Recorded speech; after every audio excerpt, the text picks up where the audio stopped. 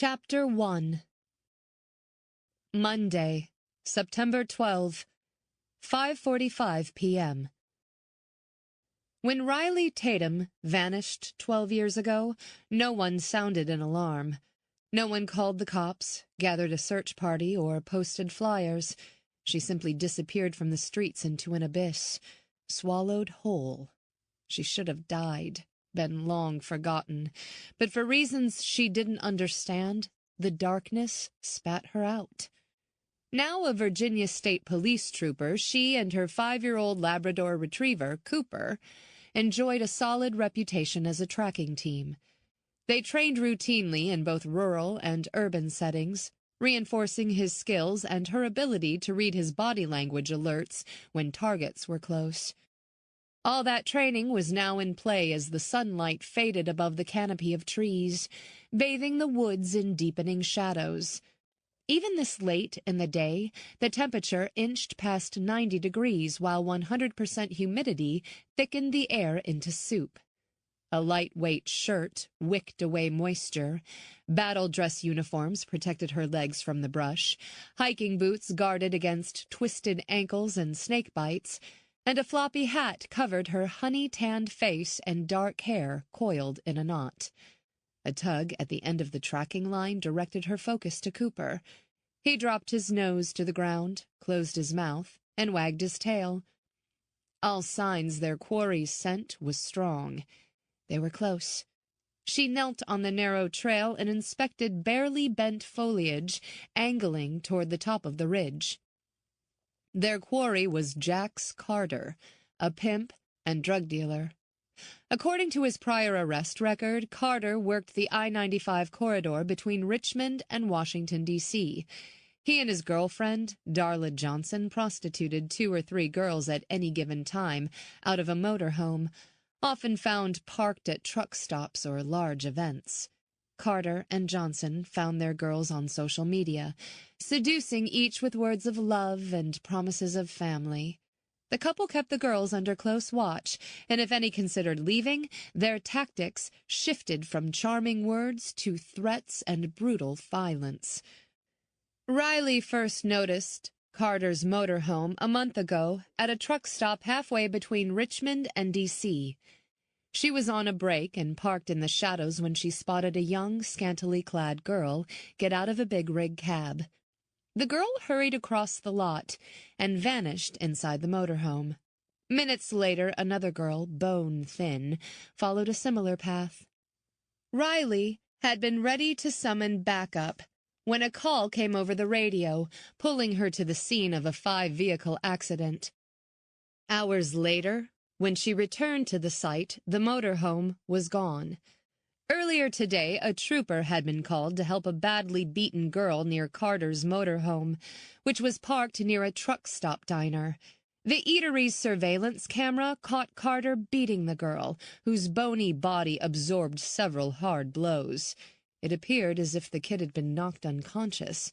But as Carter moved closer, fist cocked, she pulled a blade from her pocket and stabbed him in the leg. He recoiled in pain, staggered a step, and regrouped to strike again when approaching sirens scared him off.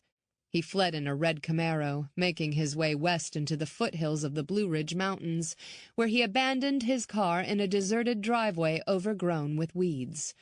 Local news stations picked up a bystander's cell phone footage of the girl's beating and ran it several times. The video quickly went viral. Cops in 4 counties were alerted, and when Carter's Camaro was found, Riley and Cooper's tracking skills landed them on point position.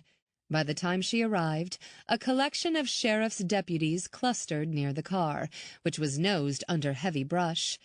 Media rolled up. It was a circus. She hoped the knife wound would slow Carter enough so she and Cooper could catch up to him before nightfall. The plan was for Riley and Cooper to guide 3 deputies up the trail.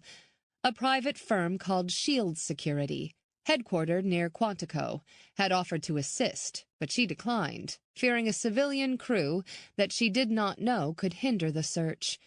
Using one of Carter's shirts found in the car, Riley allowed Cooper to sniff and lock in on the scent.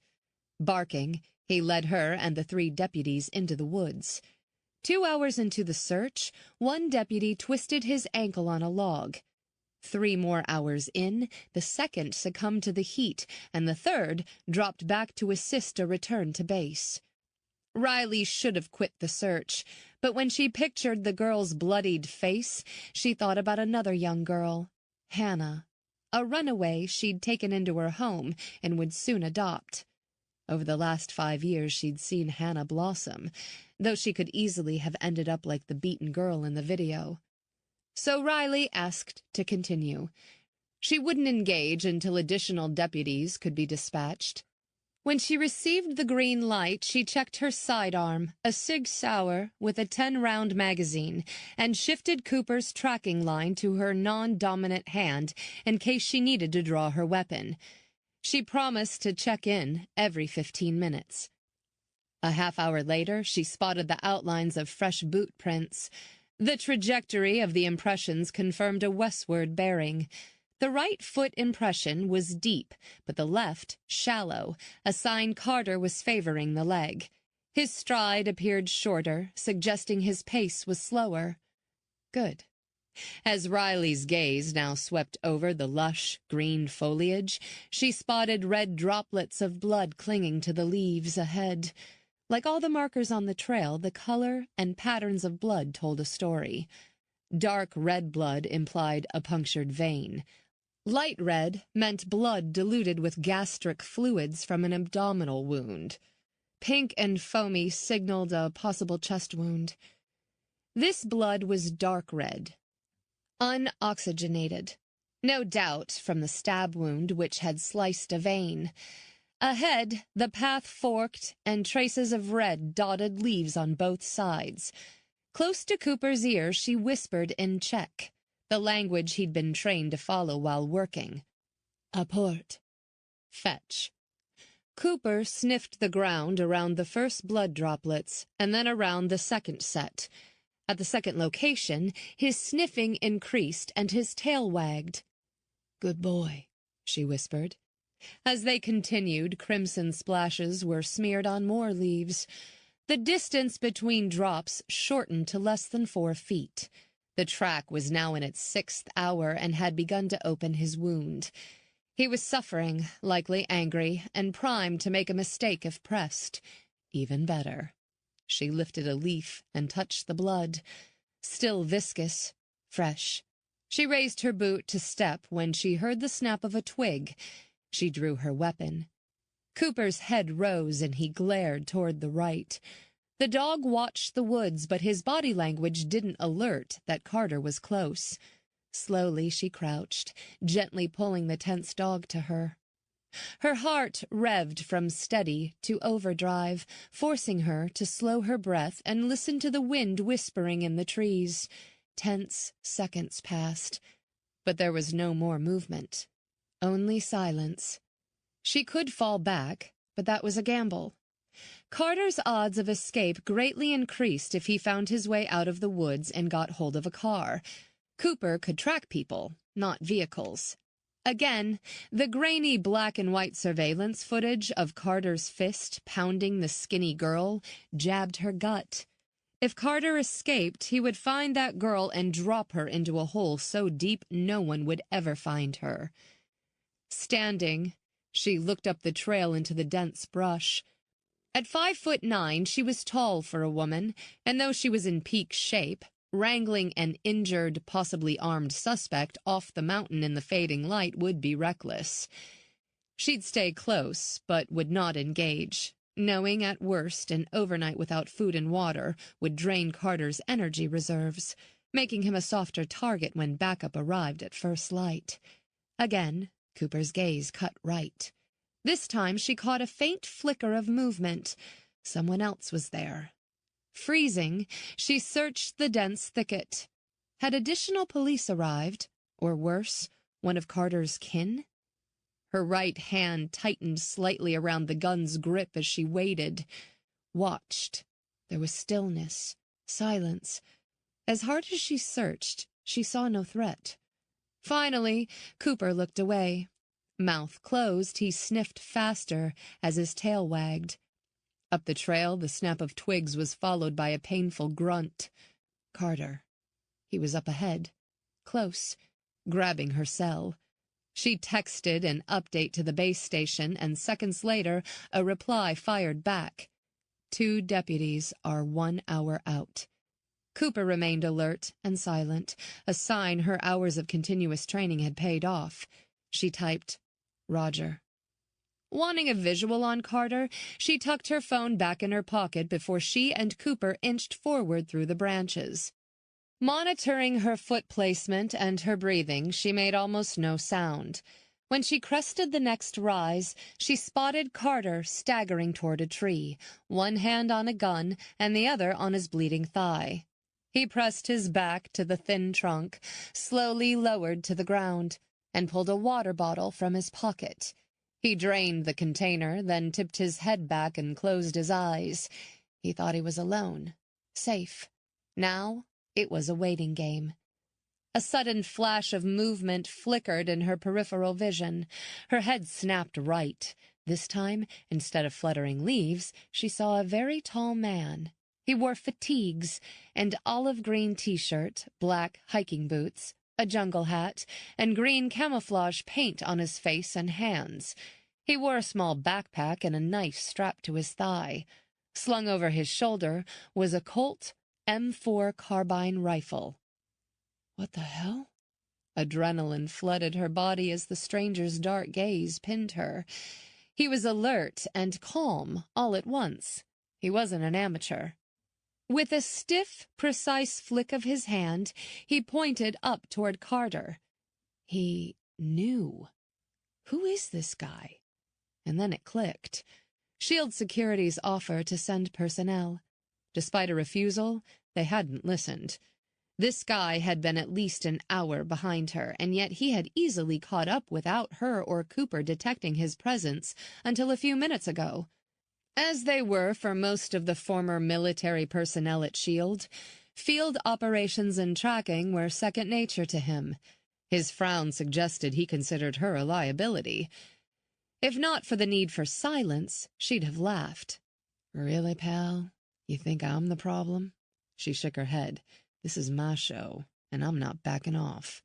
Without comment, he was on the move again, his long legs easily moving up the trail. Tightening her grip on her cig, she moved parallel to him, heart hammering in her chest. He circled to the north, and without a word spoken, she moved south. Their trajectories would converge near the top by Carter. They'd never trained together, a recipe for getting one of them killed. Neither intimately knew the other's thoughts or patterns, nor did either want to be positioned directly across from the other if they had to fire on Carter in the middle. She reached the top of the rise where the woods opened to a small clearing where timber had been harvested, certainly big enough to give Carter time to see who approached.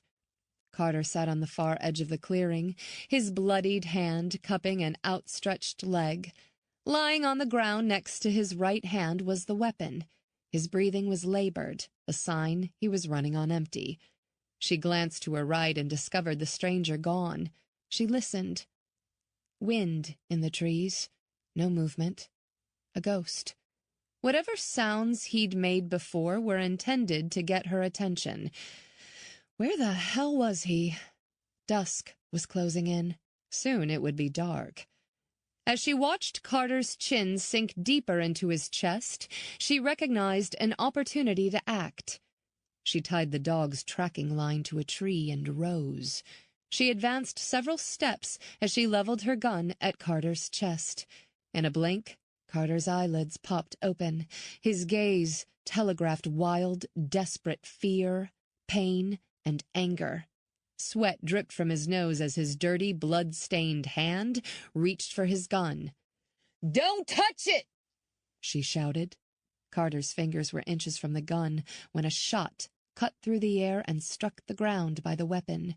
Carter recoiled but reached out again. Another shot hit the ground by his leg. The well-placed bullets gave her seconds she needed to reach the gun and secure it. Carter stared up, his eyes burning into her. "Bitch!" Out of the thick woods, the stranger moved into position behind Riley, silent, alert. She grabbed the cuffs from her belt and tossed them at Carter. "Handcuff your right hand." When he glared at her, the stranger moved forward a step, his weapon trained on Carter, his finger on the trigger. "I won't ask again," Riley said. Carter cuffed his hand. "Now wrap your arms around the tree and cuff the other hand." "What the hell?" "Do it." Carter grunted and, straddling the tree, reached around and cuffed his left hand. The stranger moved to the spot where his bullets had struck, and unsheathing the knife from his leg holster, he dug both slugs out of the ground and pocketed them. She'd bet serious money the shell casings in the woods would never be found either. "Who the fuck are you?" Carter demanded. Riley stared at the stranger, trying hard to get a read on his features hidden under the paint, hat, and the growing shadows. He leaned forward a fraction as he searched Carter for a second weapon and whispered something to the man she couldn't hear. Carter's face paled. Riley kept her sig trained on Carter. "Is it clear?" "Yes. Do you have this?" The stranger's deep voice sounded calm. His words electrified her senses and planted the unsteady feeling she knew this guy. "I'm good." He motioned Riley out of earshot of Carter. "Keep this between us." "You sure?" "Good publicity for S.H.I.E.L.D." "I was never here." "What about Carter?" "He won't talk." Certainty underscored the words. "Right, Carter?" Carter eyed the stranger as if fearful to take his gaze off him. "Right." She wondered what he'd said to Carter. With a nod, the stranger turned and melted into the woods. "You dumb bitch," Carter said. His face was pale, either from pain or the stranger's whispered warning. Drawing in a steady breath to dilute the adrenaline, she moved toward Cooper and untied his tracking line. "I'm dumb? Who's the one cuffed to the tree?" Carter tugged at the cuffs. He spoke in a low, gruff tone. "I'm going to kill you." Ignoring Carter, she inspected his leg. It was oozing blood, but his makeshift tourniquet had stopped most of the bleeding. "Where are the other girls you're running?" Carter shifted, wincing, as his leg rubbed the tree. "I don't have any damn girls. One's in the hospital now. Where are the others?"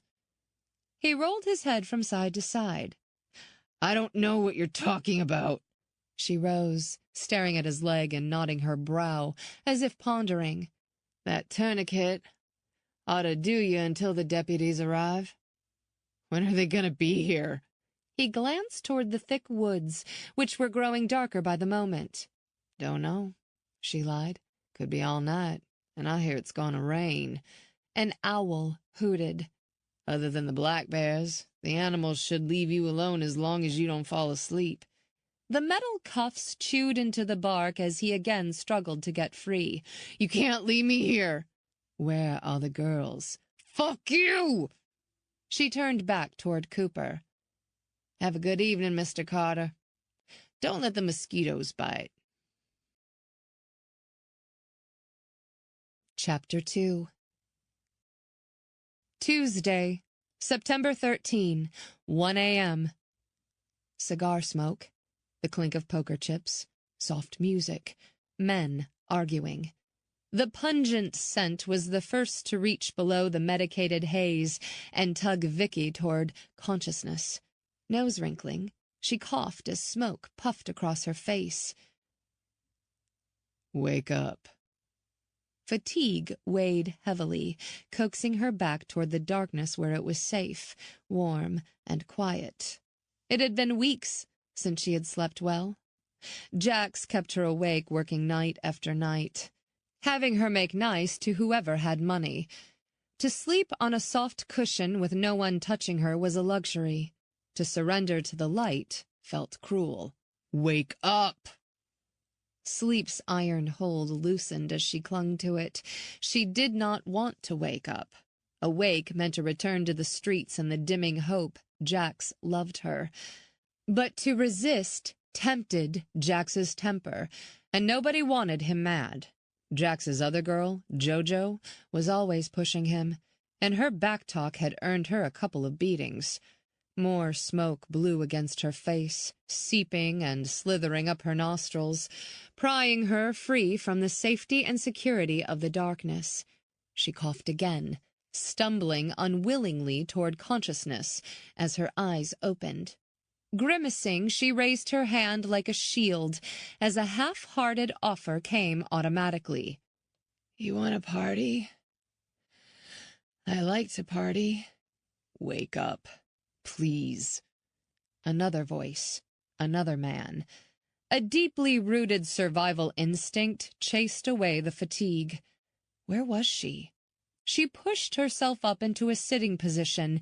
Pain split and cracked through her skull, as if one of Jax's fists had struck her. Drawing in a breath, she lowered her hand and focused on her surroundings. The room was bathed in ivories and creams, gilded trims, lights glistening in crystal. Every detail in the room screamed expensive, uptown, not like the truck stop motels, her normal territory. The truckers she knew, quick, easy. But this was not good. God, where had Jax sent her? She pressed trembling fingers to her forehead, rooting for her last clear memory. She had been with Jax and JoJo. She and JoJo were surprised when he took them to the diner and bought burgers, extra fries, and large sodas. The girls were so hungry, they didn't think beyond the food. Toward the end of the meal, a guy joined them in the booth, a friend of Jax's. Memories reached out, grabbing hold of the present. And then, in a blink, she remembered. The friend's name was Kevin. He was tall, well-dressed, with gold cufflinks and buffed nails. Dark brown hair was cut short and slicked back, emphasizing blue eyes. She remembered thinking he didn't look like a Kevin. Jax, looking a little nervous, ordered him coffee, as if he were the grand host.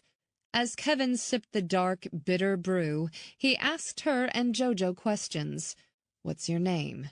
Where are you from?" The guy needed conversation. Not all the Johns liked to talk, but this one did. Jax quickly grew tired of the questions and cut off her last answer.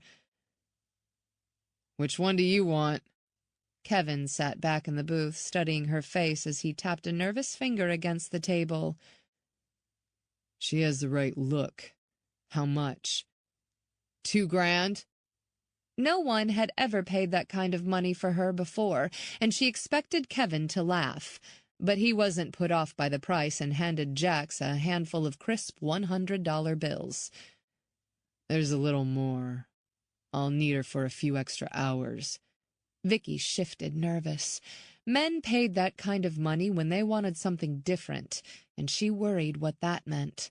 Jax grinned, his gold tooth winking in the light. "Sure, but I want her back in 24 hours.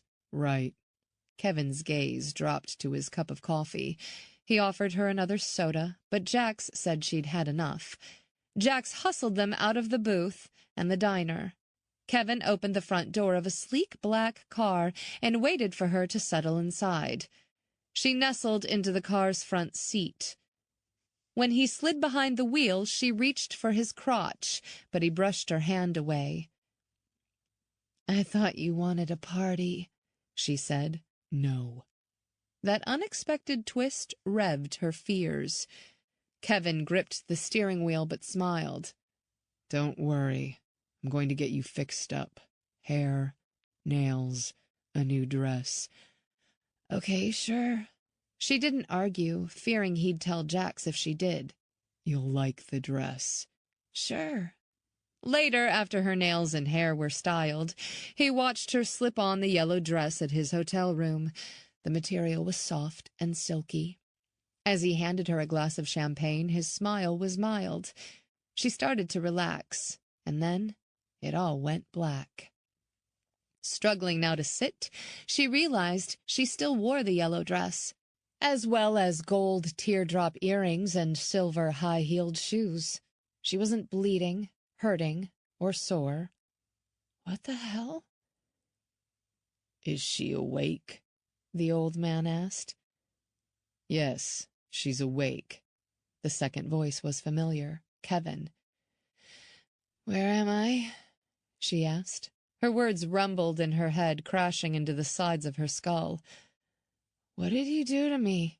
Kevin shoved his hands in his pockets. Nothing. You've been sleeping. Good. She's focusing, the old man said. It's important. She's aware. Aware of what?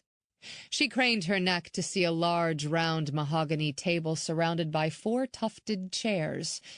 Playing cards lay in 3 neat piles, suggesting 2 players and a dealer. In the center of the table lay a pile of light blue and a few brown poker chips, and on top of the chips a torn sheet of notebook paper, a marker. Water, she said. My throat is dry. Kevin's smooth fingers pushed a water bottle into her hand, and she drank without thinking. Cool liquid slid down her throat and eased the thirst. The familiar dread of facing a new John returned. When she finished drinking, Kevin took the bottle. She looked up into Kevin's dark, now worried eyes. Stubble darkened his chin. His loosened red tie dangled against a white rumpled shirt, with sleeves rolled up to his elbows. How long had she been out? This didn't make sense. What happened to me? A smile tipped the edges of Kevin's lips. Like I said, you've been sleeping. They might not have hurt her yet, but that didn't mean shit. Get the hell out of here. The warning voice echoed in her head. She moistened her lips. Jax is gonna be mad if I don't call him. I'm supposed to call him every hour. As if she'd not spoken, the old man said, It's time. I won, and winner chooses life or death. He'll hurt me if I don't call, Vicky said. He's got a bad temper. I'll do whatever you want, but just let me check in with Jax. You and I could play another hand, Kevin said. Double or nothing? No. Impatience sharpened the word. This was the last hand. You lost. Now I choose. Death. Death? The word jacked up her heart rate. Vicky pushed herself up on wobbly legs. I need to get out of here. I'm going to be sick. Not true, but if they thought she'd barf on their floor, they might let her rush out of here. She took a step, and her legs shook. Running was impossible. Walking, a stretch. The old man had a face pale as milk, but his eyes were black as coal. Kevin, pay up now or I shoot you. You know how the game is played. We all agreed to the terms before the first card was dealt. I know, he stammered. The old man raised a gun and laid it on the table. A white shirt billowed over a thinning chest. Do this, or I'll kill everyone you love first. Your wife Jennifer, your brother Nate, who just got out of jail, then you die. Hearing the names of his family robbed Kevin of words, and then, Why does she have to die? I'll talk to her. She'll be quiet. The old man rubbed his thumb against his clenched fist. I thought you were ready for the game. I thought you wanted the high stakes. He picked up a single chip and turned it over. I did. I thought that you'd win. Everyone thinks they'll win. He leaned back in his chair, gently turning a poker chip over. A thick cigar dangled from his other hand, the smoke trailing from the glowing tip. Trimmed nails and a gold signet ring caught the light. Vicky's attention was so focused on the old man at the table she didn't see Kevin approach. When she noticed his fine leather shoes standing beside her, she pivoted to run. Too quickly. Dizziness. She fell to her knees. Kevin's trembling hands moved quickly, wrapping a thin strap of leather around her neck. He twisted, tightened. She coughed and grabbed the leather. Kevin, don't. I'm sorry, Vicky, he whispered close to her ear. But I agreed. Winner chooses. Please. Her windpipe closed. Forgive me. Her hands groped at the cord, and when she couldn't wedge her fingers under it, she reached for his wrists. She scratched and pulled, but didn't have the strength to loosen the binding. She gagged, coughed, thrashed. Kevin hesitated. The cord slackened, and she drew in a desperate breath as she caught his reflection in the mirror. "Please," she said, with the last wisp of air from her lungs. His eyes were a swirl of regret and sorrow. "I have to do this." He leaned closer, nestling his lips close to her ears. "Don't fight, and the end will come faster." The old man rose and moved toward them. More smoke coiled like a serpent as he raised the cigar to his mouth. His eyes danced with fascination and triumph. She thought this might be how he got off. Watching women suffer did it for some, but he wasn't hard, and he made no move to touch himself. What kind of game was this? The question must have reflected in her gaze as she looked at him. He smiled. "You were his stake in the poker game. His lady luck." His voice sounded as if it were rubbed raw with sandpaper. "We don't play for money. Too boring. We play for life and death." Kevin tightened his grip quickly this time, cutting off her oxygen. Her vision blurred. She blinked, realizing she was going to die. "I'm sorry," Kevin whispered. "It was a sure bet." "They're all sure," the old man said. His hand trembled slightly as he stared at the glowing tip of the cigar. "Everyone thinks Lady Luck will give them the winning hand. Amateurs. Lady Luck screws us all in the end. Best we can do is squeeze the luck out of her as long as we can." "I'm sorry." Kevin's fingers twisted the rope tighter. She couldn't pull in any air. All her mother's warnings replayed alongside her father's predictions that she'd die young. "Don't be sorry," the old man said. "You're doing her a favor. They're never the same after they've been on the streets." With a determined grunt, Kevin yanked the strap deeper into her skin, crushing her windpipe. She arched back, her hands clawing at his arms. Veins in her neck bulged as her heart pounded in her chest, and her lungs, hungry for oxygen, burned. She would have begged, pleaded, or traded her body or her soul to live, but Kevin's reflection in the mirror told her words would have no effect. The old man reached for her hand and took it in a weak grip. Frustration burned in his eyes. As her vision blurred, she realized he wanted to be the one doing the killing, but he couldn't. Age or illness had robbed him of the ability. The old man kissed her softly on the back of her hand, and more to himself he said, "You look like my lady luck." She was dying because she looked like someone else? Vicky's world dimmed, and her eyes closed. As her body slackened toward the ground, Kevin wept. One of his tears dripped on her cheek, and the abyss swallowed her. Clay Bowman stood outside the small brick rancher, taking note of Riley Tatum's police cruiser parked in her driveway. The house was dark, but there was enough light from the sliver of moon to tell him something about the woman who had spent the better part of the day tracking in the woods. The lawn was cut and shrubs trimmed, but the 3 flower pots clustered on the side of the house were an empty testament to a failed gardening attempt. He never imagined her tending flowers or a vegetable garden. Domesticity wasn't her style. A second car in the driveway had him wondering if that car was hers or if she lived with someone. When he conjured up her image, he always pictured her single, but a woman like her didn't stay alone long. When he had spoken to her in the woods, she'd looked at him as if she recognized him, but the situation hadn't allowed room for the past. Not that it mattered. He'd had a chance to love her once and had tossed it away. Yesterday's mission was to track her in the woods, keep her safe, and he had done it. Glad he was there for the takedown, which had sent a thrill of much-needed adrenaline through his body.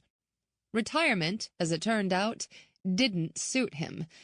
Lazy days on the front porch, fixing up the old house, savoring sunsets, all sounded good when he was part of the FBI's hostage rescue team, hoofing it through the woods, carrying a 100-pound pack and chasing fugitives.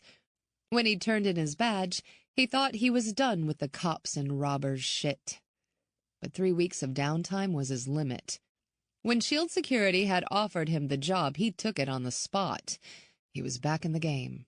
So what the hell was he doing standing outside Riley's house like a crazed stalker? As he turned to leave, a light clicked on in the house and he drew back toward the shadows. He checked his watch. 3 a.m. A silhouette of a woman passed in front of a window, and he recognized her long, lean frame. She moved into the kitchen, dressed in a running top and jogging shorts. She switched on the coffee pot and threaded her fingers through her long, dark hair, arching back slightly as she knotted it all into a ponytail. Minutes later, she was sipping coffee, leaning against the counter and staring into the night. He took another step back. Bowman had first met Riley 5 years ago. It had been 6 months after his wife died, and he was training a group of police officers in search and rescue techniques at Quantico. Riley was one of his best students, and he noticed her the first day of class. He also caught her stealing glances at him. Several times she asked questions about the training, and it took effort for him to keep his gaze off the rise and swell of her breasts under the regulation T-shirt. But they kept their distance until her last night at the school. She showed up at his motel room, kissed him, and they fell into bed, pulling off clothes and going at it as if possessed. He drove into her, savoring the feel of her. She was so passionate. He still remembered when he woke up, Riley, nestled by his side, feeling happy for the first time since Karen's diagnosis. However, on the heels of this happiness was guilt. He felt disloyal to a dead wife who had loved him unconditionally. When Riley awoke later, he was standing fully dressed by the window of his drab motel room. She came up behind him, pressing her full breasts against his back. His body responded immediately to her, and he wanted to lean back, savor her touch, and go back to bed. But guilt shuddered through him as he glanced at his ring finger, which still bore the faint tan lines of the wedding band he'd worn for a decade. Instead of loving Riley, he found himself resenting her vibrant health. She was full of life, and Karen was dead. And in the hours they'd been together, he'd forgotten about Karen and cared only about Riley and himself. How could he so easily abandon precious memories of a woman he'd cherished? Unable to face Riley, he told her to leave. He had work, he said. He could sense the tension and confusion rippling through her body. She lingered another beat as if hoping she'd heard him wrong. "Are you sure?" she whispered. "Yeah." She drew away, detecting the cut underscoring the words. Without any discussion, she reached for her clothes. He heard the jerk of jeans sliding up over her long legs and her rooting for the shirt and boots. "I don't know why, but I thought this was more than a casual hookup." Under the formal tone simmered sadness. "I thought we had something," she said in a controlled, clear voice. He dared a glance at her and saw raw pain glistening in her eyes. "I can't do this." She didn't beg, plead, or make a case for them. A shrug of her shoulders, and she tugged on her boots. Right. That was the last time he'd seen her, until yesterday on the mountain. Bowman wasn't sure why he'd tracked Riley to her home. She sure didn't need his help after the stunt he'd pulled at Quantico 5 years ago. She owned a home and had one hell of a job and a life. She had her shit together better than him. And yet, here he stood, in the shadows, craving what he'd recklessly tossed away. Chapter 3. Tuesday, September 13, 2 p.m. A body had been found in a field. Riley had received the radio call 15 minutes ago. The dispatcher didn't have much more information, noting the caller sounded distraught.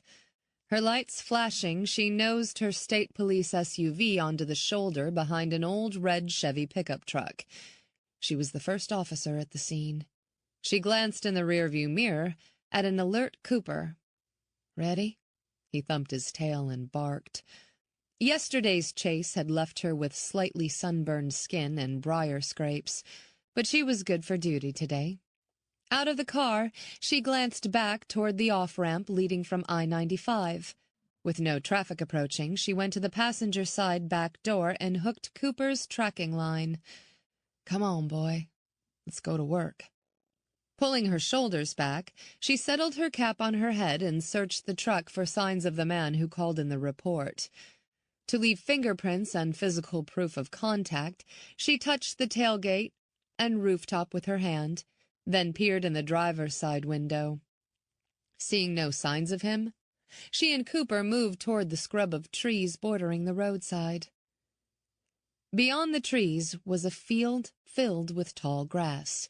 A flicker of plaid and denim flashed to her right, and she turned, hand on her weapon.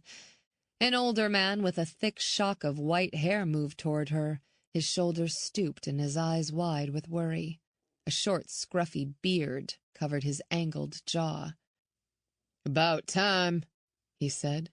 "I called a half hour ago." "I'm Trooper Tatum. Can you tell me what you found?"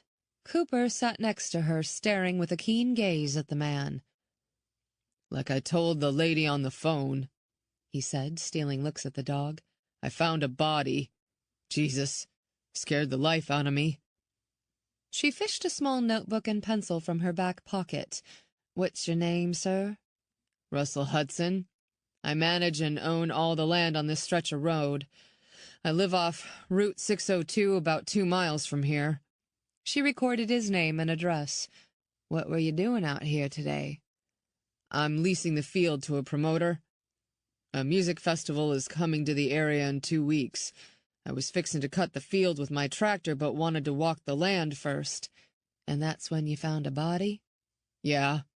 I saw a flicker of white by the trees over there and went to check it out. The dead girl is leaning against the tree trunk." He pointed to a tall oak. "I can show you." She pressed the radio button mounted on her vest and relayed her position. Dispatch confirmed the sheriff's deputy was en route. "Let's have a look, Mr. Hudson." They moved through the thick grass until they came to a tree centered in a small clearing. At the base of the tree was the body of a young woman.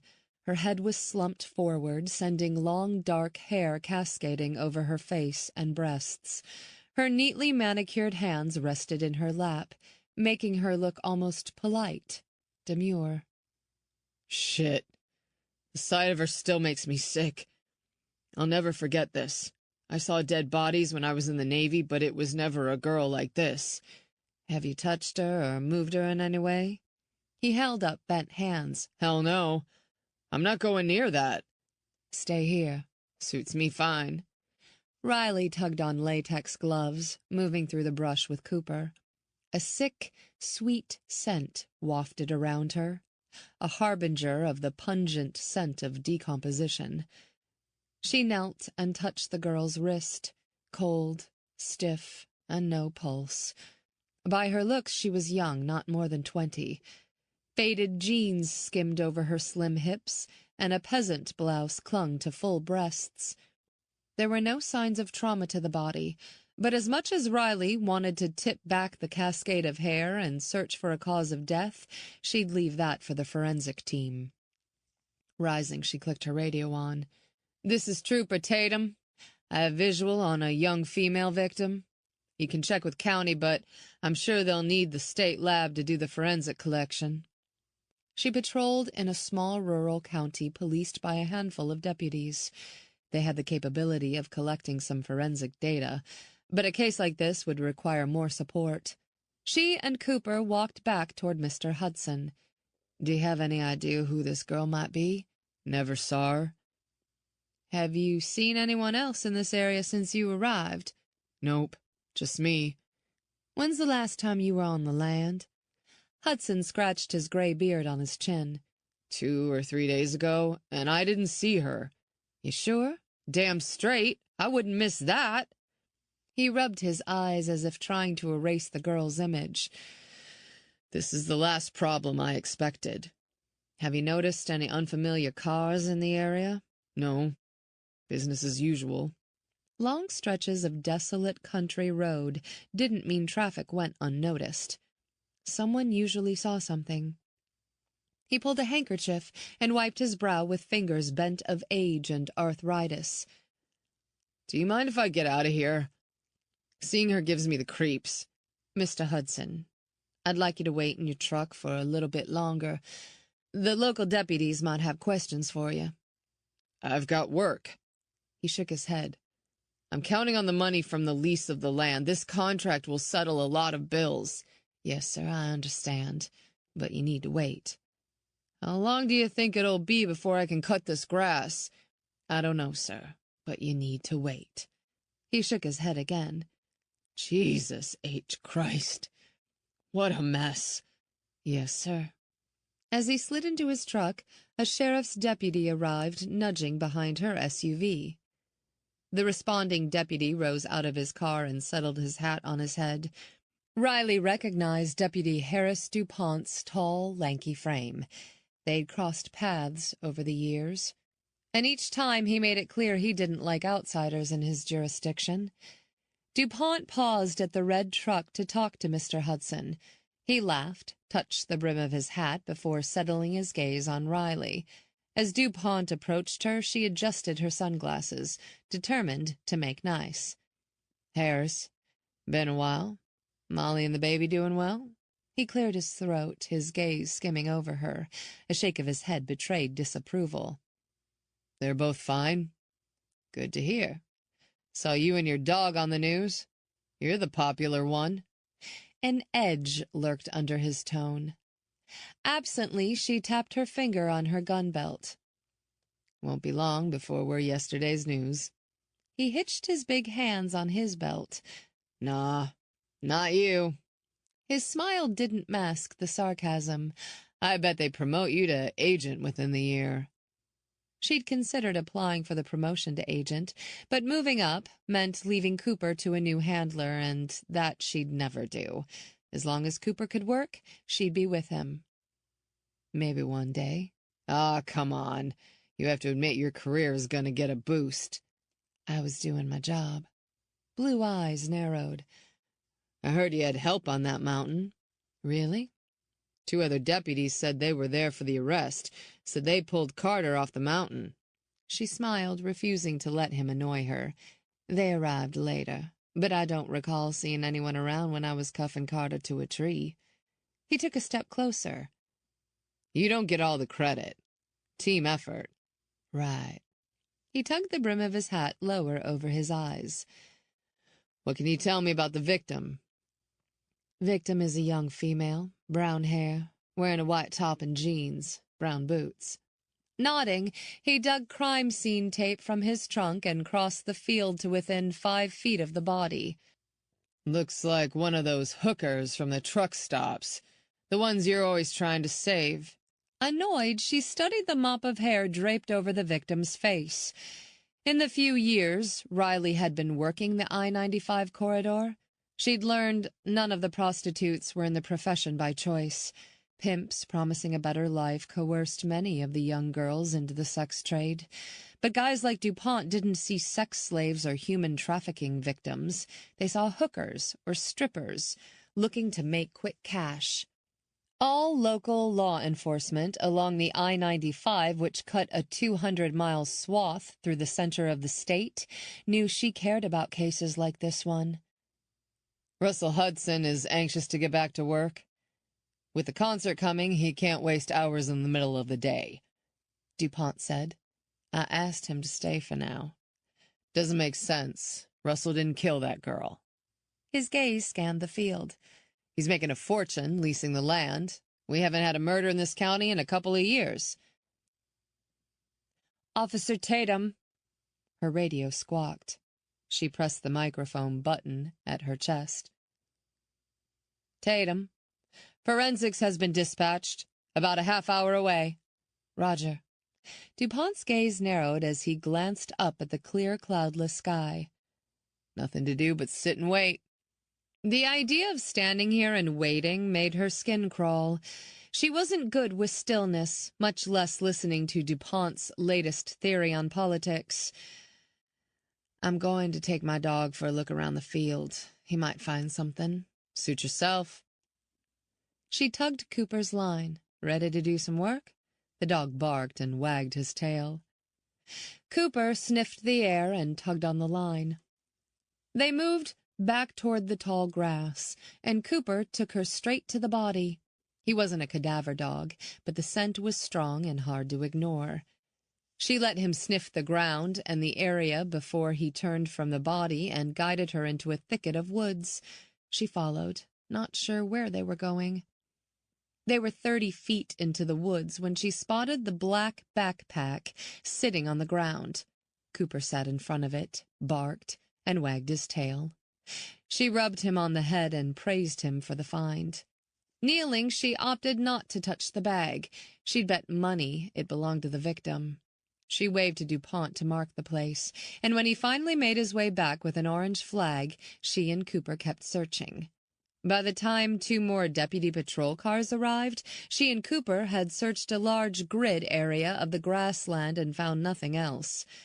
News of the Woodstock-like concert planned here in early October was exciting for many of the local businesses. Hotels within 60 miles were sold out, and restaurants and food vendors were gearing up. What would happen now was anyone's guess. When she heard the engine of the forensic van arrive, she returned to the crime scene. She glanced across the field and saw Harris shake the technician's hands. She looked toward the scene and spotted a familiar uniformed officer, the forensic investigator Martin Thompson, working the crime scene. Martin moved toward the body with 2 large cases, 1 in each hand. The technicians trailed, each carrying a piece of equipment. Within minutes, a tent was set up, along with a folding table stocked with equipment. By the time she returned to the body, Martin was setting up a camera designed to take a 360-degree panoramic image of the scene. She stepped outside the crime scene tape and watched as the camera's eye swept the field around the dead girl. Trooper Tatum, Martin said finally. What can you tell me about the scene? He wore a short-sleeved blue shirt embossed with a state police logo, khakis, and boots. Dark hair and a thick mustache were both trimmed close, making his angled face look sharper and leaner. Body of a young woman was found by a local farmer walking the field. Beyond confirming she doesn't have a pulse, I let her be. Cooper found a backpack close by. I think it belongs to her. Satisfied he had a good shot of the overall crime scene, he hefted a 35mm digital camera and took a couple of practice shots. He moved toward the tape, focusing on specific elements of the scene. Click, click. He captured shot after shot, working his way around the tape. The images might not be interesting to a civilian, but they could capture a critical clue missed by the naked eye. Martin approached the body and with gloved hands brushed back her hair. There are ligature marks on her neck, he said. Medical examiner will make the call, but my money's on strangulation. Sadness tugged at Riley. She's in full rigor mortis, he said. The stiffening of the limbs developed within 2 to 6 hours after death, and eventually dissipated within 24 to 48 hours. So she died within the last day? Riley asked. That's the best guess until the medical examiner takes a liver temperature. That will pinpoint time of death better. Okay. Harris looks annoyed, Martin said. Looks like he ate a sour apple. You know how he loves having state police around. Her belt creaked as she shifted her stance. She needed a distraction from the lifeless body. How's the running going? I heard you're training for a marathon. Outsiders rarely understood how cops could make small talk at a murder scene, but sometimes clinging to everyday life helped them deal with the horrors. He opened a paper bag and pulled it over the victim's left hand. The bag would save any DNA trapped under her fingernails. The running is doing its best to kill me. Riley smiled. Hang tough. You'll come to love it. If you say so. His tone was always indifferent, his expression stoic, and his sentences factual to the point of dry. I understand you filed adoption papers. That's right. Soon I'll be the proud mother of a 17-year-old. Hannah is thrilled. I'm hoping social services doesn't find any reason to reject my petition. I don't see why they would. My job has crazy hours. Raising a teenage daughter is an undertaking, but you've done well so far, right? So far, so good. You have teenage girls, right? 3. Martin photographed the victim's body, arms, hands, and face. The girl's eyes were half open, her jaw slack. But despite death, Riley recognized her. The invisible weight on her shoulders doubled. I've seen her before working at a truck stop. Doing what? Hooking? He shook his head. Girls like this don't fare well. It had been 4 weeks since she'd seen this girl vanish into the motorhome. She'd been ready to knock on the door and demand to see her. Then the call came from dispatch and she'd been pulled away. What would have happened if she'd been at the scene just another 10 minutes? Would she have had time to check IDs and find out where the girl really belonged? No, they do not. Martin leaned in and checked the victim's front and back pockets. He retrieved a crumpled dollar bill, a stick of gum, and 2 condoms.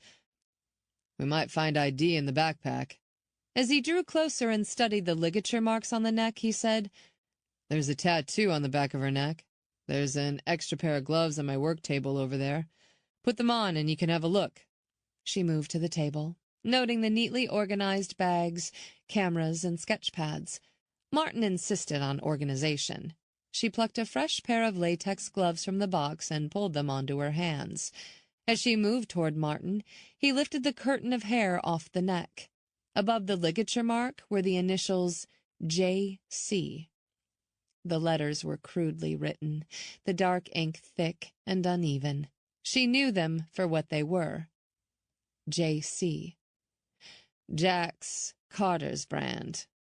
The man you arrested? Martin asked. I knew he controlled several girls. He put one in the hospital with broken bones, but he wouldn't tell me where the other girls were.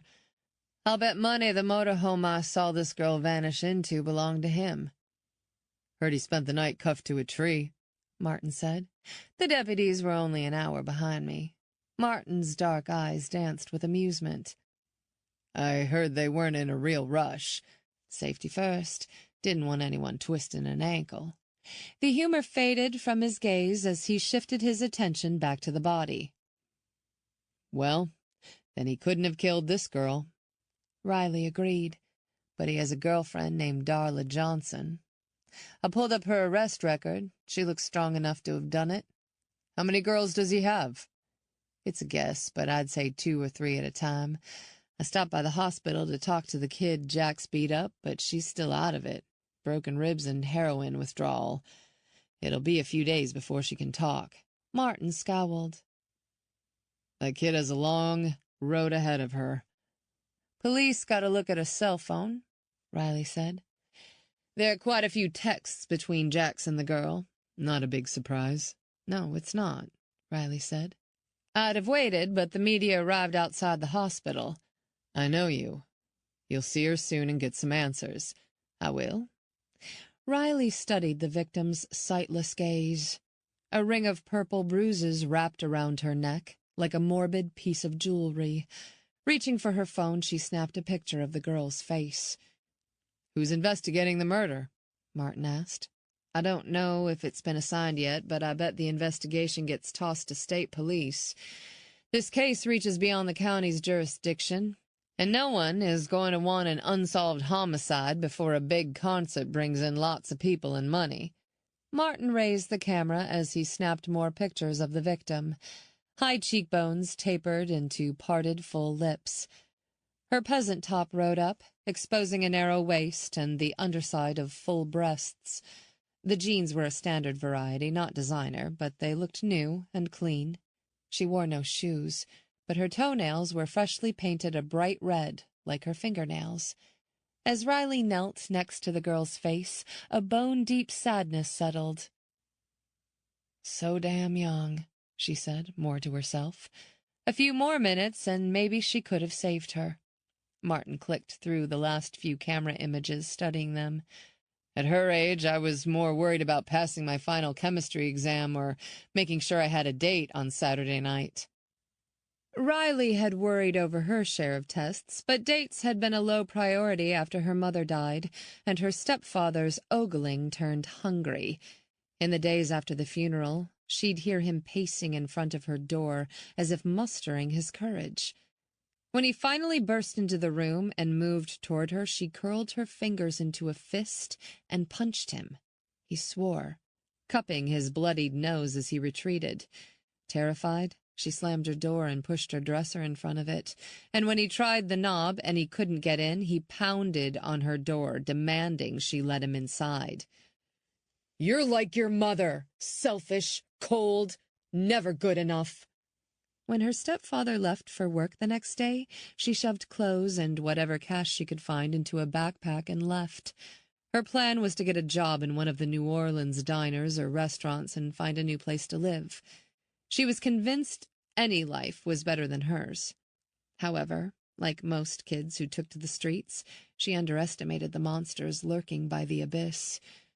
Riley had sugar-coated her teen years when she'd met with Hannah's social worker. She never lied, but a lot went unsaid. Squad car lights flashed on the trees, drawing her gaze over her shoulder. Sheriff Bobby Barrett's black SUV parked behind Deputy DuPont's vehicle, carving a spot out of the mud and gravel. Sheriff Barrett stood close to 6 feet. 25 years separated him from his training days, and though time had swapped muscle for bulk, he retained his determined jock gait that telegraphed to the world to stand clear. "The party has started," Martin said. "What, I don't count?" Riley asked. "You're a baby in the eyes of the area sheriff's offices. Old Bobby is the king of it all. Tell me you've had your shots. I hear he bites." Rising, Riley dusted the dirt from her hands. "I bite back." Martin shook his head. "Now that I'd like to see." Sheriff Barrett paused to talk to DuPont, and the two exchanged a hearty handshake along with a couple of easy smiles. However, Sheriff Barrett's smile vanished when he glanced past DuPont and saw her. Refusing to look away, she pulled a brand-new small spiral notebook from her back pocket. She filled dozens of notebooks like this one each year. She watched as DuPont raised the tape for Sheriff Barrett and smiled, easy and relaxed. The sheriff's long strides cut through the weeds, which she imagined magically parted for the guy who had been the sheriff for 2 decades. "To what do we owe the honor of the state police?" the sheriff asked. "Received a call from Russell Hudson. He found a body," Riley said. "Where's Russ?" the sheriff asked. "In his car. He's not happy about staying." "Ah, hell. There's no need to hold him." He turned and ordered DuPont to send Russ home. "We can find him any time we need, and I know he sure didn't kill this girl." Riley watched as DuPont hustled over to Russ's truck and gave him the good news. The man nodded, tossed her a glare, and drove off. "So do we know the victim's identity?" Sheriff Barrett asked. "No ID," Riley said. "But I crossed paths with her about 4 weeks ago. I didn't get a name, but she was hanging out with Jax Carter. My dog also found a backpack about 50 yards north." "She's not from this area, or if she is, she's new," Barrett said. She showed the sheriff the girl's tattoo and gave him the update on Jax. So she's a hooker, Sheriff Barrett concluded. She's a kid. Hearing the anger humming under her tone, he planted thick fingers on his gun belt. Don't you got bigger fish to fry? Contempt scraped the underside of her skin. If this victim's daddy were rich or gave a damn, this place would be covered with cops. Not right now. My money says she's a hooker working the I-95 truck stops. With a concert that's supposed to bring in several thousand people, it makes sense that the traffickers like Carter would be moving girls into the area. The case was hours old, and Barrett already sounded tired. We might learn more when we run a prints through APHIS, Riley said. The automated fingerprint information system maintained fingerprints from a variety of sources, including arrests, employment, and background checks. Makes sense, he said. Wouldn't hurt for me to hit the hangouts where the runaways gather as I'm patrolling today. Someone always knew something, and it was simply a matter of finding the right person. The faster she moved, the better her chances of unearthing a lead before it went cold. He shrugged as if his mind had already shifted to more important cases. I won't say no. You'll keep me posted? Of course. Martin straightened. Let's have a look at the backpack. Martin planted a number next to the backpack. Next, he documented the item, first in a sketch, then with more pictures. Sheriff, you can open the backpack now. The sheriff shook his head. Let Tatum do the honors. She was first on the scene. Riley unzipped the bag and examined the contents. A water bottle on top of worn jeans, a sweatshirt smelling of sweat and dirt, athletic shoes slightly worn on the bottom, a yellow dress, heels, and a toothbrush wrapped in a plastic bag. Sheriff Barrett tugged off his glasses and leaned closer. The lines around his eyes and mouth deepened as he frowned. ID? Not in the bag, she said. In a side pocket she found several crumpled $1 bills and a pamphlet for a youth emergency shelter she recognized. Sheriff Barrett rested a hand on his holstered gun. Trooper, what's the backpack tell you about her? The bag suggests she's been moving around, Riley said. She's thin, likely underfed by Jax, so she's been with him at least a month. But the pedicure looks fresh and professional. Most pimps like Jax don't make that kind of investment. Girls like her are lucky to get a shower and fed. Martin straightened and lowered his camera, bending backward to stretch his back. I see the pamphlet is for Duke Spence's shelter, Sheriff Barrett said. Spence is always handing out flyers at the truck stops, malls, and city streets. He looked at the victim. There was something about that girl I couldn't put my finger on until now. She looks like you, Trooper. Riley, grateful for the protection of her sunglasses, delayed her comment until her annoyance passed. Not even close. The sheriff shrugged. Not saying that to rattle your cage, Tatum. I mean it. Not convinced his intentions were sincere, she didn't look at the body. Dark hair and tan skin. That's about all we share. Sheriff Barrett stared at the dead girl's face a long moment. Hell, Tatum, she could be your sister. His words burrowed under her skin, and he knew it. Cops were always searching for weakness within their ranks, and she'd absorbed her share of hazing when she first rode patrol. With cops, the teasing never really stopped. Grinning with satisfaction, he checked a worn black Timex watch. When will the body be transported to the medical examiner's office? He asked. About an hour, Martin said. Team is on the way. 8 years of working patrol had introduced her to death multiple times. Car accidents, shootings, domestic fights.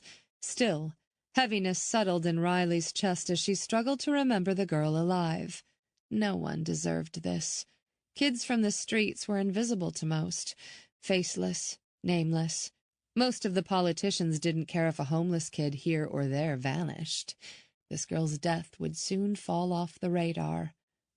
Riley, Martin said. Open the side pouch of the backpack while I photograph it. Riley squatted and unzipped the pocket. She held the flap open while the camera snapped. Go ahead and remove the contents of the bag, Martin said. She reached in and pulled out 5 playing cards, which she fanned. Thick paper stock. The face of each card was smooth but carefully detailed. Tension rippled up her arm, and when she turned the cards over and stared at the ornate scroll pattern on the backing, her breath caught. The word loser was written in bold black lettering on the back of each card. A 3 of spades, a 2 of diamonds, a 5 of clubs, a 4 of hearts, and a king of diamonds. The cards struck an unwelcome chord she thought long buried from a case dating back 12 years. As her heart kicked into gear, Riley was careful to keep her expression neutral as she bagged each one and handed them to Sheriff Barrett. If she was playing poker, Sheriff Barrett said, she would have been a loser. She was holding about the worst possible hand. The deck of cards, to a serious player, is critical, Riley said. You a card player? Sheriff Barrett sounded amused. Stepfather was a big gambler. According to him, there were good cards and bad cards. Sheriff Barrett shrugged. They're all good. Depends on the combination you need. The heat of the day faded. The sound of traffic on the main road vanished. When she'd run away, street life was far tougher than she'd imagined. She quickly ran out of money and within days was so hungry. When a church volunteer had offered her bottled water, she'd taken it gladly. That was the last thing she remembered. She lost 7 days. At the end of those missing days, when she'd crawled free of a void, she could barely focus, her system loaded with some narcotic cocktail. But one of her first memories was of finding 5 playing cards in her back pocket. Same deck as these, different spread. But there were no words scrawled on her cards. Chapter 4 Tuesday, September 13, 3 p.m. Riley stood in the field staring at the cards, burrowing into those lost days in her past, trying to remember any detail. Riley? She glanced up at the sheriff. Yeah? The lines around his eyes deepened. You see something? She tore her gaze from the cards. I thought I did, but no. You sure? Sheriff Barrett had been a cop too long not to sense tension or smell an evasion. I thought they reminded me of an old case I came across a couple of years ago. Lies worked best when you kept the details scant and threaded in the truth when possible. But I was wrong. She handed the cards back to him.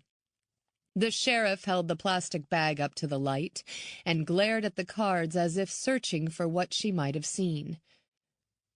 Where do you think they came from? Keeping her voice steady when she spoke, she said, These are professional-grade cards. They don't come cheap.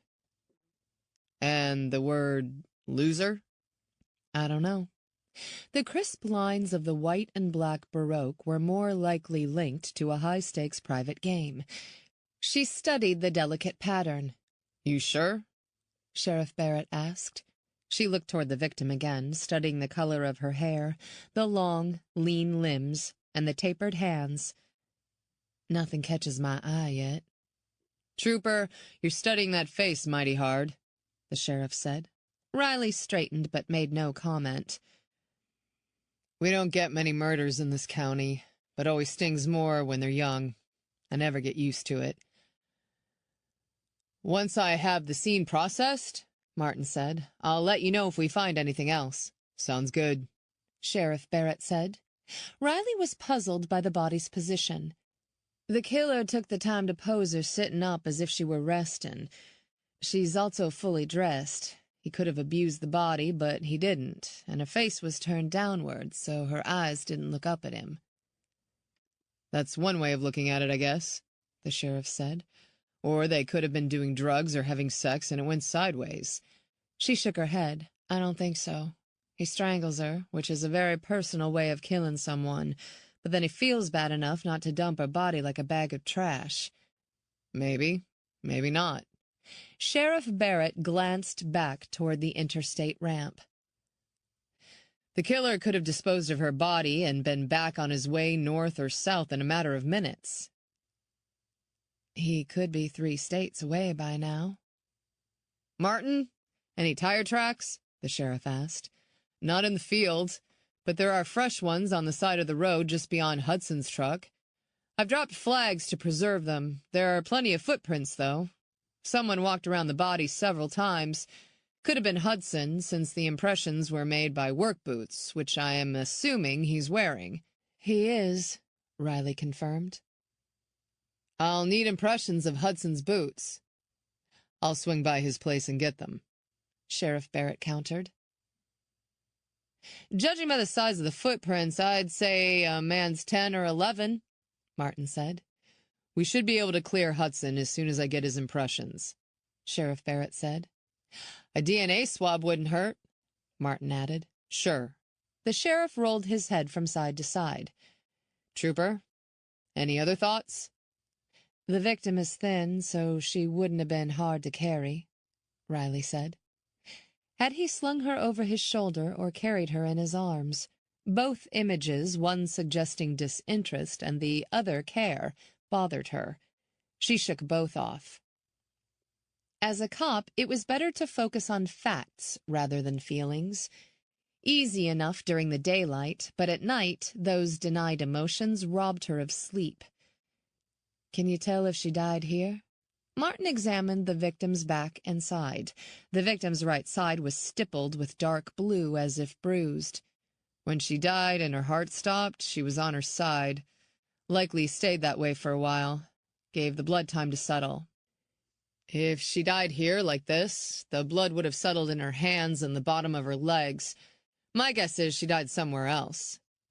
Gambling's not legal in this state, Sheriff Barrett observed as he studied the cards. Doesn't mean it can't happen. Private games go on all the time, Riley said. The big players don't fuss with public venues. High stakes and a fancy backroom game. Sounds far-fetched, he said, more to himself. Riley blinked, remembering her stepfather had been a high roller who couldn't stay away from the tables. These guys play with the best cards, and they hire the prettiest girls to serve them drinks and keep their mouths shut about what they see. The sheriff's head cocked slightly as he studied her. You pick all that up while on patrol? I pay attention. All right, he said after a pause. Keep me updated. I'll contact criminal investigations with the state and turn the case over to them. Sounds good. Sheriff Barrett crossed the field, shook DuPont's hand, climbed in his car, and left. Are you okay, Riley? Martin asked. You look a little pale. She cleared her throat and squared her shoulders. Still worn out a little from yesterday. I'll be fine. Sure? Hell, you look like someone walked on your grave. His concern pricked at her pride. You're being dramatic. Yeah, that's me, Mr. Drama. A deadpan tone made the statement laughable. I can see that. Riley grinned, hoping to break the tension coiling inside her. But the levity was fleeting. If not for the cards, she would have theorized that a John or one of Jax's friends had killed the girl. It was the most plausible conclusion, if not for the cards. Seriously? You okay? Martin studied her like he would one of his crime scenes. You ain't gonna faint on me, are you? She mustered another smile. Hell no. Thank God. The crunch of gravel under tires had her turning to spot a television news van rolling up on the other side of the highway, across from the spot Sheriff Barrett had vacated.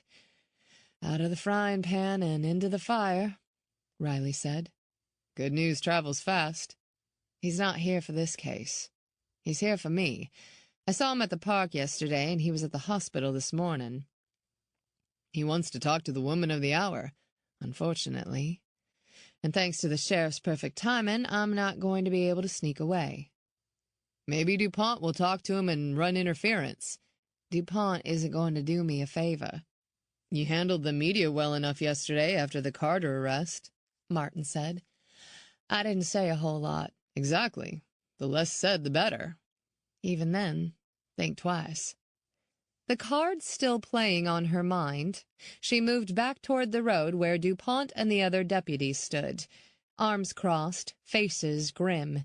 In no mood to deal, she moved past them with a quick nod, knowing it would not serve her well to quip with a deputy while the media was close. Keeping her gaze trained ahead, she adjusted her sunglasses. Have a good one. No response followed as she approached her car and opened the back seat door to allow Cooper to jump inside.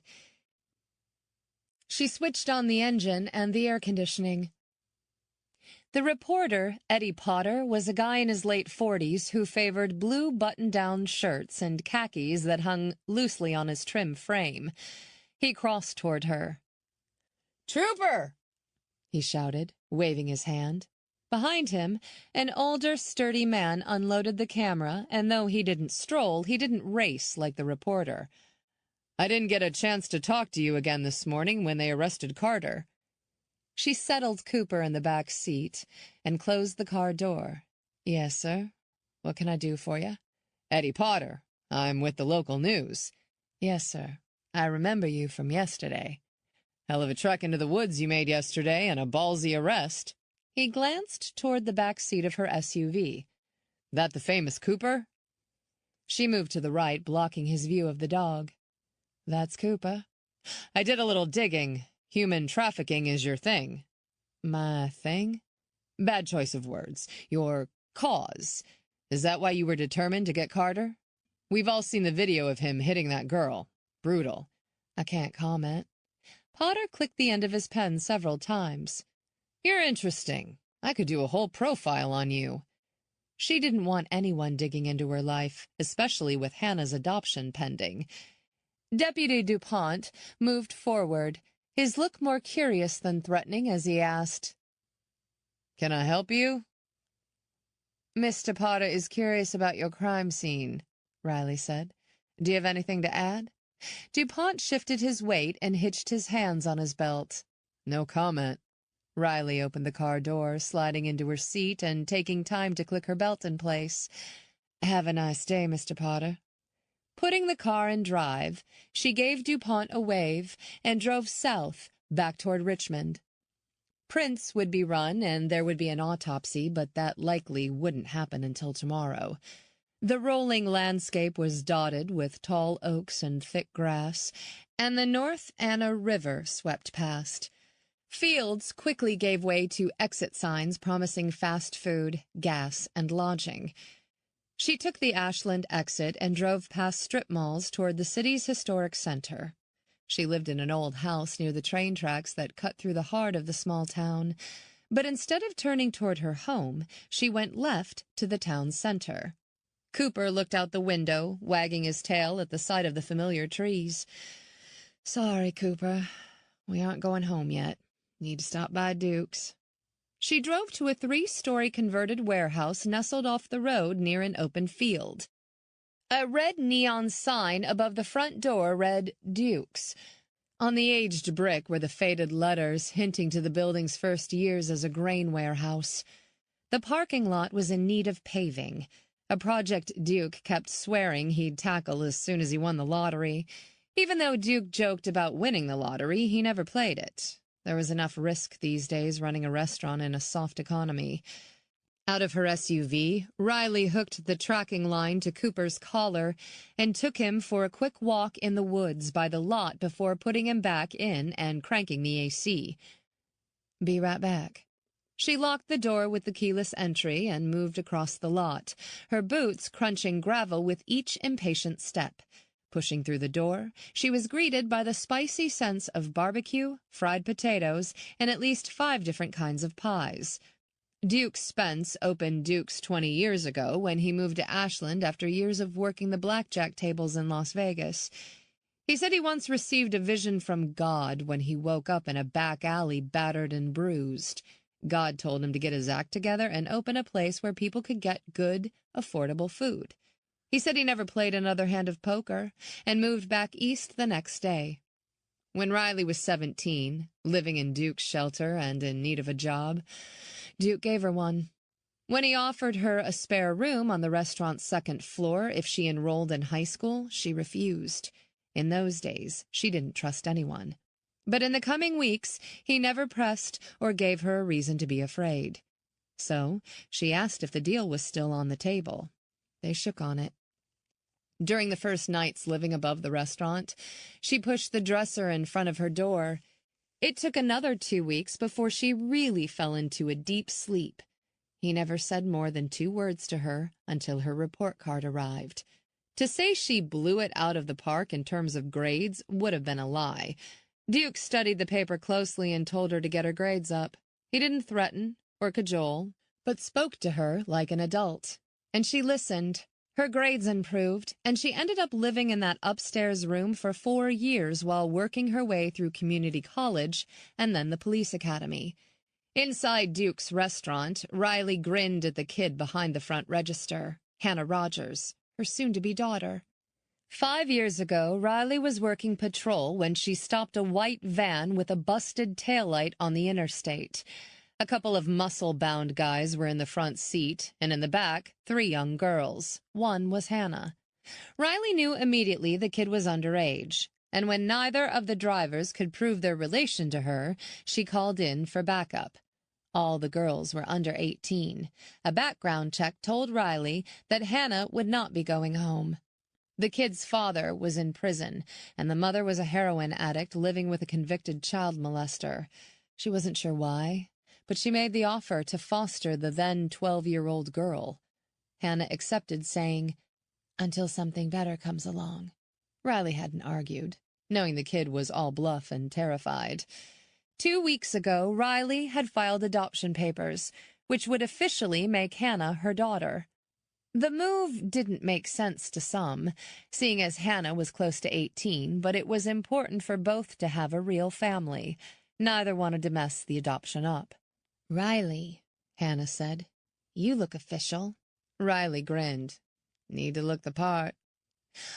"Oh, you totally do, Trooper Tatum. Caught any bad guys today?" Hannah reached for a set of silverware and rolled a paper napkin around them. If Riley had a nickel for all the silverware she had rolled when she lived above Duke's, she'd have the money to send Hannah to college free and clear. "No bad guys yet. Give me until dinner time." Hannah glanced at the large, round clock on the wall. "Coop in the car?" "Yeah, doing what he does best, sleeping." "You're a little early for dinner." "Didn't come to eat. Questions for Duke." "About a case?" "As a matter of fact, yes." "That sounds exciting." "No, it's very routine." "Too bad. I think he could use a little excitement. He's in the back adding numbers and grumbling." "How much is he grumbling?" "Said Satan invented numbers to torture humans." She arched a brow. "That bad?" His bark was worse than his bite. Hannah shook her head.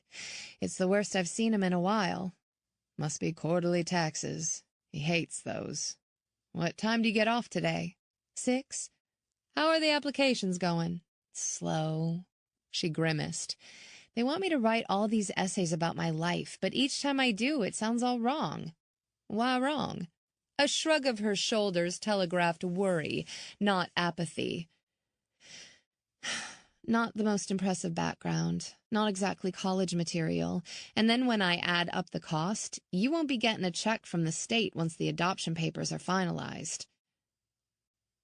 "You write about your life and don't worry about if it fits the mold. Anyone can fit into a mold, and when you get accepted into a college, we'll figure out the money." "It's overwhelming." To say it was happily ever after once Hannah moved in would be inaccurate. The first months were rough, and if not for Cooper's endless affection, she wasn't sure the kid would have stuck around. Riley had introduced Hannah to Duke and asked him if she could have a summer job. Riley wanted the kid busy while she was at work.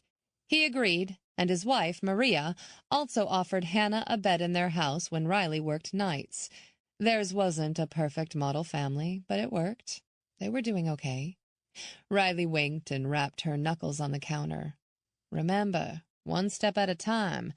"You make it sound easy." "It is, really." She did her best to make it look easy, but the truth was she didn't know exactly where the money for Hannah's college would come from. She said she'd find a way, and she already figured she'd pick up part-time work after the girls started courses. Riley left Hannah and wound her way through the 30-plus tables, waving to a couple of the waitresses. Most were from the streets, and they lived at the shelter Duke ran down the street in a 6-bedroom house he bought and renovated 15 years ago. The shelter could house up to a dozen girls, and while they lived in his place, Duke gave them a job as they pieced their lives together. Some kids returned to the streets, but quite a few had gone on to finish high school and college. Pushing through a set of swinging saloon doors and ignoring the employees only sign, she moved along the dim hallway to the door at the end of the hall on the left. She stopped at the threshold and saw the gray-haired man stooped over a set of books. He wore a black T-shirt that accentuated muscled arms covered in tattoos. She heard the tattoos extended across his back and over his chest. Duke Spence was frowning as he cradled a cell phone close. He muttered a curse, hung up, and tossed the phone on his desk. "Your face is going to stick if you keep scowling," she said as she leaned against the doorframe and folded her arms. Duke glanced up, tugging off half-glasses, and tossed her one of his easy trademark grins. He was in his early 60s, but kept himself in great shape by working out daily. His jeans were well-worn but clean, and his biker boots finished off the look of a guy who had done more than could be confessed to in an afternoon. He tipped back in his chair. "Well, ain't you official-looking, Trooper Tatum? You giving those boys a run for their money?" "Like you always said, fake it until you make it." "You've nothing to fake, kid. You're smart as a whip, and one day we'll be an investigator solving crimes faster than any of them. Don't let 'em rattle you." "I'm never rattled." She pulled her cell from her back pocket and brought up the victim's photo. "I have a question for you about a case." "Shoot."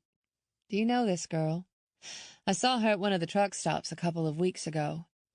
Duke's chair squeaked as he rose and straightened to his full 6'1" frame. He slid his glasses back on. "That kind of question from a cop can't be good."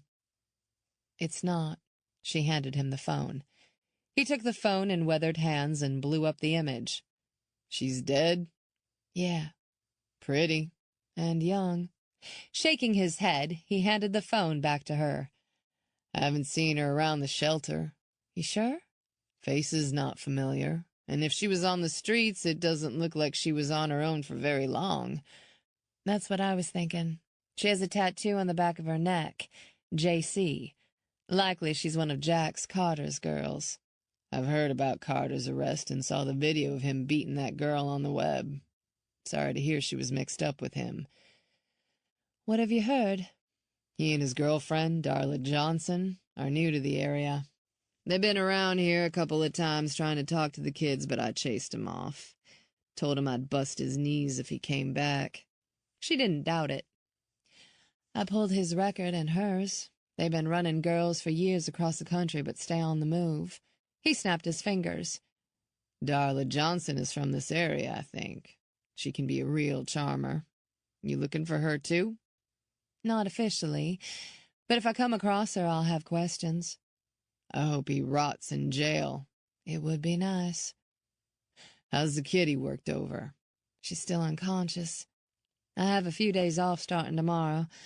I'll swing by and see her as soon as she can have visitors." "There's always a bed for her here at the youth shelter if she wants it." "Thanks." Duke stared at the picture on her phone.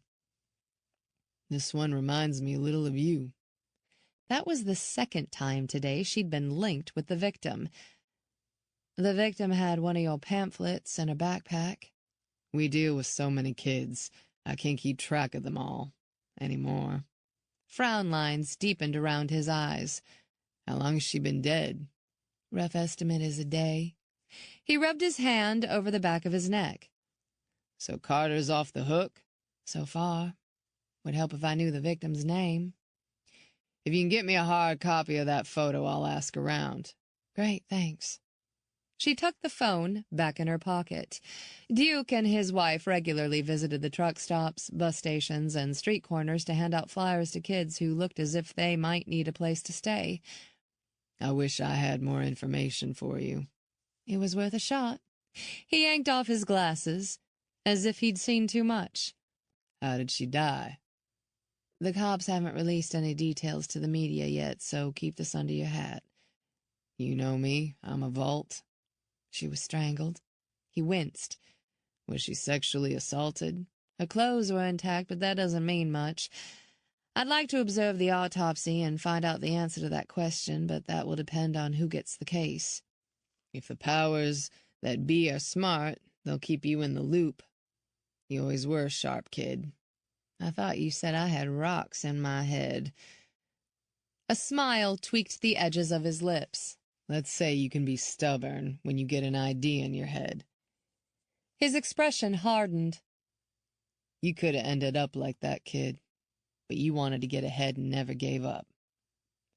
Who's to say how long I could have kept it going if not for you in the shelter? Duke knocked on his wooden desk, an old gambling trick to get Lady Luck's attention. You're a tough nut. She considered asking him about the cards, but hesitated. Duke had made and lost his first, second, and third fortunes as a professional gambler in his younger days. He often said he'd still be at the tables if not for divine intervention, and then he'd met Maria, who hated the idea of the tables. But it wasn't smart to share a key detail like the cards with anyone at this stage. Hopefully I'll have updates soon. She waved her hand and left, taking a moment to check in with Hannah. Straight home from here and homework, right? Hannah saluted. Yes, ma'am. Hannah, who had little structure in her life, had taken to Riley's house rules like a duck to water. For the first time in her life, someone cared about her, and she liked it. Once, early on, she tested Riley's resolve and did not come home. Riley had tracked the kid to a boy's house. Dressed in full uniform, with Cooper at her side, she immediately had spotted Hannah in the crowd of drunken teens. What saved Hannah's ass was that she hadn't been drunk or high, and she looked overwhelmed by the scene. The kid had been in over her head and didn't know how to get out and save face. Riley had given her a choice, right there in front of the room of people. Follow the rules or pack up her shit and get out of Riley's house. A sullen Hannah had followed Riley out of the party, and now the two of them had forged a kind of family that worked, and she would not let anything from the past ruin it. Hannah would be leaving for college next summer. The kid needed to build her own life, but Riley already knew she'd miss Hannah being around the house. As Riley slid behind the wheel of her SUV and glanced at a sleeping Cooper in the rearview mirror, her phone buzzed. The display read Agent Dakota Sharp's name. He was 4 or 5 years older than her, and they'd gone through the police academy together. Trooper Tatum. Where are you? The deep southern drawl leaked over the line. He was tall, a mountain of a man who smiled little and was terrible at small talk. But he was one of the best investigators in the Mid-Atlantic. I'm in Ashland. I spoke to Barrett, Sharp said. Virginia State Police is now officially assisting the sheriff's office with the investigation. Good. To the media, the sheriff's office would take center stage. But behind the scenes, state police would actually handle the bulk of the investigation. I've spoken to Martin. He says you think Jax Carter is connected to the killing. His initials are tattooed on her body. He has an alibi for last night, Sharp said. Carter has a girlfriend, Darla Johnson. I'm not sure where she was last night, but you should talk to her. A pause. Okay. I'll run a name and see what pops. I'm on my way to the hospital to talk to Carter. Care to join me? You bet I would. Thought you might like to see this case through. That big arrest in the woods earned you the right. I'd like that. The medical examiner has our Jane Doe on deck for tomorrow morning at 10. You can observe if you have time. I have time off. That works well. Good. I'm headed to the hospital. See you soon. Will do. She rang off and checked her watch. There was still time to drop Cooper off at home. She swung by her house, a small one-level brick rancher, which she'd painted white last year. She did a good job of keeping the yard cut and edged. However, the flower garden Hannah had wanted to plant before the social services visit had died within weeks because both forgot to water it. She'd bought the house 6 years ago, scraping together the financing by working extra patrol shifts and eating peanut butter and jelly sandwiches. The place barely took up 1,500 square feet, and it still needed work on the bathrooms and kitchen. Before Hannah, there'd been some money for extra projects. Now the best she could afford was a rewire of a second-hand lamp. The rest would have to wait until the kid was out of college. After a quick walk with the dog, she opened the front door and let Cooper pass. Inside, a bedroom on the right and one on the left flanked a large family room furnished with pieces she'd found at flea markets and hand-me-downs from Duke. Not high design, but clean and functional. Cooper padded across the hardwood floor into the kitchen, and she opened his crate. He drank water from his bowl, then settled on his blankets with his chew toys.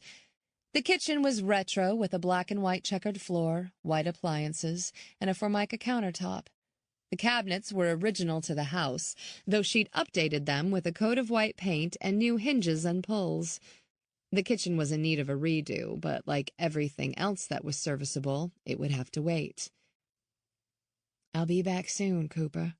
The dog closed his eyes. She texted Hannah asking her to walk him when she arrived home, and headed south to Richmond and the State University Hospital located in the city center. She parked and found her way to the locked-down floor where the prisoners were housed. Nurses checked her badge and credentials, and she was escorted through a set of locked doors to wait outside a room. She heard the blare of a television broadcasting a game show coming from inside. Heavy footsteps echoed in the hallway, and she turned to see Agent Sharp approaching. Hair cropped short, he wore a simple black suit, white shirt, red tie, and his badge clipped to a belt that circled a fit waist. He carried a black vinyl notepad holder in his right hand, and with each long stride his jacket billowed enough to offer glimpses of his sidearm. "Trooper, thanks for meeting me." "Thanks for the invite." Not bothering to knock on the hospital door, he entered the room. She followed. Carter lay in a large bed, his right hand cuffed to the metal railing. He wore a hospital gown, and in front of him was a lunch tray consisting of what looked like meatloaf, mashed potatoes, bread, and cake. He was about to shove a spoonful of potatoes in his mouth when he saw them. "If it isn't Trooper Tatum, who's your friend?" "This is Agent Sharp with the Virginia State Police, Mr. Carter." Sharp's gaze wandered from the food to the television. "It looks like they're treating you well." Carter dropped the spoon back on his plate.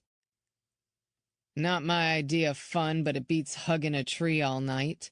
So he was sticking with his story about his night on the mountain. "I hear you have a court date in a couple of days," Sharp said. Carter grinned, a gold tooth winking in the fluorescent light. "So they tell me." He leaned back, staring at Riley. "Did you miss me, Trooper Tatum?" Sharp nodded toward her, giving her the go-ahead to ask the questions. "I ran across one of your girls," she said. "Pretty. Dark hair." He arched a brow. "Girls? I don't know what you mean." "One of the girls you and Darla pimp along I-95. She worked out of that camper you drive around." His smile was wide, the proverbial Cheshire cat. "Don't know about that." "This isn't the girl you put in the hospital, but another one." He shifted, pushing his tray away. His smug smile faded. "What's she saying about me?" "What do you think she's saying about you?"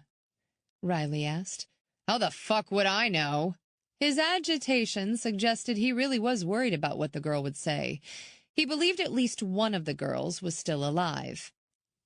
"Turns out she's not said much," Sharp said, watching him closely. "She's dead." Carter sat forward quickly, and a grimace proved the movement irritated his leg. "Who's dead?" "The young girl I saw get into your motorhome about a month ago," Riley said.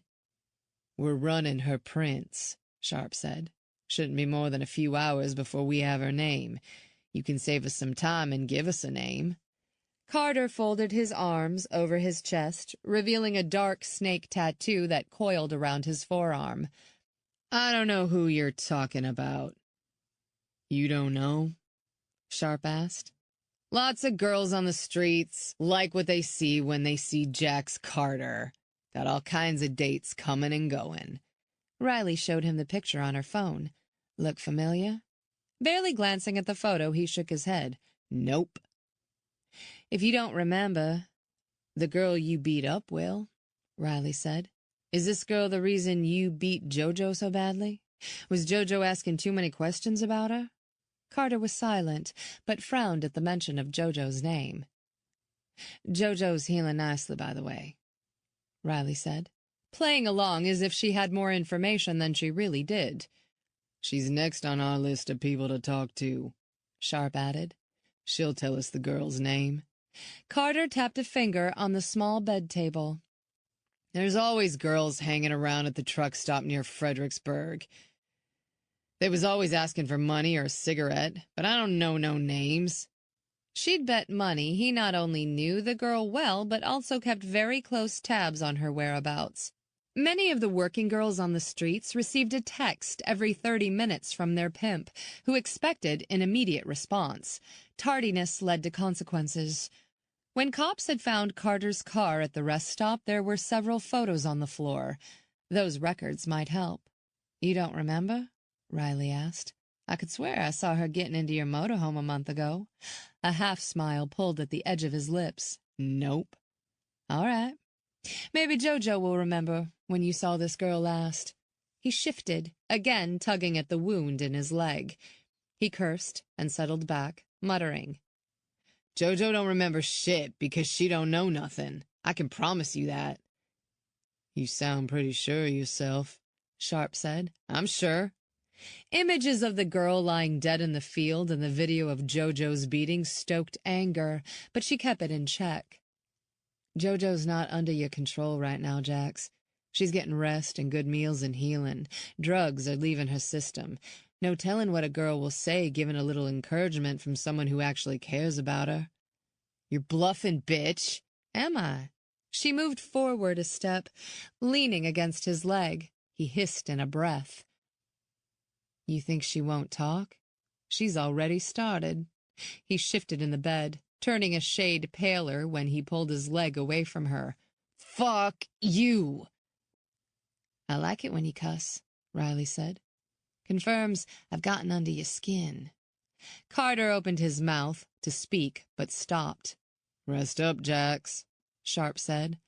I don't think you'll get as much sleep in prison. Carter shook his head. I ain't going to prison. You keep telling yourself that, Riley said. Chapter 5 Wednesday, September 14, 9:45 a.m. After Hannah left for school, Riley spent an hour visiting the youth shelter, talking to street girls who might know Darla. Several of the girls had been off the streets for months and had severed all their connections. And the two newest girls, who'd moved in midsummer, had never crossed paths with Darla. Riley handed out business cards to all the girls and told them to call day or night if they needed anything. The girls had been leery of her, many disappointed by family and friends before, so she wasn't holding out a lot of hope as she left the shelter and crossed the parking lot to her car. While driving to the state medical examiner's office in Richmond, a call to the hospital told her JoJo was barely awake and still in no shape to answer questions. Now, dressed in black slacks, white blouse, dark jacket, and low-heeled boots, Riley arrived at the medical examiner's office just before 10. She parked on a side street and then hurried to the Marshall Street entrance, pushing through the front doors and stopping at the front desk to show her badge. The receptionist, an African-American woman in her 50s, glanced up. "Who you here for?"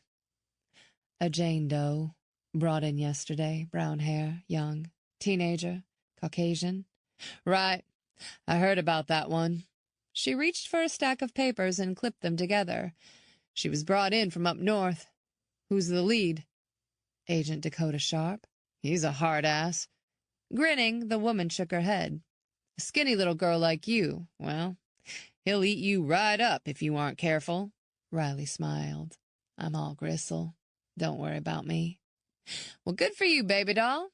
She handed Riley a visitor's pass. Thanks.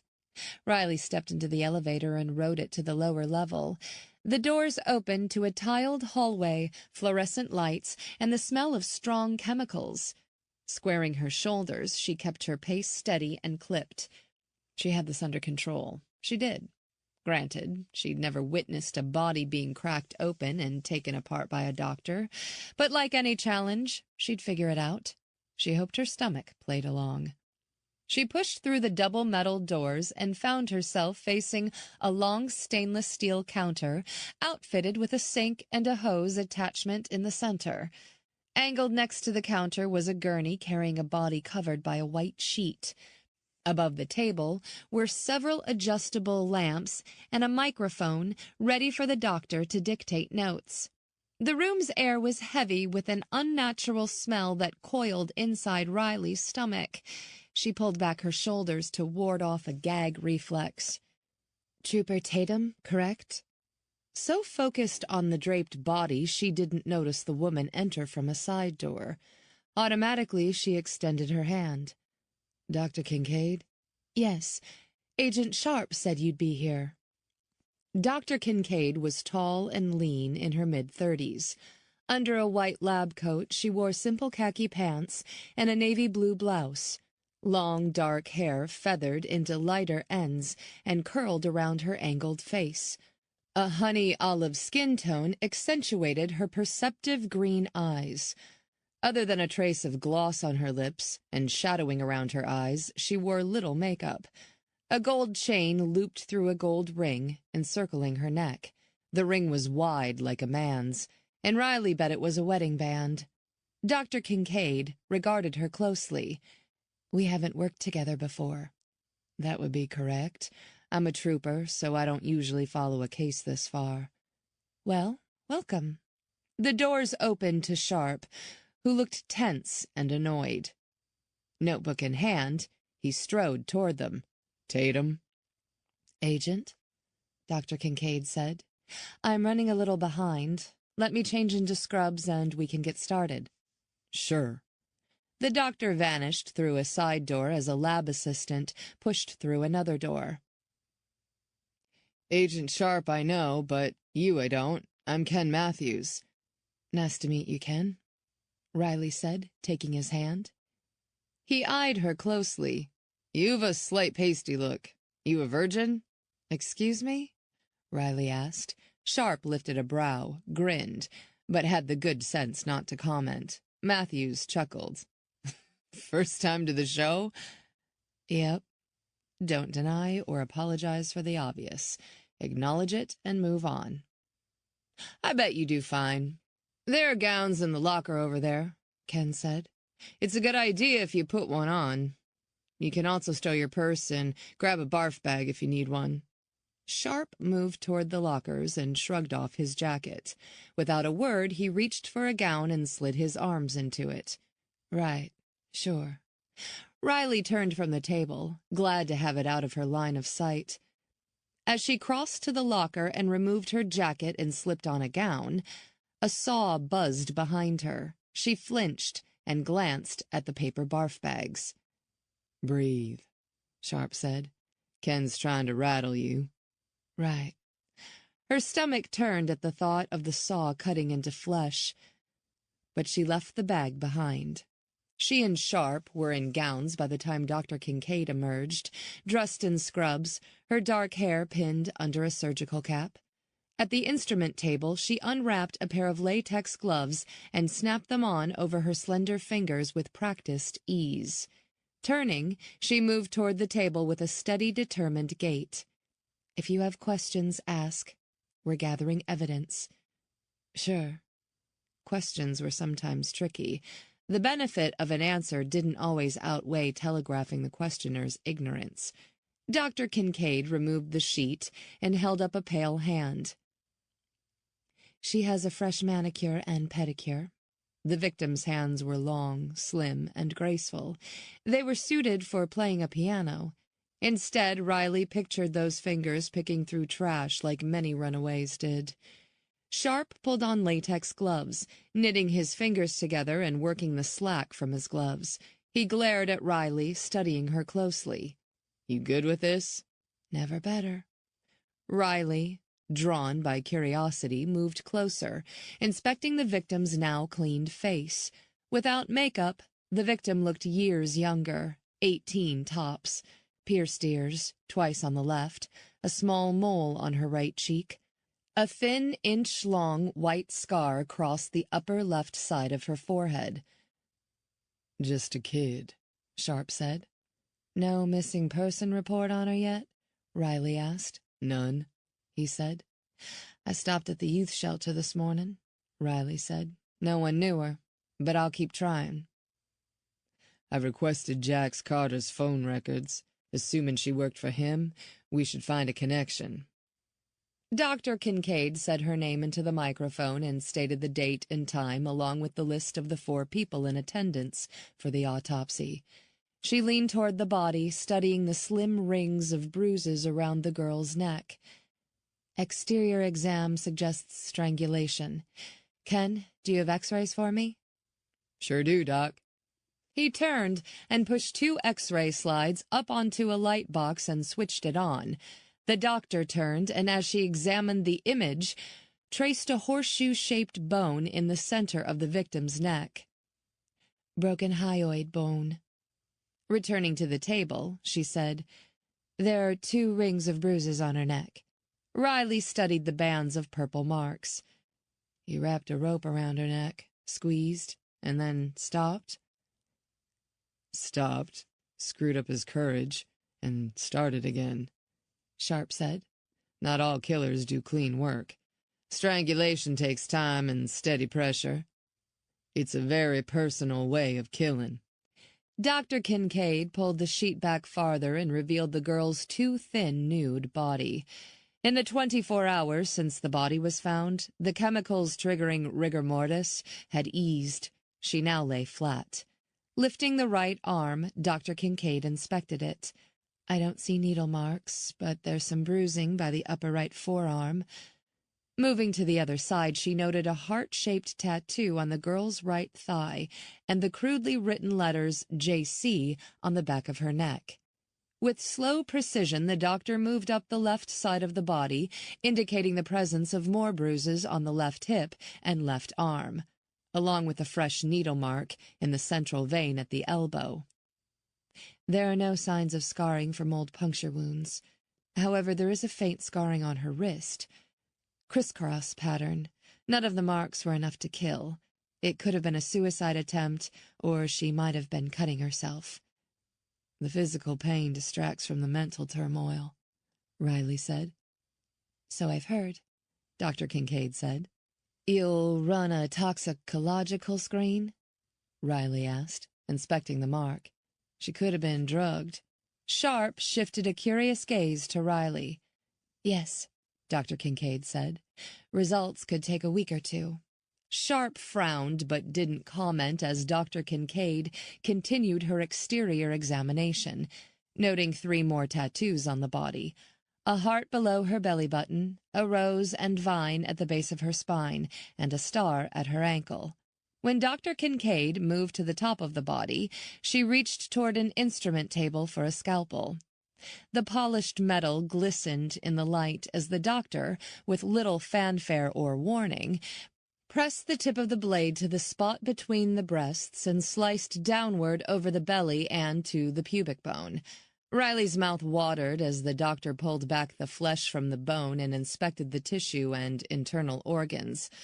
Nausea curled in the pit of her stomach, but she held her ground. Cops could be ruthless when they saw weakness, and the last damn thing she needed was to have it get around she'd lost her breakfast at the first autopsy in front of Dakota Sharp. "You okay, Trooper?" Sharp asked. "I'm fine." From somewhere she summoned a smile. "But you look a little green." He laughed. Not me. Cast iron stomach. She would not be sick. She would not. Biting the inside of her cheek, she allowed her mind to wander as it did when she was a kid, hiding in the shed behind her mother's house, waiting for her stepfather to either sober up or pass out. She pictured a gentle breeze blowing and the sun on her face.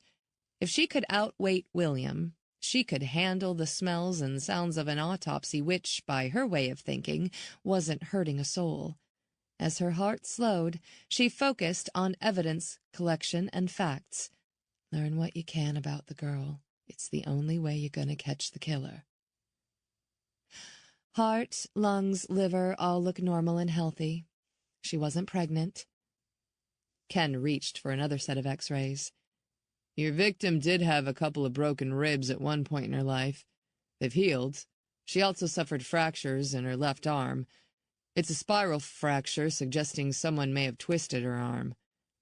The injuries could explain why she ran, Riley said. But doesn't explain who got a hold of her after she arrived in the city. What about sexual assault? Sharp's expression did not change, but he rolled his head from side to side, a habit she'd noticed him do at fatal car accidents. That's next on the list. Dr. Kincaid instructed Ken to stitch up the chest with dark thread. The testing for rape was next. She knew basically what to expect, but the exam was the last indignity this girl would endure in her short and troubled life. Sharp's features were granite, but his fingers flexed once or twice. There's presence of semen. I'll need to test DNA to see if it's from a single source or multiple sources. And there are no signs of vaginal tearing or trauma. Riley knew a DNA profile fed into the national database and could land her names of the men who had been with the girl before her death. But paying for sex with a young girl didn't mean they were killers. And solving the death of a runaway girl would not land on the top of anyone's priority list, so it could be months or years before a report surfaced. When Dr. Kincaid completed the exam, Riley moved to the locker to strip off her gown. Her camisole and blouse were damp with sweat. A dull headache thudded at the base of her skull. Dr. Kincaid tugged off her gloves and gown. I've seen seasoned men drop like a sack of potatoes in here. Her deadpan tone had Riley raising her gaze, wondering if the doctor was making fun of her in her sweat-stained shirt. I hold my own. Sharp stripped off his gown and gloves and tossed them in a waste bin. He pushed through the suite doors without a word. Riley stared after him, wondering what she'd done wrong. You did fine, the doctor offered. These cases always bother Sharp. They bother most cops. He lost a sister a long time ago. She was only about 18 when she died. It strikes close to home. I didn't know that. Sharp was always short on the personal details. You didn't hear it from me. Understood. Out in the hallway, she found Sharp waiting by the elevator, an unlit cigarette dangling from his mouth and a lighter clutched in his hand. When the doors dinged open, neither spoke as they rode it up to the first floor and crossed the lobby. Outside, Sharp cupped his hand around the end of his cigarette and lit up. He took a deep breath. Fingerprints should help idea. And we can put a picture on the evening news if you haven't totally pissed off Eddie. I hear you've been dodging him. Eddie loves me. Like a splinter. She laughed. He'll get over it for a headline. If you need me to call him, I will. He drew in a deep lungful of air and held it for a beat before he let it out. I'll call you if it comes to that. I'm hoping information pops on the phone records or the fingerprints. Thanks. I'd like to be kept in the loop on this case. She pulled her shoulders back a fraction. I saw that girl getting into Jax's motorhome a month ago. I got called away before I could ask any questions. It's not your fault. 5 more minutes might have made the difference for her. Maybe. Maybe not. She fished her phone out of her back pocket and checked the time. 3 hours since the autopsy began. Hannah wouldn't be home for 2 more hours, leaving her time to hurry home, change, and walk Cooper. Thanks, Sharp. Nodding, he inhaled again and turned and walked up the street. Moving to her car, she drew fresh air into her lungs and slid behind the wheel. She sat for a moment, allowing the day's heat to warm the chill from her body before she followed signs to I-95 North. 20 minutes later, she pulled into her driveway behind the 2000 VW Beetle she'd bought for Hannah. The car wasn't much to look at, but it was dependable. When she pushed through the front door, Cooper barked. In the kitchen, she opened his crate and rubbed his ears. "How you doing, Coop? Enjoy the afternoon off?" he barked while wagging his tail. "Hannah, are you home early?" For a moment there was only silence, and then, "It's Wednesday. Half day of school, remember?" She scratched Cooper between the ears. "Remind me why it's a half day?" "Teacher work day." "Right. Slipped my mind." Juggling motherhood and work never got easy. "Not parent-teacher conferences, right?" "You didn't miss anything." "Good." The girl rounded the corner, her long hair tied up in a thick ponytail that brushed her shoulders. "You're getting old." Riley unhooked her sidearm and set it on top of the refrigerator. "Careful, brat. I'm still spry enough to take you." Hannah laughed. "No way." Riley shrugged off her jacket. "I'm taking Cooper for a run. Care to join us?" Hannah scrunched her face. "Your workouts are too intense." "For an old lady, you mean?" "Right." Riley changed into jogging shorts, a sports top, and running shoes, and 10 minutes later she and Cooper were running toward the local park, which was a mile from her house. Her muscles were still stiff and cumbersome from Monday's outing. Cooper moved easily, showing no signs of stress after the hike. She kicked up her pace, and 10 minutes into the run her legs loosened up. As she approached the back entrance of the park, a dark car drove up behind her, slowing its pace to a near crawl. She slowed and glanced at the vehicle while noting the tinted windows. Instinctively, her hand went to her waist and to the sidearm that wasn't there. "What the hell are you looking at, pal?" Cooper, detecting the tension in her tone, looked up, his ears perked.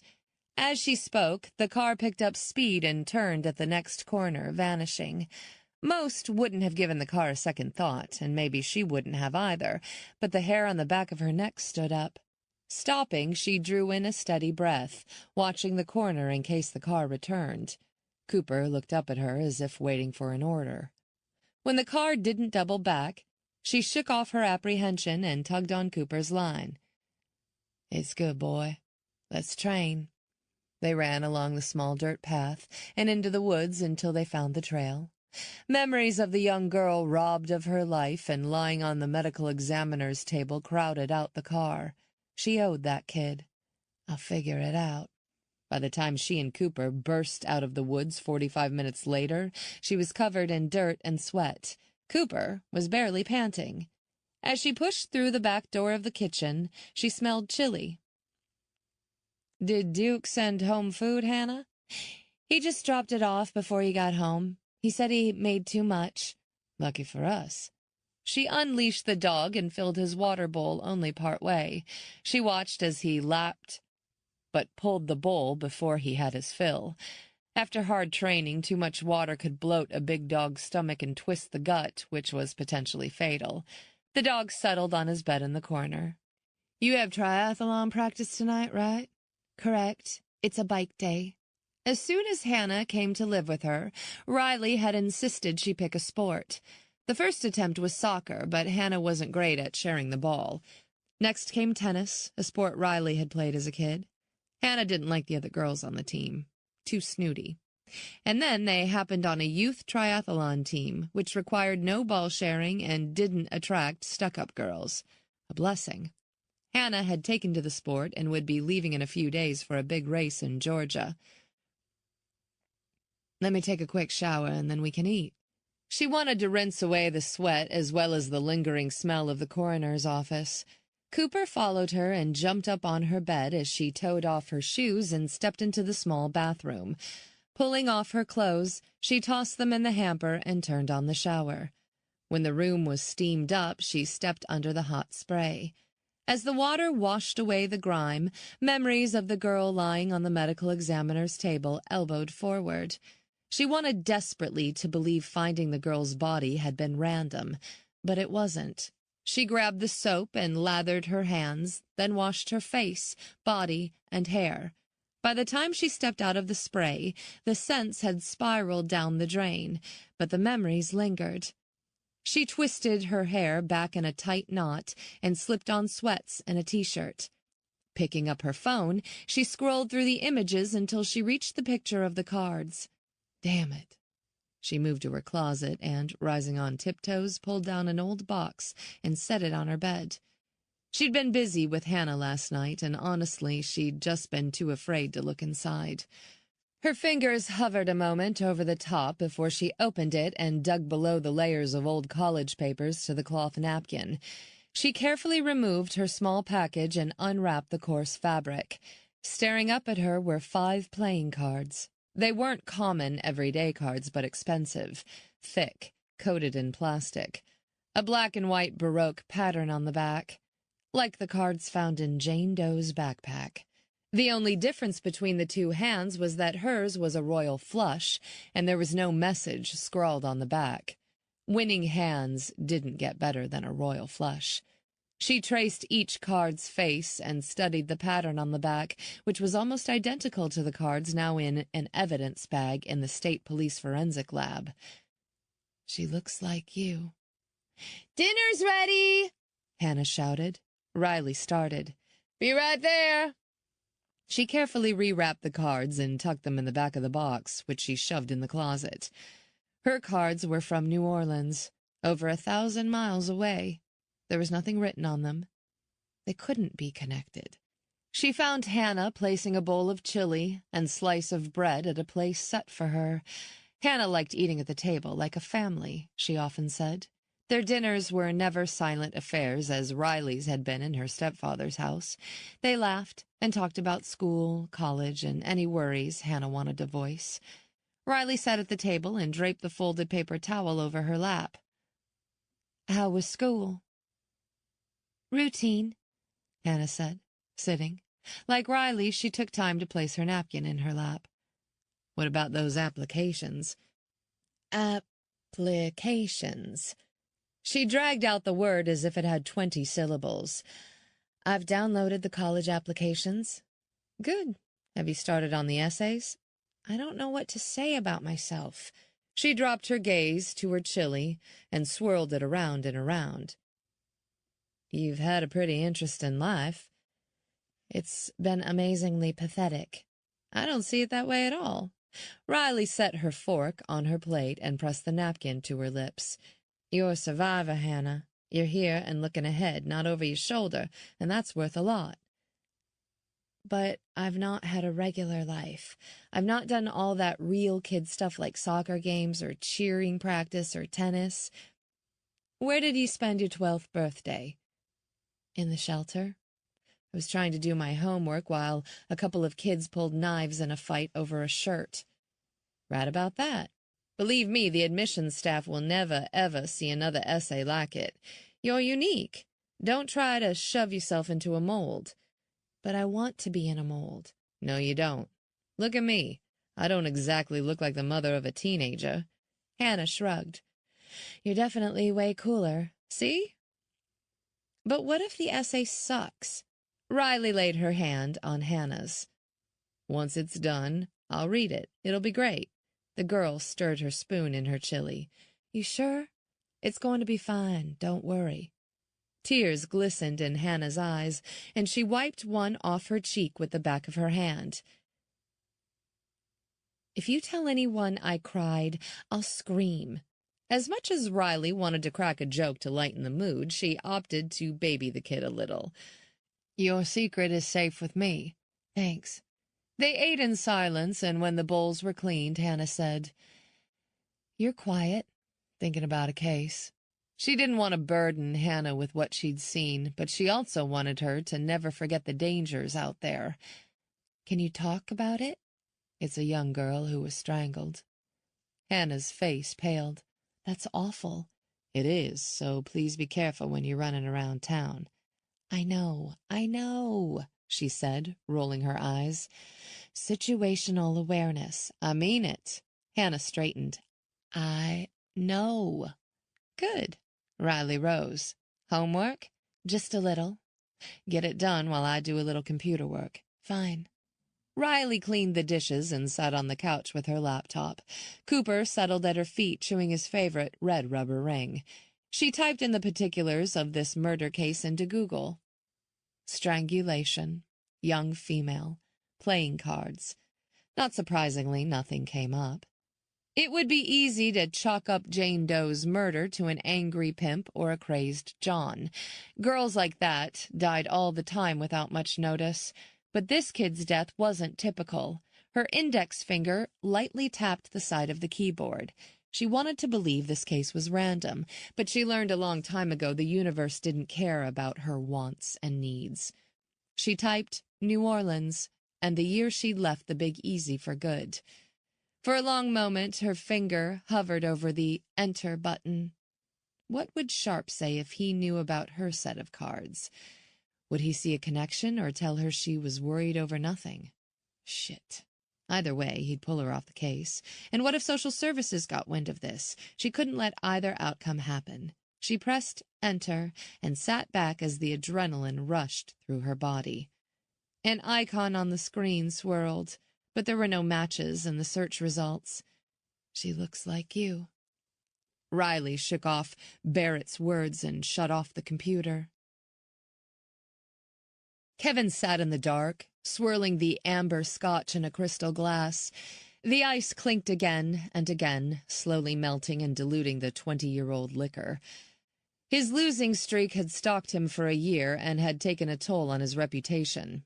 His ribs still ached from the beating he'd received 10 days ago from the Vegas thugs, who were looking for a couple $100,000 paid in full. Then he heard about the life and death game, which hadn't been played in years. He thought he'd found his way back into the big leagues. The Shark spotted any challenger 10-to-1 odds if they brought a very specific kind of girl to the game. Kevin had 20 grand left to his name, but he had the potential of turning that into 200 grand. That would have been enough to pay off his debts with a healthy bonus to the girl. The girl, his stake in the game, had been easy to find. Vicky cost him 2 grand, and he promised her pimp he would return her within 24 hours. He was certain when they left the diner he'd win. And, in the end, he'd help her get free of the life. The game began well enough. He won several of the opening hands. The wins emboldened him, and when the final hand was dealt, he was already thinking beyond the game to his new fortune. In his mind, he was on the verge of saving himself and the girl. When the last card had turned, and he was looking at 4 queens, he was certain the Shark couldn't pull out a full house. What were the odds? But then the Shark's last card turned. A king. The Shark had won. He had lost. Rising now, Kevin stared into his glass of scotch, then gulped the contents. He savored the familiar burn as it trickled down his throat. The image of Vicky's face flashed in his mind. Her blue eyes were desperate and pleading as she gasped for the air he was slowly cutting off. He thought once he placed her in the field, as instructed with the cards tucked in her pocket, that he could move on with his life. He'd lost considerable fortunes at poker plenty of times, but had recovered. He had enough money to vanish.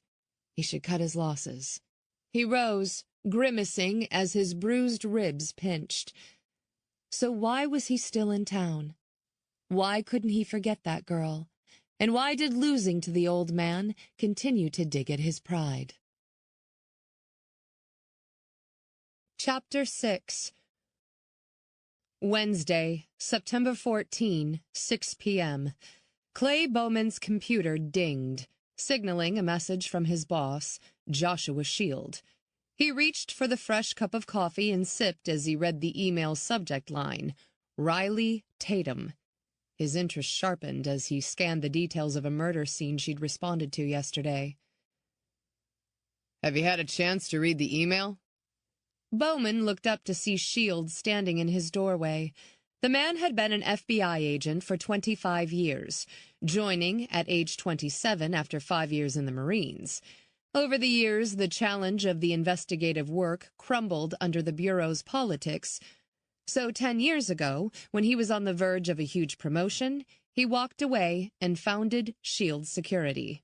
The company quickly earned a solid reputation and proved to all he'd not lost his mind, but had made a solid choice. He'd grown the company to 25 employees in the last few years.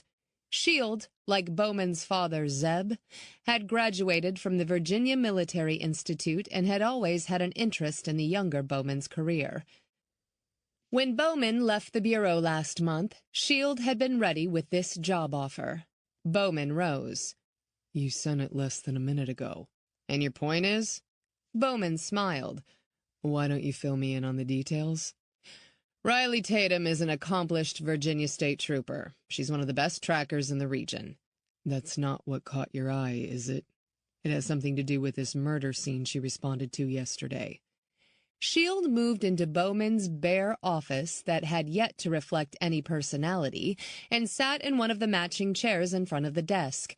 There were boxes filled with diplomas, lined along the wall, 2 mugs, and a group picture of 5 men who'd graduated from the Virginia Military Institute with Bowman 17 years ago, but he'd yet to put anything up. He had been on the move for 6 years, not settling anywhere since his wife died. Joining Shield Security was a big move for him.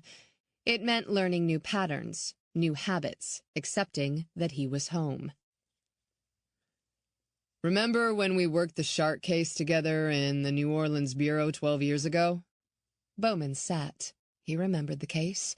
He had been in New Orleans about 18 months when bodies of young runaways were discovered, strangled with playing cards in their pockets. He and Karen had loved the city and were making a lot of good memories. He and Shield were about 6 months into the case when Bowman had been relocated to the L.A. Bureau office. A few years later, Karen had gotten sick with pancreatic cancer and he'd transferred to hostage rescue team. The shark fell off his radar. How does the shark relate to Riley Tatum? A buddy of mine at the Virginia State Police sent me a file on a body found yesterday, Shield said. Young runaway, strangled, with playing cards in her back pocket, just like the shark. Interest stirred in Bowman. That's an FBI case. I thought you left the Bureau behind. I left the Bureau, but I don't leave any unsolved cases behind, and neither will you. Bowman tapped an impatient finger on the arm of his chair as he summoned the old case details. The shark strangled 4 girls, as I remember. 5 custom playing cards left with each victim. The word loser was written on each card. Correct. All the victims were runaways. They had long, dark hair, were Caucasian, and wore a yellow dress.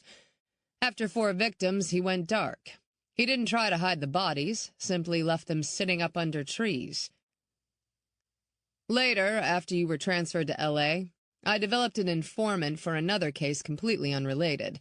The informant worked in one of the casinos as a singer and sometimes a dealer. She and I got to be close, and one night she told me she heard the girls who had been strangled months earlier were prizes in a high-stakes poker game. The winner had the privilege of choosing if the girls lived or died. How'd she know this? She was sleeping with a guy who worked for security for several of the gamblers who were the casino's biggest customers. She saw that I was interested and said she'd find out more if I helped her beat a cocaine bust. I agreed. 2 days later, she was found dead. She'd been badly beaten and then shot point-blank in the head. How do you know her death was related to the shark? An informant asking questions can make all kinds of people nervous. I didn't associate her death with the shark until a couple of days after her funeral when I received an envelope in the mail. It contained pictures of the informant plus images of 5 young girls. 4 matched the victims we'd found strangled by the shark. The 5th girl didn't match any homicides, and we never identified her. We suspected she was also a runaway who he killed, but we just never found the body. Bowman glanced at the email header. How does this relate to Riley Tatum? She's a cop who responded to a murder scene. Shield twisted his 1975 class ring on his finger. In answer, he said, "Have a look at the email attachment. It's the image of the fifth girl." Bowman opened the attachment and studied the young girl's picture. She had long, thick, dark hair, and her face was turned partly away. "You might be right that it's Riley Tatum." "I am. And she just happened to respond to a murder scene that is reminiscent of the shark. You make it sound like a coincidence, and you know this old man doesn't believe in coincidences." "Has the shark been active in the last 12 years? "Not according to any of my sources." "And you think he's back? Here?" Shield grinned. "He's got a perfect mix before him. The victim that got away, and the man who's been hunting him. Me." "What about the player who beat him in the game 12 years ago?" "I've never identified him, but I'd bet money the shark has kept tabs on him over the years and knows his identity." Bowman studied the pictures again. "Who gave you the current case details?" "I have a hit list of 10 cold cases I want solved. The shark is right at the top. I've made inroads with law enforcement all over the country. Without boring you by details, my friend has seen the list and notified me." Shield had been a master at recruiting informants when he was at the Bureau. "Why would this person share?" "We have a mutual interest in solving cold cases." "If Riley Tatum was taken, how much do you think she remembers?" "As I recall, large traces of rohypnol were found in the victims." "I don't know, but I find it interesting that she'd made it her mission to work with runaways. Look how motivated she was to catch Jax Carter." "She's good. I had to hustle to catch up to her.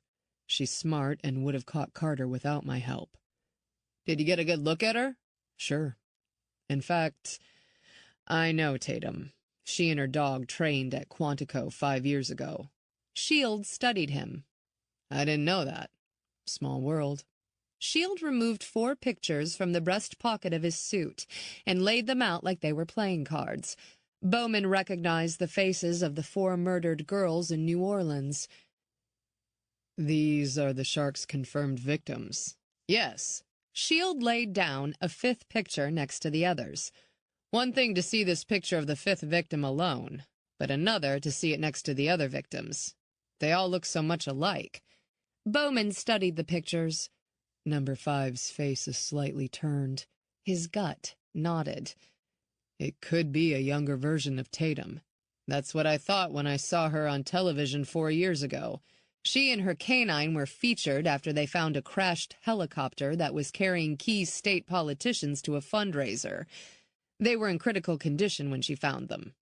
Bowman flicked the edge of the paper with his index finger. "Did you ever talk to her?" "No, but I did some digging.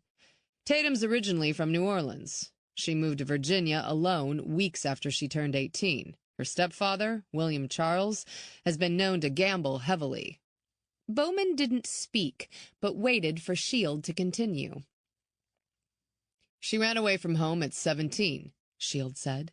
"She fell off the radar for a solid month, and then she emerges again working in a restaurant in Ashland. She worked odd jobs and went to community college until she turned 21, then joined the state police. She's sharp and dedicated." "Why didn't you ever ask her about the shark?" "That's your job now. Meet with her. Find out what you can about this murder. Help her find this killer. Keep her safe. She's in deeper waters than she realizes." "You didn't ask her about the shark because you didn't want to spook her." "I always suspected the shark would come back for her. This killer has an obsession with poker and winning. We know that. And evidence suggests she's the one that got away."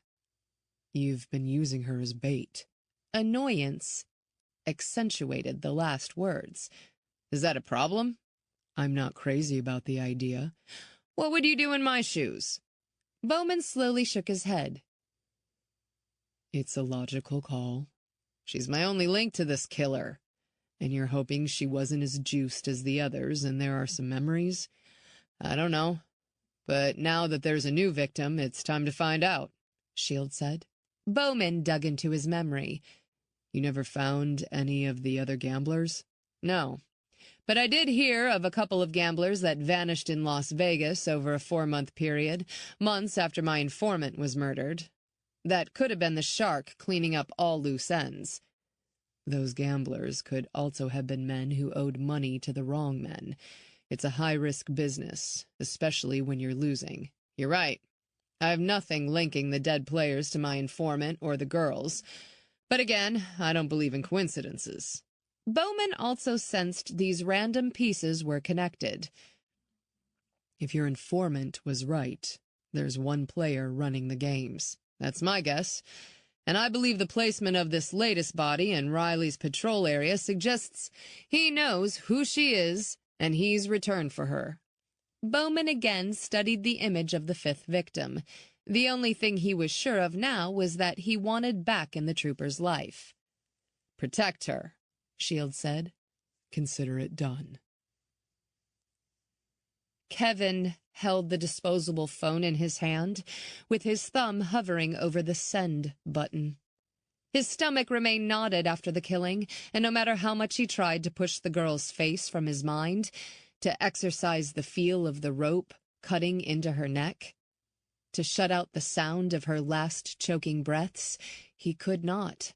She haunted him, chased him in his dreams.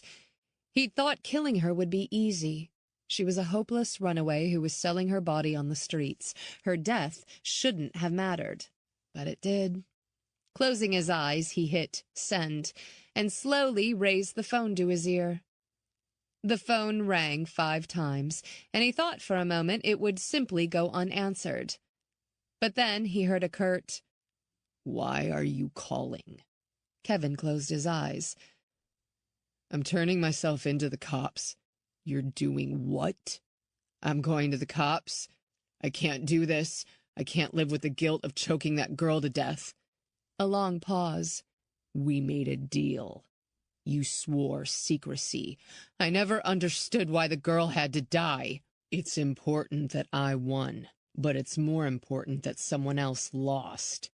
Still lightheaded from too much booze, Kevin opened his eyes and cleared his throat. He wanted these words to be clear. "I won't bring you into this. I won't tell." "That's comforting." "I mean it. I won't tell them about you. You also said you would never go to the cops." "I won't bring you into this. You have my word." "Why are you telling me this? You could have just gone to the cops." "To give you fair warning. To give you a chance to flee. I owe you that." "Why would I have to flee if you don't tell anyone about me?" "You know how it goes with cops. Some are smart, and events can go sideways. I don't want you caught up in this." "Sideways? Like now? Like you crumbling? Do you really think talking to the cops is going to give you absolution?" "I don't know. But I deserve to be punished." "Did it ever occur to you that you did that girl a favor? Can you imagine what she would look like in 5 years? 10 years? She's a whore. The streets eat up kids like her." "She was so young." "Her beauty was on the verge of fading. It was a mercy killing." "Mercy killing?" "You do believe in an afterlife, correct?" "What does that have to do with her?" "She's in a better place now. Besides, if the Almighty wanted her to live, then the cards would have turned differently. You would have won, and she would still be alive. It wasn't meant to be." Kevin pinched the bridge of his nose, willing the tightness in his chest to dissipate. "I don't know." "What are you really asking?" Unshed tears choked his throat. "I don't know." "Do you want a second chance?" "What?" "A second chance, another game, and another chance to save a poor girl from the streets? You can give her your winnings and a better life. That's part of the reason you took the last one." "I wanted to help her." "Don't feed me any of your noble bullshit. You wanted to win, to beat me." The shark pulled in a deep breath. "You and I aren't that different. We're addicted to the game. Knowing the turn of the cards could mean life or death is too much of a thrill for people like us to pass up." Kevin rose, glancing at his trembling hand. As much as the idea of killing people repelled him, playing again excited him more. Trying to contain his excitement, he said, "Would the same rules apply?" "They would. You win and I'll see that girl lives a long, full life. I've let a girl free once before. I can do it again." Kevin hesitated, disgusted with addiction and fading remorse. "Think what you can do for that other girl's family. You can help them with some of your winnings, ease their pain, your pain." "I can atone for her death." "Exactly." "Okay." A calmness washed over him. "I'll find the girl this time." "Where?" "I have a source." Kevin was relieved. Trolling for the other girl had created a connection between them. This time it would be more impersonal. It was the edge he needed to beat the shark. "Okay. Meet me at the same place in 24 hours. Lady Luck does owe you, doesn't she?" Chapter 7. Thursday, September 15, 4:30 a.m. Riley rose early, her eyes opening minutes before her alarm. She swung her legs over the side of the bed and willed herself to stand and get moving. After she dressed in running clothes, she passed Hannah's door and peeked inside. She found the girl sprawled on her stomach across her bed, her hair draped over her face and both arms tucked under her pillow. As she moved into the kitchen, Cooper rose in his crate, his tail thumping. She grabbed his red tracking line and, opening the crate, hooked his collar. "Ready, Coop?" She strapped on her headlight as the two headed out the back door. Their initial pace was always slow, but it quickly sped up. After they looped around the track for 4 miles worth of laps, she tied his line to a fence and then did a set of fast sprints. By the time she was finished, sweat dripped from her body. As she collected the dog's leash, she stood for a moment, staring at the nearby woods. A sense of unease crept up her spine. Cooper raised his head and sniffed, forcing air from his nose as he did when he picked up a scent. Cooper had also picked up on her tension. 5 years together had taught her to never doubt Cooper. His body, when it tensed, sent a message up the line, vibrating up her sinew and bone. She stared toward the park, wishing now she'd brought her gun. Feeling exposed, she tugged him. "Let's get out of here, Coop." The dog barked and glared at the woods for another tense second before turning. They jogged across the lot to the street toward her house. She looked over her shoulder several times, expecting to see trouble, but the area around her remained still. But there was no doubt Cooper had picked up on something. Inside the back door, she fed Cooper and then hustled into the shower. 15 minutes later, her still moist hair was twisted into a bun at the base of her head, and she dressed in slim brown slacks, a white shirt, and a blazer. She was cooking eggs and toast when she heard Hannah stumble out of her room and into the shower. "Shake a leg, kid!" she shouted as she glanced at the clock on the stove. "Your ride'll be here in 20 minutes. 10 minutes later, Hannah sat at the table. "I hate breakfast." Riley set scrambled eggs in front of her. "Think of it as a late dinner." Hannah stabbed an egg and ate.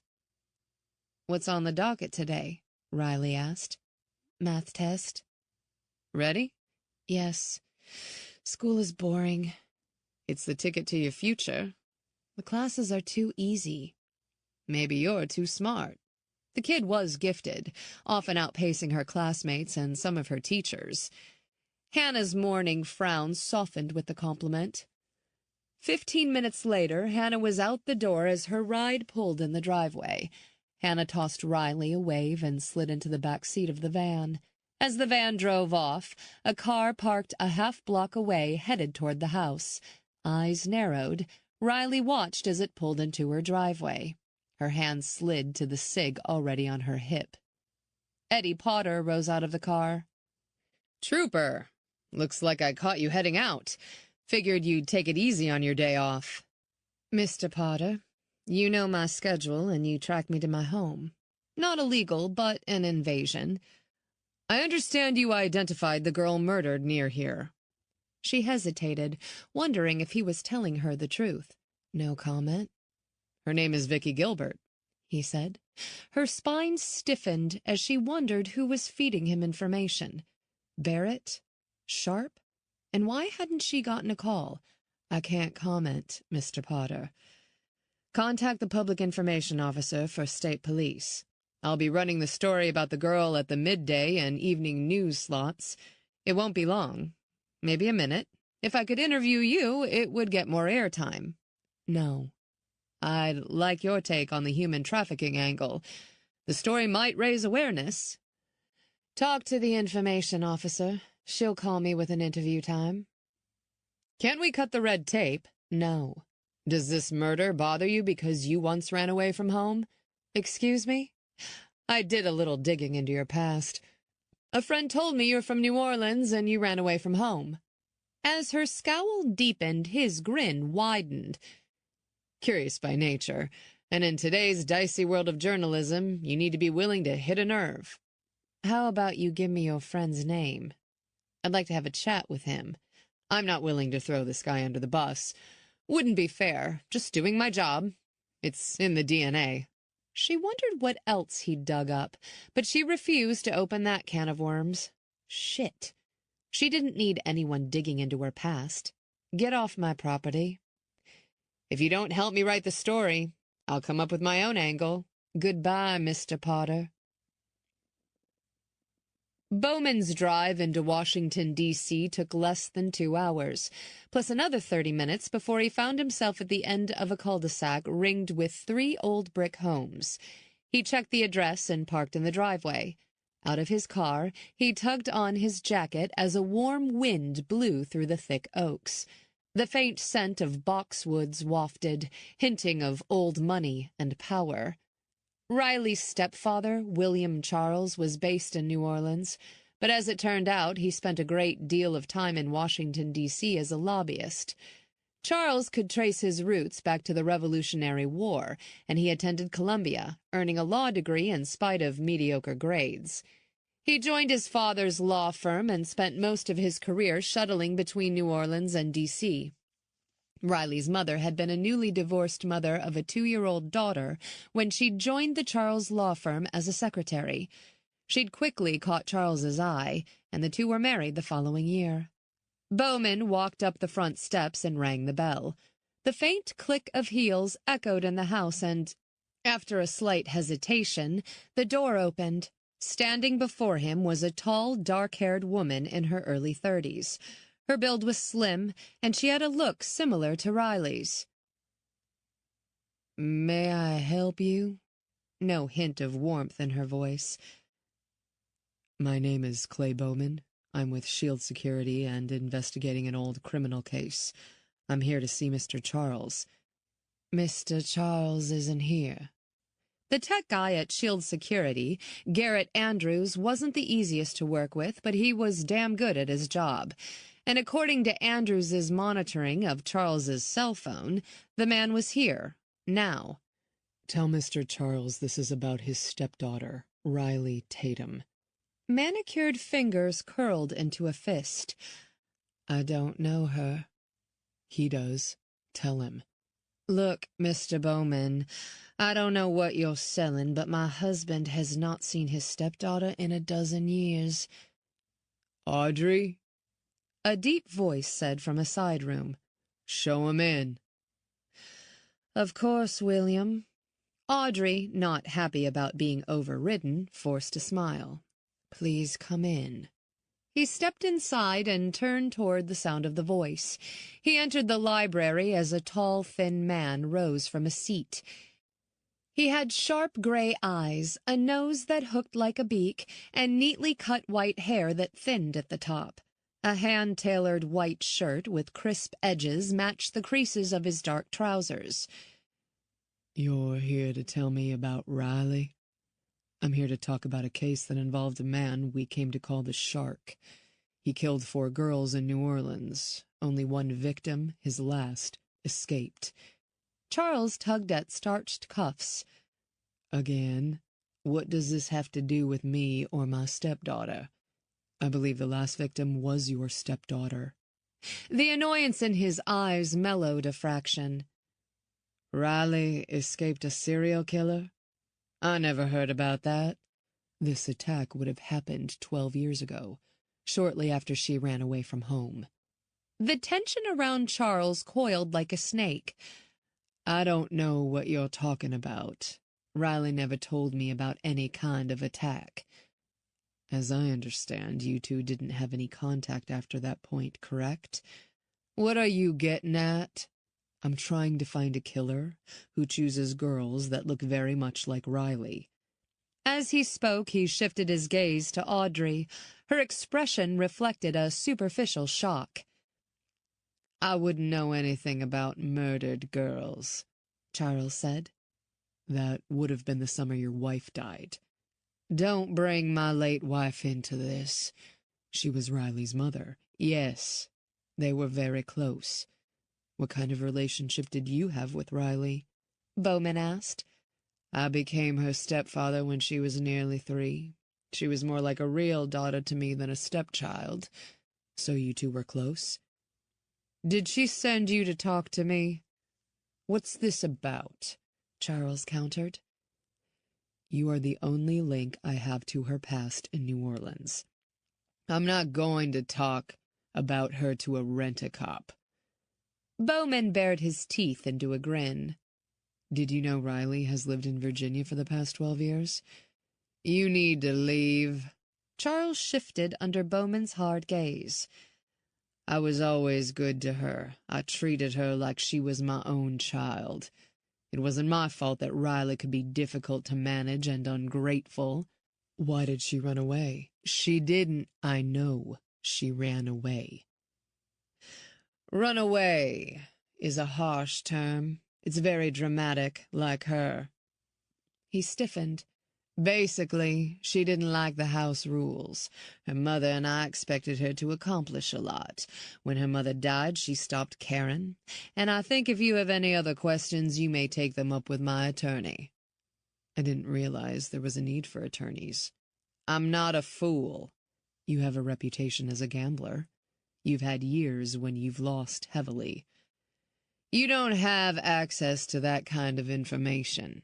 He didn't, but the man's defensive tone told Bowman he'd been right. Were you ever in a high-stakes game that involved runaway girls? Charles's face whitened. I don't know what you are talking about, and now I must insist you leave.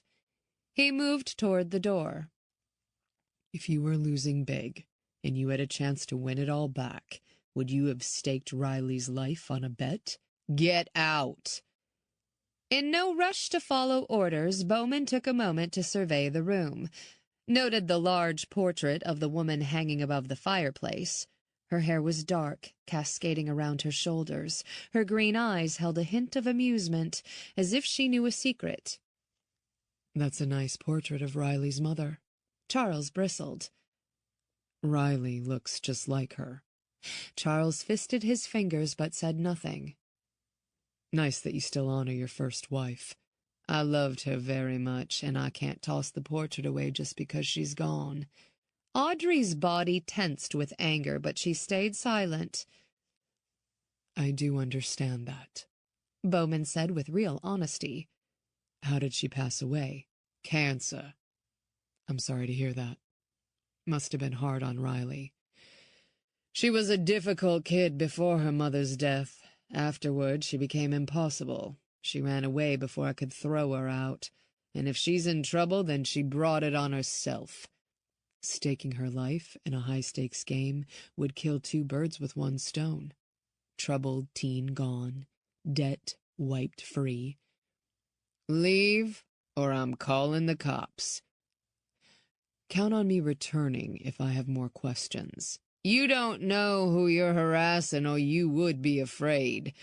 I could say the same to you, Mr. Charles. Bowman stepped outside as Charles slammed the door behind him. Tugging on his white cuffs, he moved down the steps at a leisurely pace. His relationship with Riley was complicated, and when he would tell her about this visit, it would become contentious. But he was back in her life, and he'd do what it took to protect her. Yes, we did get a hit on Jane Doe's prints. Who told you? Dakota Sharp's graveled voice rattled over his shoulder at Riley as she raced to catch up to him, crossing the Virginia State Police parking lot toward the building's front entrance. "Eddie Potter, the reporter," she said. "He has friends in the department, I suppose." His scowl deepened. "Where did you see him?" "He came to my house this morning." Sharp muttered a curse. "That's not good." "I can take care of Potter and myself. Who's the victim?" "Her name is Vicky Gilbert." So Potter was right. "How did you identify her?" "Isn't this your day off?" "I can take days off and do nothing. My kid is in school all day, and I can train Cooper and clean house only so much before I go insane." A ghost of a smile tugged at his lips. "There must be something else you can be doing other than chasing me." "Actually, there isn't. This case is under my skin." He paused and studied her, his expression partly amused but mostly annoyed. "Vicky Gilbert was arrested last year for theft in Chesterfield, Virginia. She and a few friends decided to steal some dresses from a shop in the mall. Her mother paid the store for the stolen items and charges were dropped." "Charges went away, but the problems did not." "Exactly." He pried the lid off the to-go coffee cup and sipped. "Could be any number of reasons on the menu. Drugs, abuse, the call to adventure. I've heard all the reasons." Riley pulled off her sunglasses, fingering a worn earpiece. "You said her family is in Chesterfield?" "Solid middle class from what I can tell." "And we both know that bad things never happen in solid middle-class families." He grunted. "You're too young to be cynical, trooper." "I see the world for what it is." "And what's that?" "Dark and scary." "Do you have the address?" "Yeah. I was planning to pay them a visit as soon as I checked in with my chief." "I'd like to tag along. I'll have a different perspective than you, Agent Sharp. I work with runaways. I can help you. And maybe if I can find out who killed Vicky, I can put away Carter for the rest of his life." She was like a dog with a bone. "Have you found Darla Johnson?" "She's Jack's Carter's girlfriend." "We're on the lookout for her." "Have Vicky's parents called in a missing persons report yet on their daughter?" "No." "Don't you find that odd?" "I learned a long time ago that there are all kinds of dysfunctional families out there." "They're either glad she's gone or think she'll come back." She calculated the time it would take to cut through the rush-hour traffic. The 20-mile trip would take an hour tops. "If I come along, I'll drive and you can get some work done." A sigh shuddered through him, making him look older than his 37 years. "Pull your vehicle around in a half hour." "See you then." She turned to leave and then snapped her fingers, remembering. "You aren't allergic to dogs, are you?" "What?"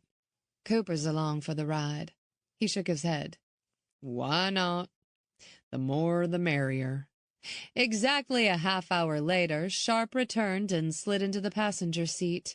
As she pulled out of the lot, he tensed. Sharp wasn't accustomed to riding shotgun. As they drove in silence, she thought about the playing cards hidden in her house. 1,000 miles and a dozen years separated her and the day someone had given her those cards. She had no forensic evidence or memories she could attach to the cards. And with Hannah's adoption looming, just the suggestion of a link to a serial killer could derail the final judgment. Still, the cards couldn't be ignored. "Have you considered entering the murder in VICAP?" she asked. "The FBI database? Why?" "The playing cards found with the victim are distinctive. The handwritten word loser on each is a signature." He cursed under his breath. "Don't make this more than it is." Gripping the wheel, she pulled herself up a little straighter. "I disagree. They have a distinctive look. I bet they're custom-made. It's worth a shot." "Anything federal amounts to a shit ton of paperwork." I'll do it." He groaned and rubbed his eyes. "You don't want to deal with the feds." "You don't like the feds?" "We've crossed swords before." "But it's the only hard evidence we have at the moment," she coaxed. "You've got to admit the cards are different." He tensed as she sped up to merge into highway traffic. "The cards are unique." "Like I said, I can help." He glanced at her, eyebrow raised as if searching. "What aren't you telling me?" If a lead didn't pop with VICAP, she would tell him the truth. But right now she was betting the database could give him more than she could. "I know the cards are the key." "I'll look into VICAP. Right now, I want to talk to the victim's parents." She loosened her grip on the wheel. "Sure." 30 minutes later, GPS directed them to a tree-lined street in western Chesterfield County. The acre lots were large for the county, and the houses at least 3,000 square feet, both indicators that this area was definitely upper middle class. She parked in front of the tall brick colonial with neatly trimmed hedges and a freshly mulched bed out front.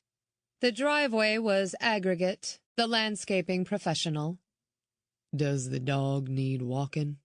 "He's good for now, but we'll hit a rest stop on the way home." She left the SUV on, the engine and air conditioning running. "What do I do?" He grunted. "When we get inside, don't say a word. Let me do the talking," Sharp said. "No offense, Trooper, but without your uniform we look like take your daughter to work day." "We don't." "You do look young."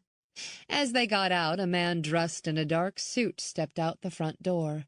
Grinning, he had a cell phone pressed to his ear and a briefcase in hand. Smooth white teeth flashed as his polished wingtips caught the morning sun. He paused mid-stride when he saw them approach. The smile vanished as he spoke into the phone before hanging up. If Dakota Sharp's haircut and stance didn't give him away as a cop, the dark suit did. Sharp reached for his badge while maintaining eye contact. "Richard Gilbert?" The man stopped, jangling his car keys in his hand. A thick aftershave scent wafted around him as if he'd just slapped it on his cheeks. "That's right. My name is Agent Dakota Sharp, and this is Trooper Riley Tatum. We'd like to talk to you about your daughter, Vicky." The man studied Sharp's badge. "What has Vicky done? Has she stolen again?" Manicured fingers closed around the keys. "No, sir. We don't believe she's stolen anything," Sharp said as he hooked the badge back on his belt. "When's the last time you saw her?" "It's been a month since she took off. She was mad at her mother and me when we grounded her after her last brush with the law. She's living with one of her friends." "Friend got a name?" Sharp asked. "I don't remember." Riley fished her notebook from her back pocket.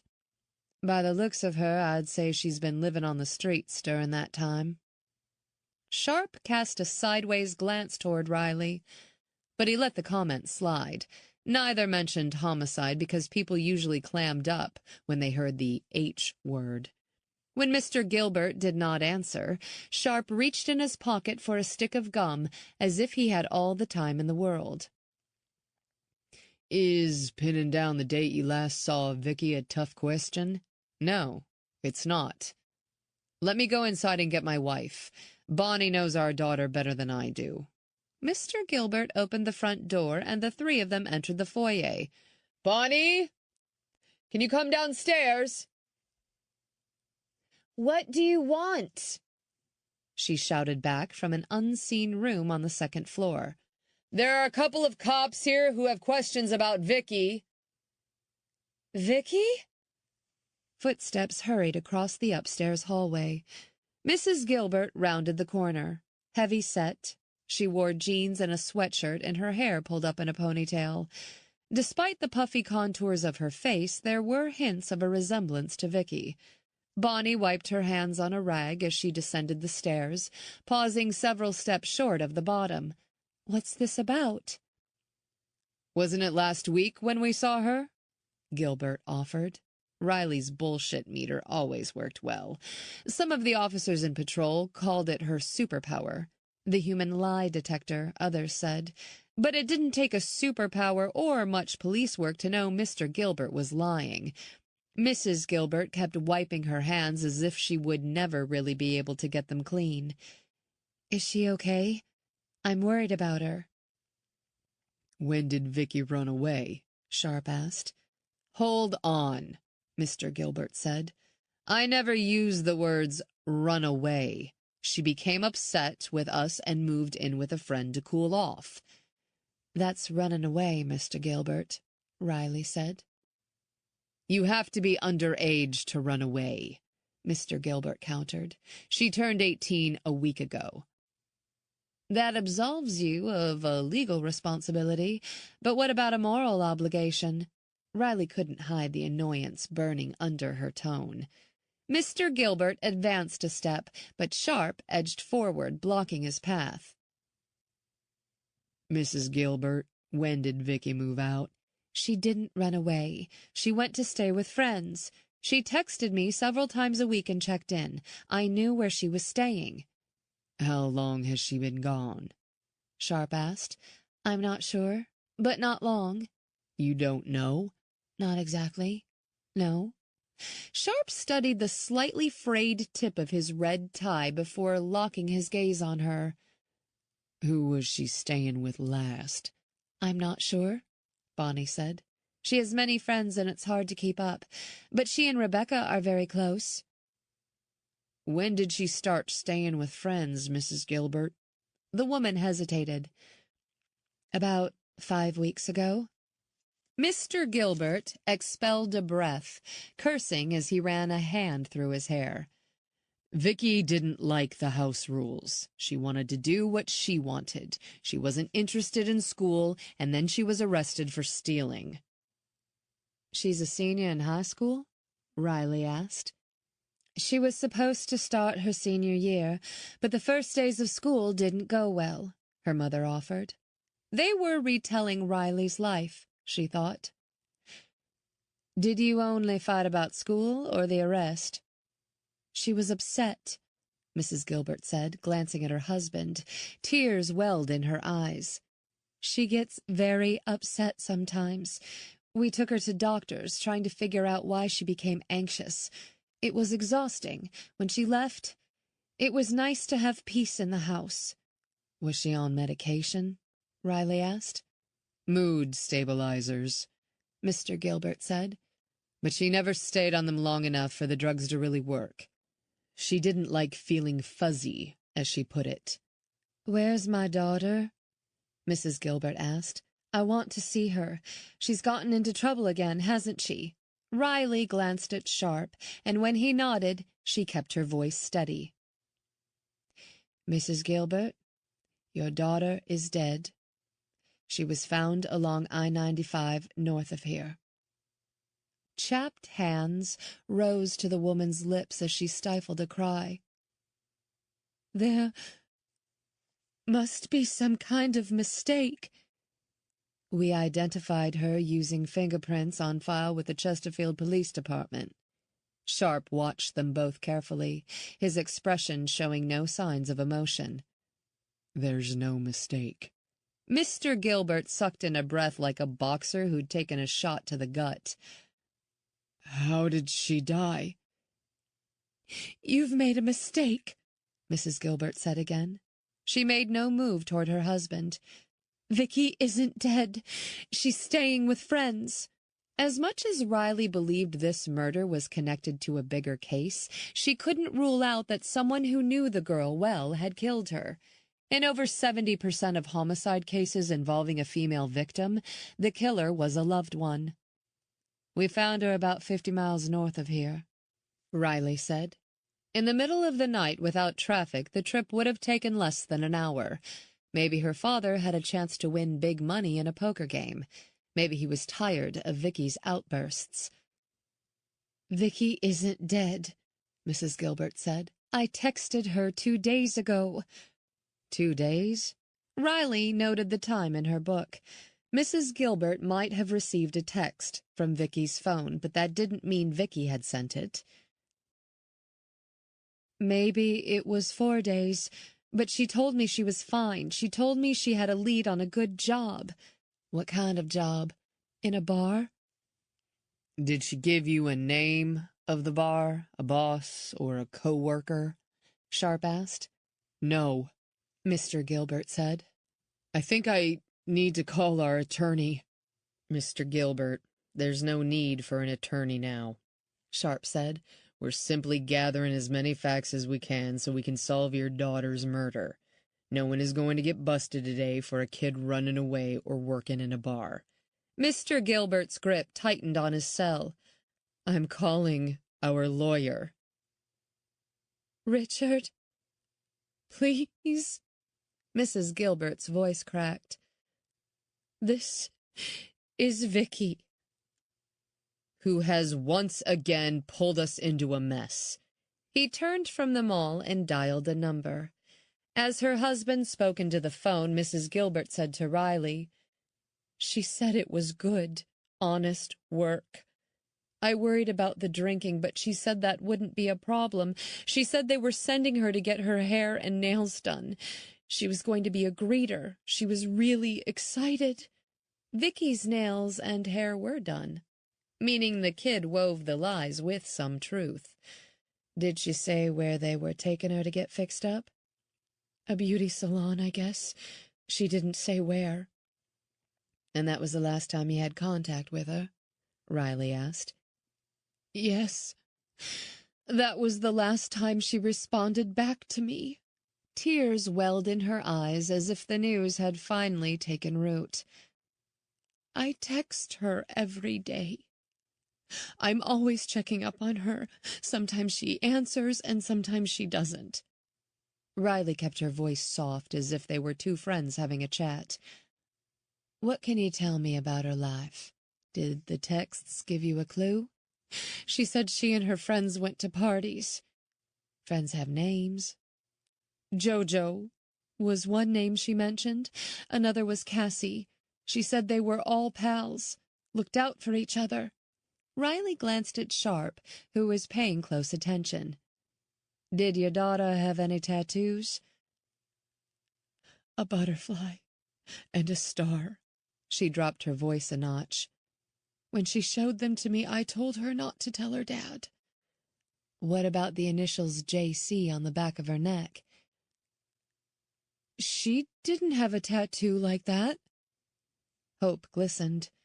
Do you think you've made a mistake because my Vicky didn't have a JC tattoo on her neck?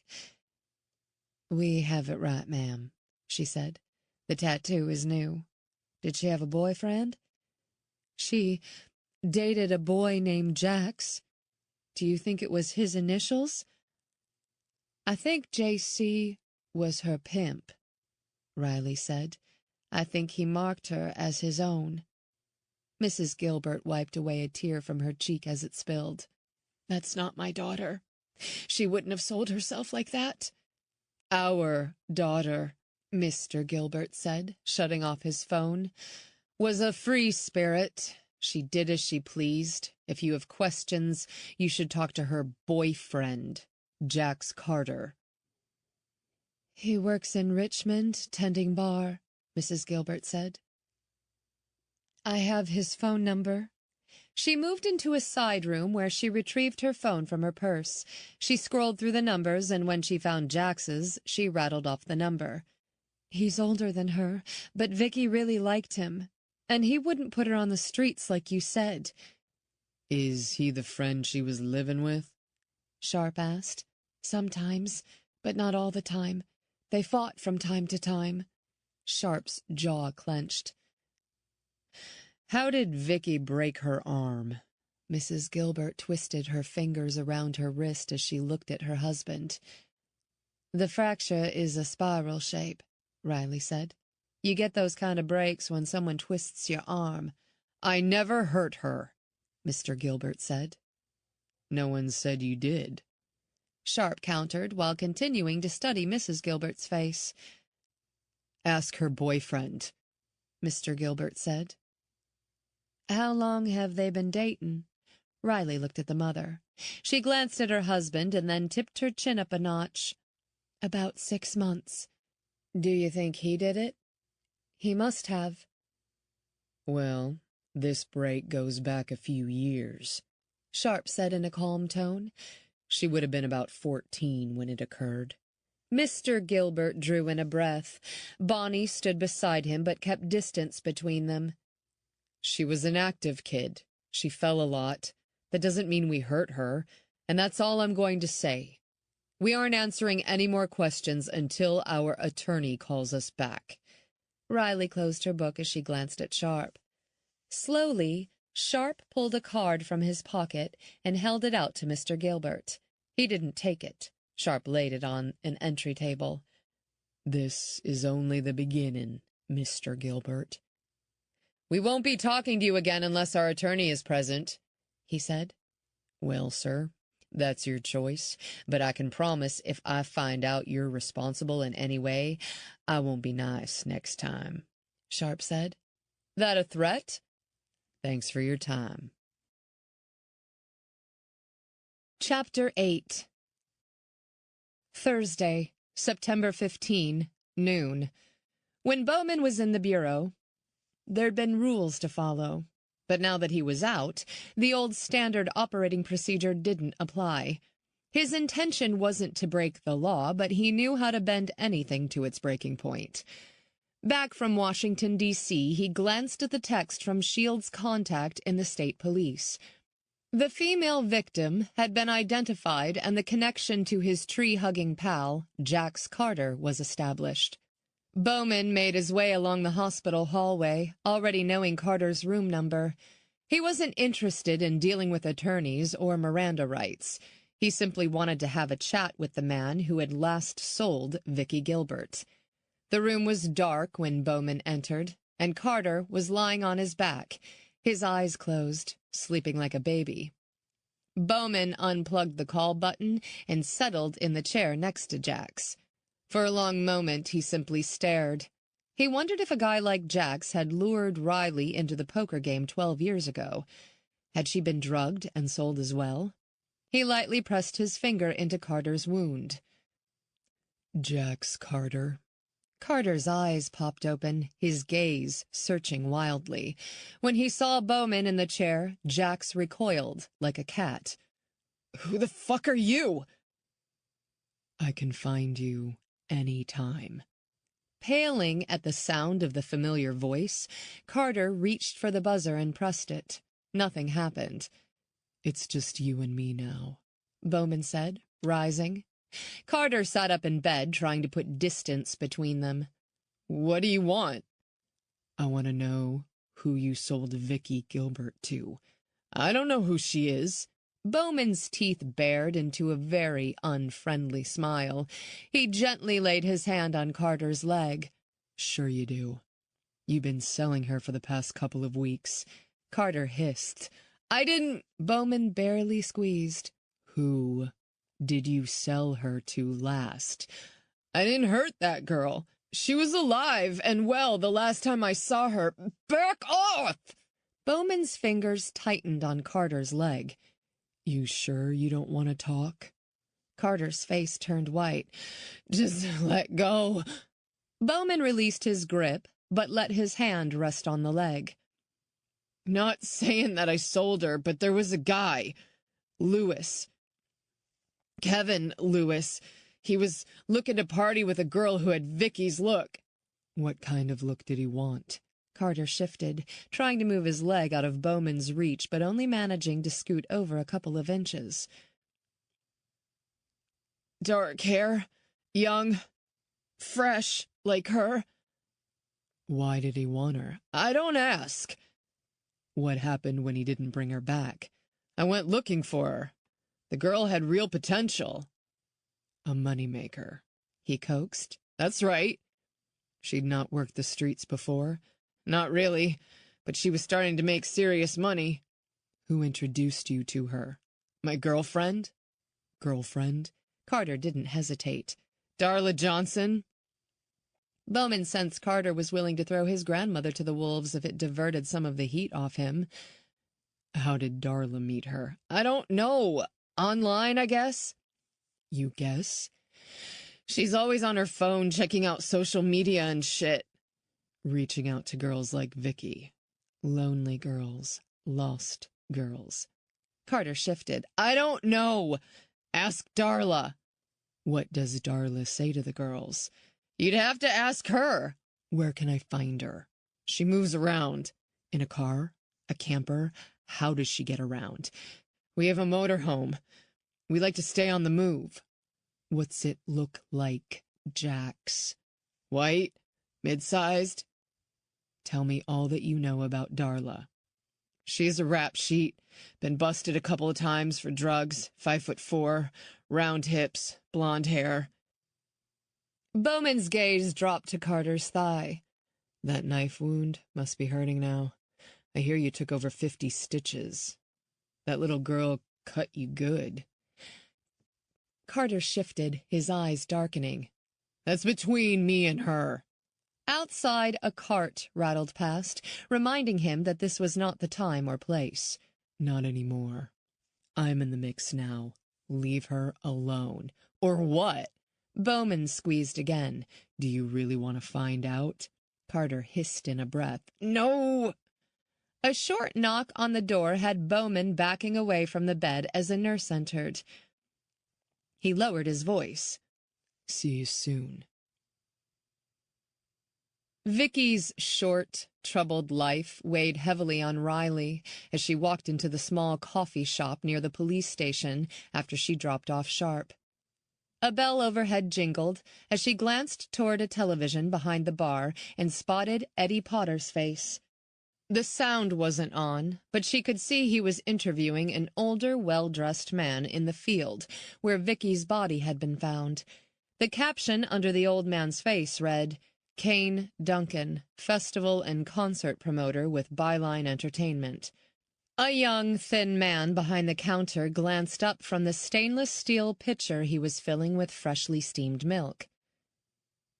Riley, triple espresso? Perfect. So, you and Cooper catch any bad guys today? 2 men at a count, she said. He grinned. Coffee's on the house today. Why? Appreciate what you do. Thanks. She dropped a few bucks in the tip jar. As she settled into a chair, the door opened and she spotted a tall man glancing at the menu above. Though his back was to her, she could see he was fit and radiated an energy that was hard to miss. Going through the motions, she thought as she tore the sugar packets and dumped both into her coffee. As she savored the combination of bitter and sweet, she glanced a second time at the man ordering a plain black coffee, short dark hair cut neatly, nicely dressed. In fact, the jacket was top of the line and fit his broad shoulders well. His eyes remained forward, didn't cut in her direction, but she sensed he knew exactly what was happening around him. By her guess, he was a Fed. Had the look. And they had their share of feds here, so she didn't pay too much attention to them. She thought about the pitch she'd made to Sharp about VICAP. No way the wheels of progress moved that fast. She tugged her notebook from her pocket and flipped through the paltry notes from her interview with Vicky's parents. Father was an ass, and she wasn't sure if that was his constant state or if he was overwhelmed and in shock. Mom was in full-blown grief and juggling a load of guilt on top of it. She wasn't sure if Vicky's problems were of her parents' making or stirred up by her own mental health issues. Either way, the kid had landed on the street. Thank you. The deep timbre of the man's voice drew her attention as he dropped his change, not just coins but also bills, into the tip jar. He didn't bother with sugar or milk before he turned. She froze, her cup centimeters below her lips as she looked at him. He wasn't pretty boy handsome. The profile was too rough around the edges, as if parts had been bruised or broken before. Shit. Clay Bowman. He took a seat 2 spaces from her. Long fingers tapped the side of his coffee cup as he fished a cell from his breast pocket. Riley sipped her coffee, her comfort level plummeting. Clay effing Bowman. The last guy she needed or wanted to see again. Hiding was not an option unless she wanted to look like a wuss. She blew out a slow breath, set her cup down. No sense skirting this past mistake. "Clay Bowman," she said.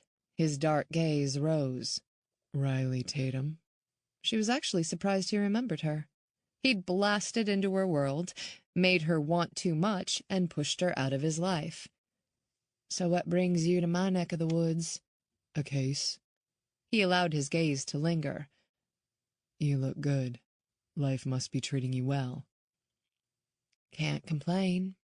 His voice struck a chord as familiar words echoed. "Do you have this?" Was he the guy who'd helped her on the side of the mountain? "Glad to hear it. I always pegged you for greatness." Bowman's presence scraped her nerves and invaded her space as she faced him. "Did you just arrive in the city?" He studied her a beat. "Why do you ask?" The dark paint was gone, but she recognized the wide set of his jaw and angled cheekbones. "I guess I thought we might have crossed paths in the last couple of days."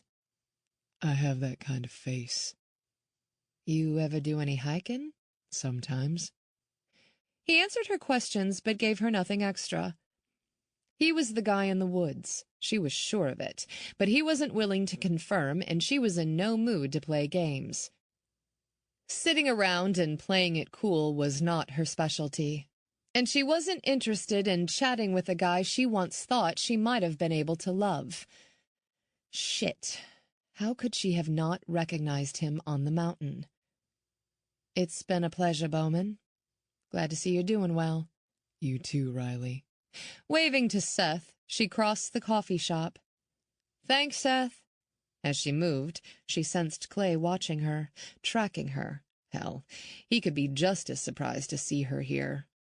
She kept moving. Her SUV was already running, AC blasting so Cooper remained cool. When she slid behind the wheel, she shot a quick glance in Cooper's direction. "The universe hates me today." Cooper looked up, then relaxed back. Seeking distraction, she grabbed her phone from her pocket. A missed message. Realizing she hadn't turned her ringer back on, she played the message.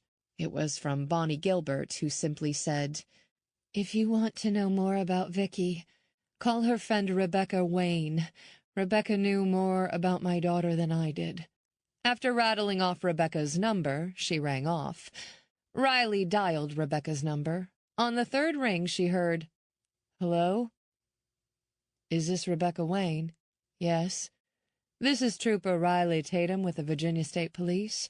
I understand you were a friend of Vicky Gilbert." "Yeah, so?" "I'd like for us to meet. I want to talk to you about her. I'm in school right now. And how do I know you're a cop?" "We can meet in public. I'll show you my badge." She was silent for a moment. "I shouldn't be on the phone, but I'm in the girls' locker room." "When can you talk?" "School lets out at 3, and I have tennis practice right after. I can meet you at the courts." "Great." Rebecca told her the school's address.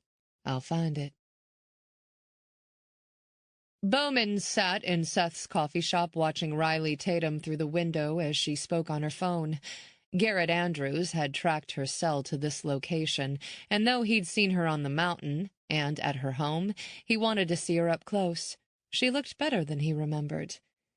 She noticed him the instant he'd entered the cafe. Good cops knew who was around. Identifying him had brought a wicked frown to her face, and when he spoke, she knew he'd trailed her on the mountain. She'd called him out without giving him away. Savvy. Smart. But that was Riley, never anyone's fool. Tall and lean, she carried herself with the straight-backed posture of someone with her sights set on the chief's office one day. Her clothes were nice and crisp, with an edge. One glance suggested she was a gym rat, but she would have to be in good shape to maintain the tracking pace she'd set the other day. She'd not given any physical indication that his presence bothered her as she rose and left, but he'd sensed her irritation. He shouldn't care one way or the other if seeing him again affected her, but he did. On his phone, he opened the emails from his office that profiled Riley Tatum. At 30, she'd racked up several citations and a Valor Award for the rescue 2 years ago. There'd been talk of her moving to the investigative side, but she'd opted out to stay with her dog. Loyal, as he remembered. Her arrest of Jax Carter had earned her media attention, which she'd shunned when the reporter surrounded her after the arrest. She did not like the limelight. He couldn't fault her. She was a good cop. A review of the shark's victim profiles proved she easily fit the killer's type.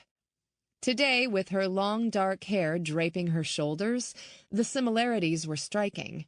Shave off 12 years and she was a perfect fit. And now she was connected to the Gilbert case. The killer had been inactive for a dozen years, and the previous killings had all happened in New Orleans, her hometown. He knew she'd crossed paths with this killer and had somehow gotten away. When he thought back to his visit with Charles this morning, he couldn't picture Riley living the socialite life. Why had Charles called her difficult? Bowman rose. Out the door, he strode to his black SUV and slid behind the wheel. He switched on the engine and, certain now that no one could hear, dialed Shield. He picked up on the second ring. You made contact? I did. What do you think? That was a loaded question. We exchanged a couple of basic pleasantries. Did she recognize you from the mountain? She did. She's not told anyone about your assist there? I don't think so. I asked for her discretion at the time. A humorless chuckle leaked over the line. It's to her advantage not to talk. She gets all the credit. True. But she wasn't the type to grab attention. Her stepfather strikes me as the kind of guy who would willingly gamble her life. He's got a huge portrait of his first wife. She was Riley's mother, and they look exactly alike. There was a long pause. I wonder if Riley knows how close she came to dying 12 years ago? Hard to tell, Bowman said. Whatever you need to get this case solved, consider it done. He's close, and we've a real chance of catching the son of a bitch. Roger that. She's now my #1 priority. Riley placed a call to Sharp and repeated the conversation she'd had with Rebecca Wayne. He agreed to join her so they could conduct the interview together. It was minutes before 3 when Riley and Sharp arrived at the school. Both got out and leaned against the car, enjoying a moment of fresh air and sunshine. I ran a background check on Darla Johnson, Sharp said. Riley leaned forward, her interest keen. Carter's girlfriend? Sunglasses glinted as he tipped his face toward the sun. She's 23 years old and has a list of priors that rivals her boyfriend's. Assault, drug trafficking, and drunk driving make her a perfect fit for Carter. Johnson is a high school dropout and has no primary job.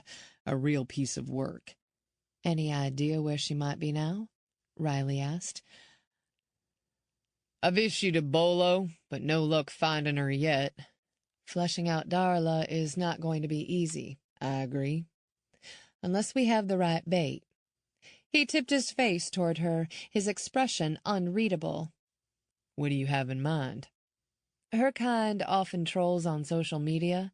I could dig out a picture of me when I was 19 and set up a page and start posting comments about how hard my life is and how no one understands me. She had a picture taken of her at 19 when her hair flowed around her shoulders. She was smiling in the photo, but her eyes reflected a darkness that showed life had not been a piece of cake. It was perfect. Sharp remained silent, as if mulling the idea. The page is only intended to find her, and I'll even use my real name so no lawyer can ever accuse me of using a false identity. What name are you using? Elizabeth Riley Tatum.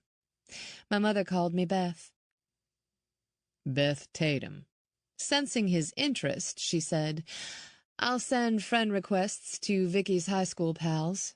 If a couple accept, I'll look more legit. He considered her idea. Set up a page. But if you get any kind of bite, I'll want to know about it. Done. The afternoon bell rang, and as the hundreds of kids poured out of the school, she texted Rebecca.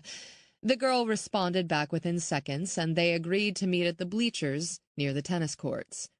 Riley and Sharp stood in the afternoon sun, soaking up the warmth and the breeze. They watched as the kids assembled by the tennis courts, and when one girl hung back from the crowd, Riley nodded. I think that's her. Okay. The girl was a tall, leggy blonde wearing a tennis skirt. Her hands trembled as she pretended to adjust the strings on her racket. Can I make initial contact? Sure. Both pulled their badges and walked toward the girl, with Riley taking the lead. Rebecca Wayne? Rebecca responded to a text on her phone and looked up. Trooper Tatum? That's right. And this is Agent Sharp. He's also with Virginia State Police. Both held up their badges. The girl barely glanced at the shields and seemed more worried about making it to practice. I don't have a whole lot of time. Practice starts in 15 minutes and the coach gets all bent when I'm late. Rebecca fished a power bar out of the side pocket.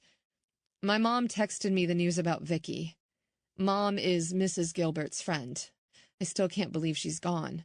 I saw her about a month ago. Any reason why you two haven't seen each other recently? Yeah. Her new boyfriend, Mr. Super Creep. His name? Riley pulled out her notebook and pen. Jax Carter. How'd they meet? Through his weird sister. Sister? Riley asked. Yeah. Darla. She said she was his sister. It was easier to lure prey as a brother and sister act. Okay.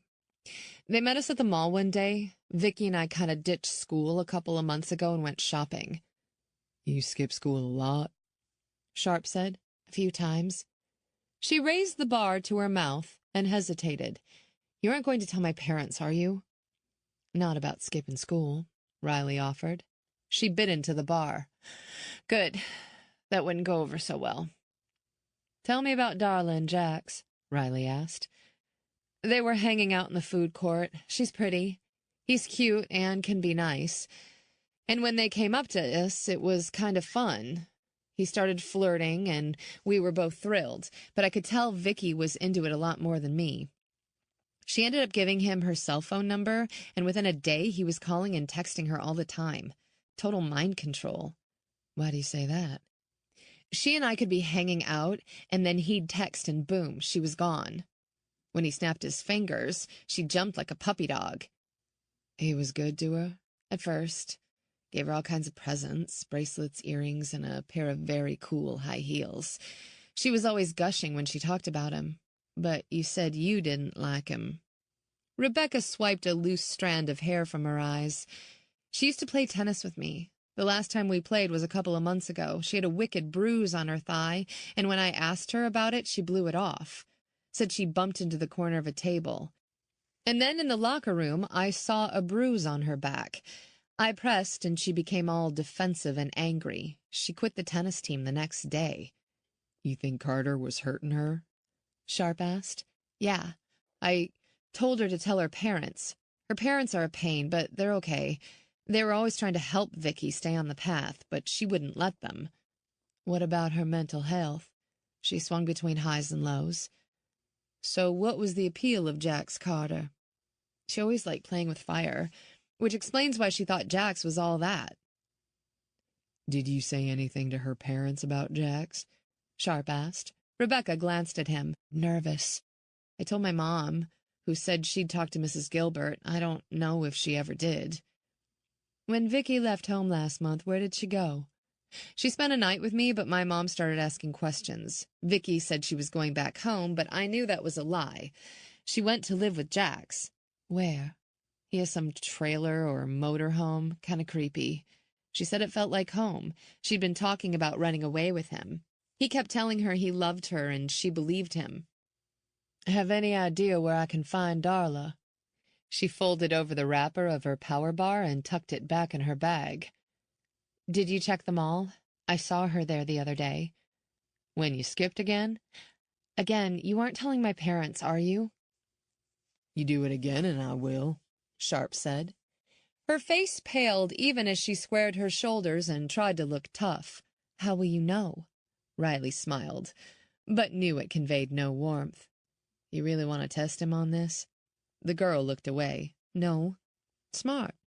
Do you know where they park the motorhome?" "I know they move around a lot, but where, I don't know. Where's Jax?" "He's in the hospital. He's under arrest for assault." "Shit. Did he kill Vicky?" "No. But he beat up another girl so badly she's in the hospital." "Did Darla kill Vicky?" "I don't know who killed Vicky." A breeze blew the hair back from Rebecca's face, accentuating a sprinkle of freckles across the bridge of her nose. She looked too damn young.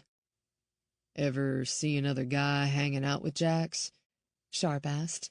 "There was a guy once, dark hair and tan skin. He sat next to Vicky in the back seat. Jax said he was a friend." Guys like Jax lured girls like Vicky into prostitution slowly at first. They'd ask them to be nice to a friend. Being nice usually translated into sex. After the first friend, there'd be more until finally sex with strangers was a job. "Was there anyone else she hung out with?" Riley softened her voice, knowing Sharp made the girl nervous. "After Jax, no. He was it for her. When's the last time you had contact with Vicky? She texted me on Friday, said she'd see me soon." "Did she say where she was going?" Riley asked. "A big party." "That's it?" "Yeah. She didn't say anything else." Riley handed a card to Rebecca. "If you think of anything else, will you call me?" "Yeah, sure." She flicked the edge of the card with her finger. "What was Jax doing with Vicky all this time?" "He was pimping her out," Sharp said. "Like a hooker?" "Exactly like that," he said. "Damn." "Don't skip school," Sharp cautioned. "The monsters love the girls that color outside the lines." Rebecca looked at Riley. "He's intense. He's also right," she said. Riley and Sharp left a shocked Rebecca by the tennis courts and strode back to the car. "Should we go to the mall?" Sharp asked. "It's after school, so the mall will be full of kids. I'll bet Darla won't be there. Her kind comes in the middle of the day to troll for the girls who've skipped school. Those girls, more often than not, have some kind of issue and are easy prey." "So we have a bolo and social media." "It's a start." People stuck to what they knew, and criminals were no different. The motorhome had been seen at the truck stop shortly before Carter assaulted JoJo. Maybe Darla would double back, and if not, maybe someone knew something about her. "If you get any leads, Tatum, call me." "Sure. What about VICAP?" "I sent in a report." "Good, thanks."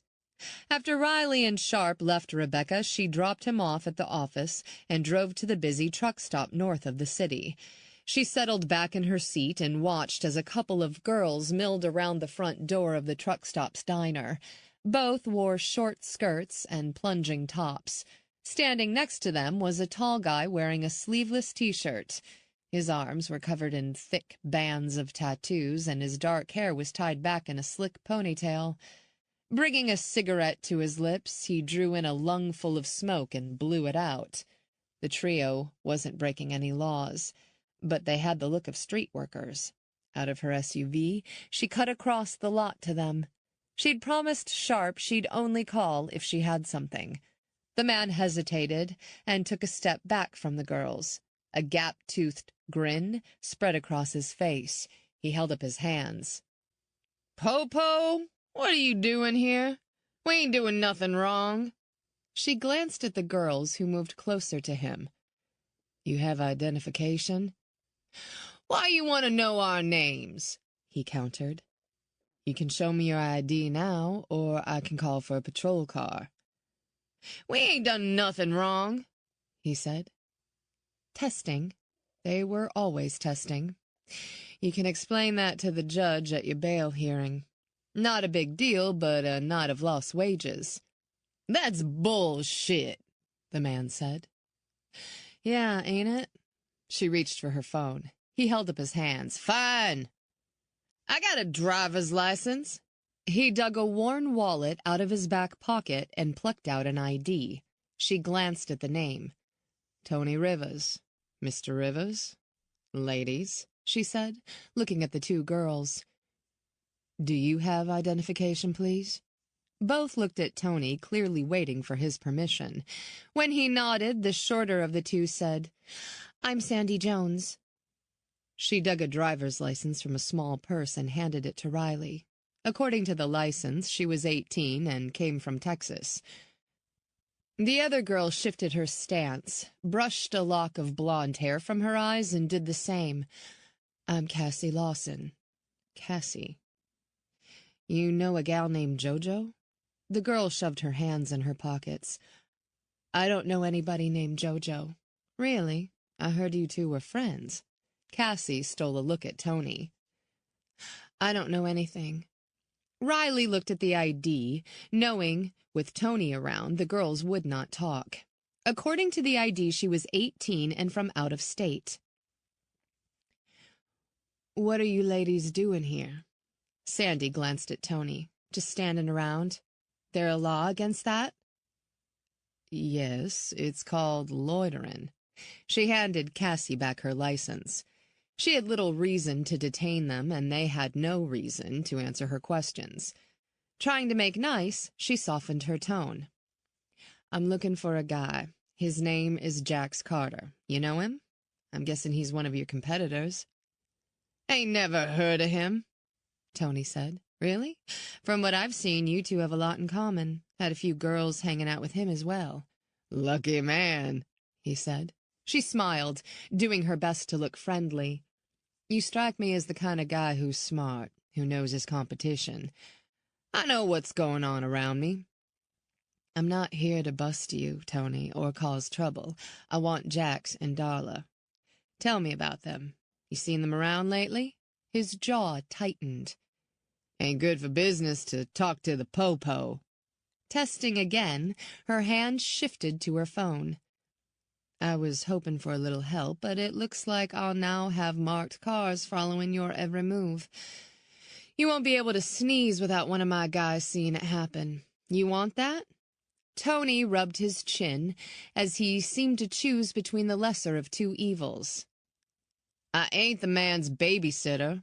She reached in a back pocket and pulled out a picture of Vicky, which she'd gotten from the Department of Motor Vehicles. Careful not to refer to murder, she said, Either of you know this girl? The girls barely scanned the picture. Each shook their head no and glanced at the ground. Tony leaned over and looked at the image.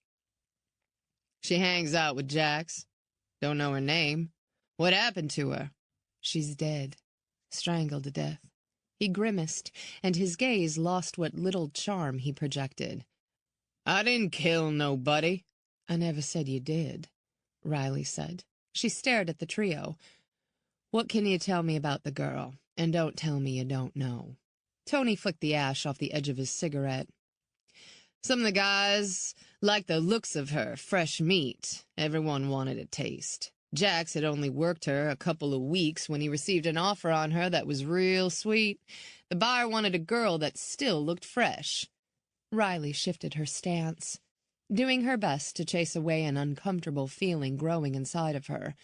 You know who this guy was? Jax knows. Darla knows. I never saw him. Tony, you mind if the ladies answer the question? Slowly, he shook his head. Fine. There was a car I saw, Sandy said after a moment's hesitation. What car? Big black car, tinted windows. It parked next to their motorhome. Did anyone get out? No. No one got out, Sandy said. It was a fancy car, so we were all paying attention. That kind of ride doesn't come here all that often. License plates? Sandy laughed. It's never smart to look too hard or to remember. It was nice and fancy. That's all I got. Did any of you talk to the driver? Maybe I did, Tony said. I was getting a feel for what he wanted. And? He didn't roll his window down much. He said he didn't like what I had to offer. He wanted a different type of girl, dark hair. Like Vicky? Yeah. Jack saw me talking and came up a few minutes later and talked to the guy, Tony offered. If he cut a deal, I didn't see it, but he knew there was a buyer looking for a specific type. And this would have been last week. What night? Tony dropped his cigarette and ground the ash into the concrete with his scuffed boot tip. Friday or Saturday, maybe? I never saw the car again, and that's all we got to say. Riley pulled out her business cards, handing one to each girl. If you ever need a hot meal, Duke's is the place to go. It's safe, and he doesn't allow for any shit under his roof. But he's always putting people to work, Tony said. Who wants to sweep floors for minimum wage? Beats working on your back, Riley said. He shook his head and laughed. Cassie laughed. Sandy did not. Riley tucked her notebook away as if she were wrapping up the interview when she said, almost as an afterthought, "Any of you hear about any high-stakes poker game?" Tony scratched his neck, and she noticed a spider tattoo clinging to the skin below his collar. How high are the stakes? Top level. Tony shook his head. Shit, I don't know about that. If the stake is more than $1,000, it's over my head. Looking at him, she believed him. He didn't roll large. Okay. She left the three standing silent in the parking lot. Sliding behind the wheel of her SUV, she studied Cassie and Sandy. She exhaled a breath she felt like she'd been holding since she first saw Vicky. The sheriff's words echoed. She looks a little like you. I don't look like her. As she muttered the words, images reached out from the shadows. Smoke, the clink of poker chips, laughter. She's pretty, a man said. She's your type, right? A second answered. Her mind tripped and turned, swirling in a sea of drugs as strong hands gripped her face and twisted it upward. Her eyes fluttered open, but they did not focus. Yeah, she's my type. Perfect. A car horn behind Riley blared, startling her. The light was green. She drove, doing her best to shake it off. Gripping the wheel, she increased her speed.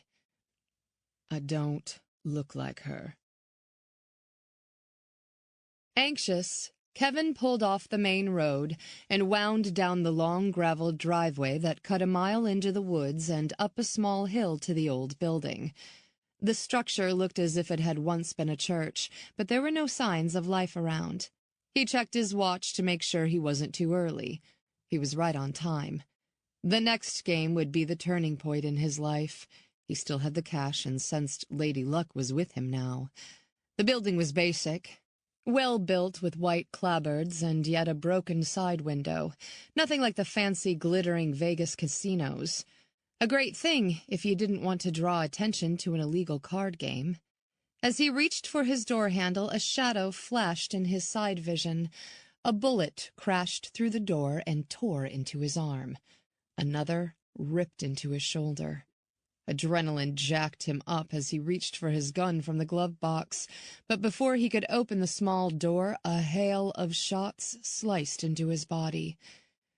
His last thought, as blood oozed and his vision blurred, was that Lady Luck was a conniving bitch.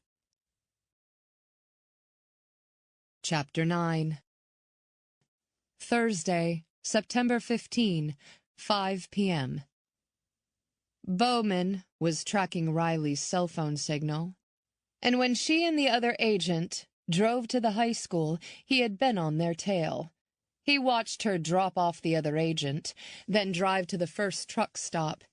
He followed her to 3 more truck stops, and when she stopped at the gas pump and got out to fill her tank, he decided it was time to know the game plan. "Riley," he said. She turned instantly, hand sliding toward her weapon. Her gaze locked on him. He kept his hands out of his pockets and did his best to keep his face as neutral as possible, except for a small grin. He could scare the devil on a good day and didn't want to put up more roadblocks between them.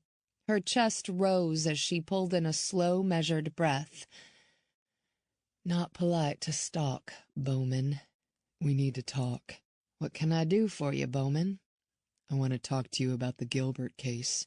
She glanced past him at his car, again calculating. He suspected she'd just shove him deeper into the doghouse. "Why?" "Did you find playing cards with the body?" Eyes narrowing, she stilled. "Playing cards? We can stand here all day and second-guess each other, or we can find a place to talk. I might be able to help you with this case." "I don't need your help, Mr. Bowman. I'm pretty good at figuring these kinds of things out on my own." "I was a help in the woods." "I'll give you that, but this isn't the woods. Nor is it Quantico. We're not a team." He should have guessed she'd not forgotten a damn thing. "This case is bigger than you think. You're in danger." "Murder's always pretty big, Bowman." This close, he was struck by her looks. Thick, dark hair that he knew was soft to the touch, keen, green eyes, cut cheekbones, beautiful, and she possessed a confidence that still appealed. "Is the case important to you because it hits close to home?" "There's a dead young girl lying on a slab in the state morgue, Mr. Bowman. That's why it's important to me." "I know you were a runaway when you were 17. Her eyes narrowed as if he'd jabbed a raw nerve. "You've mixed me up with someone else." "I haven't." Hands hitched on her hips, she tapped her finger against her belt. "You headed down a rabbit hole." A woman passed by and glanced at the two of them, her gaze alight with curiosity. Bowman, aware he was leaning toward Riley, straightened and tossed the woman a sideways glare, his frown deepening until she looked away. "I'm not having this conversation here, and I know you don't want to have this chat in your office with your supervisor listening. My guess is that no one knows what happened to you." Tension vibrated around her. "There's a restaurant in town, Latrobe's. You know the place?" "I know it."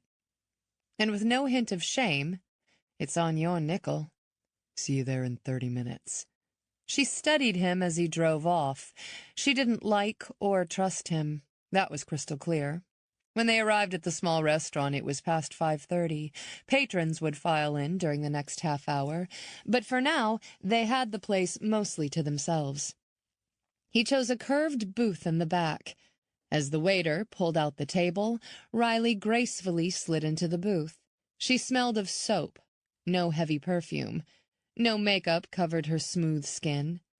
The brief time they'd been together, she never talked about her past, and he had been so wrapped up in his own that he'd never asked. Now he was deeply curious. He edged into the booth until his back was to the wall. This tactical choice put him a foot from her, but he wasn't worried about invading her space. She could have moved to her left, but like most cops, she wouldn't expose her back to the door. "How's Cooper?" he asked. "You didn't bring me here to talk about my dog, did you?" "No, but I do like Cooper." "What exactly do you do for SHIELD security? How does tracking fugitives and serial killers fit into the job description?" The waiter returned to fill their water glasses and leave 2 menus behind. When he was out of earshot, Bowman carefully unrolled his napkin. "Mr. Shield assigns duties on an as-needed basis."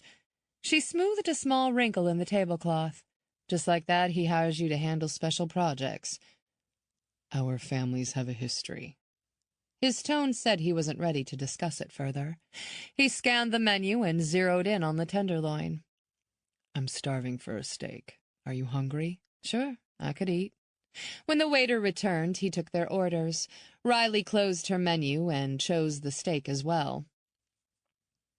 "I thought women just ate salads," Bowman said. "Hungry, angry women eat salads." She laid her napkin on her lap. I also eat real food. Bowman, tell me about Shield Security. Not much press gets out about that company. Feel free to call me Clay. No. We passed being strangers a long time ago. Slowly, she shook her head.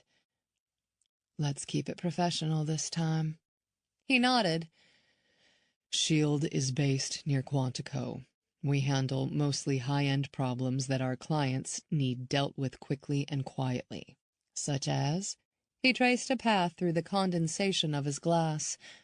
Discretion is a big part of our appeal, but we generally find missing things or people. Nothing illegal. Nothing unethical. She didn't press that point. I'm guessing Shield Security is doing well, judging by the suit. It's rewarding. By the way, you dress well. She arched a brow. Stop. You're gonna make me blush. A smile tugged at the corner of his mouth. We appreciate your discretion on the Carter arrest. If you hadn't asked for silence, I would have given you credit. You passed up a lot of publicity. Which is exactly what we never want. Small gold earrings dangled from her ears. He remembered she'd been wearing them during their night together 5 years ago. So if you're doing so well and making money hand over fist, what are you doing on my case? He sipped his water, allowing the ice-cold liquid to cool his throat.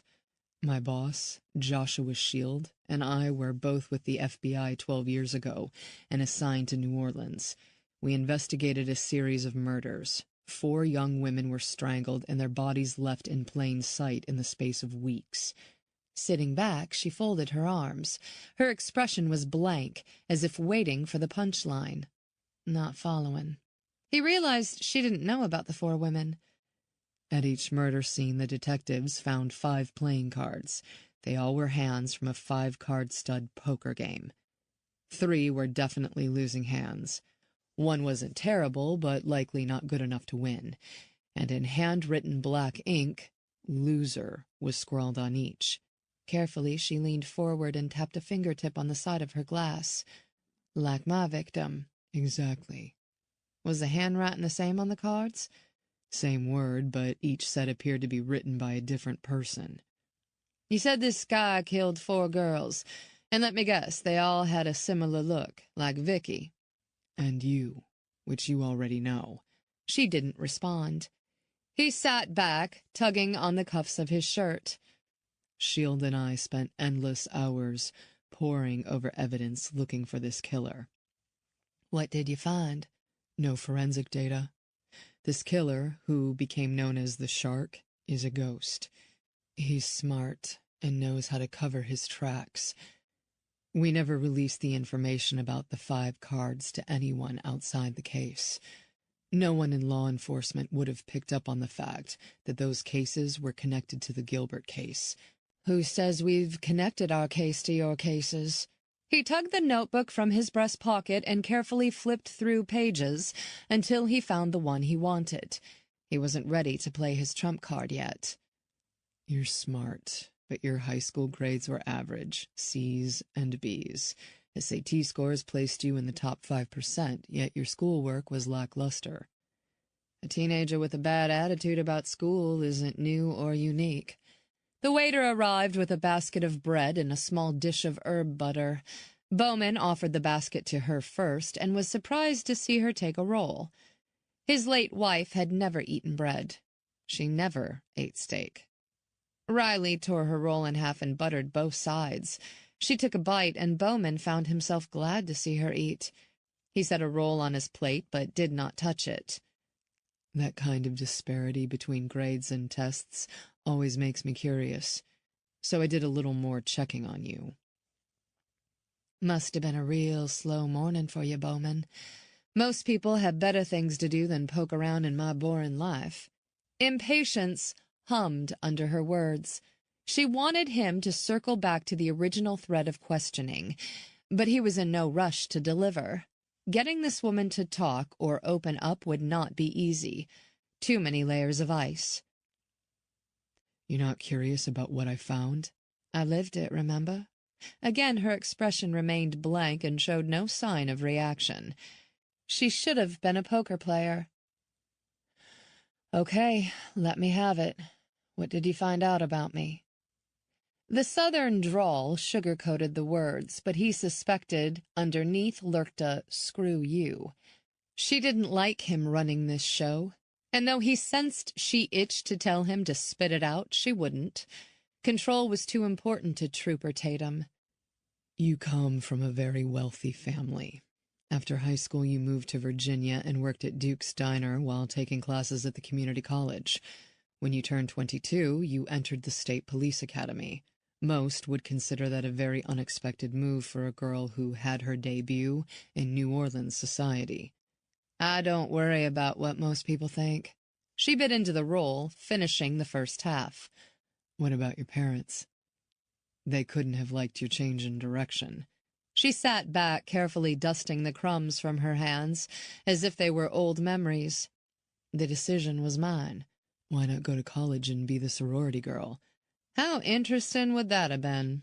She dabbed her lips with her napkin, a remnant from that old lost knife of genteelness that he knew masked something dark. She hesitated before she spoke again. I thought you checked me out. Are you coming up short? He considered telling her about his visit with her stepfather, but decided against it. The news would add unnecessary fuel to the fire he suspected was burning behind her calm.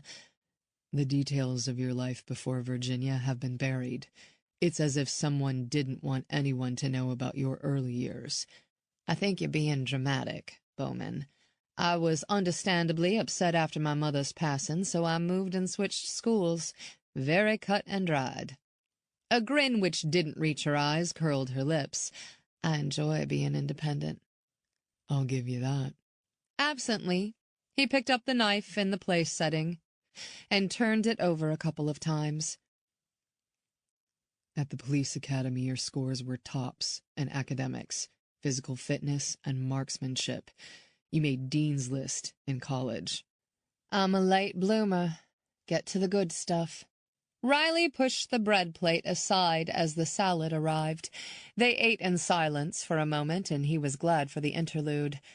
If he thought he'd rattled her by showing up and telling her what he knew about her past, he was wrong. Finally, when the steaks arrived, she said, "Make your point." He cut into his rare steak, but then set his fork and knife down. After I was transferred out of the New Orleans office, SHIELD received an envelope. No return address.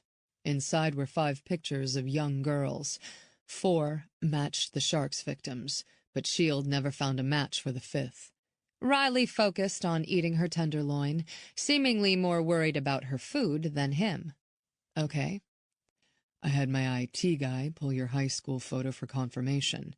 Her fingers tightened slightly around her utensils. Bowman reached into his pocket and pulled out her old picture. In that image, she wore her hair loose around her shoulders. Her smile was wide, her eyes bright. Showing no emotion, he removed a second picture, holding it up like a gambler did a winning card. This is the picture of the girl we could never find. He placed it beside her high school picture. Riley's silverware clanged against the plate. It's not a match. Don't lie to me or yourself. Do you know how many people have brown hair and brown eyes, Mr. Bowman?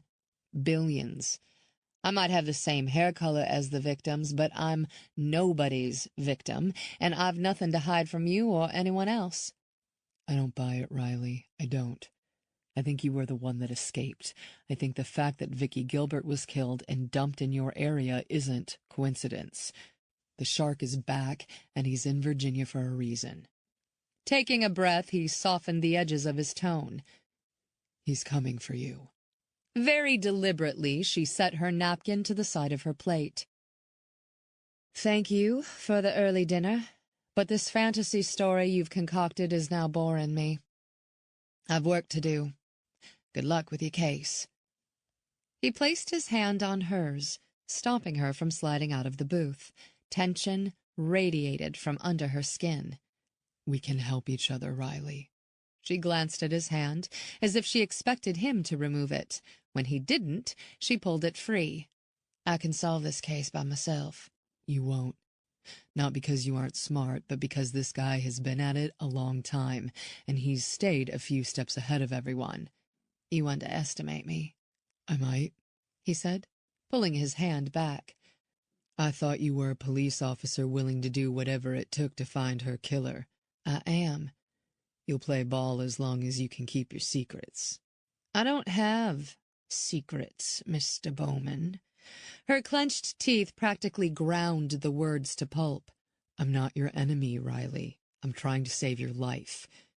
If you can forget our history— Mr. Bowman? I barely remember our history, so that's not a factor. I don't really know you or your agenda. You insinuate yourself into the search for Carter and now this case. I didn't ask for your help last time, and I'm not asking now. What more do you want to know about me? Slowly, she shook her head. I don't want to know anything more about you. Feel free to check up on me, but do it quickly. I suspect if I bothered to check, I'd find a few facts that don't amount to much. For all I know, the shark could be your client, and this is one of the messes you've been hired to clean up. We don't take those kind of clients at S.H.I.E.L.D. So you say. He was trying to help her. Instead, she was cool as a cucumber, and he was getting annoyed. He didn't appreciate the knock on his integrity. There are going to be more bodies, Trooper. In his killing year, there were 4 bodies. He balled up his napkin and placed it on the table. It's too bad that another girl will have to die before you see the light and tell me what you know. He reached in his breast pocket and pulled out a business card. If you change your mind, please call me. Her chest rose and fell. She glared at him while sliding out of the booth and grabbed her purse. She left his card behind. She moved with a steady precision that had him watching the sway of her hips. I know you are the one, Riley. I know it. When Riley slid into her SUV, the seat's warmth seeped into her skin but didn't quite chase the chill from her body. She didn't have any real memory of what had happened to her in New Orleans, but Bowman was right. She needed to tell. With a trembling hand, she checked her messages and realized Dr. Kincaid had called. En route home to walk Cooper and check in on Hannah, she called the medical examiner and was sent to voicemail. Dr. Kincaid, this is Trooper Tatum calling you back. As she hung up the phone, it rang, displaying Dakota Sharp's name. Agent Sharp? Where are you? About home, what's up? I have a body that might be of interest to you. Her breath stilled. Why is that? He has poker chips in his pockets, and his suit reminds me of a fancy gambler. Give me the address. When he shared the location, she didn't need to plug it into her GPS. It was 5 miles from her home and close to where they'd found Vicky. She drove 15 miles north and took the exit she took every night to go home. She wound along the back road until she spotted the flash of cop car lights in the distance. Parking behind Dakota's vehicle, Riley stepped out and moved toward the tape where Agent Sharp and Sheriff Barrett stood. Had an interest in visitor. From S.H.I.E.L.D. Security, she said. I've heard of them, Barrett said. Firm near Quantico. What are they doing here? Sharp asked. She held his gaze. She knew Sharp was a straight shooter, and at this point she had to trust someone. The Gilbert case landed on S.H.I.E.L.D.'s radar. Okay. Joshua Shield, the firm's CEO, used to be FBI. When he was with the Bureau, he investigated a string of cases similar to our murder. They called the killer the Shark. Sharp didn't speak for a moment, as if choosing his words carefully. S.H.I.E.L.D. sends a guy. Why go to you? Lucky, I guess. The guy who paid me a visit is Clay Bowman. He was picking my brain on the case. She held up her hand as he readied to argue. And I didn't give him anything on Vicky Gilbert. This is your active investigation, and I'm not that green. Sharp looked dubious. Did he offer up any help? He did. I refused it. Why'd you say no? Nothing's free. She shielded her eyes against the setting sun as she stared over the billowing yellow crime scene tape toward the technicians photographing the body next to a dumpster. This killer, the shark, is apparently a ghost. Blew into New Orleans, killed 4 girls, and was gone within a couple of weeks. They call him the Shark, as in a high-stakes card player? Sharp confirmed. Yep. What the hell is he doing here? Sharp asked. We aren't exactly a hotbed of gambling. Private games aren't just in Las Vegas and Atlantic City, Riley said. What aren't you telling me? Her chest tightened. I'm from New Orleans. When I was a teenager, it wasn't good in my home. I ran away. Silent at first, he stared at her. What are you saying? Bowman said we'd see more bodies in the next few weeks if we don't catch this guy, she said. Bowman's words weighed heavily on her shoulders. She had been glib with him. But to think she was the reason that young girl had died made her sick. Keep talking. It was confession time, so better to spit it all out. I have a gap of several missing days while I was in New Orleans. When I woke up, I was in Virginia, and shoved in my back pocket was a set of cards, like the one we found on Vicky. My hand was a royal flush, and nothing was written on them. Sharp sighed. Why the hell didn't you tell me this before? I didn't want to be associated with the victim. I'm days away from finalizing Hannah's adoption. Where are the cards? At my house? I want them. Right, of course. She looked at him. If I could recall any detail I thought would really help, I'd have told you sooner. Get me the cards by tomorrow morning. Please don't pull me off the case. A muscle pulsed in Sharp's jaw. Without giving her an answer, he nodded toward the yellow tape. According to this victim's driver's license, his name is Kevin Lewis. Kevin? He has a couple of $100 shoved in his wallet and a diamond ring on his hand. So not a robbery. Sharp pulled his sunglasses off and bit on the end of an earpiece that looked half-eaten with worry. If it were, the killer was after something entirely different. The ring and cash might have been small change in comparison. Can I have a look? She half expected him to say no. Suit yourself.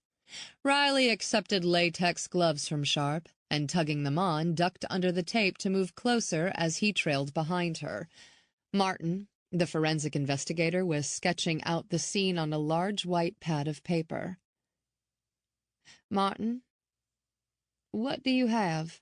Martin labeled something on a sketch before he looked up. Kevin Lewis, 51 years old and from Las Vegas. I count at least a half-dozen bullet wounds. She knelt by the body. Lifting his hand, she noted it was just stiffening with rigor mortis. The nails were buffed, but the tips on his right hand were stained with nicotine. The diamond in the ring was at least a carat.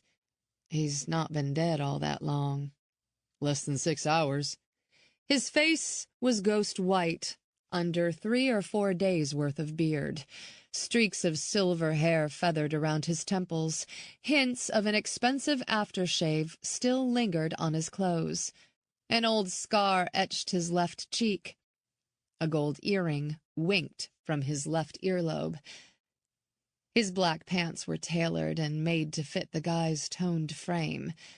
The belt, with a stylish silver buckle, looked expensive, as did the white shirt now stained with multiple blooms of blood in the center of his chest. She could imagine him sitting at a poker table, a cigar or cigarette hanging from his mouth, as he fanned his cards. "Martin, can I move the victim?" Riley asked. "He's clear. Have at it." She rolled him on his side and noted the bullets didn't exit his back, likely a .22 caliber using hollow-point bullets. Nasty bullets create maximum damage.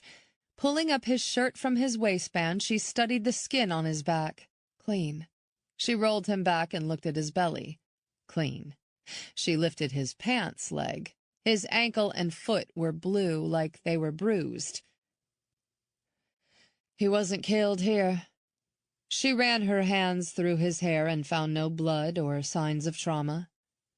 Garden variety shooting. This kind of thing happened to gamblers when they ended up on the wrong side of a bet they couldn't pay back. Agent Sharp watched as she began checking his pockets. But other than a half-chewed pack of gum and a rubber band, his back pockets were clean. "You have his wallet, you said?" Sharp handed the now-bagged wallet to her. "Nothing remarkable." She accepted the bag and held it up. The wallet was fine leather, likely Italian. This guy knew how to dress the part of success. "I can run a background check." "Isn't this your day off?" "I want this case solved." "Thanks, but I got it from here. Your job is to get me those cards." "Right." "By the way, I received a call from Carter's attorney today. He has a bail hearing tomorrow, and there's a good chance he'll post it." "What about JoJo? The girl Jack's beat up. She's still in bad shape. She can't defend herself if he decides to make trouble." "She's in a lockdown ward at the hospital with a no-visitor mandate." "But no armed guard?" "No." "Damn it." Riley now reached in the victim's front left pocket and pulled out a rabbit's foot. Gamblers do like their good luck charms. "Even the best ones have their quirks." Martin handed Riley an evidence bag. "Put it in there and I'll mark it." Riley dropped the rabbit's foot in the bag and handed it over. She searched the front right pocket and found a gold money clip holding several $20 bills and a pack of matches that read, "Casino." "These pants set him back at least $1,000. She ran a gloved finger along the stitching. "This is some nice work, hand-tailored." "You're the first trooper I met who knows hand-tailoring," Sharp said. "I do have my talents." "Don't tell me you grew up with a silver spoon." "I had a stepfather who liked to dress well." "Today is the first time you've mentioned family." "We aren't family." She'd seen Lewis's kind in New Orleans coming in and out of the casinos. "Kevin here thought of himself as a high roller." Lady Luck didn't agree. "We find a victim with playing cards on her body and a guy who looks like a high-stakes gambler. Not a coincidence," she said. "Shield's theory of the shark fits a little too well into this scenario," Sharp said. "Yeah." Tension knotted her chest. She did not want Bowman or Shield to be right. She did not want to be connected to this case. Sharp pulled a stick of gum from his pocket. "A down-on-his-luck gambler will do whatever it takes to get back on top. He has his lucky rabbit's foot and believes he can beat a high roller like the shark, win big, and then what? Release the girl and scoop up the cash, or just another creep playing with someone's life for his own ego?" The theory struck too close to home for Riley. Both are viable theories. Sharp stared at the body, a faint look of disgust darkening his eyes. "If Bowman offers any more words of wisdom, be sure to share. I'm territorial, but I'll take whatever information I can get if it means no more dead girls in my jurisdiction." "I'll keep looking for Darla." "Bring me those cards in the morning." Chapter 10. Friday, September 16, 7 a.m. If anyone ever made it past the first checkpoint of SHIELD security or the second guard station positioned at the end of the long access road, they'd find a 3-story, nondescript building. Its rectangular shape was nothing remarkable and could have been the headquarters for any company USA. Glass-reflective windows allowed no one to see inside, and there were no shrubs or trees around the building, negating possible hiding places. An entrance in the front required the swipe of a security card.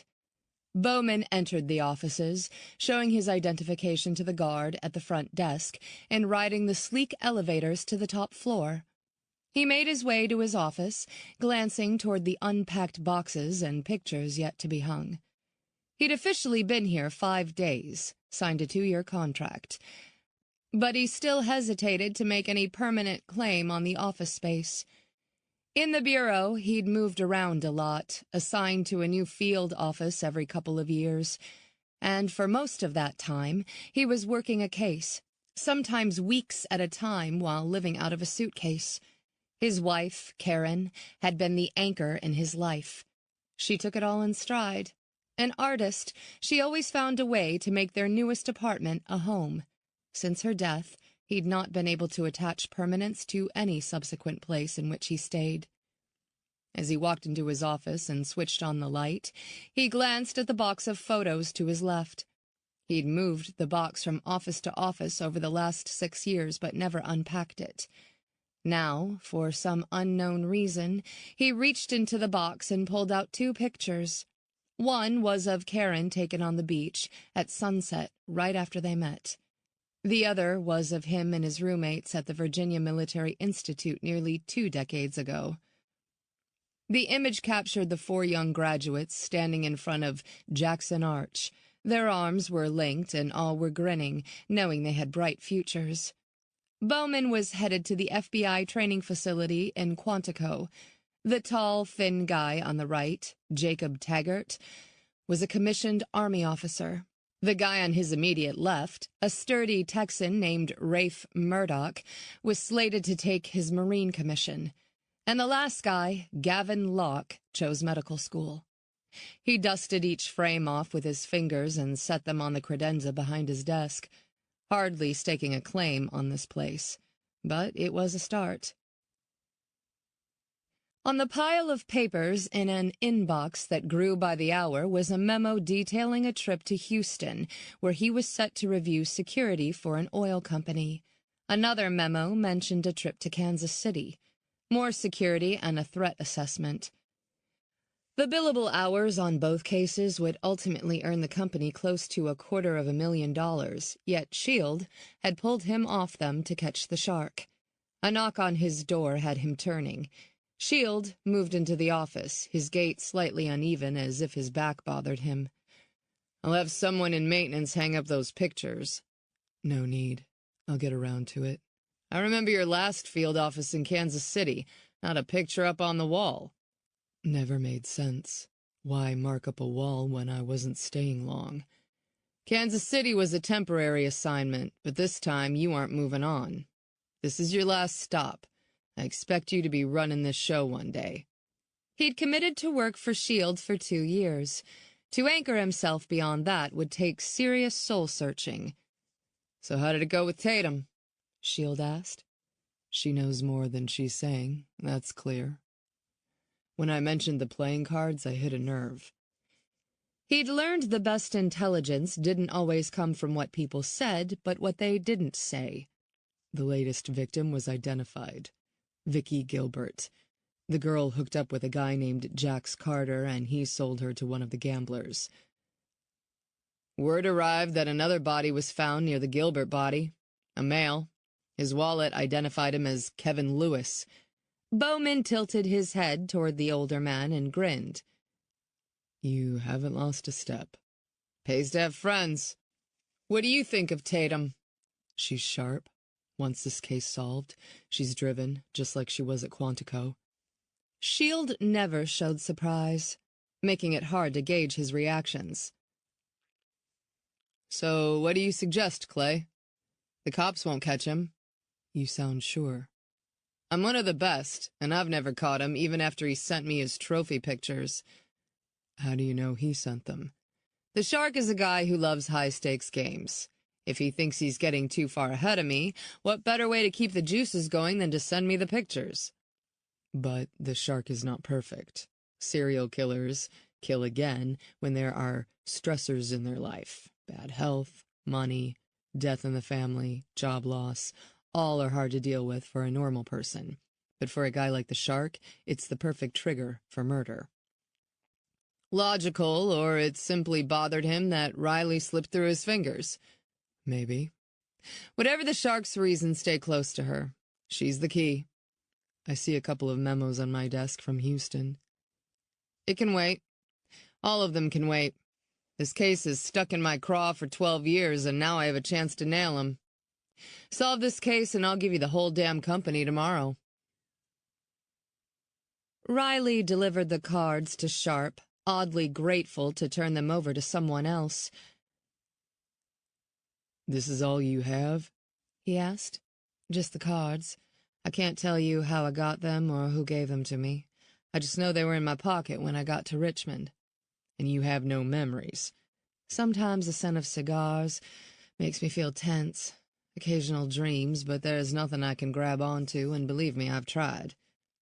I'll have these dusted. I did that 8 years ago. They were wiped clean. So all we know right now is that your cards look like the ones in Gilbert's backpack. Yes. All right. What do you want me to do? I'll call you if anything comes up. Bowman went to the parole board offices after he left SHIELD headquarters. Fluorescent lights buzzed as he moved down the building's main hallway to the door at the end. He knocked. A heavy-set man with gray hair looked up from an outdated computer. Yes? Ken Trice? Yes? I'm Clay Bowman with SHIELD Security. My boss, Joshua SHIELD, called about Darla. Right. He clicked a couple of computer keys and read the screen. A nasty lady, if I do say so myself. Why are you looking for her? She and her boyfriend are believed to be selling girls. Is this about the girls strangled and dumped north of the city?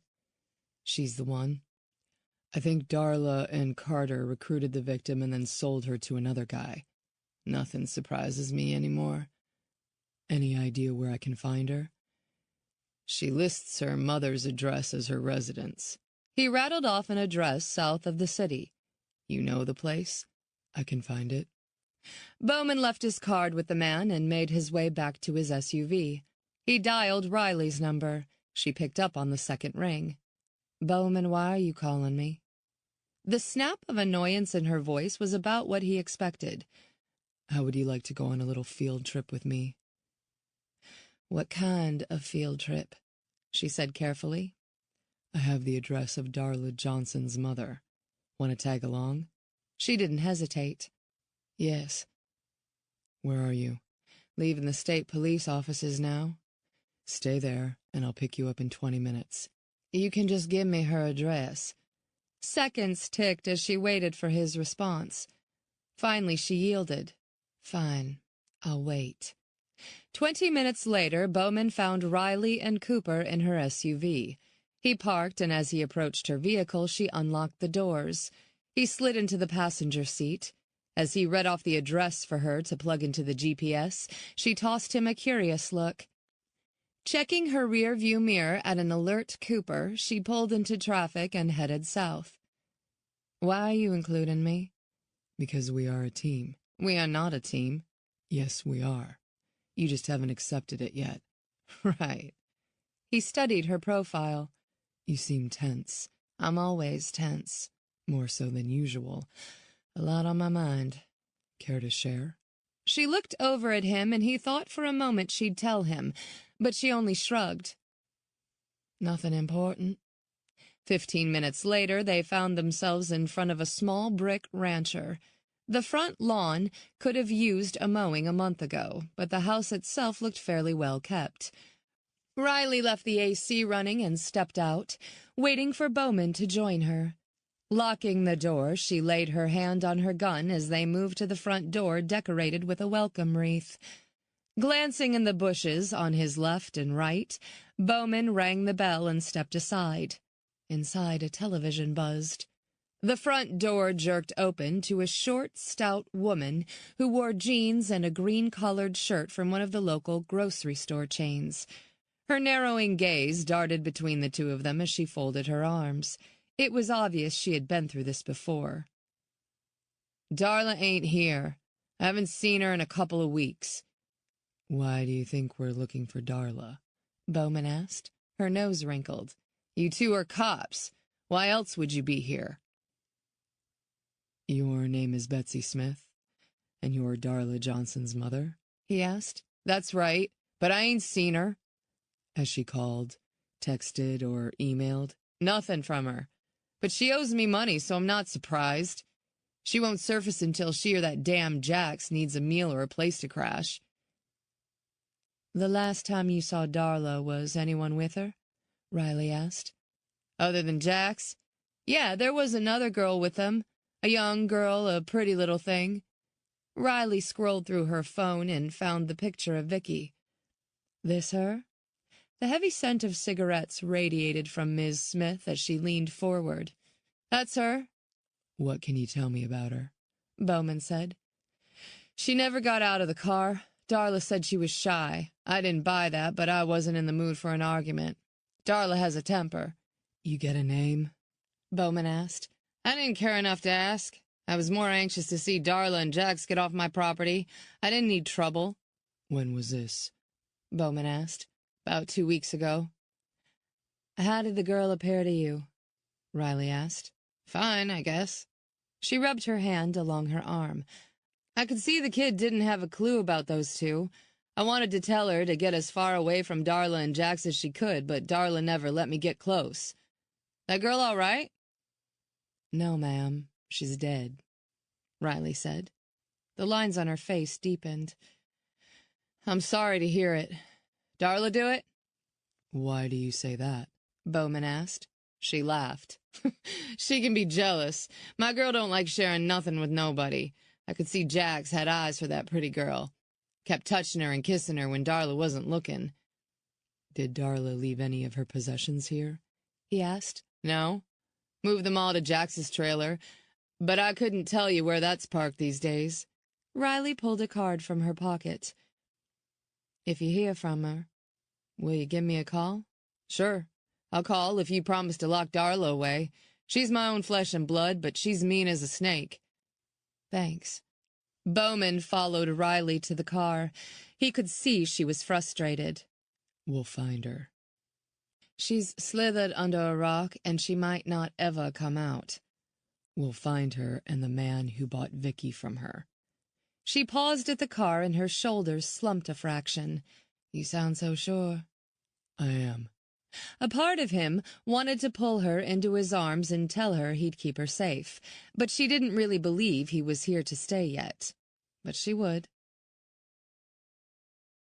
Darla's phone rang as she sat in a borrowed blue Chevy truck staring up at the two women standing outside the diner. She knew them both, Sandy and Cassie. They worked for Tony. Yo, she said into the phone. What do you need? I'm looking for a girl. The deep voice sounded raspy. The man's voice was new to her, but that didn't mean much. She'd put up new ads on the internet last week before Vicky got herself killed and Jax messed up JoJo. What kind? Young, dark hair. When do you need her? She didn't have any girls now, but there was always a girl to be found on the street. She would be nice when it suited, and if the girl needed drugs or a meal, then convincing her to work could be easy. Tomorrow. I'm having an overnight party. Overnight will cost you $1,000. That's a lot. If you can't afford it, stop wasting my time. All right. $1,000. But she's mine for the night, and she has to have dark hair and wear a yellow dress. She never questioned a John's special request. Her job was to find him what he wanted. Sure, no problem. They agreed to meet, and she hung up. As if Jax were sitting beside Darla, caution whispered in her ear. That damn Vicky had gotten herself killed, and the cops were swarming around. Selling another girl now was asking for trouble. But $1,000 was enough money to get her and Jax out of the state as soon as he made bail, and they could take care of that bitch cop and JoJo. She sniffed and took another drag before tossing her cigarette out the window. She glanced in the mirror and practiced her smile. The girl by the diner, Cassie, was a blonde, but that was easily fixed. She also belonged to Tony, but he would cut a deal with her if the money was right. Shuffle of poker chips, cigar smoke, plush velvet. She lay on the soft couch, her brain addled with drugs. She had discovered too late the water she drank was laced with something. Who had drugged her, and why? As much as she struggled to study the faces of the people around her, their features faded into a haze of blurred beige ovals. The hum of male conversation pulled her attention toward her left. There were fuzzy, distant shapes. There were 2, maybe 3 men. She couldn't tell. Couldn't see well enough to figure anything out. "She's waking up. Give her more," one of the men said. "We don't need trouble." "Where am I?" she whispered. She was rolled onto her back and her sleeve shoved up past her elbow. Eyes narrowing, she stared into the featureless face looming over her. Dark eyes, pale skin. She was looking at the face of a ghost. "Help me," she whispered. "This is the best help for you," a ghost said. "It'll get you out of trouble and maybe, if you're really lucky, alive." A needle pricked her arm, its sharp point plunging below the surface. Only seconds passed before her mind fogged and her thoughts became disjointed. Her vision went black. Riley sat up in bed, swallowing a scream. Shoving her hand through her dark hair, she gulped in air and stared at the shadows dancing across her small bedroom. Gripping the sheets, she clung to the familiar. The chair covered in a dark blue pattern, the quilt neatly folded and draped over it. A few pieces of jewelry from her grandmother lined along her dresser. She glanced at her trembling hands. For an instant she felt helpless, lost. It took a few seconds before the haze of sleep passed and her thoughts sharpened. A knock on her door had her sitting a little straighter. "Riley?" Hannah said. She cleared her throat. "Yes." "You all right?" "I'm fine." She looked at the time displayed on her phone. It was minutes after 2 in the morning. Hannah cracked the door, letting light from the hallway spill into the room. "I heard you cry out." Running her hand through her hair, she mustered a half-smile. "I had a dream. You know how I'm always chasing bad guys, and sometimes I relive it during the night." "Nothing to be worried about." The light behind Hannah cast a warm glow and helped settle her. "You've never done that before. There's always a first time." Realizing her explanation wasn't dispelling Hannah's worry, she added, "I get worked up when I'm in a foot pursuit, and in my dreams I was chasing 3 guys." "3? Really?" "It was a dream, but they were armed. They were ready to shoot. I had to choose which one to go after first." "Okay. That's too much of a riddle for me at 2 a.m. See you in the morning." The door closed, but Riley didn't lie back on her pillow. Instead, she waited, listening for Hannah's footsteps and the light under her door to click off. Years had passed since she'd had that dream. Vicky's death and Bowman's reappearance had jostled loose too many skeletons from the shadows. She'd dearly loved to shove them all out of sight, but knew it wouldn't happen tonight. She tossed off her blankets and crossed to a small desk where she kept her laptop. She opened it. There'd been no time to research Bowman today. Too much happening. In the search engine, she typed, "Clay Bowman, Shield Security, FBI, Hostage Rescue Team." A second passed before several listings on Shield Security materialized, but nothing on Bowman. That didn't surprise her. When he had been a part of the training team at Quantico, he was the quietest of all her instructors. He would stand, arms crossed, watching and speaking only when someone needed assistance. She learned through the class grapevine that his wife had died, and that softened her heart toward him and made her want to help. She had been naive enough to think she could make an immediate difference in his life, but his wounds ran bone deep, and she'd learned the hard way that they were far from healed. When she'd gone to his motel room, she knew she was throwing common sense to the wind, but sensed he was as drawn to her as she was to him. So when she knocked and he opened the door, she stood her ground as he glared down at her. It had taken all her courage to kiss him. Bowman said nothing, but she felt his response. For a split second, she thought he'd send her packing, when suddenly he pulled her into the room and kissed her back. His touch unleashed a passion that made her knees weak. When he turned her to face the bureau mirror, she'd never wanted anything more in her life. As his calloused hands slid up under her shirt and cupped her breasts, he teased her nipple through the sheer fabric of her bra. Teeth nipped at the skin on the side of her neck. When she reached for the snap on her pants, she felt the energy and urgency in his touch as he slid his hands over her hips. He pushed her pants and panties down and slowly entered her. Their gazes locked in the mirror. "Are you okay?" he whispered. "Yes." He thrust inside her with an intensity that shattered the walls she'd built around herself. Only later, when she relived the moment, trying to understand why he'd asked her to leave, did she realize he'd never spoken her name. She shook off the memory. She checked the time. Several more hours to go before the alarm went off at 7, and she would have to drag Hannah out of bed for her track practice. Wide awake and with no hope of getting back to sleep, she rose, shrugged off her nightgown, and tugged on her gym clothes. Cooper glanced up from his crate, but when she didn't signal they didn't have to work, he curled back up to sleep. She carried her running shoes and laptop into the kitchen and fired up the coffee maker. While toasting a frozen bagel, Riley thought about last night's meal she'd shared with Bowman. She hated leaving good food on the table. No matter how many years had passed, she never forgot the raw gnawing of hunger dished out to her by the streets. Since those days, she never wasted food. God, the steak on her plate had been so tender she could have cut it with a blunt knife. And she'd left most of it. Damn.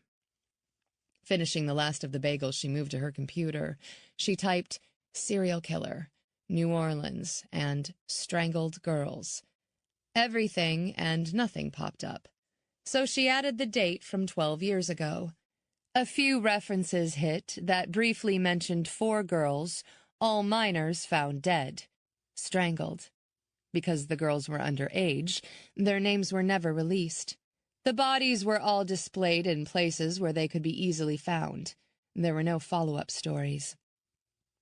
All victims matched a similar description. Dark hair, dark eyes, between 16 and 17, and all runaways, just like her.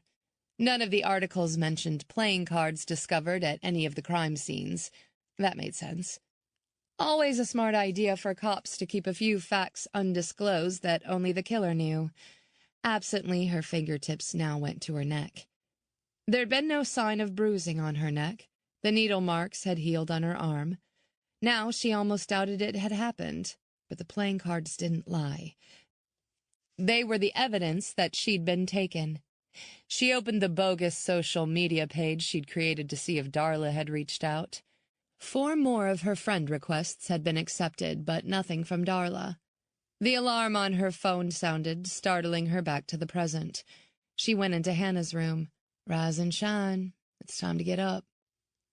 It's Saturday. You said you wanted up early for the run practice. Hannah groaned and turned on her side. 5 more minutes. It doesn't work like that. 5 more minutes always leads to 5 more, and besides, you never really fall back to sleep. It just prolongs the inevitable. Hannah pulled the blanket over her head. Stop making sense. I'll make you a coffee. Want a bagel? With extra cream cheese. Hannah's pouty voice made Riley smile.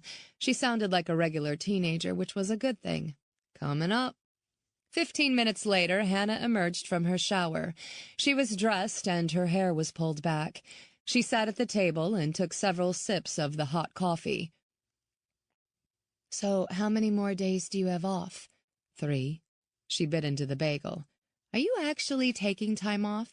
Sorta. Meaning no. She took another bite and chewed. I read about that strangled girl. Did you see her? Riley rinsed out her cup and put it in the strainer by the sink. I did. Was it awful? It was. In a nutshell, don't talk to strangers. You say that all the time. I mean it. Is Mrs. Taylor picking you up today? No, Julia's skipping practice. So you're driving yourself? Do you have enough gas in your car? She took another mouthful of bagel. Put $10 worth in yesterday. Chew and then speak. Hannah rolled her eyes, chewed, and made a show of swallowing. I'll see you this afternoon." Hannah saluted. "Roger that." Riley gave Hannah a quick hug as she passed. She was a step from her room when her phone chimed the arrival of a text. She glanced at it. Clay Bowman. "Damn it." "What?" Hannah called.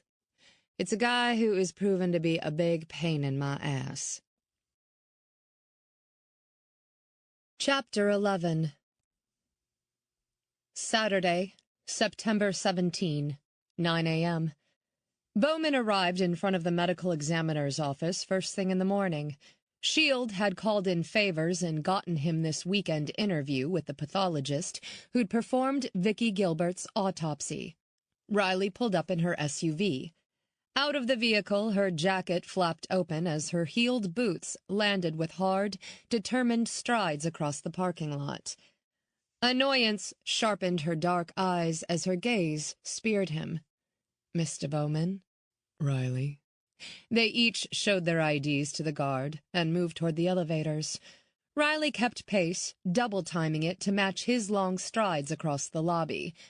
When the elevator doors closed behind them, Bowman hit the stop button, freezing the car in place. Her eyes bored into him, oblivious to the limited personal space in the elevator. "We're on the same side, Riley. I need your help." "Right." "I'm here to help." "Or to impede?" "Careful," he warned. He released the button, and the elevator descended, the doors opening to the cool antiseptic air of the medical examiner's offices and Joshua Shield. Shield was dressed in his trademark dark suit with his shock of white hair combed off his angled face. He strode straight to them, his attention riveted on Riley. Dark eyes collected and inventoried details quickly. "Trooper Tatum, I'm Joshua Shield." "I recognize you from your press pictures." Bowman noticed that most people were intimidated by Shield. They dropped gazes, shuffled feet, or fidgeted in some way. Not Riley. She glared at him as if he were a rookie intern late for his first briefing. Shield extended his hand to her. "Nice to finally meet you," he said. "Mr. Bowman speaks well of you." Clasping hard, she held his gaze. "Solving this case is a team effort," Shield said. Smiling, she shook her head. "We'll see." Bowman gave her props for not pulling punches. "Consider the advantages of my expertise," Shield said. "My company, Resources, helped you in the past." "You were an uninvited guest that I could have managed without." He grinned as if enjoying the sparring. Before he could respond, Dr. Kincaid appeared. She wore a lab coat and glasses that covered slightly bloodshot eyes.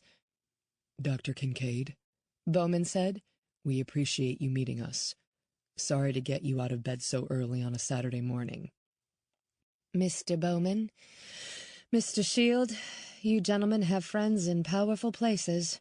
Calm and unruffled, she extended her hand to both. Shield took her hand. "We help each other out when we can." Dr. Kincaid glanced at Riley. "I'm assuming Agent Sharp called you." "No, it was Mr. Bowman, but I contacted Agent Sharp." "Good," Dr. Kincaid said. "Follow me." She led them down the long hallway and pushed through a set of double doors. "I understand you also want to see Vicky Gilbert's body." "Correct," Shield said. "Your timing is fortuitous. The funeral home is picking up her remains in a couple of hours. Her mother opted for cremation." "And you've done a complete exam?" Shield asked. "I have. I've collected enough samples so that we can run any kind of test conceivable in the future if necessary. The Gilbert family is anxious to have a memorial service." "Their daughter ran away from home over a month ago, and they didn't call the police or try to find her," Riley said. "What's the big rush now?" A slight shift in Riley's tone could have made her sound bitter, but she kept her voice monotone, effectively hiding any potential anger or resentment. Bowman reached in his pocket and removed a slip of paper. "Dr. Kincaid, I'd like you to test for this sedative." "Propofol? That's a very powerful narcotic, and I don't see it often. If we're dealing with the man we suspect is the killer, this is likely the drug he used on his first 4 victims. This killer is a creature of habit. The sedative is one of his signatures. Dr. Kincaid folded the note and tucked it in her lab coat pocket. I'm already testing for Rohypnol, thanks to Trooper Tatum's suggestion. You suggested it? Bowman asked. Riley met his gaze. It made sense to test for drugs, including this particular one, which is common with sex offenders. Dr. Kincaid crossed to a bank of square refrigerator cubbies and opened the second one from the left. She pulled a long tray containing a sheet-draped body. Riley moved toward the body, traces of sadness tugging at her cool facade. Dr. Kincaid pulled back the sheet and revealed the pale, expressionless face of Vicky Gilbert. Bowman's anger sparked as he remembered the bodies he'd seen in New Orleans 12 years ago. The victim was 18, Riley said, by 2 days. I can tell you from the autopsy that she was in good general health at the time of her death, Dr. Kincaid added. Most of the shark's victims experienced some form of abuse before they ran away, Bowman said. Young girls like Vicky Gilbert are often the most vulnerable. Riley grew so still he wasn't sure if she was breathing as Dr. Kincaid reviewed the autopsy summary. I've read about the New Orleans cases, Riley said, her voice professional. Many of the girls were missing for days, if not weeks, before their bodies were found. Mr. Bowman, you might know better than most what he does with them in the interim.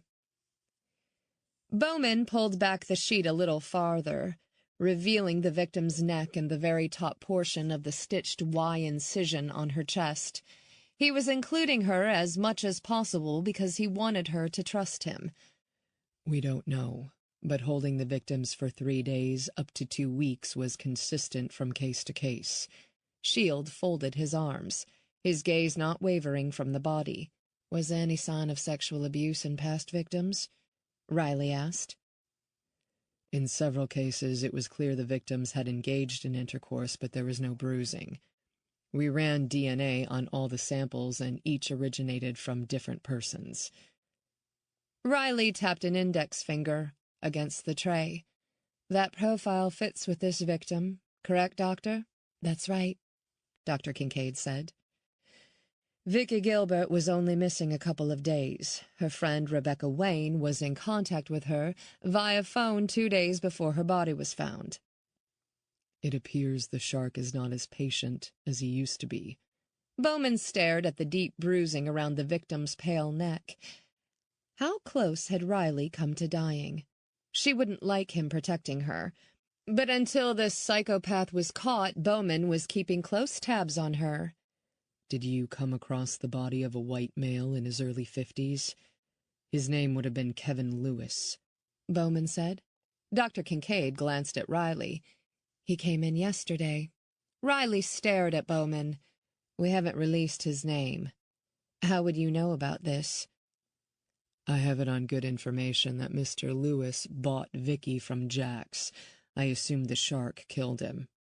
Really? Who told you about Lewis? Riley challenged. Jax Carter. He told you? He did.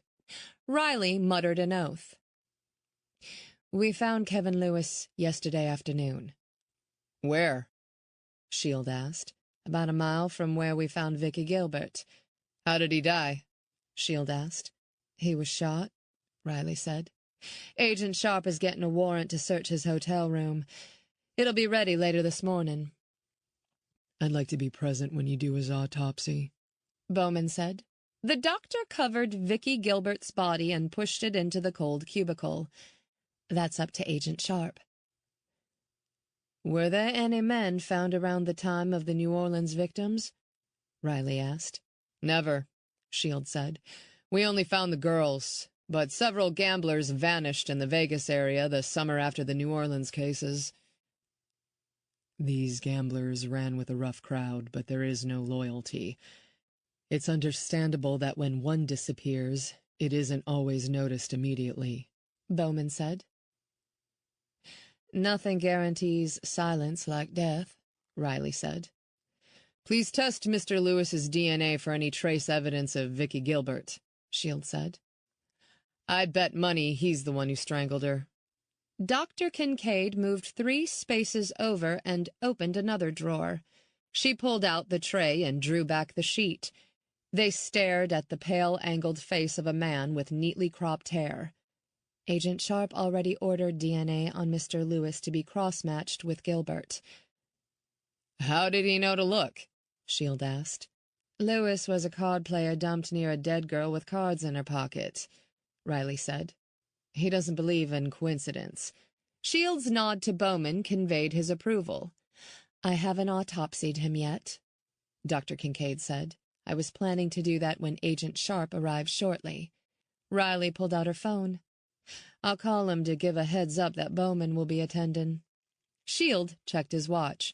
I'm headed back to the office. Clay, call me if you need anything. Will do. Shield turned to Riley, extending his hand.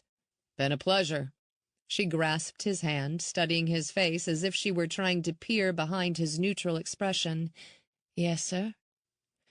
If it'll help, Shield said, I can offer you and Agent Sharp a briefing of my case notes on the shark. I'll mention it to Agent Sharp. I'm at your disposal. He released her hand and pushed through the swinging doors. I need to call Agent Sharp, Riley said before turning and moving through the doors. In the hallway, Bowman watched Riley raise the cell to her ear and pinch the bridge of her nose as she spoke quietly. She shot him an annoyed glance, a sign that Sharp was telling her to cooperate. Shield was already making calls and reeling in favors as he drove north. Afterward, she looked at him with resignation. Bowman hadn't expected to be greeted with open arms, but she didn't attempt friendly. The conversation didn't go well? He asked. Agent Sharp reminded me I can only be a part of this investigation if I play by his rules, and the rules are now that I have to make nice with you. Buy you a cup of coffee? He asked. Just don't throw it on me. Melanie's Diner has the best. Lead the way. A steady rise and fall of her chest tempered some of the tension in her face. Right. He followed her to the elevator. The place I'm thinking of is a few miles from here. It'll be quicker if I drive. Sure. Outside, she led him to her SUV. When they sat in the front seat, the smell of rug cleaner and Armorall didn't mask the scent of Cooper. Where's Cooper? At home. I'll get him midday. And if I'm running late, Hannah will let him out. She started the engine. He's one hell of a dog. Mention of Cooper softened her tone a bit more. He's the best. How often do you train with him? We run through tracking skills at least weekly. We work out together daily. This close, he noticed the scent of her soap and saw the faint wisps of damp hair by her ear. His text this morning about the autopsy had caught her off guard. Your training showed on the mountain. You both are in top form. Thanks. He clicked on his seatbelt, wondering how she'd put 1,000 miles between herself and New Orleans and rebooted her life after she escaped the shark. What else can you tell me about the shark? She asked. How did you and Shield first come across him? We were both working in the New Orleans FBI office when Joshua read about 2 young girls who were strangled in a 1-week period, both runaways found with playing cards in their pockets. Dead runaways don't warrant FBI interventions. Her knuckles whitened as she gripped the wheel. He had a daughter once. She went missing when she was a young child. He was never the same after. And when did his interest in the New Orleans case become official? We were called in when the 3rd and 4th girls were found. Again, cards in the pocket. Riley's jaw tightened a fraction. I did a search on the case. The media picked up the story. It was sensational enough to get some airtime, but faded quickly. Has he struck again? No. He's been dark for 12 years. Until now. Until you. She pulled into the parking lot of an old diner that he'd never have considered as a place that made great coffee. As if reading his thoughts, she said, Don't let the looks of the place fool you. It'll be the best coffee you've ever had, and if you aren't worried about your figure, go for one of the donuts, homemade each morning. Cops and donuts. The cliché doesn't bother you? Not even a little. Bells jingled above as they entered the crowded diner. Booths lined the walls and bar stools circled a counter. Each seat was occupied. Riley waved to a hostess and moved to the takeout sign. She ordered 2 coffees and a donut for herself as she drew a slim wallet from her coat pocket. Is that a yes or a no to the donut? Pass. Your loss. She dropped $5 on the counter and accepted the 2 cups. Cream? Black. Right. She dumped a sugar packet into her coffee and added a splash of cream. She sipped, closing her eyes and savoring the flavor before moving to a booth that faced out toward the door. One taste of the coffee, and Bowman had to admit she'd been right. Damn good. He sat across from her in the booth, watching her bite into the donut and clearly enjoy it. Do you remember hearing anything about the New Orleans girls when you lived there? Bowman asked. She plucked 2 napkins from the dispenser. No. I had my hands full with personal matters. She glanced at him, her gaze darkening with annoyance. Why do you keep pressing a connection to me in this case? The fact that you were a victim of a crime does not take away from your accomplishments. A mirthless smile tugged at her lips. In my line of work, I can't afford to be a victim. Not once. Not ever. He dug between the lines and extracted the meaning lurking in the dark. What happened to you? Stirring the pot won't help you at all, and it'll hurt me a lot. I've got a career, a kid, an adoption pending. Why'd you leave New Orleans? Things weren't good at home. My mother died, and my stepfather wasn't father knows best. I figured out pretty quickly it was better for me to get out of town. You were underage. She was reaching for the donut again, but stopped at his words. Desperation knows no age. Your stepfather didn't try to bring you back home? He wanted me back. Came looking for me. Almost found me in a coffee shop the day after I left, but I ducked out. She shook her head. I still remember his face when I saw him crossing the street toward the shop. He was pissed. Not concerned? No. Definitely angry. I threw one hard punch that last night I was in his home, connected with his face so hard I thought I broke my hand. His broken nose told me he was hurting. Why'd you hit him? She pushed aside the remains of her donut. He wanted to play house. He'd suspected as much, but hearing her say it triggered cold, deadly contempt. Did he? No, but he tried, and I clocked him. Good for you. She flexed the fingers of her right hand, glancing at an index finger that was slightly bent. I was sorry I didn't hit him with something harder. What about your biological father? Left when I was 2. Haven't seen him since. His parents are dead. No extended family except my mother's great aunt, but she was old when I was born. I think a lack of extended family was one of the things that appealed to William when he met my mother. Do you have any siblings? No. William was never able to produce a male heir, which always bothered him. In fact, the more years that passed and he didn't get his son, the more he resented me. She shook her head as if brushing off a memory. So you picked Virginia just like that? Nothing strategic. This is where the bus money ran out. And from there? There's a man in the area named Duke Spence. He helps runaways. I was lucky. He and his volunteers were at the bus station the day I arrived. He gave me a place to stay and told me to get into school. I did, and from there, I took it one step at a time. You mentioned a kid in an adoption. Is that Hannah? She's 17. She was in a dark place when I found her several years ago. I'm offering her a hand like Duke did for me. You're taking it a step further with an adoption. It means a lot to her, to me. In the last 5 years, he'd thought about Riley several times. He'd never pictured her with a child. A teenager explained the second car in the driveway. She's lucky. A hint of color warmed her cheeks. The luck cuts both ways. She's a great kid. She reached for her coffee. Better get back. Dr. Kincaid and Agent Sharp wait for no one. Understood. 10 minutes later, she parked in front of the medical examiner's office. Hands on the steering wheel, she drew in a breath, studied the building as if she were mulling over a question.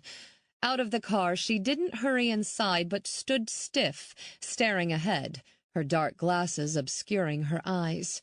He opened his door and paused, knowing there were moments in the job when silence and patience were critical. My sole motive is to catch this guy, Riley. I don't want the shark to hurt anyone else. Anyone like you or Hannah. You're a cop. You know how important witnesses are to an investigation. If I had any information, I'd share it. Did that mean she was talking? You can trust me. She didn't speak for a long moment as she absently tightened her grip on her keys. People get burned in police investigations all the time. We don't always mean for it to happen, but it does.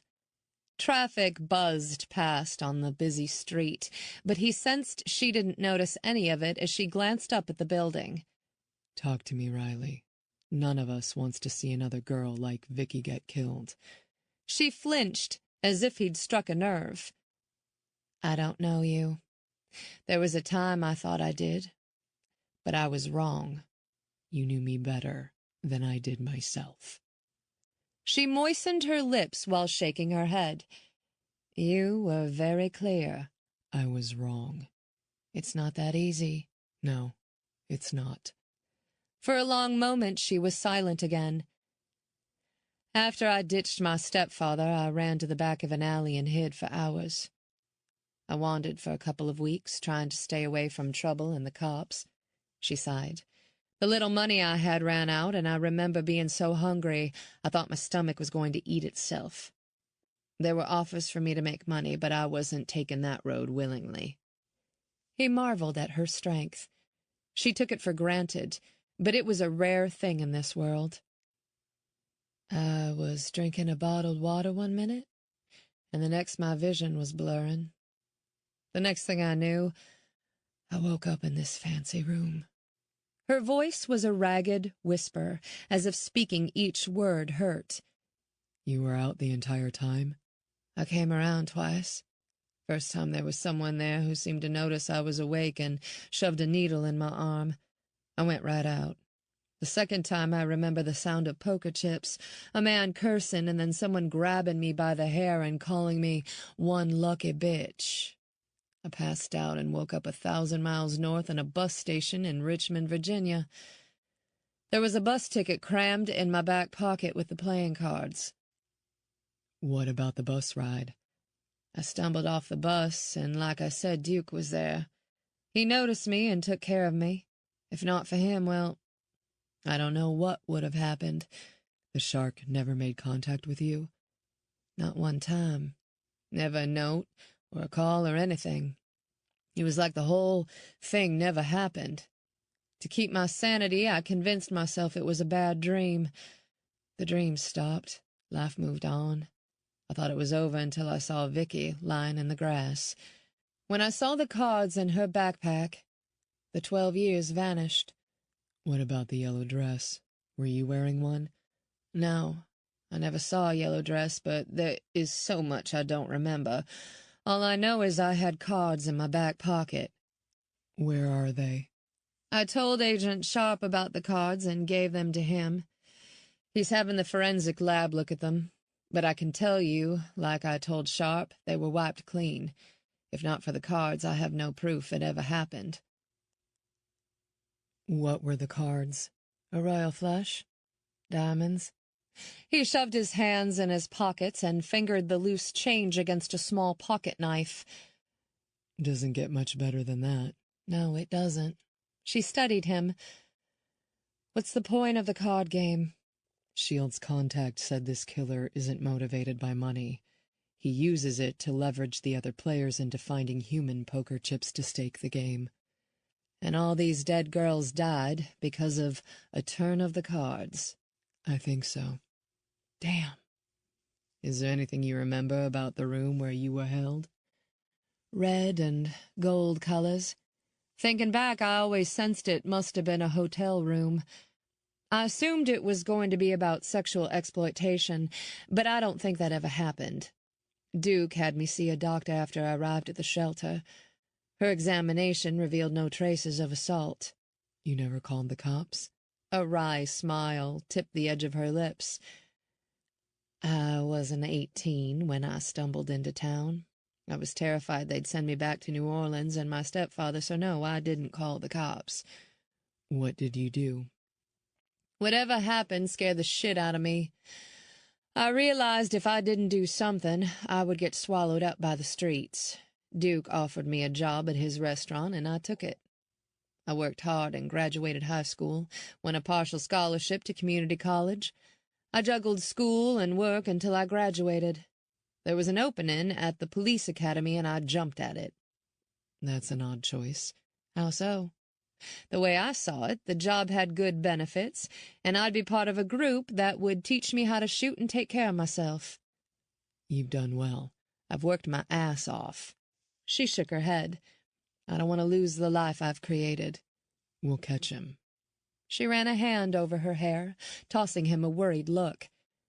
Dr. Kincaid is waiting, and I think Kevin Lewis may shed some light. Doubt spiked in Riley, jabbing adrenaline through her muscles. After all these years of silence, she thought she'd feel some kind of cathartic relief in telling her story, but she didn't feel relieved. She felt exposed. As she reminded herself 1,000 times before, her past was nothing to be ashamed of, but dragging it back into the light in front of Bowman made it seem pathetic. Without any more conversation, they made their way inside to the elevators. He stood beside her, his hands clasped in front of him. Though she stared ahead, she sensed his gaze on her. The doors opened, and she kept her sights on the medical examiner's entryway, hoping this time when the doctor cracked open the victim, she would keep her shit wrapped tighter. Bowman already had her pegged as a victim, a view she found untenable. They both gowned up and moved into the exam room. How many of these have you seen, Riley? Bowman asked. A challenge hummed under the question, like a rattler ready to strike. Enough. Dr. Kincaid threaded her gloved fingers together, working the latex into a tight fit. Trooper Tatum is an old pro at this, she said. You worry about yourself. Old pro. Riley appreciated the doctor's good word. She hoped the doc was right. Ken Matthews assisted Dr. Kincaid and pulled back the sheet to reveal Kevin Lewis's long, lean, and very pale body. Multiple bullet holes stitched along his left side. Her stomach nodded as the scent of decay wafted. Standing a little straighter, she refused to look away, even trying to look a little bored, as if she'd seen 1,000 of these cadavers. Agent Sharp called me, Dr. Kincaid said. He's running late. Said to start without him. She began with an external exam, detailing the victim's tattoos. A Queen of Hearts on his left bicep with the name Susie worked into the design, a snake on his right calf, and in the center of his back 2 hands pressed together and pointed upward in prayer. Sharp is expecting a search warrant for his hotel room, Riley said. Hopefully he'll find something. What about Lewis's financials? Bowman asked. You'll have to ask Agent Sharp about that. Technically, I'm not a part of this investigation.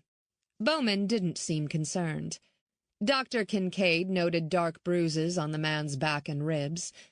I'd say he took a beating within a week prior of his death. Broken bones? Riley asked as her stomach tightened. 3 cracked ribs on the x-rays. It would hurt like hell, but it didn't kill him, Bowman said. That kind of beating was sending a message to pay up. Maybe the shark beat him up, Riley said. Gave him an ultimatum. Or the beating was the reason for Lewis to risk it all with the shark. Dr. Kincaid concluded the external exam and reached for her scalpel. As she began to cut, Agent Sharp entered. His frown deepening, he said, It's always a party in here. Bowman extended his hand. Clay Bowman. Sharp accepted the hand, gripping hard. My commander told me about you. Said you'd be offering an assist. Worked a similar case with the FBI 12 years ago," Bowman said. Sharp accepted a set of latex gloves from Matthews along with a gown. The agent wasn't happy about it, but was smart enough to know when his options were limited. "Mr. Bowman was asking about the victim's financials," Riley said. "We'll have something by lunch. Dr. Kincaid, don't let me hold you up any longer." Dr. Kincaid pressed the tip of the scalpel into the victim's pale skin, and as she sliced, Riley did not have to turn away or catch her breath this time. By the time the autopsy was completed, they'd confirmed that 6 bullets had shredded the heart. His lungs had considerable damage from smoking, and his liver was enlarged from alcohol. He was 51, but he had the organs of an old man. After the autopsy, Riley stepped outside and stripped off her gown. Rolling her head from side to side to relieve tension, she glanced at the clock. It was after 11, and she was starting to feel fatigue settling in. When she heard Sharp pushing open the doors behind her, she drew in a breath, knowing she'd find a second wind somehow. "Tatum," Sharp said, "you don't look as green as the last time." The doors opened to Bowman, and she shelved whatever ribbing she had readied to fire back. "Thanks again, Agent Sharp. Appreciate the input." Sharp lifted his attention to Bowman. "Any insights? You think he might be your killer from New Orleans?" He shook his head, his gaze on Riley. "No. It's all too easy and too convenient." Riley arrived at the forensic department before lunch to find Martin hunched over the clothes that she recognized as Vicky Gilbert's. With tweezers in hand, the assistant plucked a hair fiber from the fabric and dropped it into a plastic bag. "I don't suppose you found a smoking gun yet, Martin?" she asked. "Not so far, but you never know what kind of gems are waiting for me." He reached for a legal pad and glanced at his scrawled handwriting. "Medical examiner sent over the semen sample from the Gilbert autopsy. It's been sent off for testing, and as you know, DNA testing is a beautiful thing when it gets processed quickly. But with the backlog at the state lab, I doubt I'll see results until next month." "There's a private security guy who has thrown his weight around, and something tells me you're going to get your results much sooner." "Shield?" "Yeah. How do you know?" "Sharp said to cooperate fully with Mr. Shield and his man Bowman. You know anything about these guys?" "Mr. Shield? The man has influence. His right-hand man, Bowman, is just as capable." She shifted, rolling her head from side to side. "Anything that caught your eye that I can run down?" "Gilbert's clothes were older and well-worn, but in the yellow dress I found a clear plastic thread used to attach a price tag to a garment. Someone must have missed it." "But no tag?" Riley asked. "No, but I searched the clothing label online. It's high-end. There can't be many shops in the area that carry it. It wouldn't hurt to check their sales records and see if any of them have security cameras or credit card receipts." "I could start checking security footage. Maybe something will pop up." "Hell of a coup if we caught this guy," Martin said. "So they tell me. Thanks again." Riley left Martin in the lab and returned to her car, where she did a search on her computer. She discovered only one shop in a 50-mile radius that carried this designer.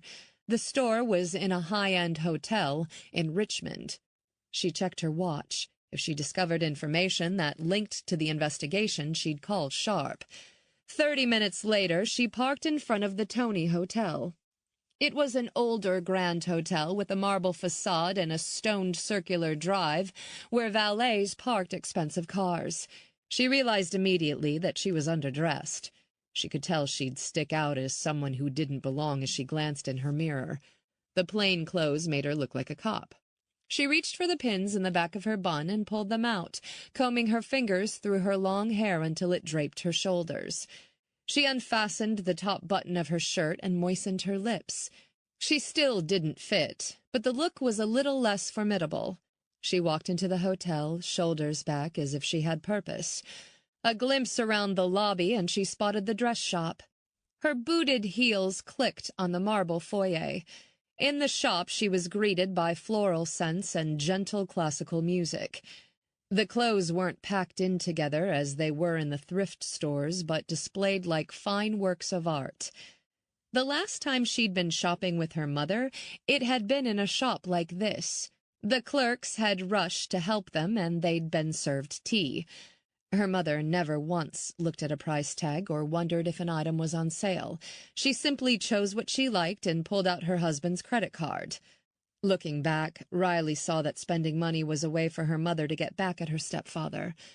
Judging by the light in the sales clerk's eyes as she rang up the final tab, her mother must have been furious that day.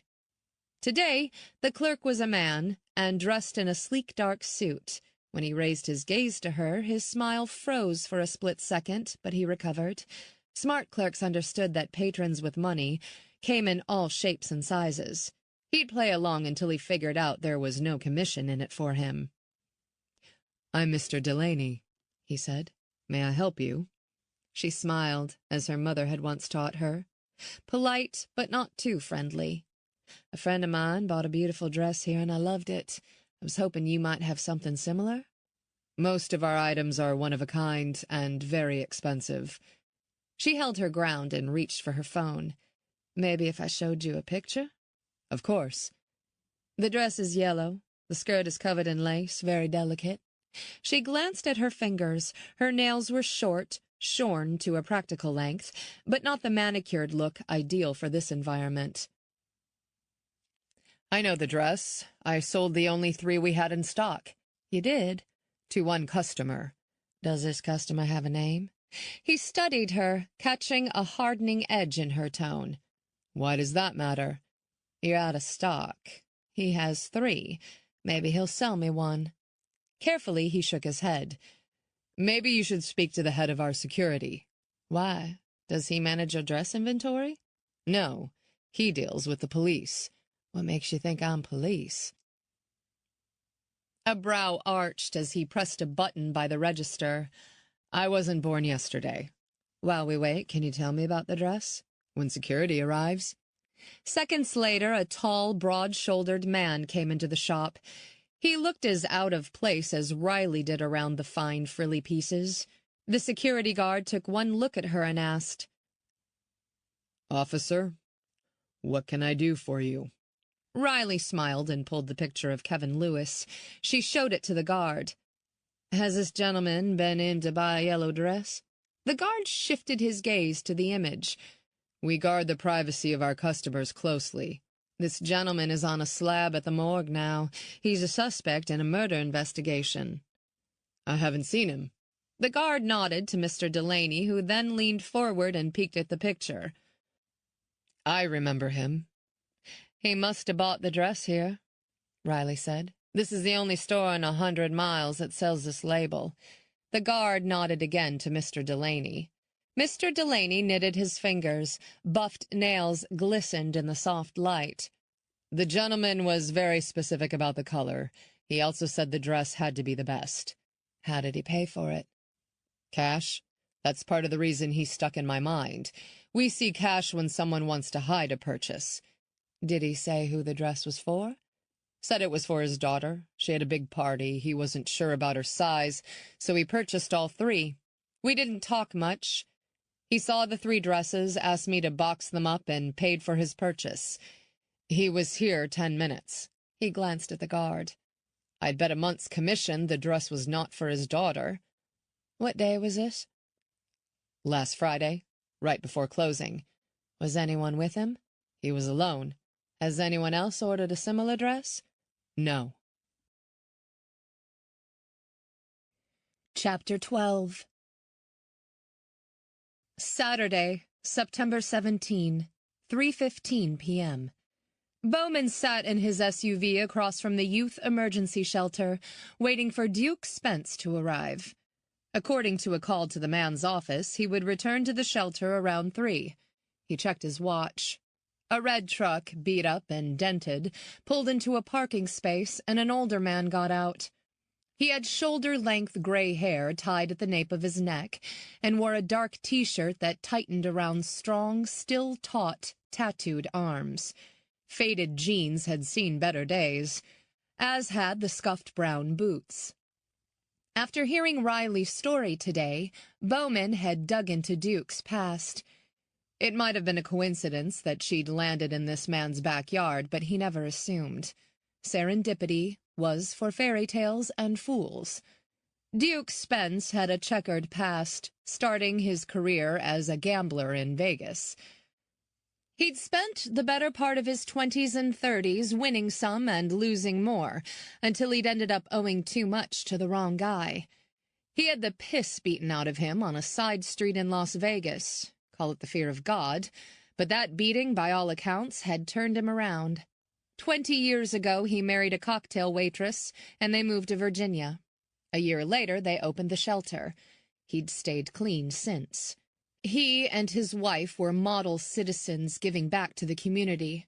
Bowman stepped out of his SUV. Mr. Spence? Duke paused and turned at the sound of the baritone voice, his head cocked. Do I know you? Bowman pulled off his sunglasses. Clay Bowman. I'm with Shield Security. You look like a Fed. I was. Retired now. Duke squared up and took a step toward Bowman. Not intimidated, he said, What can I do for you, Mr. Bowman? I have a few questions about Riley Tatum. Duke's jaw tightened. If you have questions about Riley, ask Riley. I've talked to Riley, and now I'm talking to you. This is about a recent murder she responded to. The dead girl. That's right. What does that have to do with me? You were the first person who saw Riley when she arrived here 12 years ago. Barking up the wrong tree, pal. Talk to Riley. He turned and walked toward the restaurant. Without raising his voice, Bowman said, I believe someone tried to kill Riley in New Orleans, and now he's back.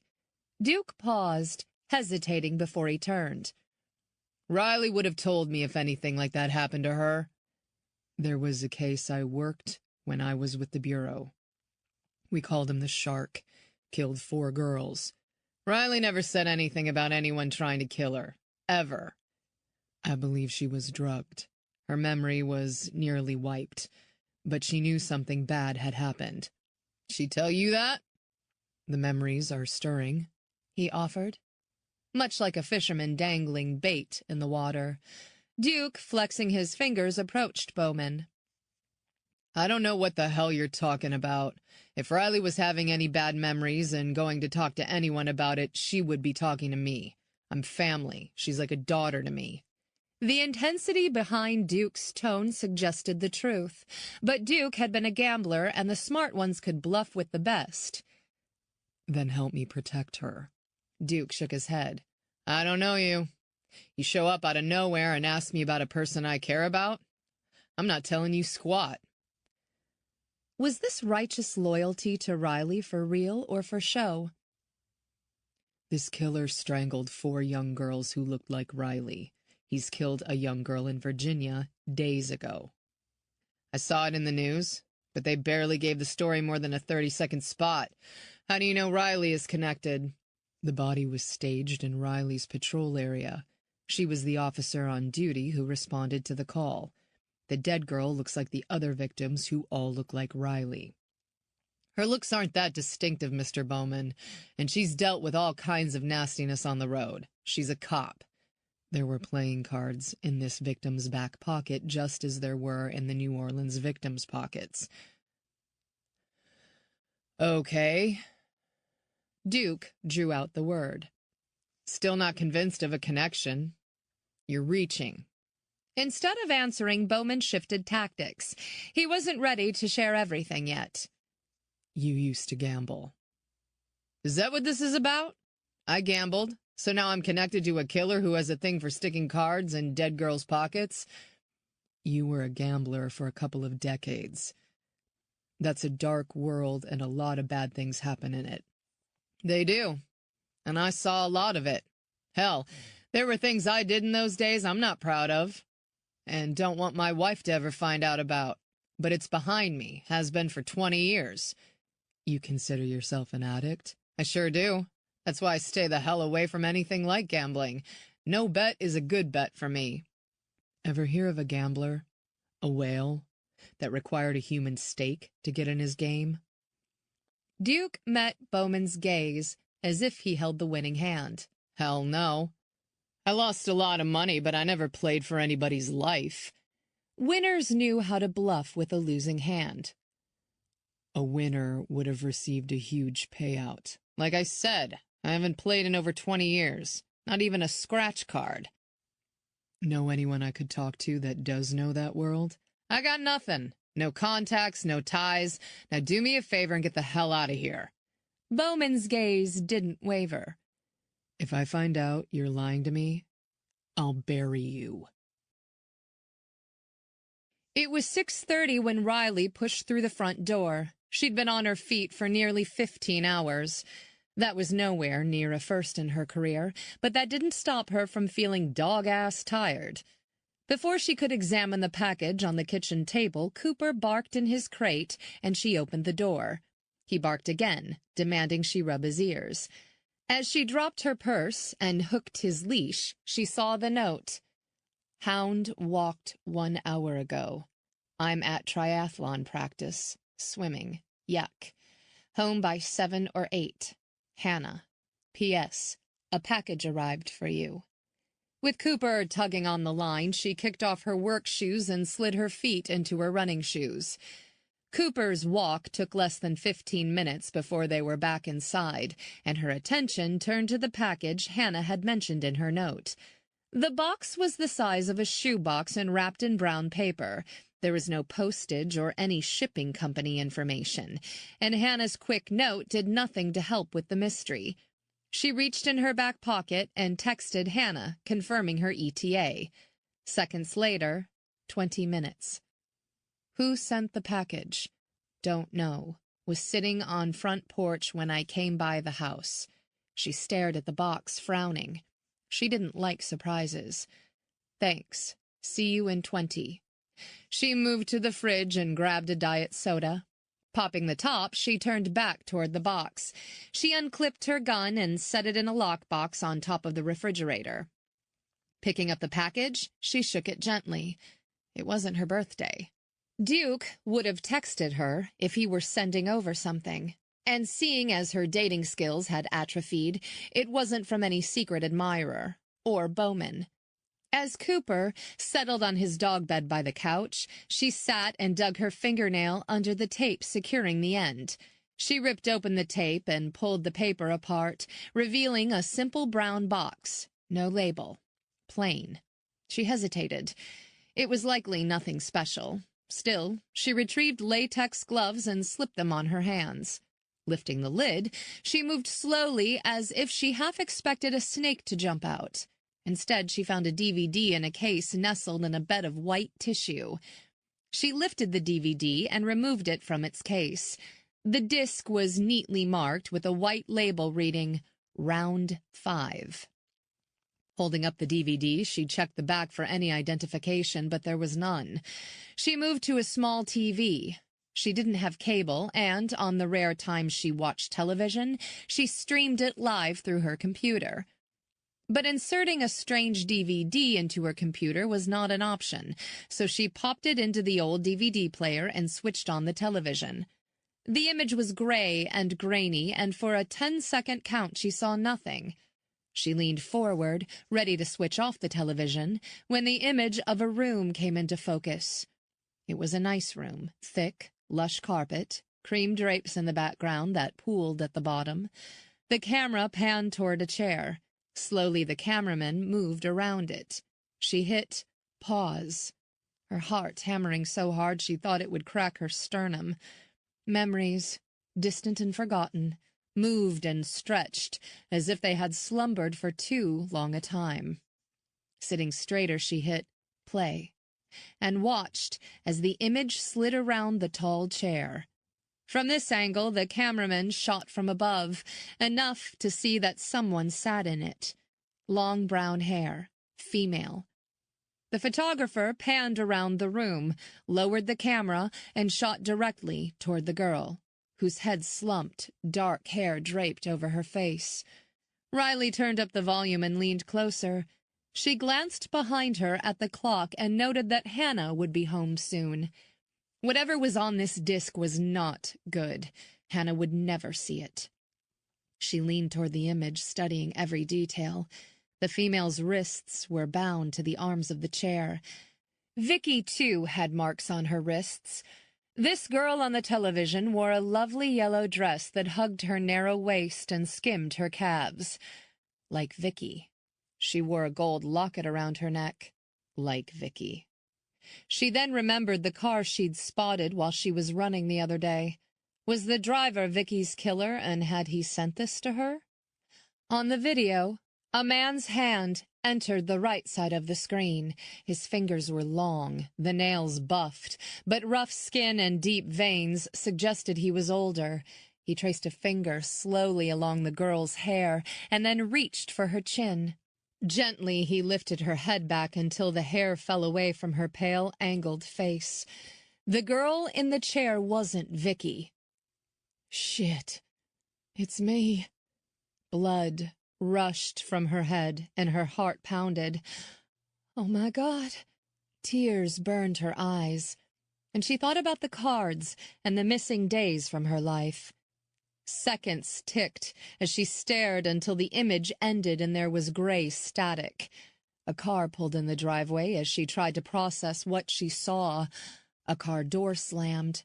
Wiping away a tear, Riley shut off the television. She ejected the disc and with trembling hands replaced it in the case and shoved it in her purse. Moving fast, she scooped up the box, hurried to her room, and laid it on the floor under her bed. She stripped off her gloves and threw them beside the box. Later, she dusted the box for prints. Standing, she smoothed her hands over her jeans, dug deep, and pulled up a smile that she hoped warmed her face.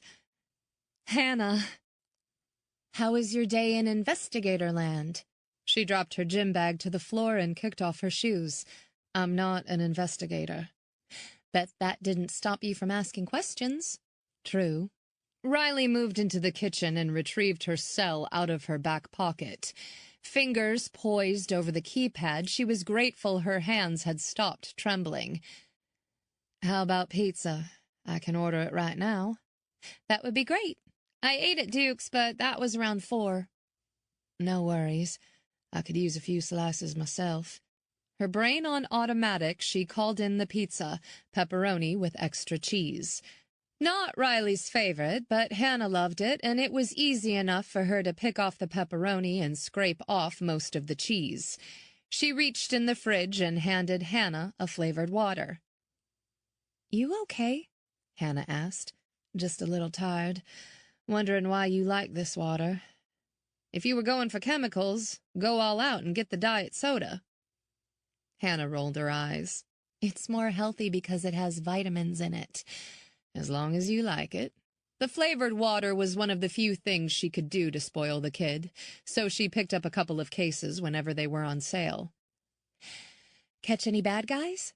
Hannah asked. Riley laughed, doing her best not to look upset. At least 8. Only 8? Don't feel too bad. Her heart slowed, but her nerves were on edge. Better luck tomorrow. When do you get back on patrol? Tuesday. Hannah held up her vitamin water. Here's to catching bad guys. Riley's poker face grin hid her swirling thoughts, which shifted back to the image of her own 17-year-old face. Eyes barely open, her mouth pouty and slack-jawed, her long hair threaded through the hands of a stranger. The DVD was a link to the missing days of her life and a calling card from the shark. She nodded as Hannah prattled on about her day. They talked about the college applications over pizza. All normal, and yet the images burned in her mind. The past was not dead and buried as she had hoped. It was past 10 when she took Cooper on his final walk, crated him, and fell into bed. As much as she needed sleep, she couldn't erase the DVD images from her mind. Quietly, she got up and shoved the DVD into her computer. With earbuds jammed in her ears, she watched the images again. The man shooting the video was also the one who'd held her face and tipped it up to the camera. He murmured something softly in the background, but it wasn't loud enough for her to understand, even after she cranked up the volume. In the background, she detected the sound of a guitar, playing softly. Behind her image, the cream-colored curtains opened onto a clear night sky, and if she wasn't mistaken, she could see the view from the big casino that overlooked New Orleans. By the fourth time through the images, she didn't flinch when the man took her face in his hands and tipped her head back. She knew he wouldn't do anything more to her. She knew the recording would run out, and there'd be no video image of what had happened next. By 1 a.m, she shut off the computer. 4 hours of sleep last night was manageable, but compound that with another short night and it would all soon catch up with her. She needed to stay sharp, especially now that the shark was coming for her. She thought of taking this DVD to Agent Sharp, but it was one thing to give him 5 playing cards and another to hand over video evidence of a helpless Riley. God only knew how many investigators would gawk at it. But she couldn't just sit on this evidence. Thoughts skittered to Bowman and Shield, who'd been linked to this case for as long as she had. All she knew about Shield's security was what Bowman had told her, and that wasn't saying much. However, both men would do whatever it took to catch the shark. Bowman had also traced the dress found in Vicky Gilbert's backpack to the posh Richmond Hotel. Calling in a few favors, he soon found himself standing in the security office viewing 20-plus monitors of the marble lobby. "What days of footage do you want?" the young man asked. "Pull last week." "You want the cameras in the lobby?" "I'm interested in the cameras covering the dress shop." "We had a cop in here today, asking the same question. What's with the shop?" He checked his own surprise. "Pull up the footage of the cop." A tap of several keys, and he was watching Riley entering the dress shop, her hair loose around her shoulders. She moved with a straight-backed posture that telegraphed purpose. She'd barely spoken to the counter clerk when a thick-necked guy wearing a security jacket entered the store. Her tight expression was directed toward the security guard and conveyed annoyance. No doubt the guard had been dispatched to keep her on a short leash. Bowman watched the security guard move to the front desk, where he stood staring at her ass as she left.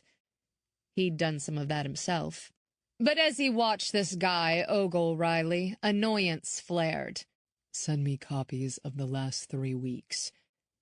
Tapping keys clicked behind him, and when he heard, "Mr. Bowman," he turned to find the young guy holding out a flash drive for him. "I can't send it to you without leaving a trail. No one is likely to notice this copy." Bowman pocketed the drive. "Thanks." The guy slid nervous hands into his pockets, chewing on his lip as he glanced toward the door. "This makes me even with Shield?" "Yes, it does." Relief relaxed his shoulders. "Thanks."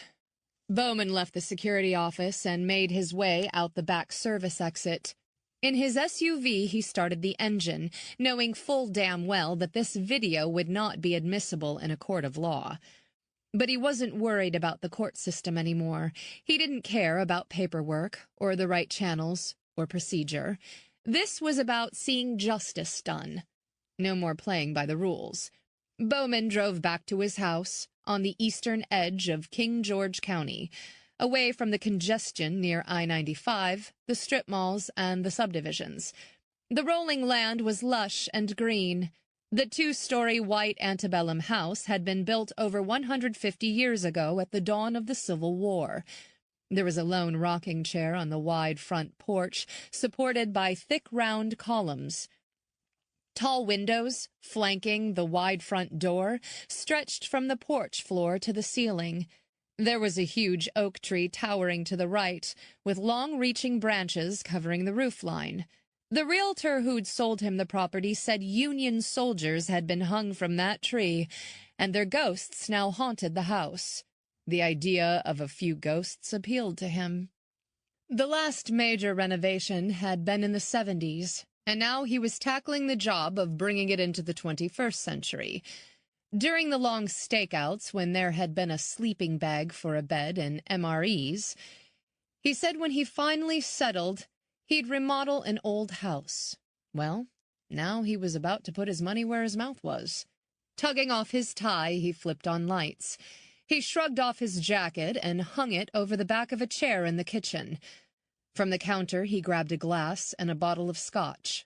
Filling 3 fingers' worth, he sipped as he opened the laptop on the table. A full moon hung over the fields, casting a soft glow. The night was always his favorite time, when the clatter of the day was silent and he could think uninterrupted.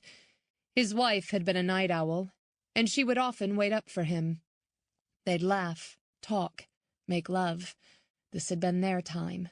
He closed his eyes and tried to picture Karen. He was able to capture the soft outline of her face and the way her blonde hair skimmed her shoulders, but he couldn't see the smaller details of her features anymore. Time was stealing them bit by bit. He tried to concentrate on his late wife's smile, but instead of seeing Karen, he saw Riley. No soft lines on her, no easy smiles. She was all gristle and grit. Karen had been easy to love, but not Riley. She would make any man in her life fight for every bit of ground.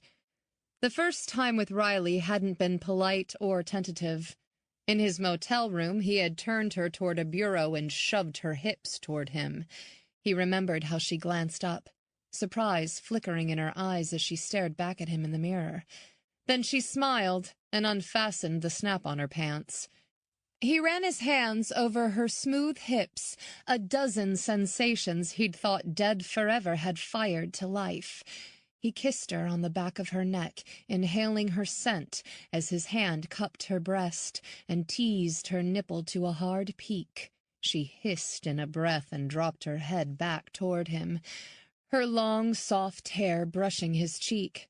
Hard and ready, he unzipped his pants, positioned himself at her moist entrance, and rubbed against her. She moaned. Unable to hold back any more, he pushed into her. She was tense, so tight, and for a moment didn't move. He raised his gaze to the mirror and met hers. "Are you okay?" "It's been a while." He felt her relax, and he slowly moved inside her. When she grew wetter, he pushed deeper. She arched back, and for a moment he forgot about everything but her. Now, turning from the window, he moved toward a couch, which was the lone piece of furniture he'd ordered. No sense furnishing a house that would soon see construction crews. When his wife died, he'd not kept any of the furniture they shared, unable to deal with the grief he attached to everything she'd collected over the years. So he'd given it all away and moved into a furnished studio apartment until his next assignment. He'd lived out of a suitcase for the next few years. Fatigue tightening his muscles, he moved back to the computer and opened the file marked Elizabeth Riley Tatum. Sipping scotch, he picked up the picture taken of her when she was a junior in high school. She stared directly into the camera, forcing a smile, her long dark hair flowing around her shoulders. In the next image, she wore a fancy dress and held a bouquet of flowers. The dress fit her body well, and clearly a lot of time had gone into making it, but it didn't look like something she would have picked for herself. When he studied her face, he could see that she was uncomfortable.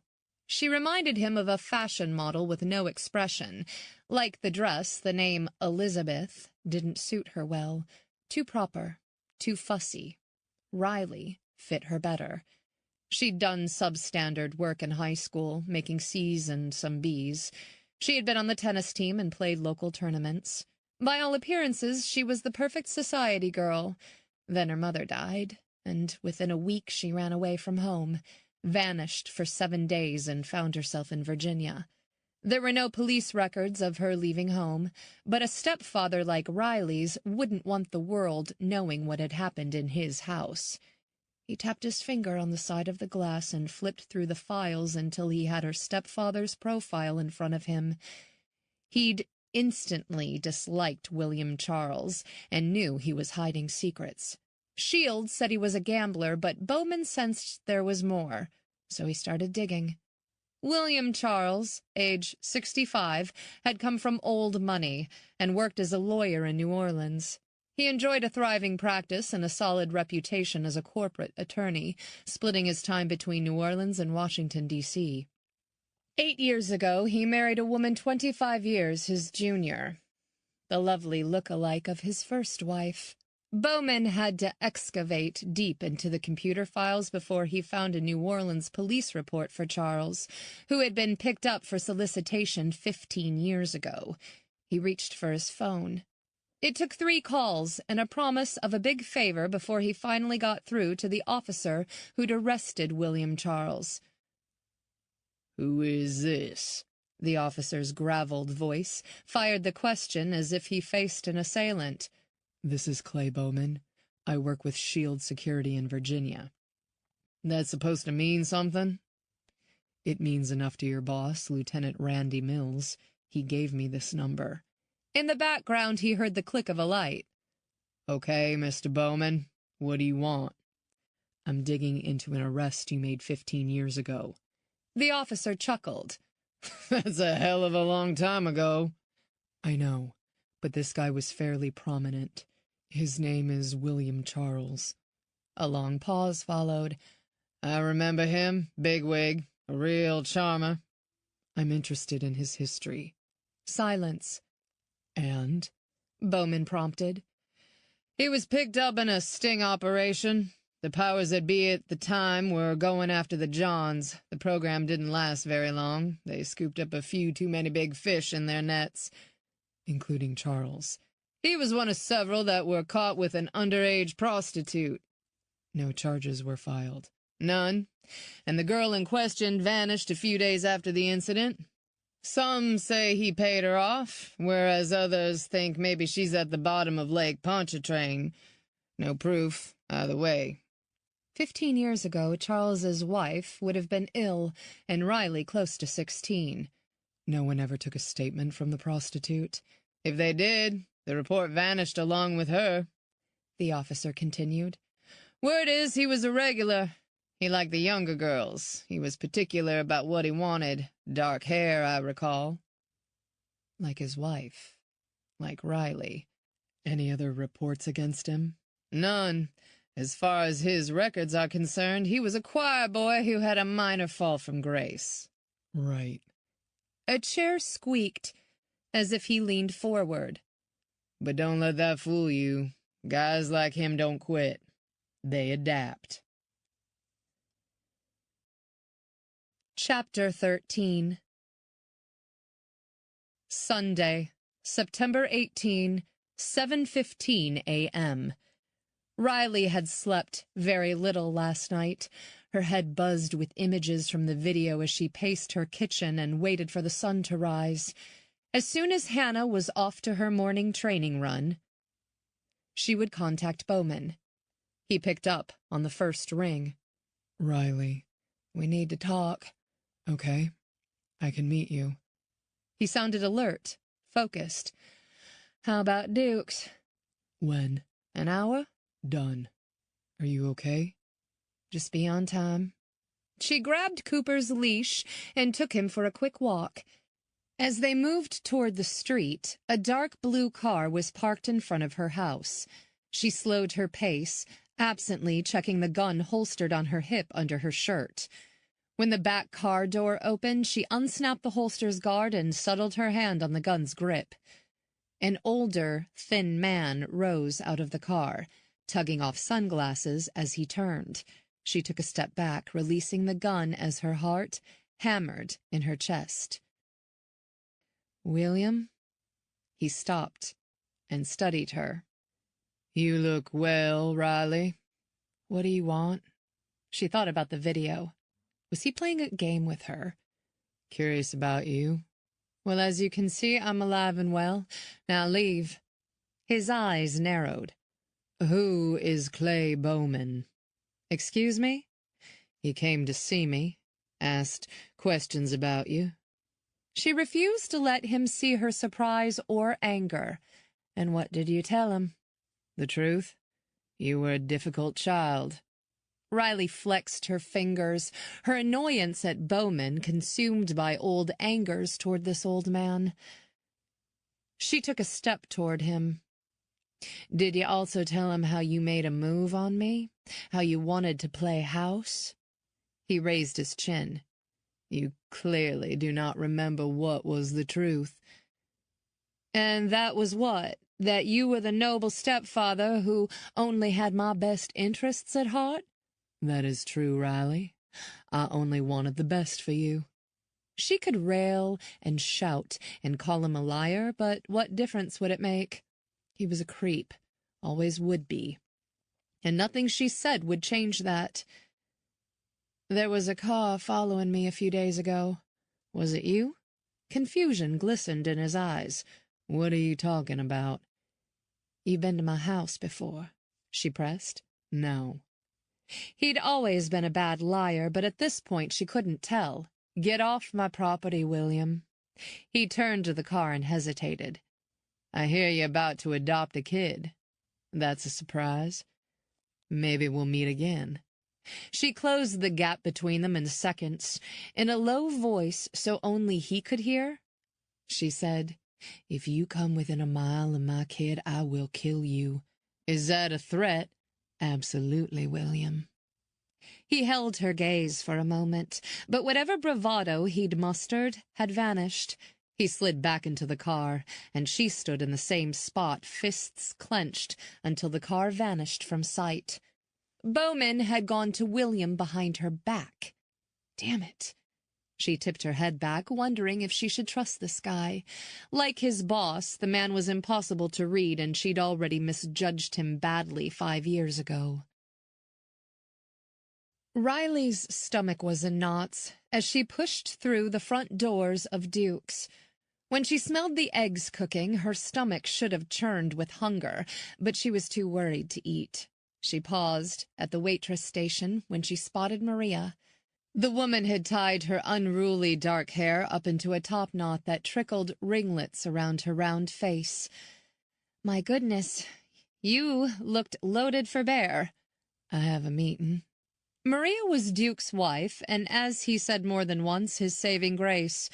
They'd married 20 years ago, and though the two never had children, they were devoted to each other.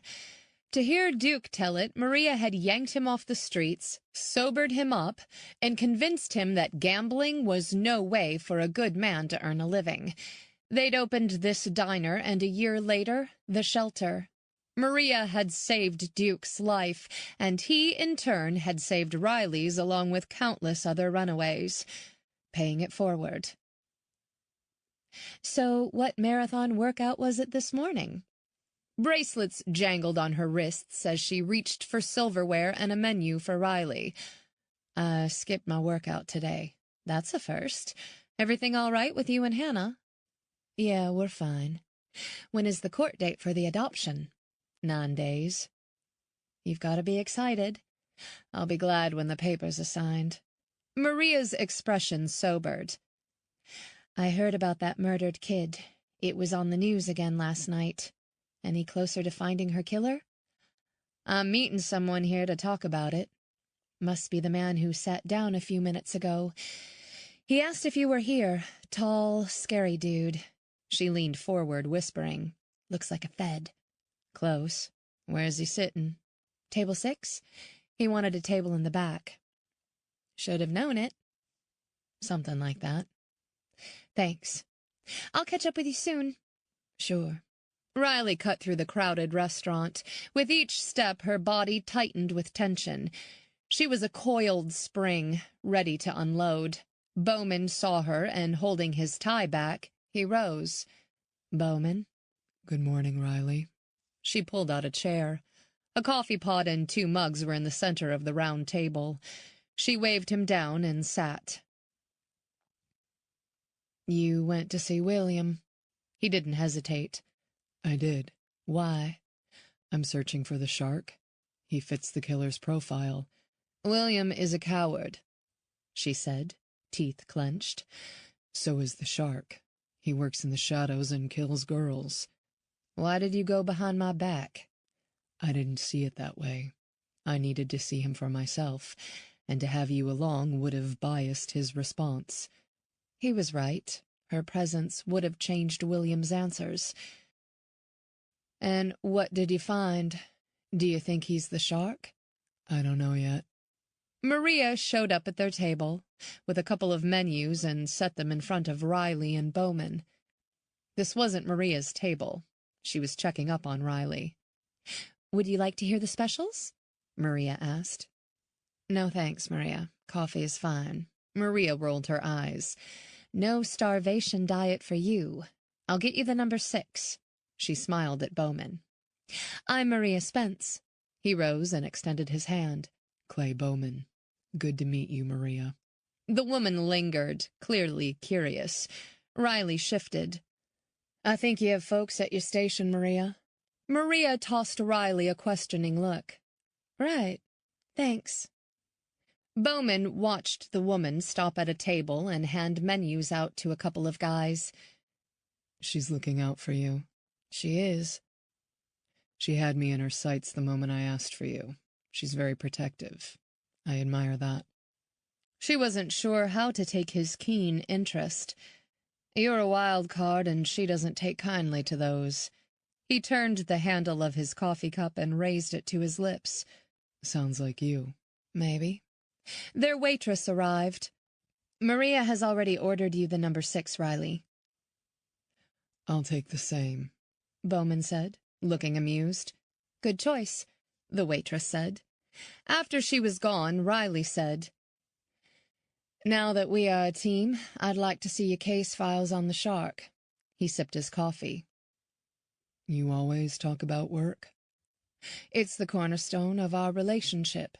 And she needed time to screw up the courage to tell him about the DVD. He tapped his finger against the mug. How was your workout this morning? Why do you ask? It's called conversation. Shaking her head, she reached for her coffee cup. I skipped it. When can I see the files? Why do you skip it? Is something wrong? The waitress returned with 2 hot plates of food. The number 6 came with a couple of scrambled eggs, pancakes, and bacon. Bowman reached for his fork. They don't mess around with the portions here. It's good. Absently, Riley poured syrup on her pancakes. How is Hannah? She hesitated, trying to decide if she wanted to attempt conversation. Then, remembering the video, she dialed it back a notch.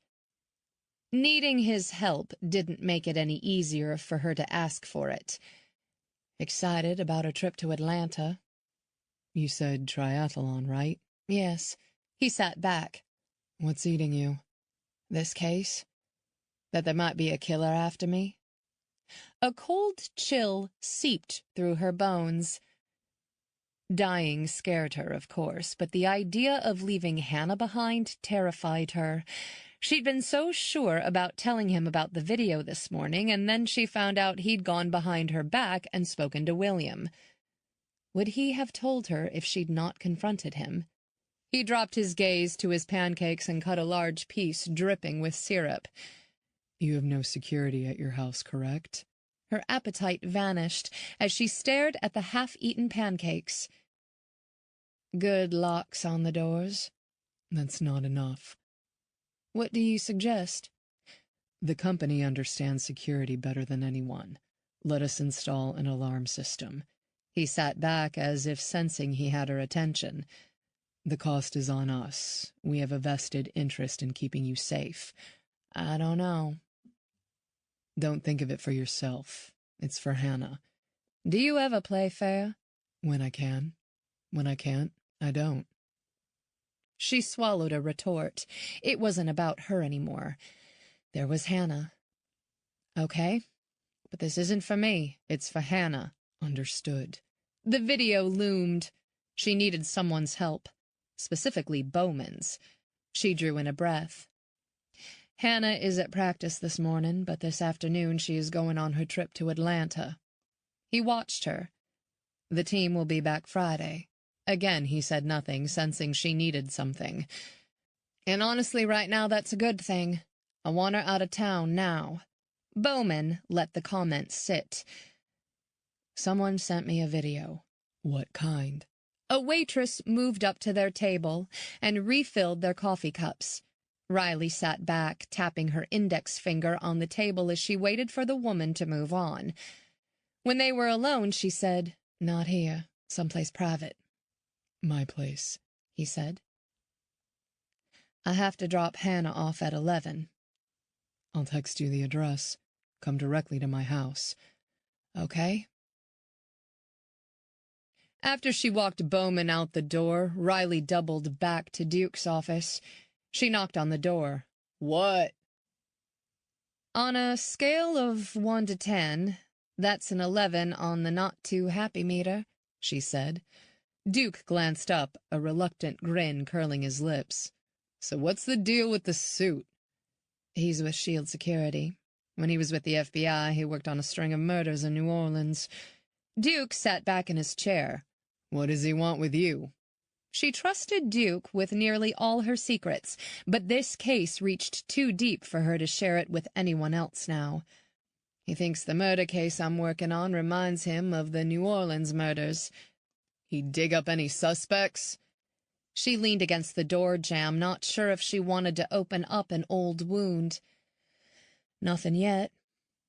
"It's not like you to sound glum." "The case, the victim, reminds me a little of me back in the day.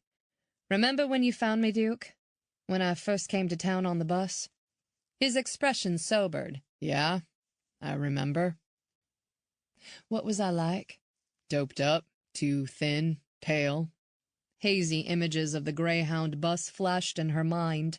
The seats were rough against her cheek, and she smelled the strong scent of corned beef. Someone near her was eating a sandwich, and the smell made her sick to her stomach. "Did I say anything that you remember? Did I give you any clue about what happened to me?" He pulled off his glasses and leaned back in his chair, his expression unreadable. "You could barely stand, let alone form sentences. Why?" She shrugged. "I wonder about those days from time to time." "Why?" He got up, pushing up his sleeves and exposing tattooed forearms. "That was a lifetime ago. You're a different person now." "Sometimes it feels like yesterday." She had never pieced together the details of that first day in town, but she also had never really wanted to until now. "Why were you at the bus station?" "My volunteers were working the station that day. We were trying out a program of meeting runaways before they landed into real trouble." "Was Maria there?" "Yeah, I suppose. The bus station outreach was her idea. She wanted to get to the kids before the street did." "You don't go to the bus station as often as you did then." "The kids seem to find rides by hitchhiking. That's why we have the youth shelter." "How many people have you saved?" "Not enough. Out of every 100 kids we make contact with, 3 or 4 might hang around here for more than a meal. And of those, maybe 2 a year turn their life around." "Why did I trust you?" "Can't say that you did. You were spitting mad. You tried to slug me." "I did?" "Kid, you were such a mess. But there was something about you. If not for Maria and me, you wouldn't have made it 5 steps on the street without someone taking advantage." He rubbed the back of his neck with his hand. "What do you remember?" "Not much. I lost 7 days, and all I can say is that cigar smoke still makes me sick to my stomach." He shook his head as if chasing away a memory. "Whatever you took, you were really high." "I'd never taken drugs, not once in my life. Someone did that to me." "I took you to a doctor. He said there were no signs of abuse." "I remember that." Riley had recoiled at the doctor's touch. She was terrified, but the doctor was nice and patient, and finally she allowed the pelvic exam. A sigh shuddered through him. "When I drank, I lost lots of days. Too many days. It's not a good feeling not knowing what you did or didn't do. But you have to decide to let it go." "I know you're right." Riley shook her head and grinned. "I have no idea why I'm letting this case get to me." "It's not like you." "You're right. It's stupid. I'm fine. But it was all lies. She wasn't fine. Someone had left a video documenting her trip to the abyss. Maria and I are always here, if you need us. I know. Thanks. Cassie's skin felt like it was 2 sizes too small as she watched Darla unlock the motel room. Sniffing, she scratched her arm, craving the crack she'd had yesterday. She'd heard it was addictive, but figured she could handle it. She was tough, or so she thought. Gristle and bone, her mother used to say. But living on the streets this last month had tested her each day. Yesterday, the weight of living out here had grown heavy. She was tired of scrounging for food, selling her body, and searching for a decent place to sleep. The nights had been really bad. First, there'd been word about Vicky dying, and then Darla had convinced Tony to let Cassie work for one of Jax's clients. Tony was happy, making $500. He told her to be nice. Darla flipped on the lights and dropped a plastic drugstore bag on the bed. "You need to hit the shower and wash your hair. I bought hair dye." "What's wrong with my hair?" "It's fine, but the client likes dark hair. Most of Tony's clients like blondes." Darla shoved her hard toward the bathroom. "Get in the damn shower." Cassie took a step but stopped. "You promised me a taste." Darla rustled in the bag for the box of hair dye. "Get cleaned up first, then I'll give you a little treat." Cassie didn't like Darla. The woman was all smiles to the clients, but Vicky said more than once she could be meaner than a snake. "I want my taste now." Darla lifted her darkening gaze. She fished a knife from her pocket and crossed the room in a split second. The knife pressed against Cassie's neck, pricking the delicate skin until it bled. "Get in the shower." Cassie backed up a step, knowing the woman was crazy enough to slice her throat from ear to ear. "Okay." She turned on the shower and washed the sweat, dirt, and stench of men from her body. It had been days since she'd taken a hot shower. God, it felt good. A fist pounding against wood startled her. "Get out there now. I need to color your hair." Cassie shut off the water and grabbed a couple of towels. One she wrapped around her body and the other her hair. She stepped out and Darla stood by the sink, gloves on her hands and the foam hair dye at the ready. The coloring took a half hour, and the next time Cassie looked in the mirror, her hair was dark. The darker shade made her look sickly. She didn't recognize herself. Darla stared at her, smiling. She fisted a few pills from her pocket and handed them to Cassie. "Here's your treat." "What's this?" "Oxy." Cassie swallowed the pills, and soon her worries faded. She slipped on a yellow dress and a pair of high heels. As she moved around the room, she twirled. She felt like she could do anything.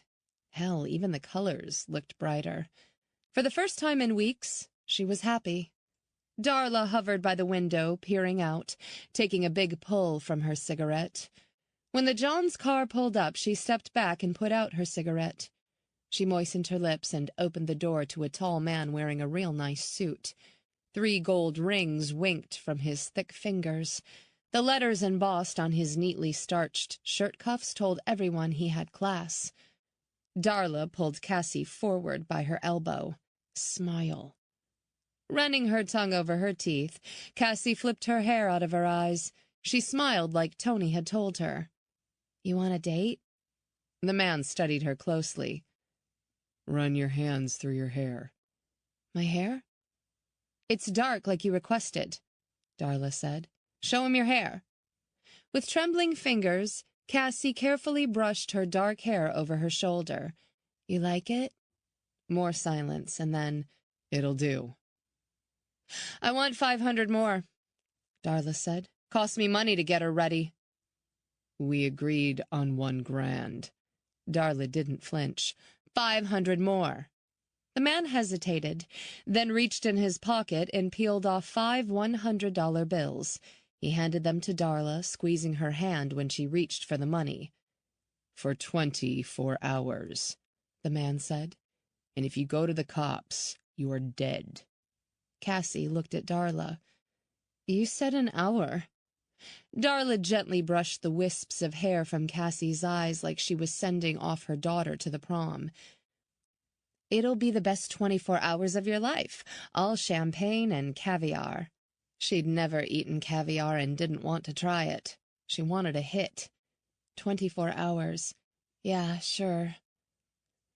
He took Cassie by the elbow and led her to a dark, shiny car with tinted windows. He opened the front passenger side door for her, and she slid onto the soft, leather seats. When he closed the door, she flinched. Seconds afterward, the locks fastened with finality. Her stomach churned as she became aware of the faint scent of aftershave mingling with cinnamon. An odd combination, she thought as he drove, in no rush. A glance in the side mirror caught Darla standing by the open motel room door, shoving the money in her pocket and turning away as if she'd forgotten all about Cassie. The girl squirmed. A bad feeling knotted in the pit of her stomach. Where are we going? To a party. A party? She tamped down the rising panic. She'd been to a lot of parties. You have a name? He tapped a ringed index finger on the steering wheel. Lenny. Lenny. That's a nice name. Sometimes the Johns were nicer if you used their names. I'm Cassie, Lenny. Cassie. The lights of the city began to move faster and faster past the window as the car picked up speed heading out of town. Where's this party? In a private place. She hitched her chin up a notch. You paid Darla for 24 hours. That includes transport. Always good to watch the time carefully. Johns were always trying to squeeze a little extra for free. We aren't going far, Cassie.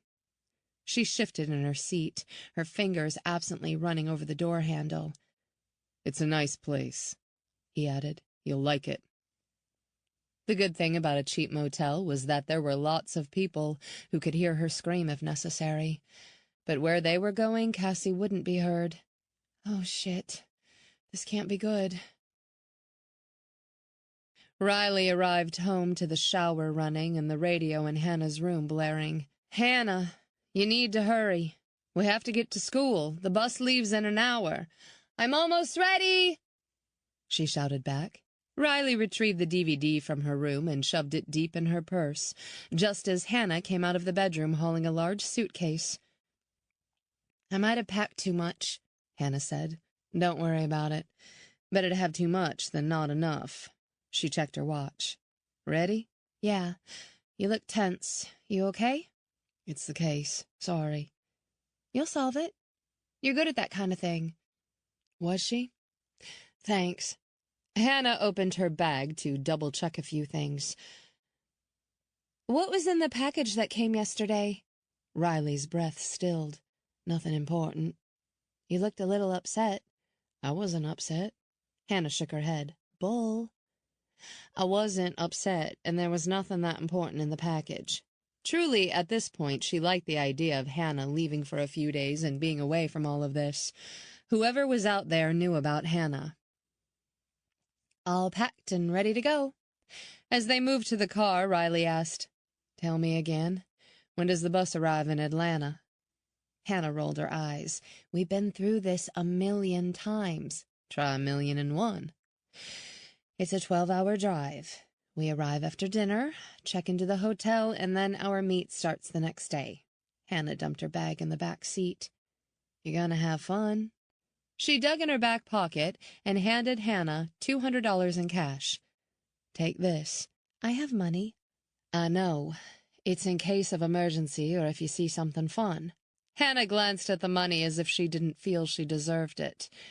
You don't have to do this. I know. I want to. This is going to be a good time for you, and I don't want you counting pennies. Hannah hugged Riley. You're the best. Riley held her tight. Be careful.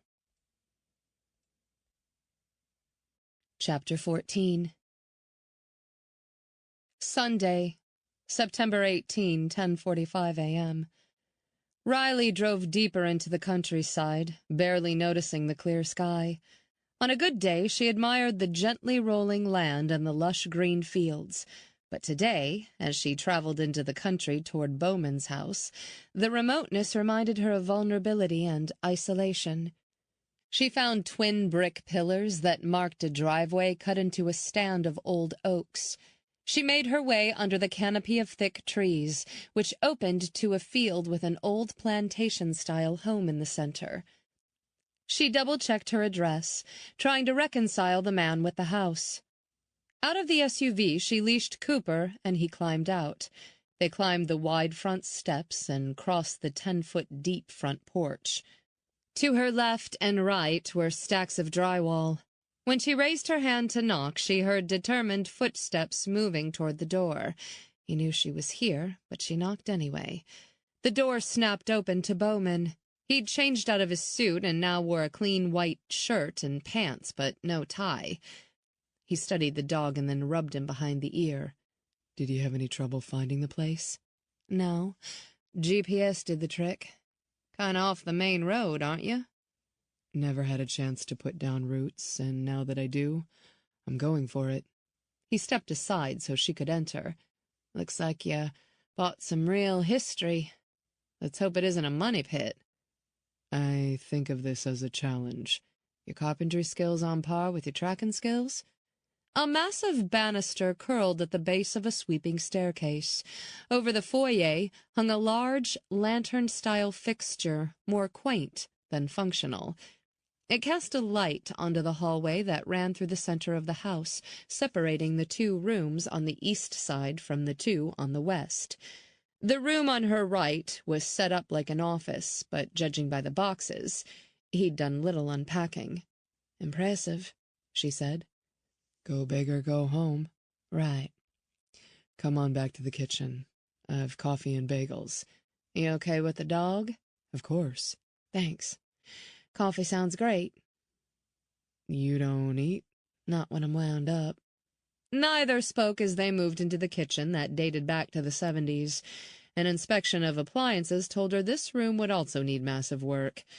But there was the morning light and a tremendous view of rolling green fields. She walked to a large picture window that offered a stunning view of the river. This alone would be reason enough to buy the house. How did you find this place? Out driving one day and saw the for sale sign. I suppose it fits. You strike me as a traditional kind of guy. Lines at the corners of his eyes creased when he smiled. And you're not traditional? I might have been born into it, but it didn't take. Despite her upbringing, she'd never imagined herself living in a house like this one. She reached in her bag and pulled the DVD out. I'm not sure why I'm trusting you with this. Why are you? His body was relaxed, but tension hummed behind the words. You might be my best chance to solve this. She handed him the DVD, which she'd dropped into a zip-top bag. His fingers barely brushed hers as he accepted it. He hesitated before he touched the disc. Should I wear gloves? My prints are all over the exterior package, but I put on gloves before I touched the DVD case and disc. He put on latex gloves without a word, moved to a DVD player, carefully inserted the video, and hit play. Slowly he stepped back and stood next to Riley. Instinctively she tensed, bracing for the image and his reaction. She feared he'd see her as a victim. She feared he'd treat her differently, and she wanted no one's pity, especially Bowman's. Her image appeared. Behind her were the cream-colored drapes, thick carpet, and a Queen Anne table overlooking a glittering skyline. Music played soft and delicate in the background. Folding her arms over her chest, Riley forced herself to breathe as she watched Bowman's jaw clench.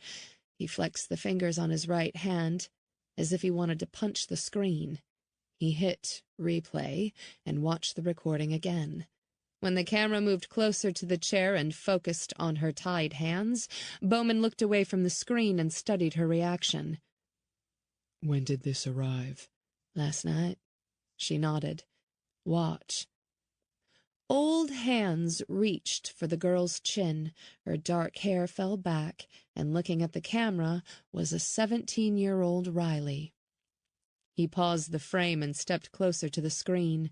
For a long moment, he said nothing. Riley chewed the inside of her cheek, clamping down the rise of fear and nausea that rushed her each time she saw this. The young girl in the video moaned. She forced herself not to hear. Her throat tightened. "How did you receive this?" Bowman demanded. "It was waiting on the front porch of my home." "You found it?" "No, Hannah did yesterday." "Did Hannah open the package?" "No, she left it on the kitchen table for me with a note." "You're sure she didn't see the video?" "Yes. The package was undisturbed, and when she came home she was her normal self. Nothing out of the ordinary for a teenage girl." "Do any of your neighbors have security cameras around their houses?" "Not that kind of neighborhood. Working-class folks don't have that kind of money. But I made a point to check for cameras along the block this morning when I walked Cooper." "Did you talk to your neighbors? Did anyone see anything?" "No. But I can follow up today." "I'll do that." "But these are my neighbors." "I'm impartial. Better for me. I'll find a way to leave you out of it. Any memories of how you landed in that room?" "I have no idea. I have 7 missing days. I was accepting something to drink one minute, and the next I was stumbling off the bus in Richmond 1,000 miles away." "And you gave the cards to Sharp?" "Yes, but I took pictures of them." She scrolled through her phone and showed him the spread. "A royal flush. There are 4 possible royal flushes out of 2.6 million possible hands. To say you were lucky would be a huge understatement." "I knew it was good. Didn't know it was that rare." He studied the photos she'd taken of the back of the cards. "Just like the ones we found on the victims in New Orleans, except no writing on yours." "Like the ones I found in Vicky Gilbert's backpack." She tumbled through the facts of the Gilbert case as Bowman viewed the pictures. "Vicky and I share similarities. Runaways, but neither of us had been on the streets long. We do look alike. I didn't realize how much until I saw the video. I'd forgotten how long my hair used to be." "You haven't changed that much." Riley rolled her eyes. "Please don't say that in public. Looking like a teenager doesn't help my badass image unless I'm going undercover at the local high school." "Understood." Energy buzzed in her body, creating a wave of panic. "I thought it was all behind me, but the shark is circling back, isn't he?" "You're not alone in this, Riley." Her gaze shot up, searching for some kind of resolution. "It's ironic I track fugitives, and now I'm on the receiving end." "You aren't prey." Tears threatened, which only stoked her anger. "The hell I'm not." He closed the gap and laid a hand on her arm. More energy surged up, but this time it didn't snap and burn. It tingled. In a good way. Slowly, she pulled her arm away, knowing she didn't need to complicate what was already pretty damn complicated. Though she'd broken the connection, he didn't back away. Her phone hummed, so she checked the screen, grateful for the interruption. Sandy had sent her a text. "Cassie is missing," Riley typed. "How long?" "Since last night. She texts me every hour." Frowning, she pictured the young runaway girl she'd met at the truck stop a few days ago. She looked up from the phone and found Bowman's gaze full of questions. "Homicide?" "I hope not. I interviewed a couple of runaways when I was looking for Darla. Sandy and Cassie. Sandy says Cassie is missing." "Does she fit the profile?" "No, she has blonde hair, small. ID says 18, but I doubt it." She texted Sandy for details. Sandy says that Darla cut a deal with Tony for the girl. His chest rose and fell with a sigh. "She's blonde."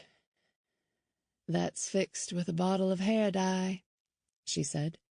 "Darla already had a connection to this network. I need to find Sandy and find out what's going on." "I'll back you up." She shook her head. "No, thanks. I have this." "Did you note the lack of a question mark at the end of my statement?"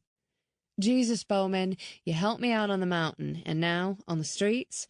"Technically, it's your day off. If anyone were wondering, we could simply say we were out for a stroll."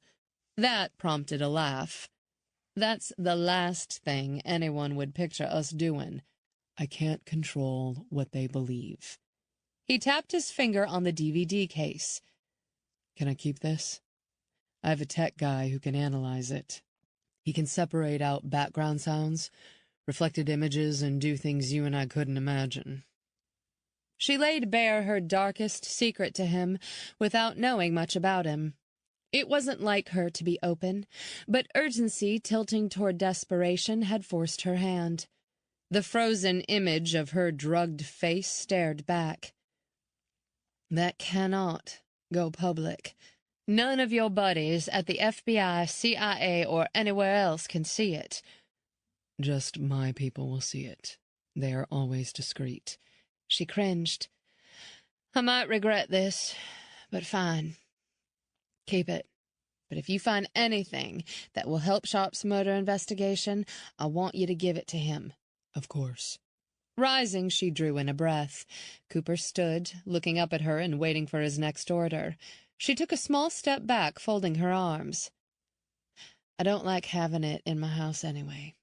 Bowman followed her to the door, opening it for her. "Payback for this killer is coming, Riley. Just a little more time." "I hope so." Floorboards creaked as he shifted his weight. "I'll be there." She looked up at him. "I'm betting a lot on that." "Where are you going to meet Sandy?" "There's a truck stop off the interstate where a lot of the girls are working now." She gave Bowman the location. "I'm 5 minutes behind you." "You were an hour behind me in the woods and caught up. How'd you do that?" "I was motivated." "Why were you there at all?" A smile tugged the edge of his lips. "Civic duty." "Does Shield Security do these things often?" "From time to time." "Why this case?" she asked. "Lucky for you, I suppose." "Luck?" She opened the door. "No such thing.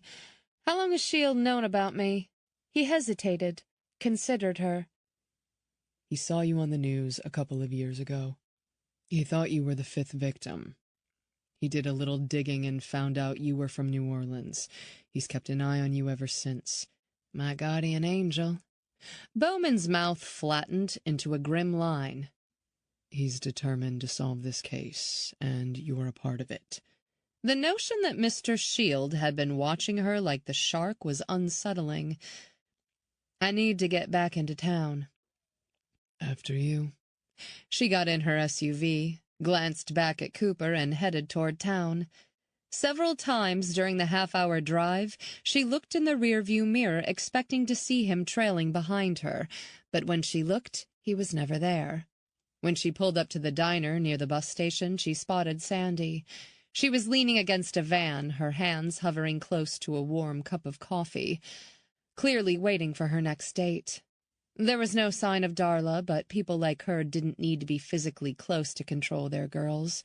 The pimps were good at manipulating their prostitutes with drugs, threats to their families, beatings, and sleep deprivation.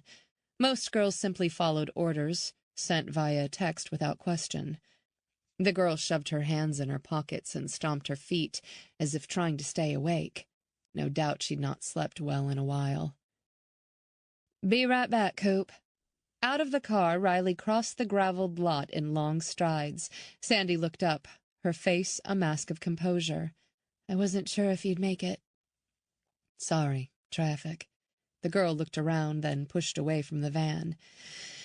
"Feels good to rest. My feet are killing me." "Want to go inside? I'll buy you a meal and you can sit." "Tempting, but that wouldn't be the smartest move." "When is the last time you ate a real meal?" "I don't know." "Is Tony around?" She grabbed her cell phone from her pocket. "He's always texting." "Can you eat and respond to texts?" "Sure." "So take 15 minutes. "Okay. Let's go inside. Can I have eggs and pancakes?" "You bet."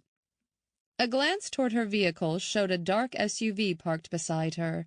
A shadow passed across the front windshield, making it hard to see inside, but she knew it was Bowman because the hair on the back of her neck was standing up. Riley and Sandy crossed the lot into the small diner that smelled of fried eggs, bacon, and grease. The floors dated back 50 years, and the counter was a throwback to happy days. A guy slinging hash at a well-seasoned grill turned, glanced at Riley, and nodded to the seat-yourself sign. She chose a booth close to the back and sat in the seat against the wall. Sandy slid in across from her. The dude behind the counter raised his spatula. You can't sit and just drink hot water. Riley raised her hand. I'm buying. The cook glared at Sandy. No hot water.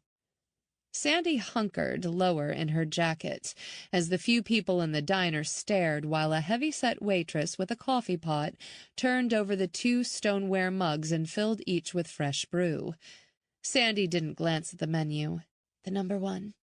The waitress arched a painted-on brow. That's a lot of food. I'll eat it. Bracelets rattled on Sandy's wrist as she reached for the sugar and dumped in a few teaspoons before she splashed in milk. Riley realized the kid had ordered a stack of pancakes as well as bacon and 3 scrambled eggs with toast. I'll have a bagel. Sure. When the waitress left, Sandy leaned forward. The cook can be a jerk, but he makes great eggs. Whenever I have extra change, I eat here. Coffee's unlimited. Amazing how long you can go on coffee. And hot water. With ketchup. It's a soup. She drummed her fingers on the greasy table and snuck a glance toward the waitress. You can play that card once here. Nico, the cook, doesn't like it. I'll bet. She traced the edge of her cup. What's going on with Cassie? I haven't seen her in over a day. Is that unusual? For her, yes. She likes to check in with me. And Tony's freaking out. He's looking for Darla now. Wants to know where Darla took his merchandise. No sign of Darla? Riley asked. No, she's hiding out. Do you have any pictures of Cassie? No. This guy I'm looking for likes dark hair. Sandy's eyes narrowed. Cassie said Darla wanted to color her hair dark. From what she'd heard about Darla, the woman was resourceful. If a buyer wanted a brunette and she didn't have a girl that fit the bill, she'd make one. Did she say who the John was? I asked Tony. He said the guy was rich and would show her a good time. Said not to worry. She shook her head. When Tony says not to worry, I do. The waitress arrived with Riley's bagel. The other gal's order will be right up. Thanks. Riley looked at the girl's gaunt face. She pushed the bagel toward Sandy. I'm not hungry. Why don't you snack on this while you wait for your meal? I won't say no. Sandy bit into half of the bagel and shoved the other half in her pocket. Where's Cassie from? Western part of the state, I think. Some little hick town. Figured she'd come to the big city, get a job, and her life would get on track. That didn't work out well, did it? No. Drugs? She didn't want to at first, but Tony kept pushing. It's not out of control, but close. Sandy sniffed. She can't handle the drugs or streets like me. Riley studied the dark circles under the girl's sunken eyes. She wasn't really handling it either. This life was simply killing her more slowly. How much longer can you handle it? The waitress arrived at the table with Sandy's food, and she didn't speak for several minutes while she inhaled the feast. Darla drives a motorhome, Sandy said. Know any places she likes to park it? There's an old motel about 20 miles east. Has lots of rooms. Not connected. Cottage style? Yeah. Okay. Riley glanced out the window and saw Bowman standing by his car. Even from this distance, she could see him watching them. No one will testify against him or Darla. They're too afraid. What about you? I'm not planning on sticking around. I don't want to end up dead. They won't let you leave. I'm not going to ask for permission. She looked toward the door as if she suddenly thought Tony might be watching. If you want to get out, I can help. I've pushed luck enough as it is. Sandy mopped up the syrup on her plate with the last bit of pancake and ate it. As she swallowed, her phone buzzed and she tugged it from her pocket before the second ring. I need to go. "I can help you, Sandy. Don't worry about me," she said, sliding from the booth. "Just find Cassie. She has a chance to get out." Riley slid to the edge of the booth, pulled another business card from her back pocket, and pressed it into Sandy's hand. "Just in case. I have your number. Then give it to another girl who needs help. You lived on the streets, didn't you?" Riley dug a 20 out of her pocket, set it on the table, and placed her untouched coffee cup on top of it. "What makes you say that? A vibe? Like you get what it's like? No judgment in your eyes? I've been a cop for 8 years. I've seen my share. A lot of cops see." She texted a message on her cell phone. "Few understand. Lucky, I guess. See you around, Lucky." Riley watched the girl push through the front door and cross the lot outside. She moved toward a dark truck, spoke to the driver, and climbed inside the cab. Never in Riley's career had she wanted to see two people behind bars more than she did Darla and Jax. Jojo might not ever testify against Jax, but he'd broken enough laws, including evading the police and possession of drugs in his car, to get him some time in prison. A prison sentence would give her the time to build a human trafficking case against him. Outside, she walked toward the parking lot, watching as Bowman stepped away from his vehicle. He wore a dark sports coat over his white shirt and dark pants, but when a flap of wind caught the edges of the jacket, she glimpsed the weapon at his side. "What did she say?" he asked. "There's a motel about 20 miles east of here." "You want to check it out?" "I do. If we don't find Cassie, I'll call Sharp." "Let's go." The first 48 hours in a missing persons case were the most critical. Didn't seem like a case could go cold so fast, but the best leads vanished with the ticking clock. She didn't want to rely on Bowman, but she wanted to stack the odds in her favor.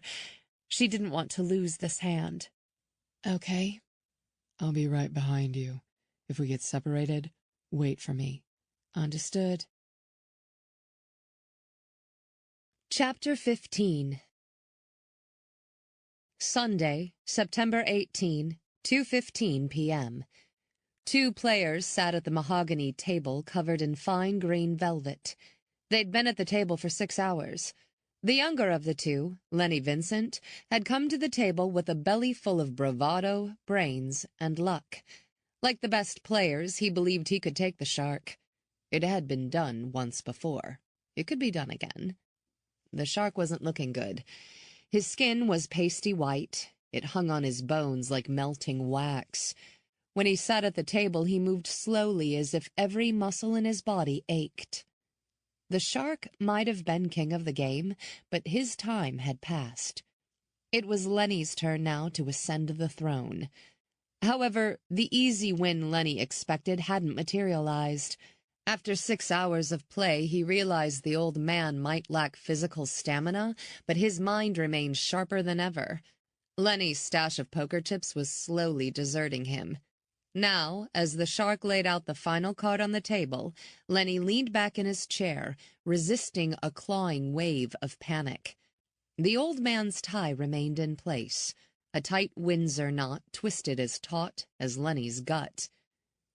"Show me your cards," the shark whispered. Lenny's hand was decent enough, 2 of a kind, aces high, and it could win if the shark's luck turned. Damn, how many times had he said that to himself in the last few hours? A half dozen? The pile of chips in the center of the table was the largest pot tonight. He was all in. This was the make-or-break moment. Lenny carefully fanned out his cards on the table. The old man's eyes shimmered with satisfaction in a way that promised ruin for the younger man. Lenny's fluttering hopes of a win vanished.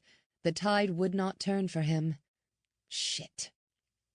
A sly, contented grin tipped the edges of the shark's face. "You're good. Very good." Even as Lenny watched his opponent's corpse-like hands slide the winnings to his side of the table, he still believed he could pull this off. One more chance. He imagined Lady Luck standing beside him, smiling. She was a fickle beauty who enjoyed his suffering. She wanted to see him crack and break. Well, she could keep waiting. Lenny reached for a scotch, now watered by the melted ice, and sipped it. So this is it. The old man studied the paper marker written in a bold handwriting when the game began. Yes. Lenny rose and moved to a sidebar where a collection of crystal decanters sat. He removed the top of one and filled his glass. The scotch was top shelf, some of the best he'd ever had. Why not enjoy it? He'd need it to do what came next. The old man smiled. Get her. Lenny swallowed the last of the scotch. His heart kick-started into high gear as consequences crowded around him. Why don't you play for money? The shark held up his glass, studying the spectrum of light and the crystal carvings. I stopped caring about money a long time ago. There's no juice in it. But if I can take a damaged girl and set her free from this life, well, that has value. Why the girls? They're nobodies from the streets. No one cares. But I care, and that's all that matters. They aren't worth the specialty cards on this table. The shark sipped his scotch. Enough talk. Let's do this. Lenny moved to the large door and opened it. On the other side sat the girl, Cassie, in a red chair, her head slumped forward. He gently tipped her head back so she looked up at him with glassy eyes. He let go and her chin fell back to her chest. The shark stood silent, his attention laser-sharp as always. Cassie raised her head slightly, trying to focus. A tentative smile teased her lips. "Is it time to go yet, Lenny?" The shark pushed her chin up further and studied her face. He frowned. Will she do? She meets all the items on the list. The old man with dead eyes frowned. Her face is too wide, and her eyes are too dark. You accepted her at the beginning of the game. I can see now her hair is also wrong. You said you wanted brown, Lenny said. Her hair is brown. The shark traced his cold hand over her hair. It's too dark, he said, letting her chin slip from his grasp. Releasing her face, he stepped back and pulled a handkerchief from his pocket. Carefully, he wiped his hands. I can change her hair, her makeup. She's not the right one. Lenny brushed the hair from Cassie's eyes. Don't be hasty with this one. I bet you like her as much as any of 'em. As the shark studied the girl's droopy lids, his mouth thinned. His gaze dropped to her thin white neck. Where did you get her? From Darla, the lady you told me to use. When the old man didn't appear impressed, he added, Darla's boyfriend wasn't around. He was arrested by that lady cop. I saw the story on the news. She tracked him into the woods. I hear Jax and Darla are both furious with the cop. My money is on them killing the cop in the next day or two. No. No one touches the cop. She's all mine. Is that clear? Sure. You like the cop? Like? Let's say she's got the kind of looks I like. He motioned to the corded silk rope lying on the poker table. Finish her. I'm already bored and ready to move on to the next game. Without hesitating, Lenny picked up the rope and tightened it around the girl's neck. She coughed, reached for his hands, but he was strong and knew it was either her or him. He had too much at stake to back down now. He felt no remorse as he twisted the rope tighter, and her eyes closed. When her breathing stopped, he didn't let go of the rope, holding on longer for fear she might spontaneously breathe again. When he was sure she was dead, he let her go and watched her body fall limp to the floor. Lenny pulled a handkerchief from his pocket and wiped his hands. He'd not made the fortune he'd hoped, but there would be other games. He'd find a way out of this hole somehow. That's it. She's dead, and I'm done? The shark turned a poker chip over and over in his hand. Not quite. What else? You have a wife and 2 children. Brenda. And your children are Francis and Patricia. Lenny glanced at the girl. He felt no emotion for the dead girl, but he loved his family. They meant the world to him. How do you know about my family? You love them. You want to keep them safe. Lenny's grip tightened around the handkerchief. When Lenny had made a deal with the shark, he should have expected the old man to keep a card up his sleeve. I would do anything for them. Good. He turned to the poker table and picked up the losing hand, as well as another single card. He handed the 5 cards to Lenny along with a pen, watching closely as Lenny wrote "loser" on each one. After you rid of her and leave the cards in her pocket, I have one more job for you. What kind of job? The kind of job that will ensure your family doesn't die. Riley found the old motel 20 miles east of the interstate, as Sandy had described. There were 6 cottages close together. Once painted white, they'd washed out to a dull gray color. Each had a black door with a small window, and all looked battered by time. The grass was long worn away, leaving a clay-packed yard and a handful of weeds. Parked in front of it all was the 25-foot motorhome. Riley's seat creaked as she leaned back. She studied the collection of buildings in the courtyard, knowing this was the perfect place for an ambush. It wasn't lost on her that Sandy could be loyal to Darla and Jax, and this was a trap. Drawing in a breath, she glanced in her side mirror and saw Bowman approaching. He'd drawn his gun, holding it close to his side. She unclipped her holster and reached for Cooper's tracking line. Without a word, she was out of the car. She quickly leashed the dog and moved toward Bowman. Tell me you would not have come here alone. Bowman wasn't looking at her. Instead, his gaze swept the building and the motorhome at a methodical pace. Under normal circumstances, no. Never was the right answer. He raised his weapon. Stay. What, like Cooper? He shot her a look that silenced her next comment. He moved to the first building, doing a careful sweep of the structure. Then he moved to the second and the third, and so on. When he returned to her side, he nodded toward the motorhome. Any movement? Nothing. The motorhome curtains were drawn, and out front stood a trio of lawn chairs, which she supposed served as a waiting room when the place was operational. He carefully pulled off dark glasses and tucked them in his pocket. You think Darla is here? I don't know. Has Carter made bail? He asked. He wasn't scheduled to be in court until tomorrow, but that doesn't mean he didn't get an earlier date. Do you think they would have taken off? Not while Jojo was still alive. They'll wait for her to be released from the hospital. In their minds, she belongs to them. She stared at the dingy motorhome. She'd never turned a trick on the streets, never used. But her time on the streets had amounted to only a few weeks. If it had been months, and she was hungry enough, desperation could easily have led her here. A muscle ticked in Bowman's jaw. He moved to the motorhome and banged on the door with his fist. Both stood in silence, waiting. He reached for the door handle. "Last I checked, you're a civilian now," she said.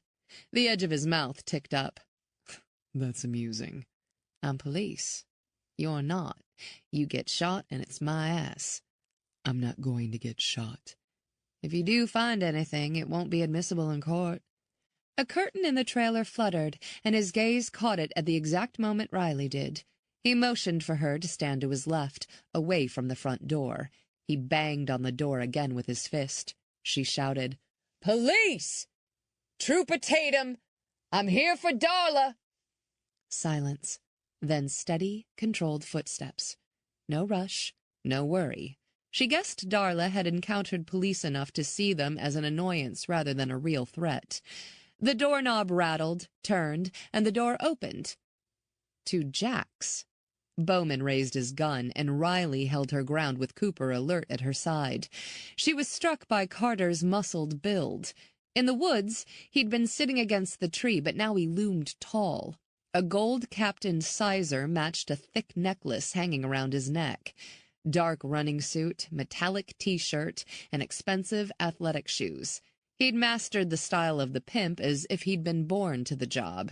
A cigarette dangled from his fingers. "Jax Carter," she said. "So you did make bail early." "Trooper Tatum." His grin widened until it swept right and landed on Bowman. Straightening, he sniffed. "Nice of you to pay me a visit."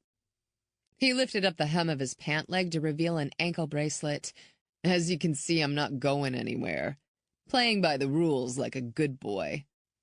"We're looking for Cassie," Riley said. Carter leaned his forearm on the doorframe. The thick scent of body odor mingled with cheap aftershave. "Do I look like a halfway house?" Bowman didn't speak, but a controlled ferocity radiated from him, much as it would from a guard dog. "Is the girl with you?" she asked. He couldn't suppress a smile. "I don't know a Cassie." "Darla does." Carter held his hands chest level and stepped out of the motorhome. "You'd have to ask Darla. I was in lockup until late Friday." Bowman shifted. "Where's Darla?" Carter sighed, and turning his head slightly, shouted, "Darla! Get your ass out here! Police want to have a word!" Footsteps slightly rocked the motorhome before she appeared in the doorway. Greasy, dark hair hung around her face. Thick eyeshadow accentuated her wide-set eyes, and smudged lipstick drew attention to full lips. She wore a tank top and faded jeans that hugged full hips. "Jax, who's this?" "This is Trooper Tatum," Carter said. "She's looking for you." Darla folded her arms. "What do you want, Trooper Tatum?" "Where's Cassie?" Riley asked. "I don't know a Cassie," Darla said. "That's not what I heard. I know Tony is hunting you," she said. "He wants his girl back." Darla's muscles tightened, drawing attention to a rose tattoo on her arm. "I don't know a Cassie." "Where have you been the last couple of days?" Riley asked. "Here, at the trailer, waiting for my baby," Darla said. "You have ID?" Riley asked. "Yeah, somewhere." She patted her pockets, but only found a half stick of gum. "I don't know where it is, and I don't have to give it to you. I know the law." Always testing. Riley reached for her phone. "I bet Jax has something in that trailer that's violating the terms of his bail." "I have your ID, baby," Carter said. Darla smoothed long fingers over a bruise on her forearm. "You don't have to show her." His grin widened. "We don't want trouble." Cooper was silently watching, but his tension radiated up his tracking line into her arm. Carter handed her the ID, and she studied it. Darla was 23. Riley held onto the license as she spoke. "I know Kevin Lewis bought Vicky." "Who bought Cassie?" Darla rubbed the underside of her nose with her index finger. "I don't know Cassie, and girls like her take off all the time." "She didn't take off. You sold her," Riley said. Darla's bloodshot eyes sharpened. "I don't know anything about that." "What did you do with the money that John paid for Cassie? Did you tell Jax about it?" "Of course I told Jax," Darla said. Carter glared at his girlfriend. "Shut your mouth. They're fishing. They ain't got nothing on us." Darla fingered a gold hoop earring. "This is harassment." Bowman was silent, but he didn't miss a detail. His hand wasn't on his weapon, but it was close. At Quantico, his draw was one of the fastest. "Are you going to arrest us or not?" Carter asked. "Not," Riley said as she handed the ID to Darla. "But we'll let Tony know that Darla is with you," Bowman said. Carter shook his head. "What the hell? Don't go spreading lies to Tony." "The real sharks are swimming on the outside of the tank, aren't they, Jax? But you already know that," Bowman said. "Little fish like you don't have a chance against the sharks," Riley said. "Fuck you," Carter responded. Deflecting the comment, Bowman said, "If I were you, I'd get in that trailer and start driving. In about 30 minutes, this won't be a safe place for you anymore." Darla chewed her bottom lip.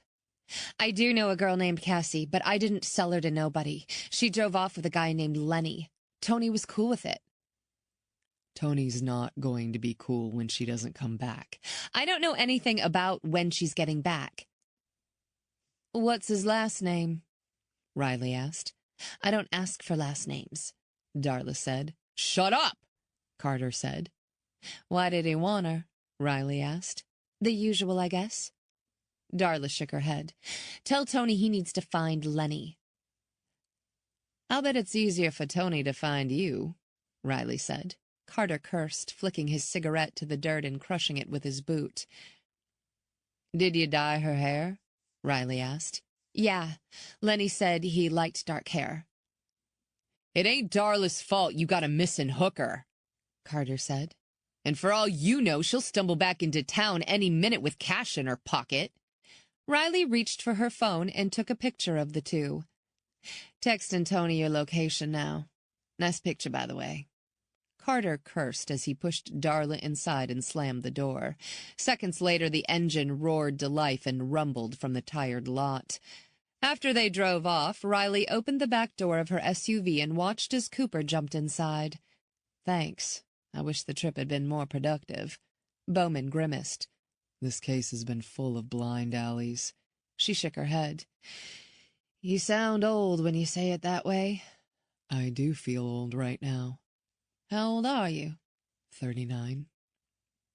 When I get to be your age, I hope I'm more optimistic. Her wisecrack coaxed a grin as he slowly shook his head. Right. She shifted to an uncomfortable subject. When will your people know anything about the video? In a day or two. The idea of a whole bunch of strangers watching her like that stoked her shame.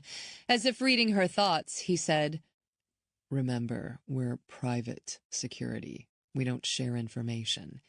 Still more people in the loop. You didn't do anything wrong.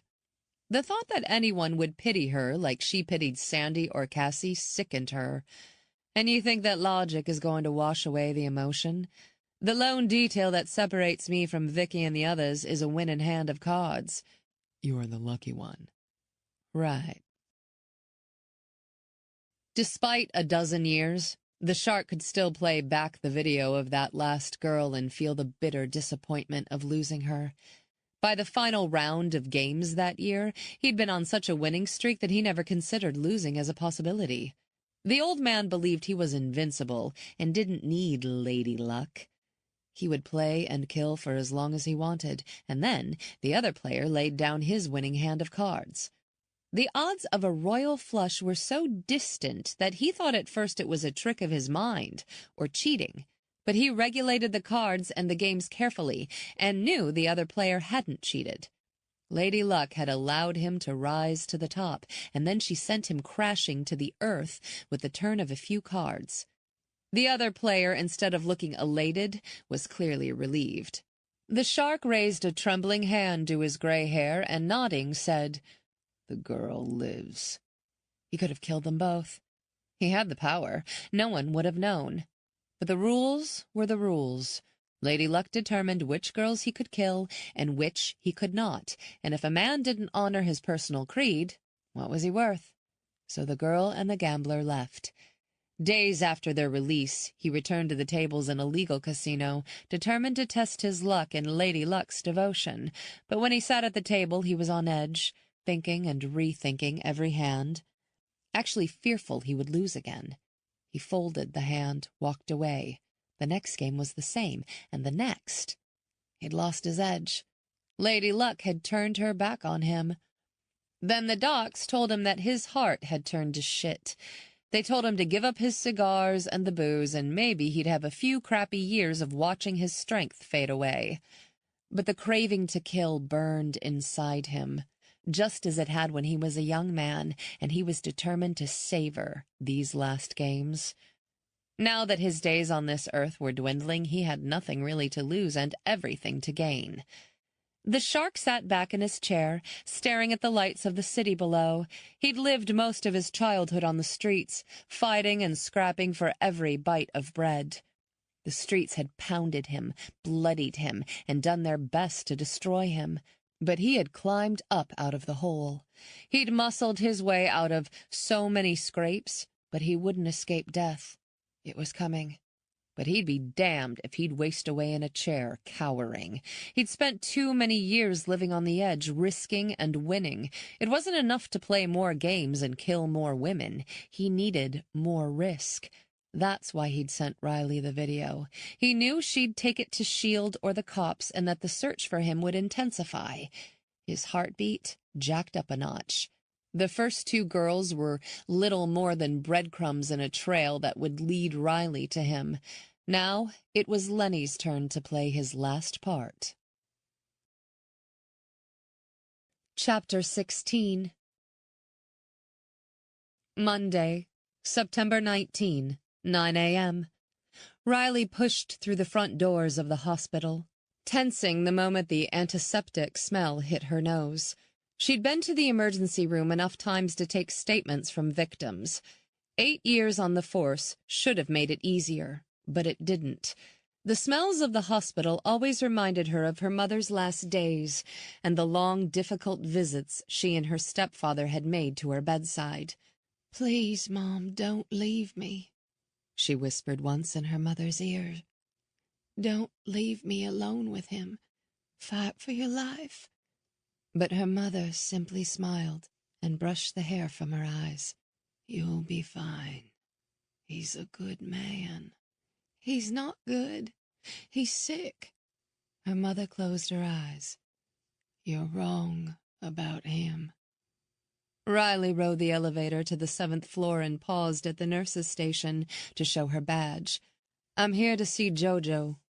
How's she doing?" "Awake, but moving slow. She was watching television a few minutes ago." "Thanks," Riley said. "Do you have any update on her family?" "No. She gave us a number, but no one answered.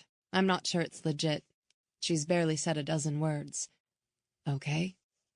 Down the hallway, she pushed into the room to find the girl sitting in her bed, remote in one hand, a cast on the other. She stared at the television, switching channels as if nothing really mattered. The plate of food was at least half eaten, a good sign. "JoJo?"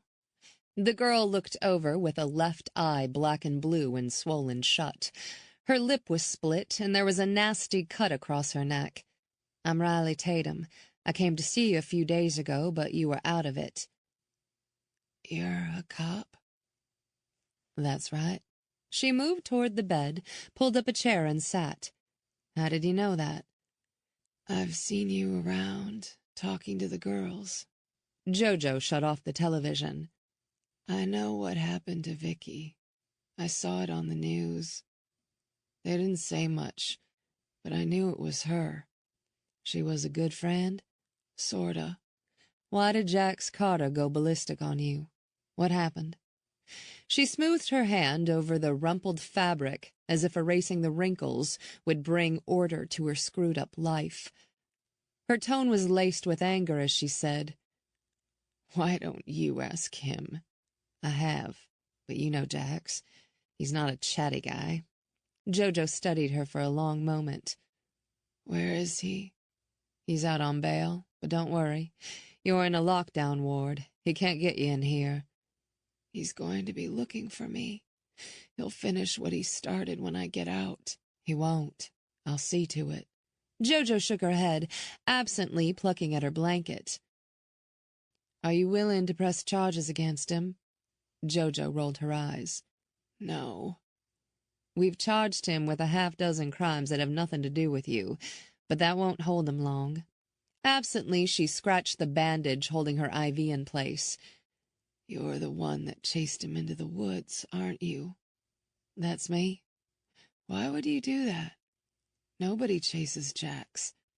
"That would explain the shocked look on his face when he saw me coming over the crest of the hill. He's used to getting his way, but so am I." "Why did you do it?" "I saw the surveillance camera footage of him beating you. Nobody deserves that." Her brow nodded. "You went after him because of what he did to me? Aren't you worth it?" "That was stupid. I'm nobody." "When I watched that video, I saw a kid. A kid that could be anything she wanted to be if she had a chance." "A chance?" have about as much chance of getting out of this life as I do winning $1 million. I can't get you $1 million, but I've a few chances up my sleeve for a better life. Tears glistened. How can I have a chance? I don't have family, and the one guy that was nice to me just about beat me to death. I know places where you can go, good people who can take care of you. It's not hopeless. You make it sound easy. You and I both know it's not easy, Jojo. She sat back. What's your real name? Everyone calls me Jojo. I didn't ask you what everyone calls you. What's your real name? She plucked at a stray thread on the sheet. It's Melanie. Melanie. That's pretty. Melanie, what's your last name? Don't call me that name. She's not me anymore. She shook her head. I can't have you calling my family. With them, it's worse than Jack's. So the number you gave the hospital is false? Maybe. No judgment. Be nice if I can tell the nurse she can stop calling. I'm not calling anyone. I just want to know who I'm talking to. Melanie Lawrence? How old are you? And let's not start with 18. She lifted her chin a notch. 15. Okay. Riley leaned forward. Jojo, how did you know Vicky was the murdered girl? Because Jax and Darla sold her to this weird guy. Weird how?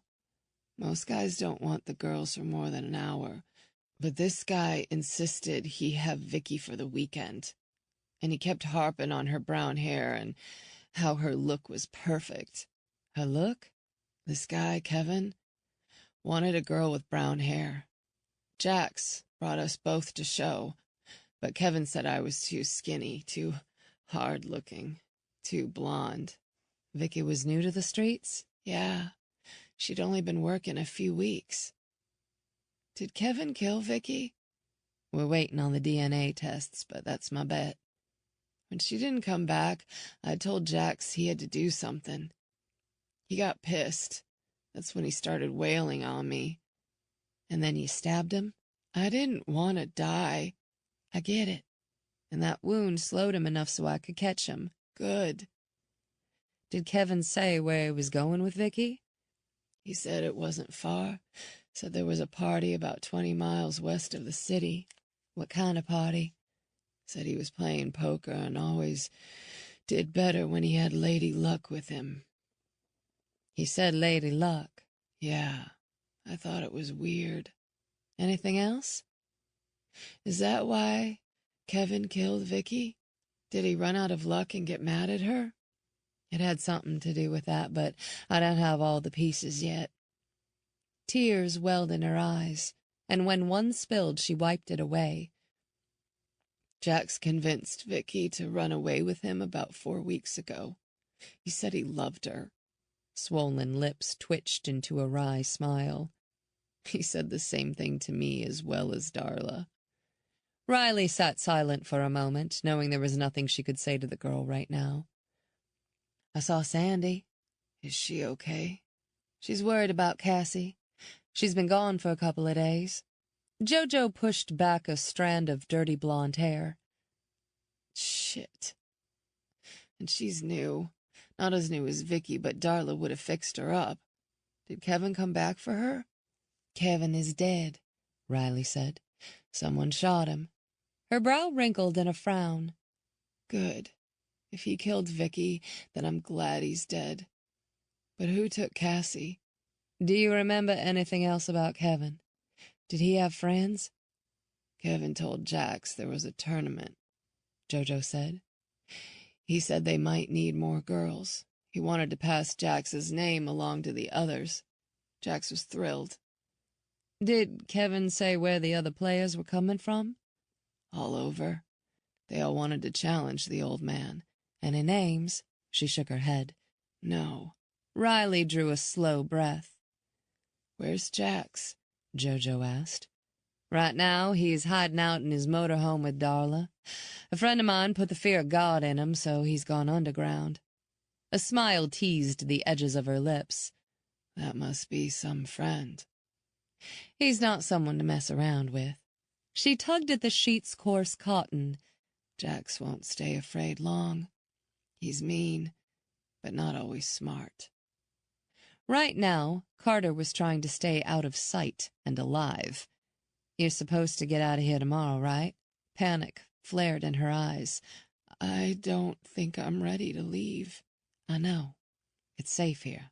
But I know a place. It's a house run by a nice couple. I can call them for you. Annoyance flashed across her bruised face. You can't make me go anywhere. Riley's phone pinged with a text from Duke. She read it and texted back. I'm not going to make you go anywhere, she told Jojo. There was a knock at the door, and the girl stiffened, sitting straighter in her bed. Who's that? A friend. The scary one? No, though he looks meaner than a snake. Don't let the ink scare you. He's about the most gentle guy you'll ever meet. She moved to the door and opened it to let Duke into the room. Jojo studied him closely, her body as tense as a taut rubber band. Who's this, your grandfather? Laughing, Duke rubbed the back of his neck with his hands, showing off an arm covered in tattoos. Hey, I might be old enough to be her dad, but not her granddad. I'm not that broken down, kid. Jojo shook her head. You're up there, Pops. Duke looked at Riley, amused. Tough crowd. They all are at this stage. Didn't you say I took a swing at you? He rubbed his chin. Barely missed. Another knock on the door, and Maria entered. She was grinning and had a large grocery bag full of clothes. Sorry, I stopped at the nurse's station. I know one of the gals from church. She smiled at the young girl. So, you must be Jojo. I'm Maria, and this is Duke, my husband. We run a restaurant and we shelter kids. And in this bag are clothes. I had to guess your size, so they're all kinds. Her real name is Melanie Lawrence, Riley said. Melanie, Maria said, smiling. I like that. Very pretty. My name is Jojo, the girl insisted. Okay. Maria nodded as if knowing the kid clung to the name because she was afraid. Are you, like, foster parents? Jojo asked. I've done foster care and it sucks. Duke slid a ringed hand into his front pocket. We work with social services, but we don't take government money. Our place is all donation-based, and it's not foster care. We offer a safe harbor until you figure out what's next. So what's the catch? Jojo asked. You agree to come with us, and I'll talk to social services. Then you gotta go to school, Duke said, without hesitation. Education will get you out of this life. School, she laughed. Right. Riley pulled a card from her pocket and handed it to Jojo. The decision is yours. I can't make you go. Neither can Duke or Maria. Jojo flicked the edge of the card, not bothering to look at it. They gave me a second chance, and I took it. If not for them, I don't know where I'd be now. Play it smart and take the offer. You won't get another one. After Jojo's sullen acceptance of Duke's offer, Riley left the hospital, not convinced the kid would have her happy ending. The road ahead would be tough for a girl who'd seen too much in her 15 years. As she opened her car door, her phone buzzed. Agent Sharp's name popped up on the display. To what do I owe the pleasure? We found Lewis's hotel, and I now have a search warrant. Want to play agent one more time before you put the uniform back on? I do. I'll text you the address. She arrived at the hotel a half-hour later. It was decent but not plush like the casino hotels in the big cities. A black SUV was waiting for her as she crossed the lot. Bowman got out, his dark suit and glasses making him look like a Fed. If he really was retired, you'd never know it looking at him. What are you doing here?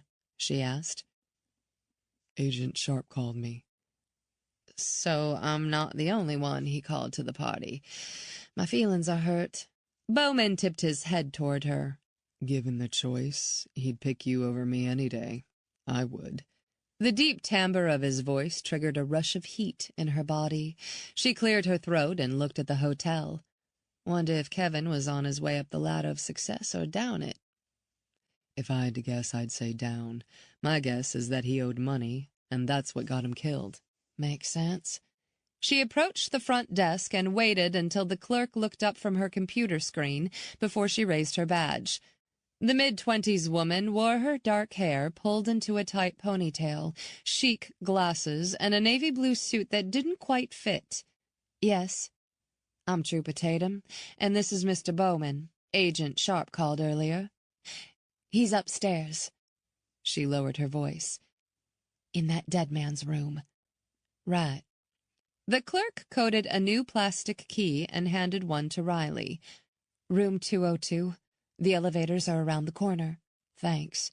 They made their way to the bank of elevators, and Bowman punched 2.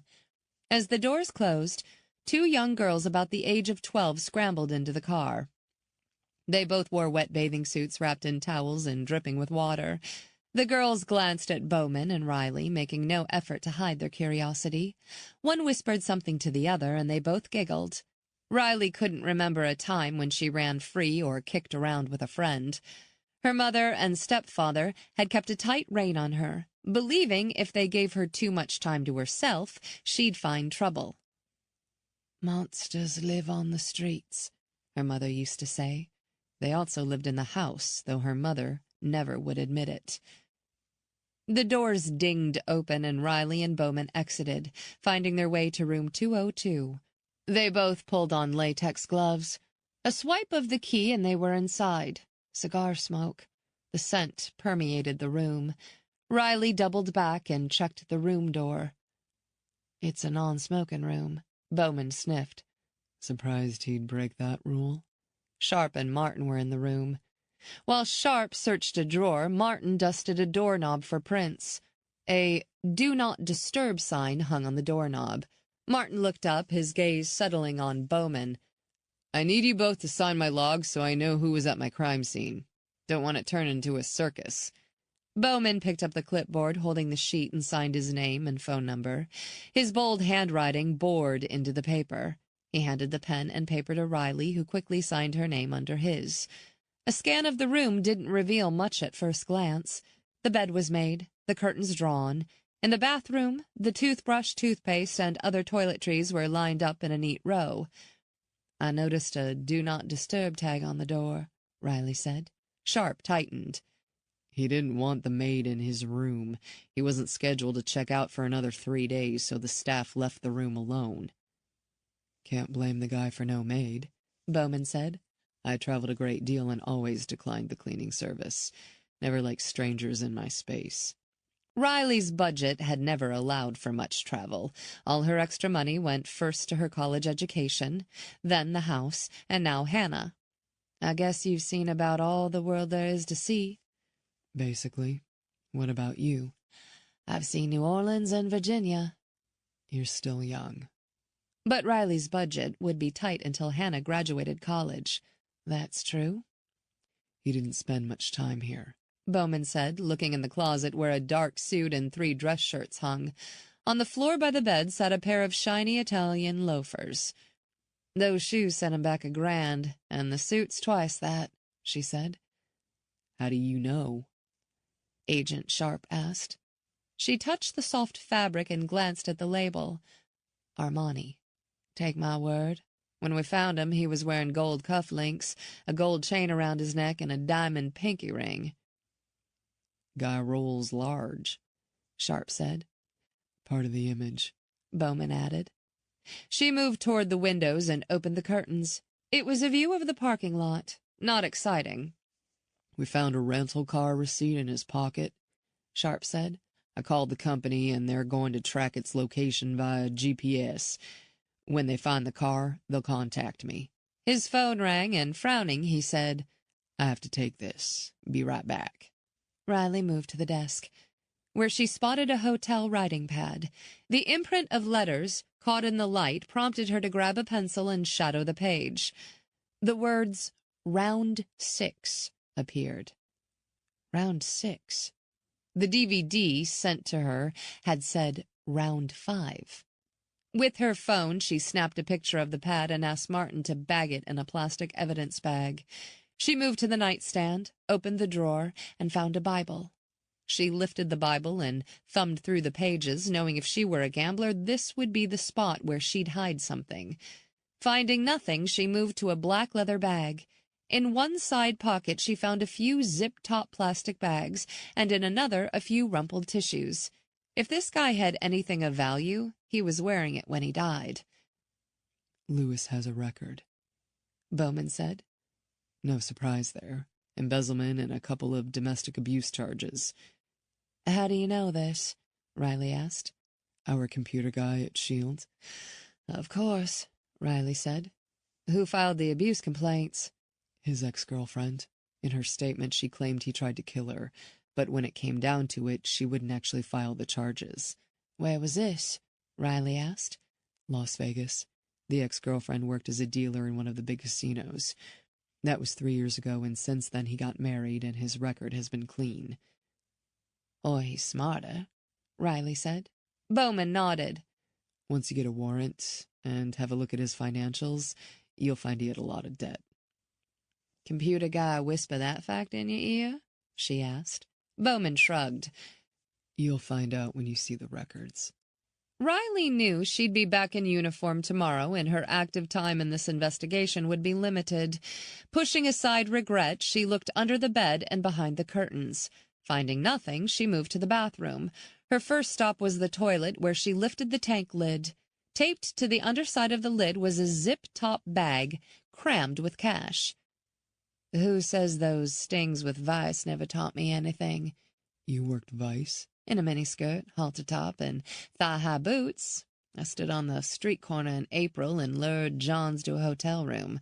Loved the look on their faces when the deputies came busting out of the bathroom." Bowman stared at her as if trying to picture the image. Interest sparked. She arched a brow. "I can promise you, it wasn't that exciting." "You underestimate yourself." She called out to Martin, and as he took photographs, she opened the bag and carefully spread the contents out on the bathroom counter. "The top few bills are hundreds, but after that it's a few 20s and lots of ones. Looks good on the surface." She pulled out a small black velvet bag and worked her finger into the drawstring. She removed a large gold coin. "What the hell?" Bowman leaned closer. "It's not currency." "No, not currency."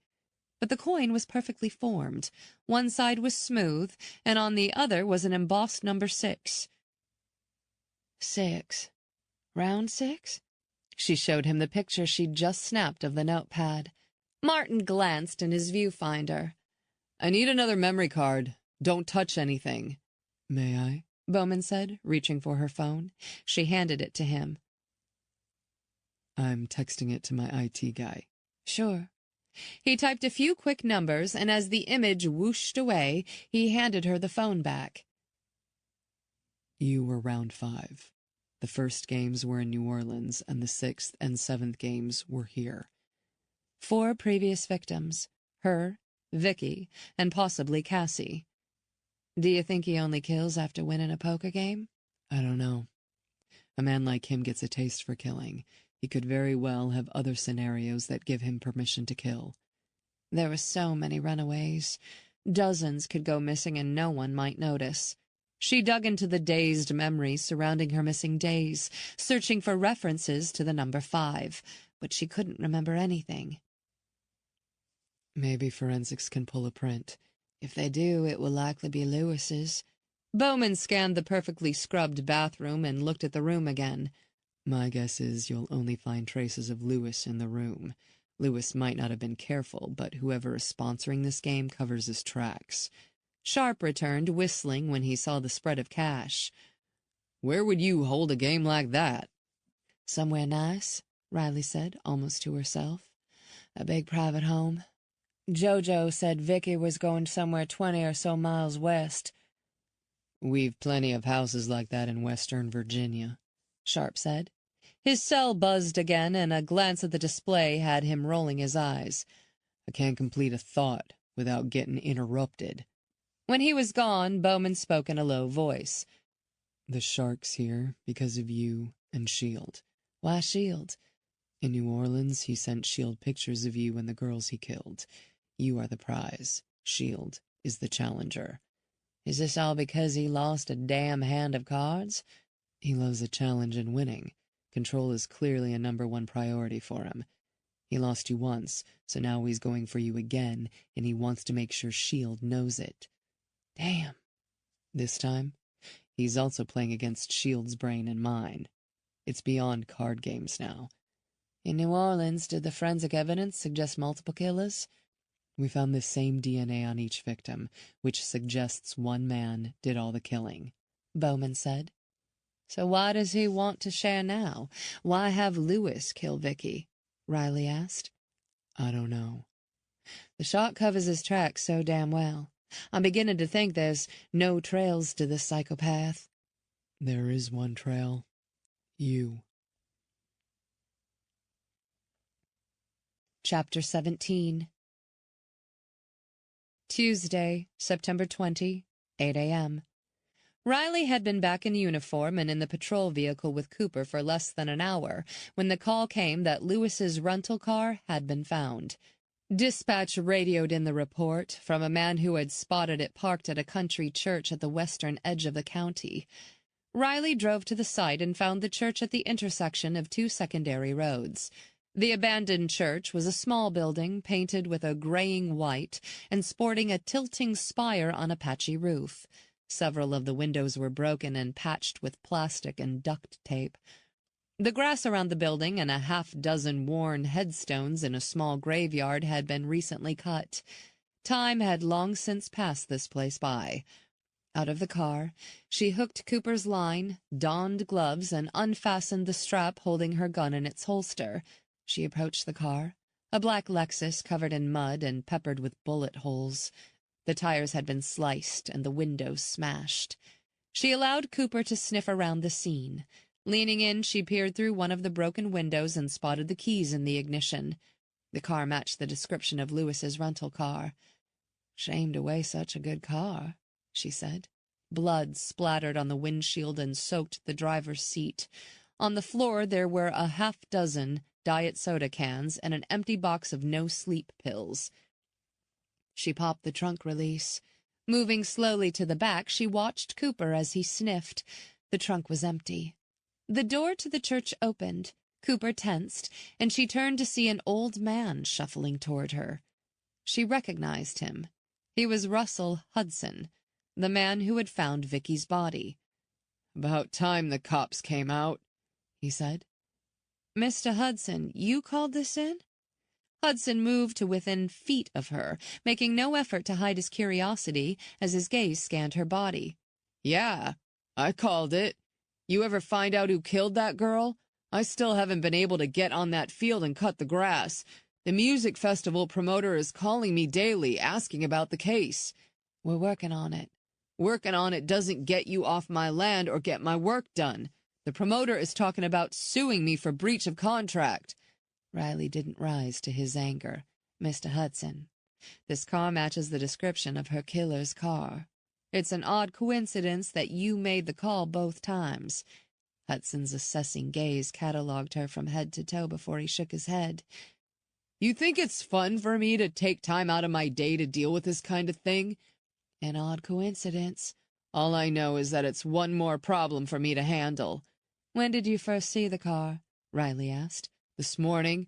Came by the church to check on a few things." "The church has been closed for years." "We get homeless people and the occasional teenager setting up shop inside. I chase them off." "You see anyone when you arrived?" "Nope, just the car." "And the car looked like this?" "You mean shot to hell?" "Yeah, like that. Whoever got a hold of it had their fun and dumped it on me to clean up." "You live in the area, right?" she asked. "Up the road a few miles." "And you didn't see anything out of the ordinary?" "Nope, didn't see anyone. And I'm around a lot. I know my land." Either this man knew more than he was saying, or someone was baiting her, dropping clues like breadcrumbs to lure her towards something. Judging by the holes in the side of the car, multiple shots were fired. Did you hear any gunfire? Nope. Didn't hear a sound. I reckon they shot it up and then parked it here. He shrugged thin shoulders, and she noticed the deep veins in his hands and the sallow complexion of his skin. What did you say your name was? Trooper Riley Tatum. Riley Tatum, He said her name as if testing. A lot of the old guys didn't see her as a cop or take her all that seriously. Pleasure to meet you again. Yes, sir. How can I reach you if I have more questions? I have a phone but no answering machine right now. Tired of the phone calls from the press and anyone else who has a gripe with me. No way to leave a message? If I'm there, I'm there. If I'm gone, try again. Do me a favor and stay right here. She called dispatch and requested a second car. I've things to do. Yes, sir. Please stay where you are. Within 3 minutes, a sheriff's deputy patrol car pulled onto the scene. She spoke to the deputy and explained the situation. My dog and I are going to walk the area and see if we pick up a scent. With the deputy and Hudson standing by, they moved around the car, Cooper dropping his nose to the ground and sniffing. The dog pulled Riley along the edges of the parking lot and then toward the woods. They were 15 feet into the brush when she heard the rustle of branches. Cooper tensed and raised his head. What is it, Cooper? The dog sniffed the air. She listened, her hands slowly sliding to the grip of her weapon. She spotted a mound of leaves, and as she moved closer, she saw the pale fingers jutting out from the pile. Carefully, she knelt and brushed away the thin layer of leaves. Lying beneath was Cassie's pale body. Bowman pushed through the doors of the tech department and strode toward the large corner office of Garrett Andrews. In his late 30s, Andrews had been a Special Forces operative with Delta, serving 15 years on active duty before an IED exploded under his Humvee. The blast killed 3 of the 4 men in his unit. Garrett sustained burns over his back, and the doctors dug shrapnel and bone fragments from his body that left much of his arms and legs scarred. When he awoke in the hospital 3 days later, Shield, who'd only known him by reputation, was at his bedside. He offered Andrews a job at Shield Security. Andrews showed up 8 weeks later and began helping with tech support. Find anything on the video? Bowman asked. Andrews sat at a desk that faced away from the window and toward a bank of 10 computer screens. He didn't bother glancing up from them as a vague look of annoyance crossed his sharp features. You gave the video to me yesterday. That's 24 hours ago. With your talents, that should be plenty for you. Andrews had triple majored in college, balancing an engineering degree with ones in mathematics and philosophy. He'd always amazed his roommates with his ability to recall every detail he read the first time through. His idea of studying for tests was skimming the textbook and getting to bed early. Andrews grunted and reached under a pile of papers for the DVD. He pushed it into a computer, and the image of Riley appeared on the screen. Bowman squared his shoulders, sliding his hand into his pocket. Fingertips brushed the knife he always carried. He studied Riley's narrow face, more disturbed than he should be by an image taken over a dozen years ago. You said she's a cop now? Andrews asked. That's right. 8 years. Andrews sat back in his chair, folding scarred arms over his chest. I haven't pinned the exact location. The painting on the wall does look like a Matisse, though I seriously doubt it is real. I know next to nothing about art, but I know that name. How do you know it's fake? If it were real, it would be one of his lesser-known works, and even then it would be worth millions. Not likely to be hanging on a wall. Based on what Shield's informant told him, the shark is wealthy. The furnishings in this room appear to be top grade. Andrews tapped a few keys on his computer, responding to a message that had nothing to do with their conversation. I've isolated sounds in your tape. There's Mozart playing in the background and what sounds like someone clicking their fingers. Clicking their fingers? Andrews raised his hand and snapped. Like that. A nervous habit, perhaps. Shadows on the wall suggest there are at least 2 other people in the room. Andrews advanced the video and they both heard gruff words spoken. The voice was male.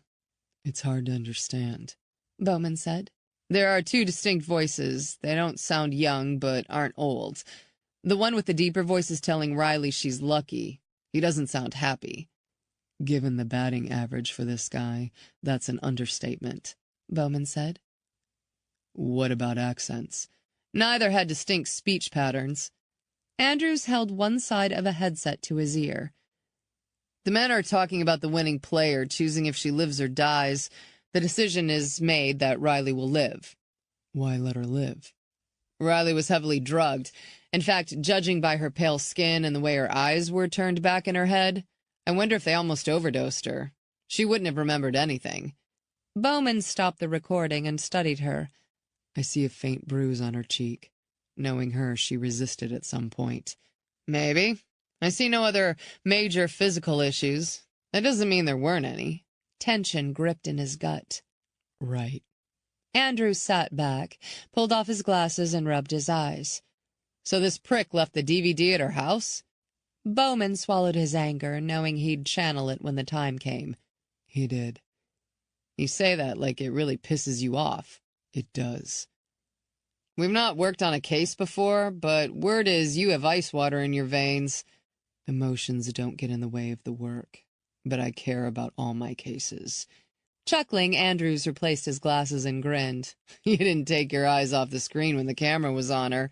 When I talked about them hurting her, you clenched your fingers into a fist like you wanted to punch someone. Dude, that ice water is thawing. You have a thing for Tatum, don't you?" Bowman ran his hand through his hair. "I don't know." "I'll take that as a yes." Chapter 18. Tuesday, September 20, 6 p.m. Riley watched as Sharp knelt by Cassie's body, taking in the details now burned in her mind. The girl had been strangled, like Vicky, with a thin cord. Her nails and toenails were manicured, and her hair fashioned in soft curls that still hung around her face in a grotesquely odd way. Cassie wore the yellow dress, though it gapped around her waist and breasts. Sharp approached Riley. "Tell me again how you found her." "Cooper and I responded to a call. When we found Kevin Lewis's car covered in bullet holes and blood, I decided to do a sweep of the area with Cooper, and we found her." "Where's Cooper?" "In the SUV, hanging out." "2 bodies within a week, Riley. What the hell gives?" "Bowman thinks it's the shark." "Yeah, I understand that. Is this all because of you?" She tightened her jaw, wishing she didn't have to speak the words. "Yeah, I think so." "You still have no memories of the time you were taken?" "Only very vague ones. Smell of cigars, sound of poker chips, nothing concrete. If I had anything solid, I would have brought it to you." Sharp muttered a curse. "The forensic guys didn't find anything on the cards you gave me." "There was also a video delivered to me. It was shot during those missing days. I gave it to Bowman to analyze." "Shit." "He said his people have state-of-the-art equipment that can analyze it faster than anything we have." A dark SUV arrived on the scene. She recognized it as Bowman's. Oddly, she felt tremendous relief. Bowman strode toward them, his long legs eating up the distance. Deep lines were etched around his mouth and eyes, as if the frown had always been there. His gaze swept over Riley. "I received your text." "Coop and I found the missing girl." He looked over at the car. "Who called in the car's location?" "Russell Hudson." "The man who found Vicky?" Bowman asked. "Yes." "Where's he now?" "Sitting in the deputy's car," Sharp said. "and he is annoyed." "Can I talk to him?" Bowman's tone made the question sound more like an order. Sharp heard it, frowned. "Sure, but I want to be present." "I want in as well," Riley said. "No," Sharp said. "You stay clear of this for now." "I might hear something you don't." "No, stay away. I'll fill you in on anything that needs to be discussed. For now, I want you to clock out. Go home. I'll call you later. And Bowman, I want to know more about the video Riley gave you." Understood, Bowman said. His stern expression told her she'd have no help from him. It wasn't her nature to cave, but if staying clear helped catch a killer, she'd give in for now. She left, moving to her SUV with long, deliberate strides. And when she slid behind the wheel, she couldn't help but fight overwhelming anger. As she watched Bowman and Sharp walk to the deputy's car, she smacked her fist against the steering wheel. Damn it! With Sharp beside him, Bowman approached the car. Before he reached the vehicle, he saw the anger etched in Hudson's face. Hudson was tugging at a loose thread on his pant leg as he tapped his foot. Bowman rapped on the door. The old man looked up, cursed, and got out of the car. "Who are you?" Hudson demanded. Sharp introduced Bowman and himself. "We'd like to ask you a few questions." "Jesus, I'm tired of questions. I want you off my land, and I want to get my field prep so I don't get sued by the festival. Shit! I knew I shouldn't have taken that deal. Too good to be true." What was too good? Bowman asked. "The music festival. But he offered so much money." Who offered the money? Bowman asked. "The music promoter, Kane Duncan." The name didn't mean anything to Bowman, but he would put Andrews on it. Why were you out here this morning? "I came out to check on the church and saw this car shot up to hell. I called the cops." "And Trooper Tatum responded," Sharp said. "Yeah, fancy that," Hudson said. Did you see anyone out here when you arrived? Bowman asked. "No, I didn't see nothing." He kicked the dirt and spat.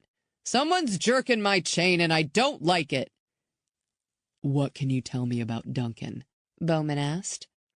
"He contacted me about 6 months ago, said he wanted to hold an outdoor concert and said my land was the perfect location because it was close to the interstate and there were enough fields for parking."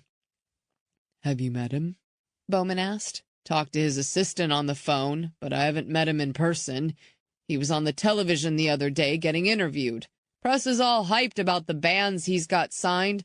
I heard the motels in the area are all sold out and the restaurants are getting ready for more customers. Gonna be good for the area." I'd like to see the contract, Bowman said. He reached for his cell phone. "Sure." Thanks for your time.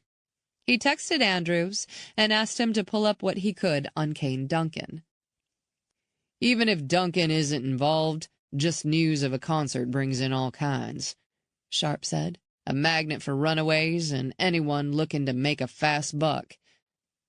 The perfect hunting ground for a guy like the Shark.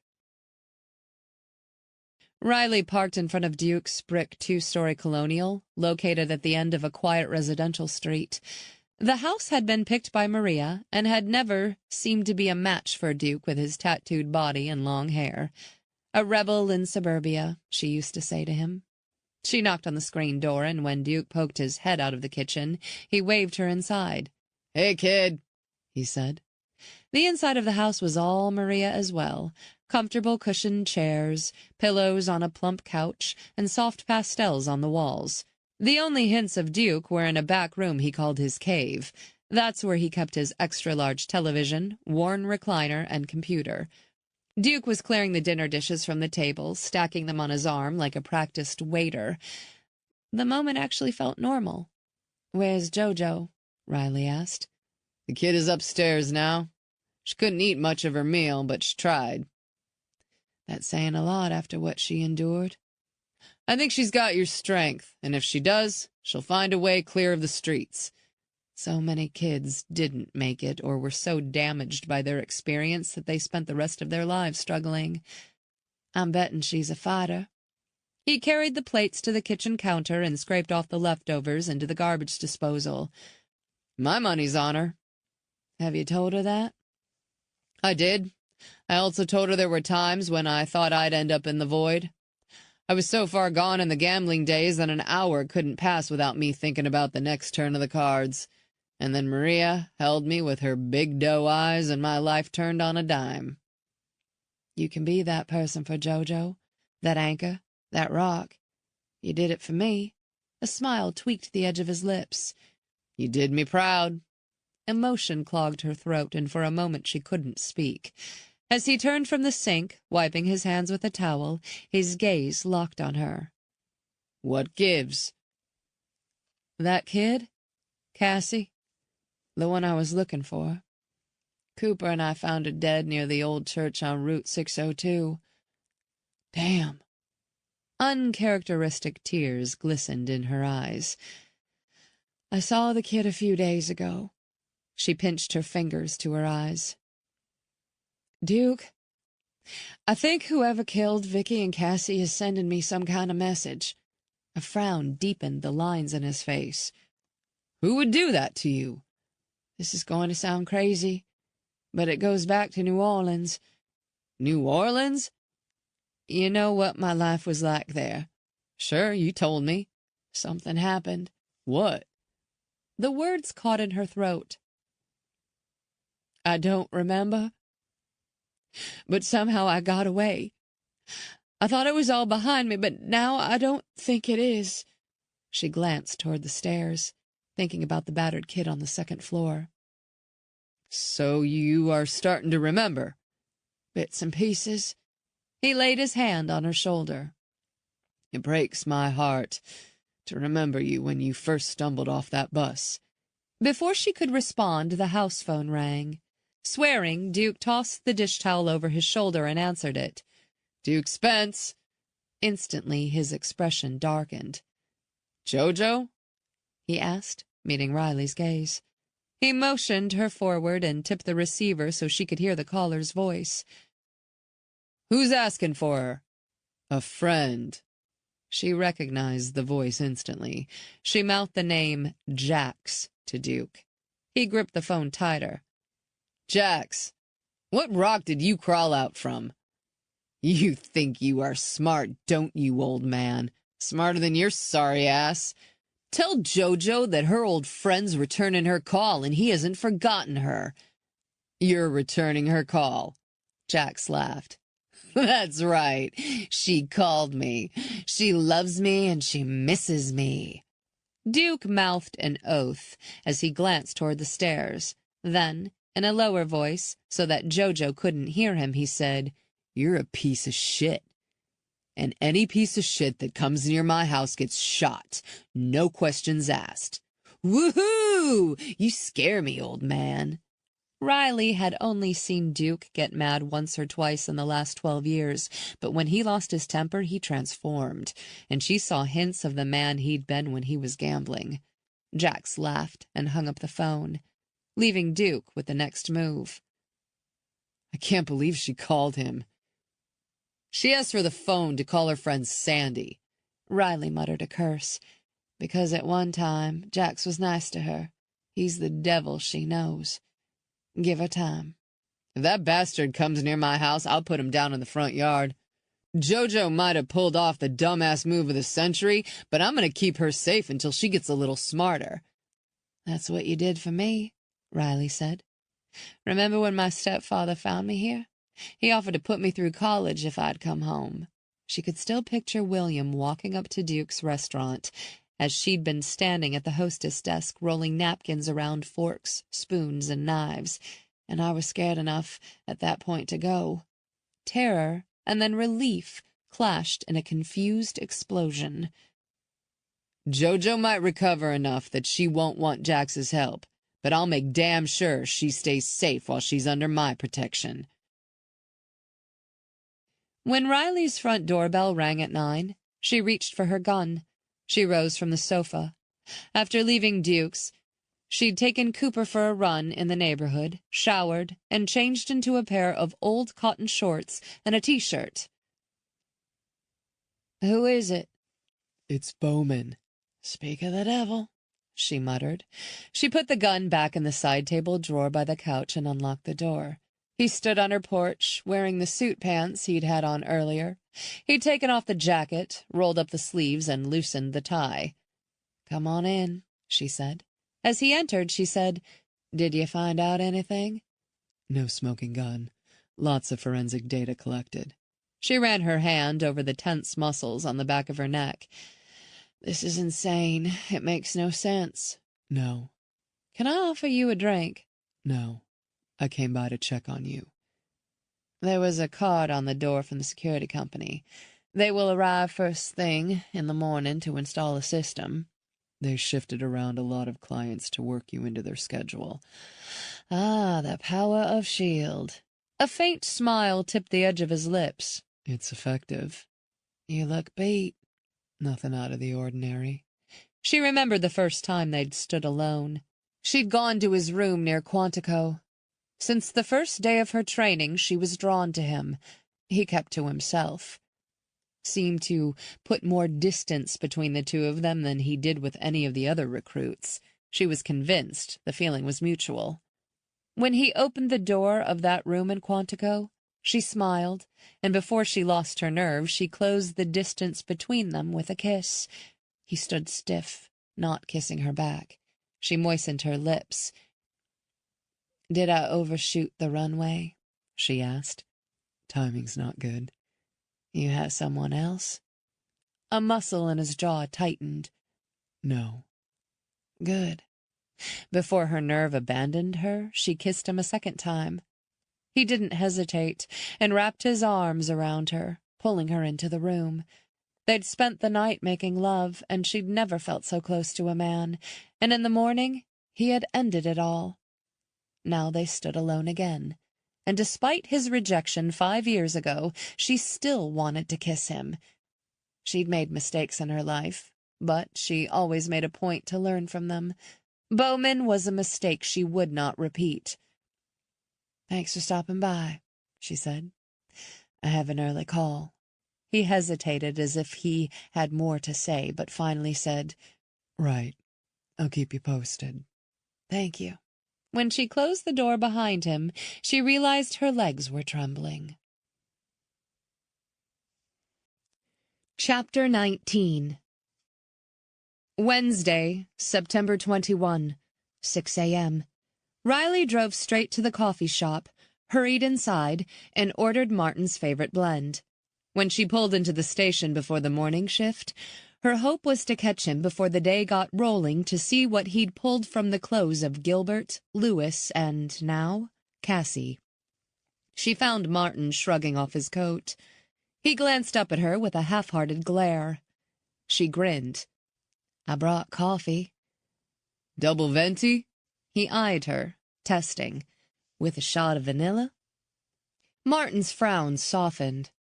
"I assume this isn't out of the goodness of your heart." "The Gilbert case. The Lewis case. Wondered if the lab had any matches." Martin sighed. "Pulled hair samples from Gilbert's body and sent it off for testing. We're cross-checking DNAs, but you know how that goes. State lab is backed up. Also found similar carpet fibers on both bodies. Suggests they were killed in the same place." "I don't suppose those fibers came with an address attached?" "Sadly, no." He sipped his coffee. Lewis's rental car tire tracks match those found near Vicky Gilbert's body. Not a surprise. The car also had a significant dent on the driver's front fender. Bits of concrete and wilted flowers wedged in the damage. Looks like he clipped something. What, like a planter? Maybe. That's Sharp's job to figure out. Right. Martin's comment was a reminder to her she was due to start her patrol soon. Martin sipped his coffee, savoring the flavor. I was also able to scrape skin from under Cassie's fingernails. She scratched the hell out of someone. There's DNA, but testing and matching will take time. I also pulled fibers from her clothes. Basically, I have a lot of forensic data, but until I have something to match it against, it's not going to be much help. Impatience nipped at Riley. She had a scattering of puzzle pieces, but had no larger picture that would help her connect them. In time, the lab would give them more answers, but she couldn't shake the feeling that this killer would be long gone before any lab results came back. "Thanks, Martin. You'll keep me posted?" "Always." As she pushed through the doors, Sharp rounded the corner. He shook his head. "I'm not surprised to find you here." "Just dropping off coffee for Martin." He frowned. "I will call you if I have news. I want this guy just as much as you do." "I know." "Riley, Let me worry about this. You need your head in the game when you are on patrol. You're out there alone on the road, and I don't want you getting shot because you were distracted. I'll be fine. Be careful. Traffic on the interstate was moderate, and Riley spent most of the day cruising a 60-mile stretch, traffic stops, an assist with interstate construction, disabled vehicles. It was all routine. She took a break in the late afternoon for lunch at a truck stop restaurant where she knew many of the girls like Vicky and Cassie worked. If anyone asked, she was just getting a bite to eat. After taking Cooper for a walk, she entered the restaurant and ordered a burger and fries. There weren't many girls or much traffic around the place, but experience had taught her that could change quickly. A group of truckers arrived and suddenly the girls showed. She leaned against her vehicle and unwrapped the burger. She had taken a couple of bites when her cell dinged with a text message. It was from Hannah. All was well. Good. At least one thing in her life was right now. She texted her back, reminding her to be careful. A grimacing emoji shot back. Smiling, she bit into a fry. As she reached for a second one, a red Cadillac parked near the side of the restaurant. Sandy got out of the passenger side and Tony out of the driver's. Sandy glanced in her direction but turned and hurried around the side of the building where several big rigs were parked. Tony pulled off dark sunglasses and walked toward her, his gait slow and steady. She wrapped up her burger, set it aside, and met him several feet from the car, knowing Cooper would bark if he got too close. "Tony," Riley said, her hand shifting closer to her gun. "Sorry to hear about Cassie." "I liked Cassie," he said. "I had plans for her." She assumed his plans, including working the girl until she was so used up no one wanted her. "What do you think happened to her?" "If I knew, I might go looking for whoever hurt her myself." His gaze roamed over her. "Two dead girls who look like you. Someone with money has a type he likes to hurt. I'm wondering how much a man could get if you were up for sale." Tension knotted in her spine. Sharp's words of warning replayed. "You aren't making some kind of threat, are you, Tony?" He grinned broadly, holding up his hands. "Don't be looking at me like you want to shoot me. I ain't a threat." "Then why make the comment?" "More of a friendly warning." She stood her ground. Cooper started to bark. He was search and rescue, but very protective of her. "I'm not a kid like the other two. I know how to fight." Tony tossed a tense glance at the barking dog. "Oh, I bet you are tough. But you be on the lookout, lady cop. Hate to see you get snatched. I like you." She stood with her back to the car until he disappeared into the diner, and then she slid behind the wheel, locking the door. As she pulled away, her cell rang. "Trooper Tatum." "Trooper, this is Sheriff Fletcher, up in the western part of the county." "Yes, sir. What can I do for you?" "Hoping you and your dog might head out this way. We have a man who is threatening to kill himself. He called 911 and said he's headed up into the mountains and is going to shoot himself. He called local media, and they had him on the phone for a half hour talking to a reporter, but he hung up minutes ago." "Did he say why he's upset?" "Talking a lot about a debt he owes. He says he can't get out from under it. Says dying is the only way to get clear." She checked her watch and calculated how long it would take her to drive the 30 miles west. "I need to clear it with the boss." "Already done that." "Text me your location. It should take me a half hour to reach you." "Will do, ma'am." As she pulled out of the lot and headed west, her phone rang a second time, and she half expected it to be Fletcher, telling her that the man had been found. She glanced at the number. Bowman. She tucked the cell under her ear. "You must have radar." "I do." Classic Bowman. "What's up?" His words were razor sharp. "A man threatening to kill himself in the park, and the sheriff can't find him.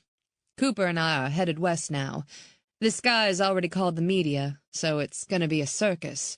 "Where?" She relayed the location of the heavily wooded state park. "Cooper and I know it well." "That's a big park." "Command center has been set up at the south entrance." Who's going in with you? There'll be a few deputies, but it'll be up to Cooper and me to pick up the trail. I hope the boys can keep up with you this time. Bowman had outpaced her on the trail and barely broken a sweat when he helped take down Carter. That's not my concern now. Be careful. Always. She ended the call, pushed her foot on the accelerator, and flipped on her lights. She wove in and out of traffic until she pulled off the interstate onto the narrowing road and reached the south entrance of the park. She paused at the ranger station and got directions to the search team. A half-mile into the park, she found a half-dozen cars parked with lights flashing. She grabbed her backpack from the trunk that she always kept stocked with water, first aid supplies, power bars, rope, and anything else she might need for a long trip into the woods. Hope for a quick outcome, but plan for the long haul. Off to the left stood Potter next to his news van. At Potter's signal, the cameraman raised his camera and began shooting her. Both moved toward her, but 2 deputies stepped in their path. She hooked the tracking line onto Cooper's collar. "Time to go to work, boy." He barked, tail wagging. He loved the search, which was a great game to him. With a slight tug, he jumped down, sniffing the ground and wagging his tail. They strode toward a tall man dressed in a brown uniform. His trooper hat covered gray hair and a face tanned and lined by years in the sun. "Sheriff Fletcher?" He towered over her, taking a long, assessing look at her and clearly wondering if someone had made a mistake when they'd recommended her. "Trooper Tatum? You're the one who found Jax Carter?" "Yes, sir." Despite so many search and rescue successes, her tall, thin frame always surprised those who had not met her in person. "I've heard good things about you, ma'am. Hope you're as good as they say. But I must say you don't quite look the part. It's rough country." "I'm familiar with the area. Cooper and I trained in these woods. What do you have?" "All I know is I got a man named Lenny who says he's betting he will kill himself before anyone can find him." "Did Lenny say why he wants to die? Does he have a wife? Family I can talk to?" "All he said was that he was out of options. Said his wife and kids live out of state and can't do anything for him." "Did you talk to him directly?" "No, I did not. But I listened to the 911 recording and the conversation he had with Mr. Potter." "He called Mr. Potter?" Riley asked. "Yes, he did." "And you're sure this is legit?" "We won't know until we get into the woods." Of course, they could not ignore the 911 call or Potter, who might have information that would help her. "Can I talk to Potter?" she asked. "Sure." As Fletcher waved Potter past the deputies, she noticed the smirk he was trying to hide. He had to love this, especially after being stopped by the deputies when Riley arrived. "Trooper Tatum," he said. "How can I help you?" "I hear this man named Lenny called you. He said he was going to kill himself?" Potter's eyes danced with excitement. "Named this park and its waterfalls as his destination." "Why did he call you?" "Saw me on the news covering Jax Carter's arrest. Said my name was the first that came to mind." "He tell you anything else that can help me?" "I told you all I know." "Okay, thanks." He held up his cell phone. "Care to make a statement before the search?" "No, sir." "Are you really going in after him?" "That's my job." Fletcher guided her away from the reporter and handed her a bag containing a shirt. "We found this in his car." "Which is his car?" "The blue Lexus parked right by the entrance." "Do we have any idea what Lenny looks like?"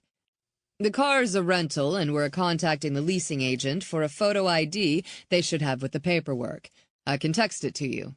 "Right." She knelt and held the bag with the shirt to Cooper's nose.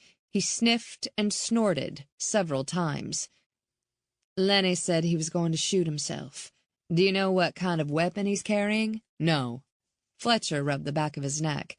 "I don't like this any better than you. Sketchy on more levels than I can count."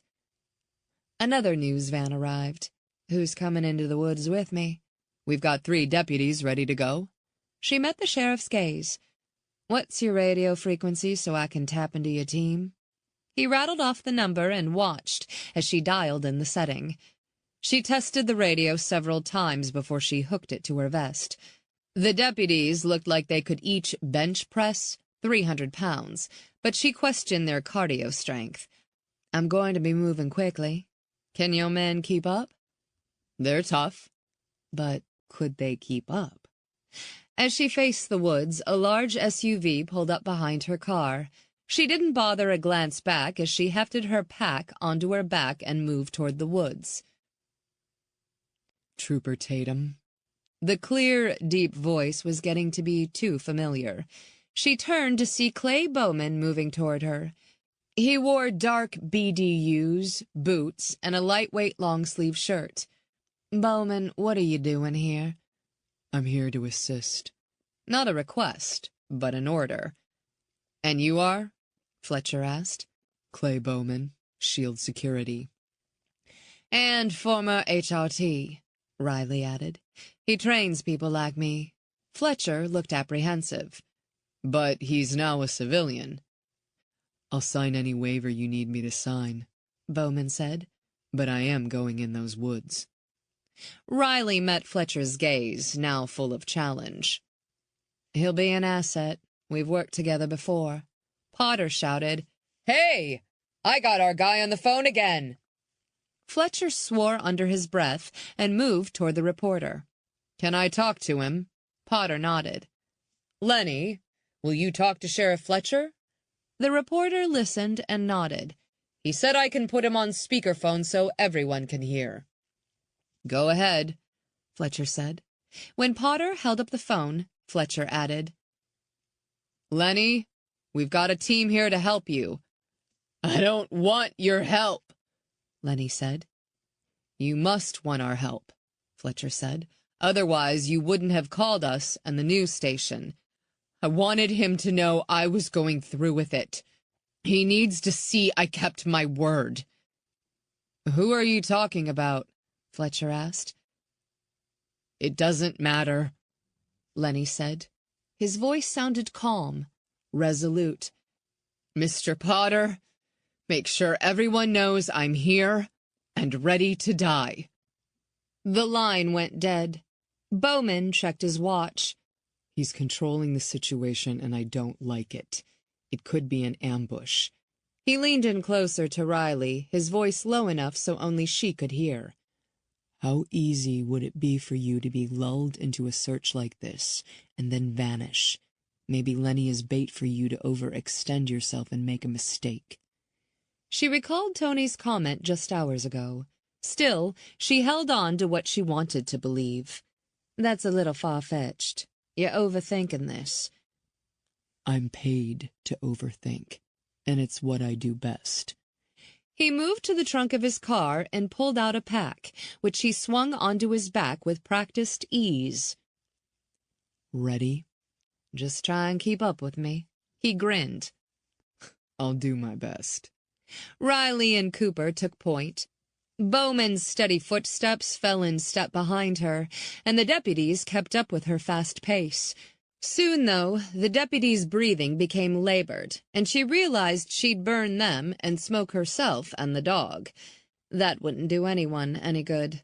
Drawing in a deep breath, she adjusted her gait, and soon her heart rate and breathing slowed to a normal, steady pace. Bowman also shortened his stride, but she sensed he could have kept the faster pace much longer. Riley turned to Bowman. "How many of these searches have you done?" "Heard about the 3 fugitives who set off those bombs last year?" "The ones that made it to the North Carolina Appalachian Mountains?" "Those would be the ones. They were mine." The arrest had captured national media attention. All the tracking experts who'd been interviewed about the search had only praise for the HRT team, and at the time, she'd been impressed by the team leader's skills. Both paused to scan and listen, studying the sounds and sights of the woods. In the distance, a creek flowed by. Lenny mentioned the waterfalls in the northwest corner of the park. "Roger." They kept moving forward along the narrow path. The brush grew thicker and thicker. "A lot of work for a man who wants to take his life," Bowman said. "I don't pretend to understand his motives." They broke through the thicket and into a small clearing at the foot of the waterfall. Cooper sniffed, his tail alert, his gaze sharp. The primary path to the falls cut right, but Cooper pulled left toward a smaller footpath. She followed, not questioning the dog's nose. "What's up that way?" Bowman asked. "Another path to the falls." The deputies cleared the woods and paused in the clearing. "Take the path to the right," she said. "We're taking the left. One of us should make contact with him in the next 10 minutes, if he really is at the falls." The deputies nodded and pushed onward. She took out her water bottle and drank enough to match her perspiration rate, given the heat and humidity. She gave Cooper a small amount of water while Bowman drank his own. When they were all hydrated, they left the clearing for the woods. As the heat of the day rose, neither spoke. When they reached the base of the falls, the sun had climbed into a bright blue sky. Bowman looked up the steep slope leading to the top. "We shouldn't need climbing equipment to get up there." Agreed. She rustled off her backpack and pulled off her sweater top, revealing a tank top that clung to her sweat-soaked body. Jamming the sweater in the top of her pack, she hefted the pack onto her shoulders, ready for the final push. Bowman stood by, watching for anything out of the ordinary. When Riley started moving again, he strode up the side of the mountain, taking point, his powerful legs making easy work of the terrain that grew steeper and steeper. She and Cooper held their own and kept pace, but her efforts weren't as smooth as his. She lost her footing once and slid a few feet. He paused, glanced back at her, but said nothing. When she regained her footing, he kept moving up, higher and higher. "Look," he said.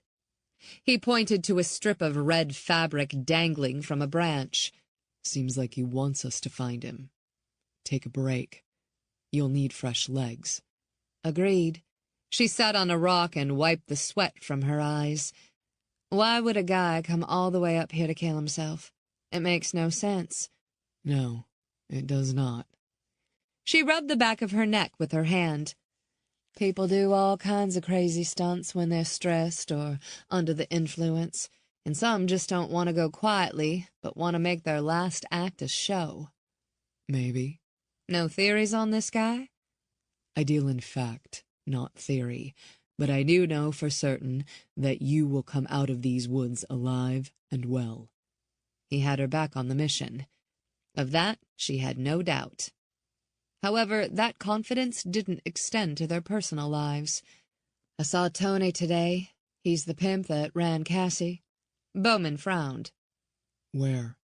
"Truck stop. My regular beat. He's also looking for the person who killed Cassie." "So he wasn't the one that sold her that last time?" "Apparently not. As tempted as I was to offer Jackson Darla up to Tony, I didn't want to out Sandy, who was still with him. He's the kind of guy that would make her pay for talking to a cop." "What did Tony have to say?" "Said there seems to be a high demand for women who look like Vicky and Cassie." "And you?" He said I should be careful." Bowman reached for a branch and snapped it in his fingers. "He's right." "I need to flush this shot guy out. He needs to be caught." Bowman looked up the last 20 feet of steep climbing. "I'm retaining point position." "Cooper can take point." "Not now." The last 10 feet were nearly hand over hand, and when he reached the top, he extended his hand down toward her. She readily accepted it, appreciating his strength when he pulled her to the top. Cooper climbed easily beside her. They moved toward the falls where the river raced past, swollen by recent high rains. A cloudless, clear blue sky touched the mountains. The view was stunning. "Lenny!" she shouted.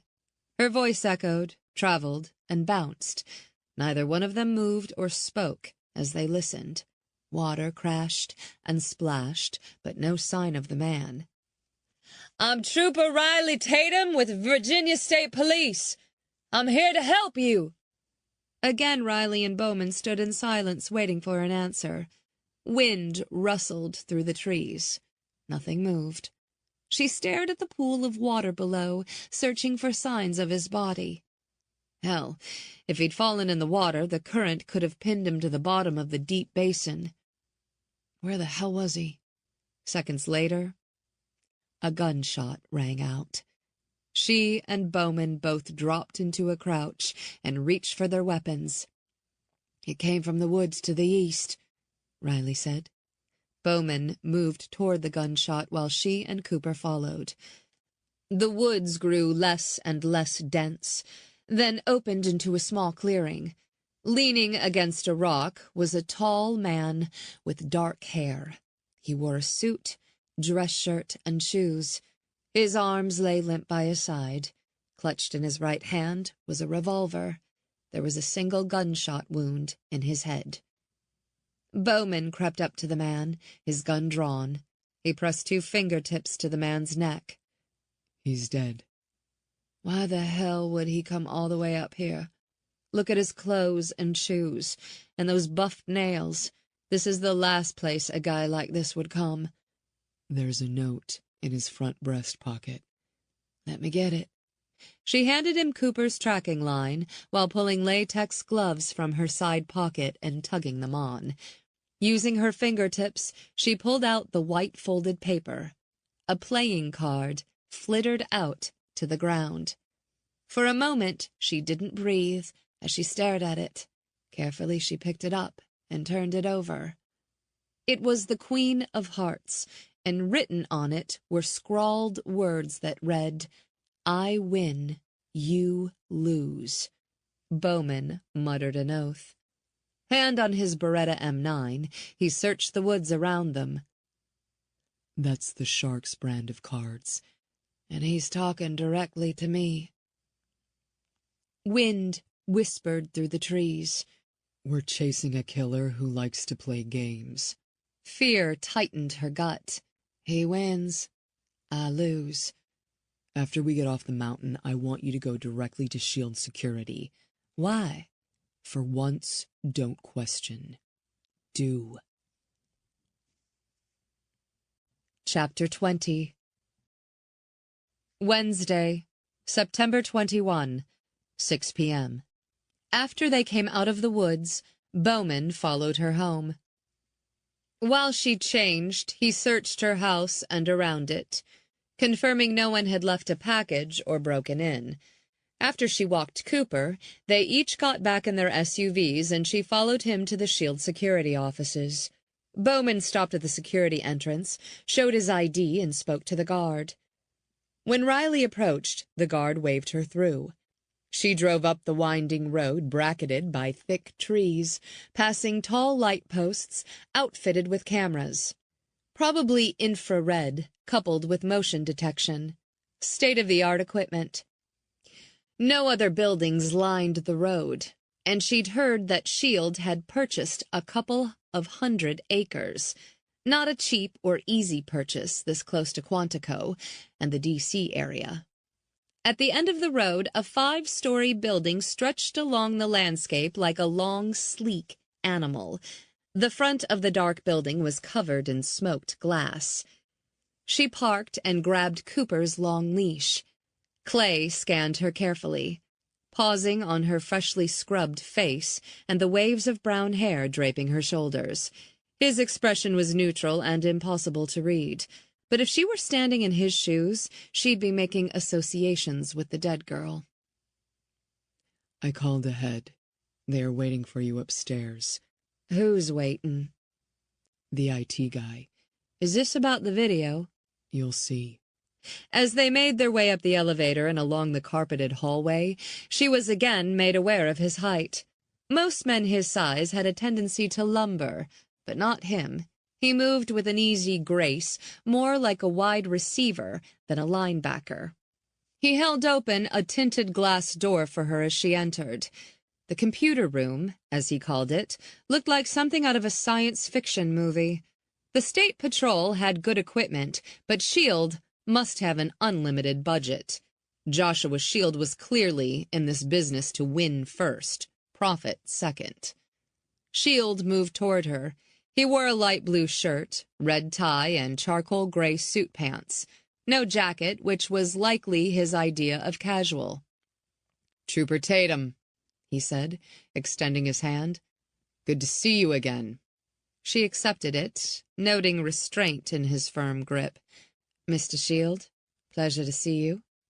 He didn't hide his scrutiny as he studied her with a precision that logged every detail of her face. She found the cool calculation terrifying. "I understand you have some details about the video?" Instead of answering, he sidestepped by saying, "Would you like anything to eat or drink?" Riley wasn't here to eat. "No, thank you. If you don't mind, the video." He studied her an extra beat. "Thank you for sharing it. That took courage." "If not for Vicky Gilbert, I wouldn't have. Not the kind of digital footage I want any of my colleagues in the police department to see." "Strictly confidential," he said. Shield led them into another room with a bank of computers and large screens spanning the walls. At the center sat a large man. His hands were as large as Bowman's, but they moved with a fast-paced dexterity as if he'd been on a keyboard since before he could walk. Bowman laid his hand on the man's shoulder, and he turned to study Riley with the same cold efficiency as Shield. "This is Garrett Andrews," Bowman said. "He is—" "What's your title, Garrett?" "I'm the tech guy," he said, rising to extend his hand. Another firm handshake and eyes that missed very little. She noted the scars on his hands but kept her eye contact. "I understand you learned something new." "I did. My findings may upset you." Good cops could put distance between themselves and death, tragedy, or whatever it was that stood in the way of them doing their job. Later, when they were alone, the fear, guilt, suppressed shame, or revulsion bubbled up. Most cops figured out how to deal with it. Some talked to a buddy, others drank. Riley simply ran until her body was drenched in sweat and endorphins. Only then would the demons be temporarily calmed. "This tape isn't personal. It's evidence." "Good." He turned back to his keyboard and typed. The video popped up on multiple screens. Riley kept her gaze steady, aware that Bowman was watching her reaction. She would not give him or anyone the satisfaction of seeing her squirm. Andrews enlarged the image. "I've been over this tape several more times since I last spoke to Bowman. Basically, I have since been able to isolate several images in the video that confirm that this was indeed shot in New Orleans. Note the mirror on the right. There's a faint reflection. Enlarge that, and I find the outline of a building that matches a profile of a building in the French Quarter." She leaned in, amazed at the sharp detail of the image. She had missed the reflection altogether during all her viewings. "So what's this building?" "I obtained real estate records from the city planning office from 12 years ago. After a search, I found the building in the mirror and the one across from it. Your hotel. I'm certain you were held in the Duval Hotel on the top floor." Bowman met her gaze. "I called a contact in New Orleans. He checked out the property." It didn't sit well that he was investigating without her input. Her back teeth clenched. "You hadn't mentioned that." If he picked up on her annoyance, he didn't care. "I can't afford to have the Sharks people spot you near the hotel." It took effort for her to back away from the anger and focus on the facts. Finally, she asked, "What did you find out about the hotel?" "It has been owned by a shell corporation for the last 18 years. Its penthouse is rented out on a monthly basis to high-level executives. We're now peeling through the layers of detail." "Who was renting it during the time the video was made?" "Records were lost," Andrews said. "Hurricane Katrina caused a massive power surge and fried the hotel's databanks." "Damn," she said. "The loss is unfortunate," Andrews said. The lead had gone cold, which left only her. "I'm still the center of this storm." Bowman nodded. "You are." Impatience disturbed her. "Then do me a favor. Keep me in the loop." Silent, Bowman studied her. I don't want to be the last to know whatever you all discover." She didn't try to summon a smile. "I'm coming to this open-handed, which isn't easy for me. You investigate a scene I'd like to know before a site visit, not after." "If it makes sense logistically, I will. In this case, it did not." "This cannot be a one-way street when it comes to information." A muscle ticked in Bowman's jaw, but he nodded. "Understood." "What else did you find out about the video?" she asked. Andrews cleared his throat. "I believe 3 other people are in the room." "How can you tell?" she asked.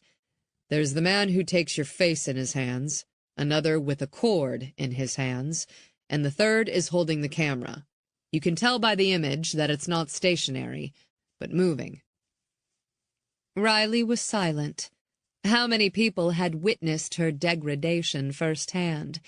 Andrews pointed to the screen. "The man who takes your face in his hands is wearing a ring." "I noticed that," she said. "It has a V-shaped." "It's custom. I've not been able to trace it to any family, school, or society. Judging by the veins and skin, he was in his early 50s when this was shot." "So we're looking for a man in his mid-70s?" "If he's still a player in the game," Andrews said. "What do you know about the man holding the cord?" "He's younger, maybe early 40s, and his body language suggests he's not enjoying this. His hands have a slight tremble, and he flexes his fingers, in relief, I think, when the old man turns and leaves. Even if other players were present, there'd be no incentive to speak to the police because they're accessories to murder," Shield said. "And there were 4 gamblers found dead in Vegas about 11 years ago. No one ever connected their deaths to the girls. But now I'm not so sure." "Is New Orleans the only place these men played before now?" Riley asked. "We don't know," Bowman said. "They chose girls who fall off the radar easily. The mistake they made in New Orleans was killing 4 girls within a couple of weeks. Over the top, even for that city." Riley swallowed. "And no one else survived?" "None we've been able to track," Bowman said. The weight of the young girl's murders settled squarely on her shoulders. "Why all the games? Why not just kill me?" "According to my informant, this guy likes games," Shield said. "He bores easily, like a cat toying with a mouse. He lost you 12 years ago, and now he's determined to enjoy the kill this time." "An ambitious man who wants to dethrone this card player might make a run at taking you," Bowman said. "Think about the woods today." "Until he's caught," Shield said. "We need to keep you under surveillance." She clung to calm composure. "I can't stop living my life. If this guy wants me, there's going to be no stopping him." "I'd like to use an embedded microchip," Andrews said. "If you're taken, we'll be able to find you and the shark." She would have laughed if he didn't look so serious. "You're kidding." Andrews didn't blink. "No." "What kind of chip?" "It's the size of a rice kernel. I'll insert it under your skin. It's not painful and can be removed after the case is closed." She rubbed her arm. "Where under my skin?" Andrews nodded. "On the inside of your upper arm. No one will see it." She didn't like the idea of being tracked, but to wish and hope wouldn't get her anywhere. She needed to be smart. "When can you do it?" "Now?" "Do it." Bowman stood silent, watching as Andrews rose. "Follow me." She and Cooper trailed behind him with Bowman and Shield on their heels. They moved into a sterile room where a large chair with an armrest sat beside a small table that was covered with a surgical drape. They'd been ready for her, expected her to say yes. "Am I that predictable?" she asked no one in particular. "Bets were split whether you'd say yes or no," Shield said. "Should I ask where you put your money, Bowman?" "I bet on you," he said. Had he really? Or was he now simply saying what would smooth the waters? "I'm always a safe bet." She sat in the chair and raised her arm, revealing the long bruising scrape from the trek up the mountain today. Cooper settled beside her, and for his sake she kept cool. Bowman frowned. That happened today? I've done worse while training. You didn't say a word. The words sounded rough, as if he'd ground them between his teeth before he spat them out. His irritation rankled her. Complaining doesn't help, and Cooper notices when I'm upset. Bowman didn't respond, but he wasn't happy. Andrews donned latex gloves and approached her with a syringe. She hated needles, so she looked down at Cooper. Didn't make sense why they made her so jumpy or woozy, but they did. Realizing Bowman's gaze was locked on her, she sat a little straighter and stilled her arm, balling her fingers into a fist. She'd be damned if she'd go all light now. Andrews rubbed her skin with an alcohol patch. This next pad is going to numb the skin, so that I can make the injection. The cool, gentle swipe of the pad did not calm her nerves. Okay. It's Novocaine, and will numb the site, Andrews said. She held her gaze on Cooper. Okay. Just a little prick, Andrews said, and then you will feel a little pressure when I insert the microchip. She drew in a breath, doing her best to look calm. And when this is all over, you can get that thing out, right? She asked. Yes, it's a simple procedure. A minute later, he said, You're all set. That's it? You're good to go. So, do I need to avoid any microwaves or garage door openers? Riley asked. Andrews came close to smiling. No. Bowman and Shield stared at her, their expressions serious, with no hint of humor. She'd have called them on their stiffness if she weren't so twisted in knots. Great. Then I'm good to go. Sit here for another few minutes, Andrews said. I just want to make sure you don't have a reaction. A reaction? What does that mean? He pulled off his latex gloves. It's different for everyone. Toss me a couple of examples, Mr. Andrews. Itching, hives, bleeding. Lovely. She rolled down her sleeve. How long do I have to sit here? 15 minutes. I'll get you some water to drink. Thanks. When Andrews left, Shield said, We're going to find the shark. That's what I keep telling myself. Shield left her alone with Bowman.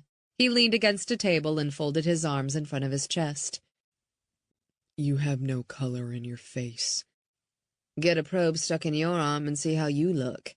Until 10 minutes ago, you had a nice tan. It'll be back. She gingerly touched her arm. So who's going to be tracking my signal? From this location, it'll be Andrews. Remotely, it'll be me, Bowman said. She frowned, not liking the idea that they would know her every move. As if reading her thoughts, Bowman said, Look, Shield found you, and someone else found you and put that DVD on your porch. And Hannah had picked up the package. Inadvertently, this killer had touched her life, and that bothered Riley more than her own safety. Point taken. Who were the other girls killed in New Orleans? Do you have the profiles I requested? I do. I want to see them. Andrews returned to the room, handing her water. Bowman didn't speak for a moment, then nodded. Okay. Come into my office. She and Cooper followed him to a large carpeted office. Boxes filled with books, diplomas, and pictures lined the walls. You're not quick to settle in, are you? He sat behind his computer and tapped a couple of buttons. I'll get to it. As Cooper lay on the floor by the desk, she moved around to the credenza. She picked up the picture featuring a younger version of Bowman and a woman who looked up at him with adoring eyes. Your wife? He glanced back, studying her holding the image of what must have been the key picture marking his past. Yes. She's pretty. I'm sorry for your loss. Deflecting the comment, he opened a file. Is Hannah still in Georgia? Yes, she is. Good. Better she's out of town. Agreed. I don't want this guy anywhere near her. She's seen enough to last a lifetime. She seems like a good kid. She is, and she's a hell of a sprinter and swimmer. No one gets past her. You said she wants to go to college. She's smart. Real smart, and it would be a waste for her not to get the opportunity. She's supposed to be working on her essays while she's traveling. She's lucky to have you. It's mutual. Riley didn't realize how much she had isolated herself until Hannah had come into her life. Suddenly, evenings weren't spent alone reading or working out, but helping with math homework, driving Hannah to swim practice, or teaching her how to drive. The idea that anything bad could happen to the kid knotted her insides. Bowman opened the file that featured the images of 4 girls he'd come across while doing his own research. What kind of fantasy is this guy working out? He clicked a button, and a printer began to spit out copies. Maybe you'll see something we all missed. I'm not sure what, but I'll look them over. Riley glanced at the time. I need to get on the road. It's a solid 45 minutes of driving, and I've an early shift tomorrow. Shield has suites in the building if you're too tired to drive. I've stayed here on a few late nights. I'll be fine. Rather sleep in my own bed. She glanced around, looking for Andrews. Can you check with your buddy and see if he can cut me loose? A dozen rebuttals were written in the deep lines etched around the edges of his mouth and eyes. He collected the finished copies and handed them to her. Sure. Pushing away from the table, he walked around the corner to visit with Andrews. Riley rolled her head from side to side, turning her attention back to Vicky Gilbert's case as she leafed through the dossiers of the girls. If there wasn't a lead soon, the case would lose momentum. Bowman returned seconds later with Andrews. The latter studied her closely, as if searching for signs of trouble. Both men possessed an intensity, but when Andrews looked at her, she didn't feel as on edge as she did when Bowman was close. You feel okay? Andrews asked. I'm fine. I need to get going. I've texted you my cell number, Andrews said. If you have trouble with the injection site, call me. Don't go to your doctor. She fished her phone from her back pocket and glanced at the screen. You texted my cell? I assume Bowman gave the number to you. I suppose that was one other way of getting it, Andrews said. I'll walk you out, Bowman said. Sure. With Cooper following, they moved out of Bowman's office to the elevators. He pressed the down button, and when the doors opened, slid his hand over the door opening as she entered. The holding of the doors was something new for her, made her feel oddly awkward. In the elevator, his height and broad shoulders shrunk Riley's personal space to a bare minimum, and he knew it. Bowman walked her out the front door and across the parking lot, which glistened from a recent rain. At her SUV, he stood back, his hands in his pockets. Let me know what you think of those files. I will. She opened the back door, and Cooper jumped inside.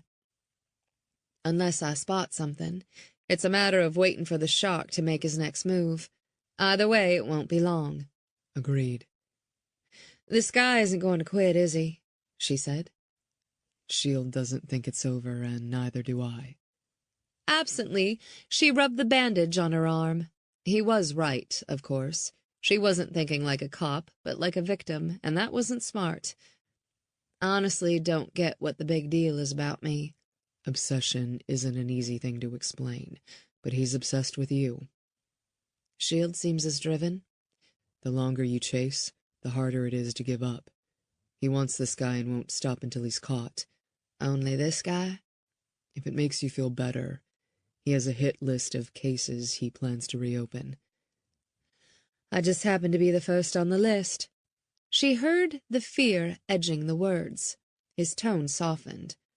You're not in this by yourself anymore, Riley. You have me. Alone in the parking lot, it was tempting to hand over the whole mess to Bowman, to lean in. But no. At this moment, She didn't feel strong or brave. She was exhausted and craving the normal life she'd worked hard to build. But she would not lean on anyone. That would be a slippery slope that would lead to dependence. She'd sworn when she'd stumbled off that bus and into Duke's care that she'd never be at anyone's mercy again. Instead of reaching out to Bowman, she swallowed the tension rising up in her throat. "Thanks." "Drive safe." "Right." As she drove off, she glanced in her rearview mirror and saw him standing there, staring at her, until she vanished around the corner. Bowman walked into Shield's office. The older man stood at his window, watching Riley drive away. He picked up his whiskey, took a sip, and grimaced as if it tasted bitter. "I can see why the shark is interested in her," Shield said. Bowman's hands flexed. "We're using her." "We are also saving her." "We damn well better." "You were taken with the woman. I don't blame you. She's remarkable." Bowman shifted his stance, shaking change in his pocket. Self-recriminations rattled in his mind. He'd tried for a second chance the other night, and she'd turned him away. Just because he wanted another chance with her didn't mean he deserved it. "She's tough, but she also gets invested in those street kids. They're her Achilles' heel. Look how she tore after Jax Carter after he beat that girl. It wouldn't take much to lure her into a trap." "Sounds like you want to be the one watching after her." "Yes." "Then go to her." "We're on a case." He thought about the picture of Karen back in his office. Choosing Riley meant really leaving Karen behind. "For a long time you thought your life ended when you buried your wife. The first time Riley crossed your path, I'm assuming there was a strong attraction, as there is now. Then you were too raw with grief to take a second chance. Now, the single excuse standing between you and her is you."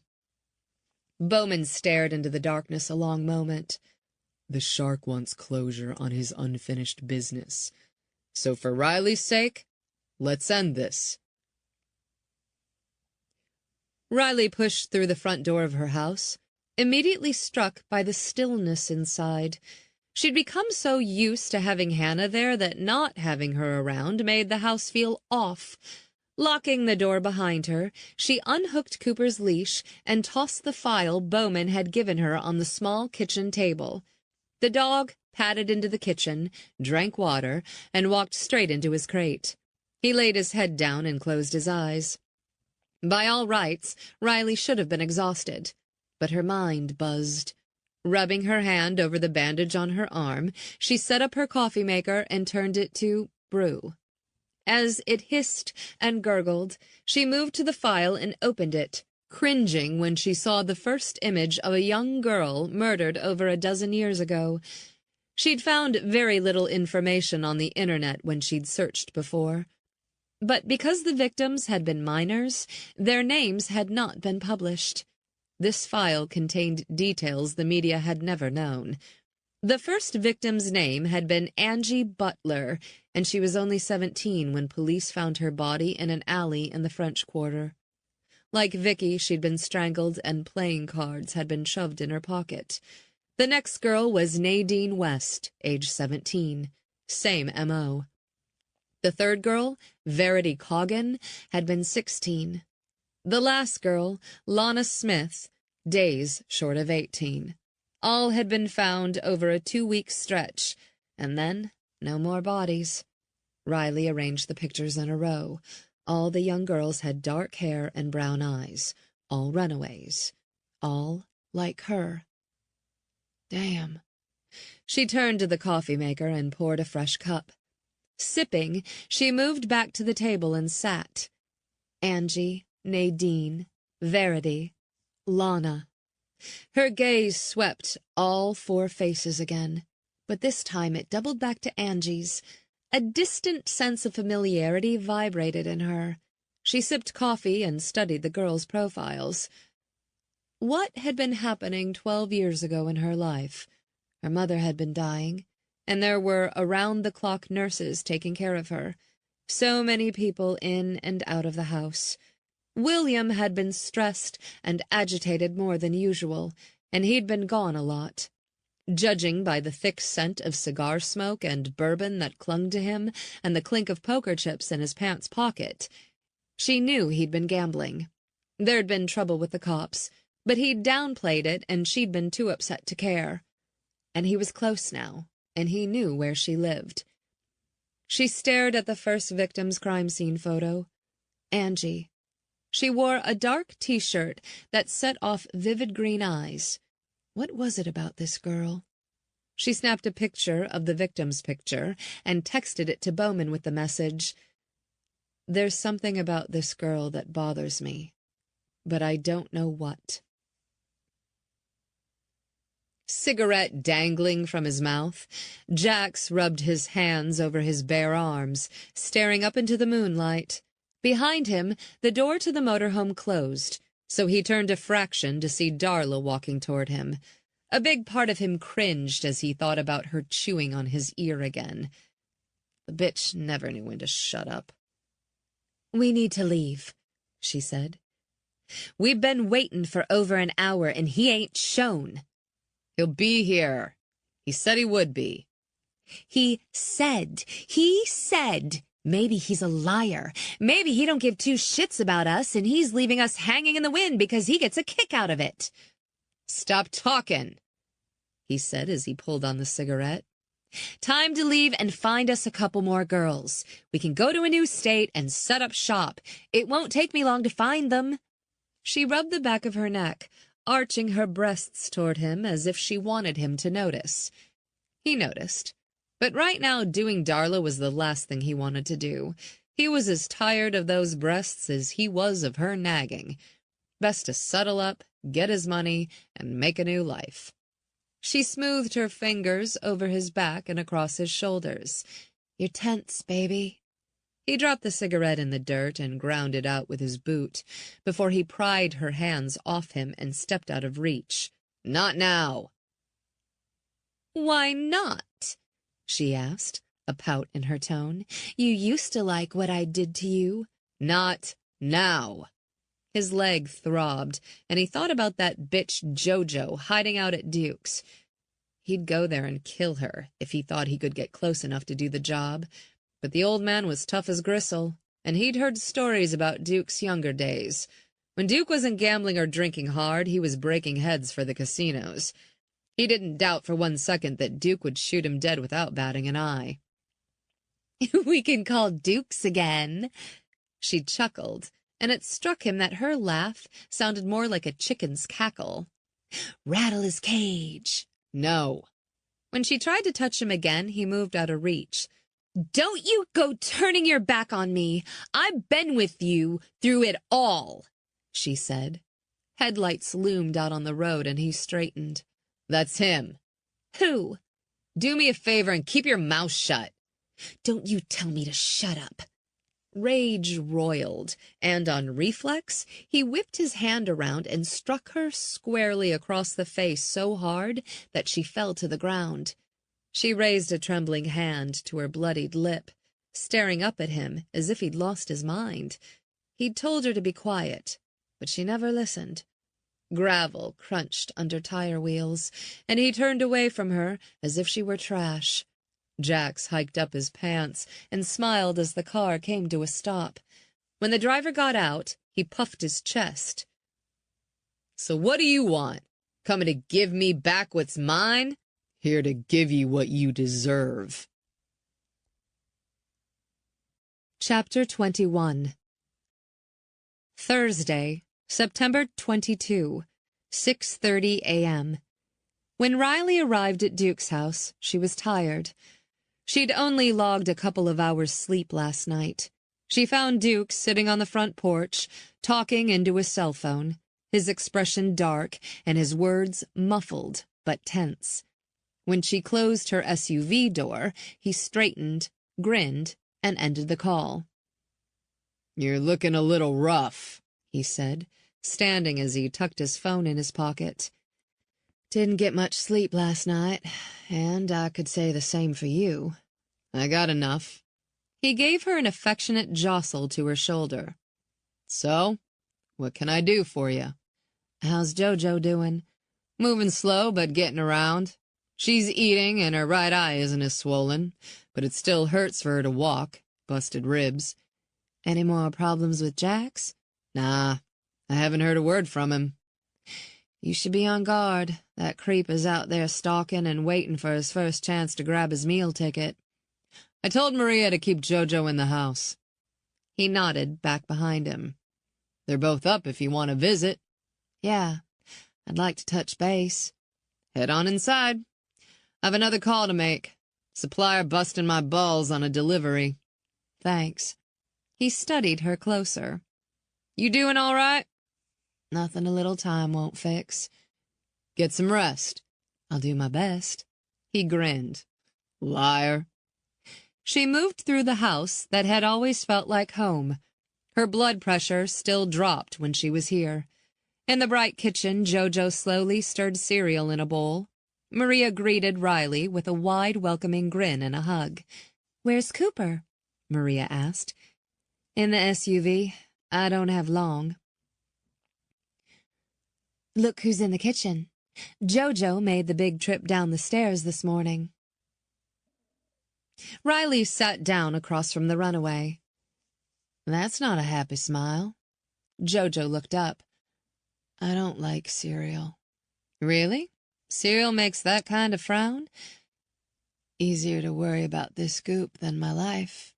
The girl was dressed in well-worn but clean jeans and a T-shirt that Maria must have given her. In regular age-appropriate clothes, she looked like a normal 15-year-old. "The way I look at it, your life took a major upswing. Like the universe reached out, grabbed you by the collar, and pulled you out of the abyss." JoJo cocked her head, her street smarts kicking into gear. "What are you doing here?" "Thought I'd come by and see how you're feeling. I'll live." "You're tough." JoJo lifted her chin. "Jax used to say he liked my toughness."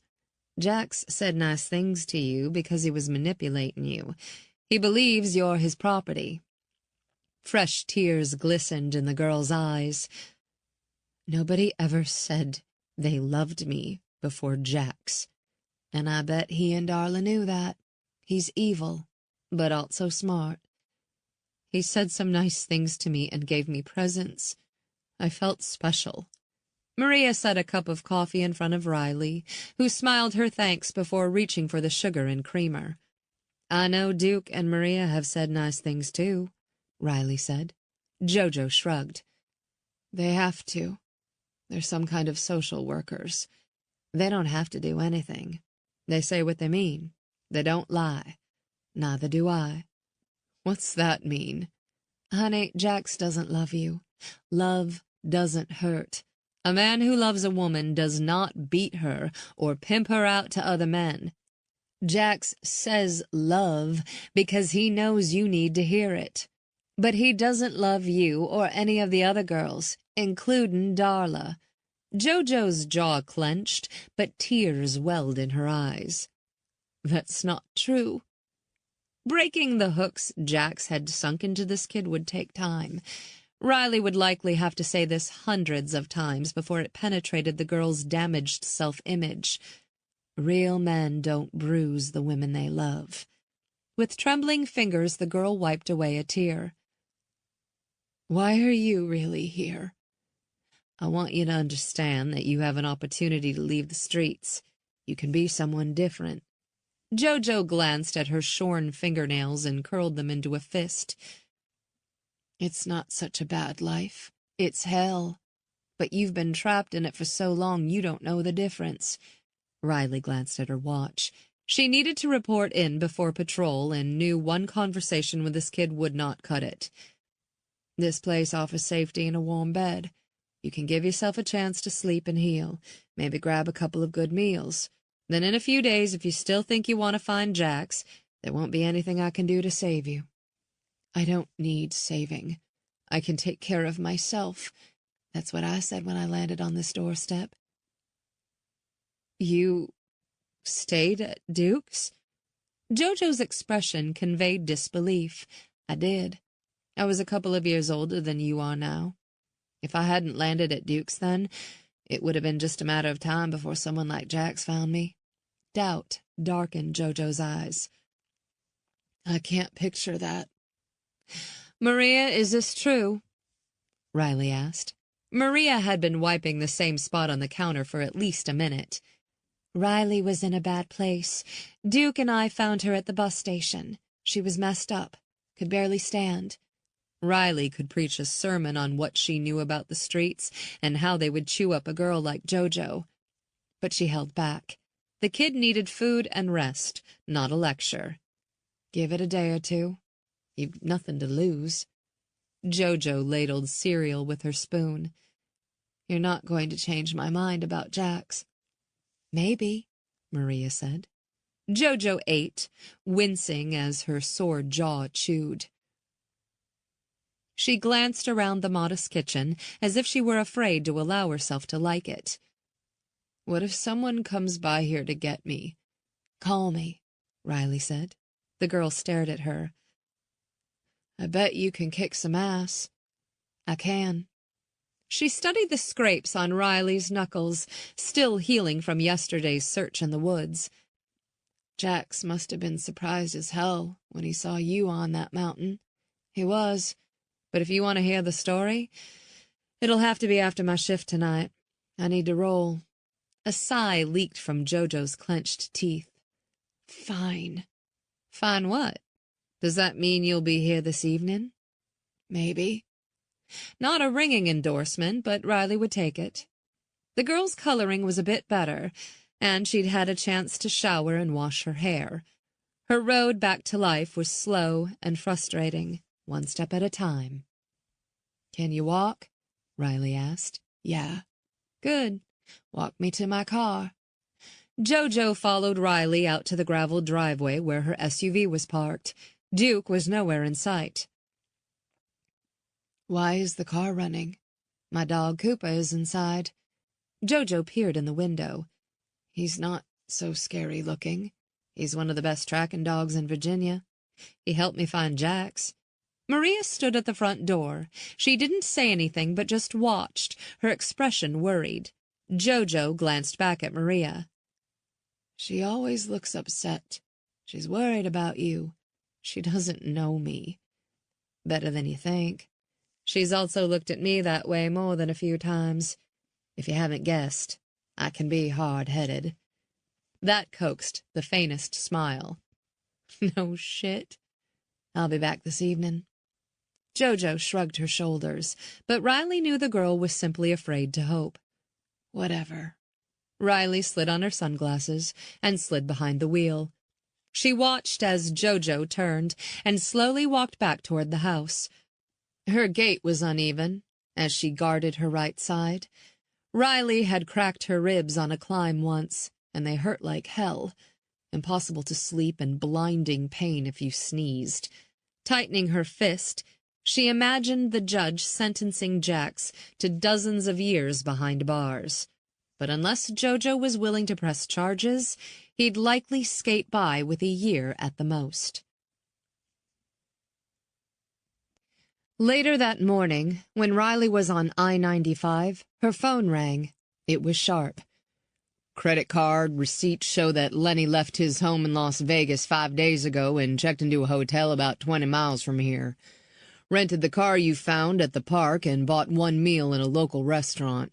Other than that, he wasn't on anyone's radar. What about phone records? She asked.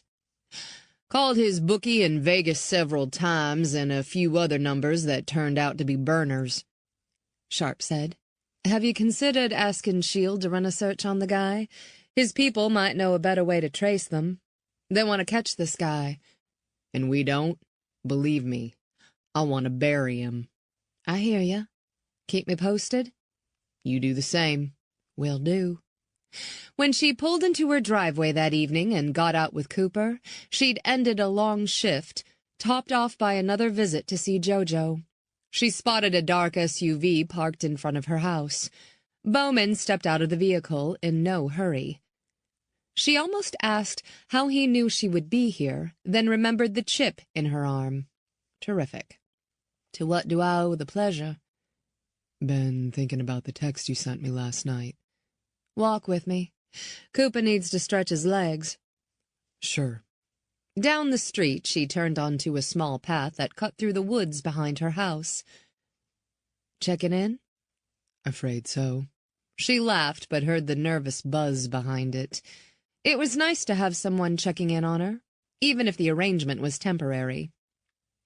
Sharp said the man who shot himself was Lenny Vincent. He's from Vegas and a gambler, said Riley. I know. I talked to Sharp an hour ago. Why would he kill himself like that? The forensic team hasn't finished its analysis yet, but there were hair fibers found in his car that appear to be from Cassie. The theory is that he killed her. I don't know. Andrews began reviewing his records this afternoon. He was in deep financial trouble, and he has a wife and 2 kids. I wish I knew the Shark's endgame. How could Vincent know I would be the one to track him in the woods? Riley asked. My guess was that it was a calculated risk. The Shark's web never seemed to end. I started reading the files you gave me, and I'll finish them this evening. Do you ever rest or drop your guard? Rest? Riley asked. Now and then. Dropping the guard? Almost never. They walked in silence for several minutes, and when they got close to the woods, she let Cooper off his leash so he could run. Would you like coffee? Riley asked. That would be great. When the dog returned, they moved inside and she unholstered her gun, placing it in a closet lockbox, then unstrapped her belt and hung it on a peg. As they passed into the kitchen, she flipped on the lights. The kitchen table was scattered with the files she'd been reading last night. As he leaned against the door jamb, arms crossed, watching her, she set a coffee pot to brew. Did you have any trouble on the road today? Nothing out of the ordinary. Good. She pulled the file of the first victim again and reread. Angie was 17 years old, and she had been on her own since age 15. She worked in some of the casinos backstage as a grip for the stage shows, likely with a fake ID, Riley said. If she worked in the casinos, it makes sense she'd have caught the Shark's attention. She tapped her finger on the papers.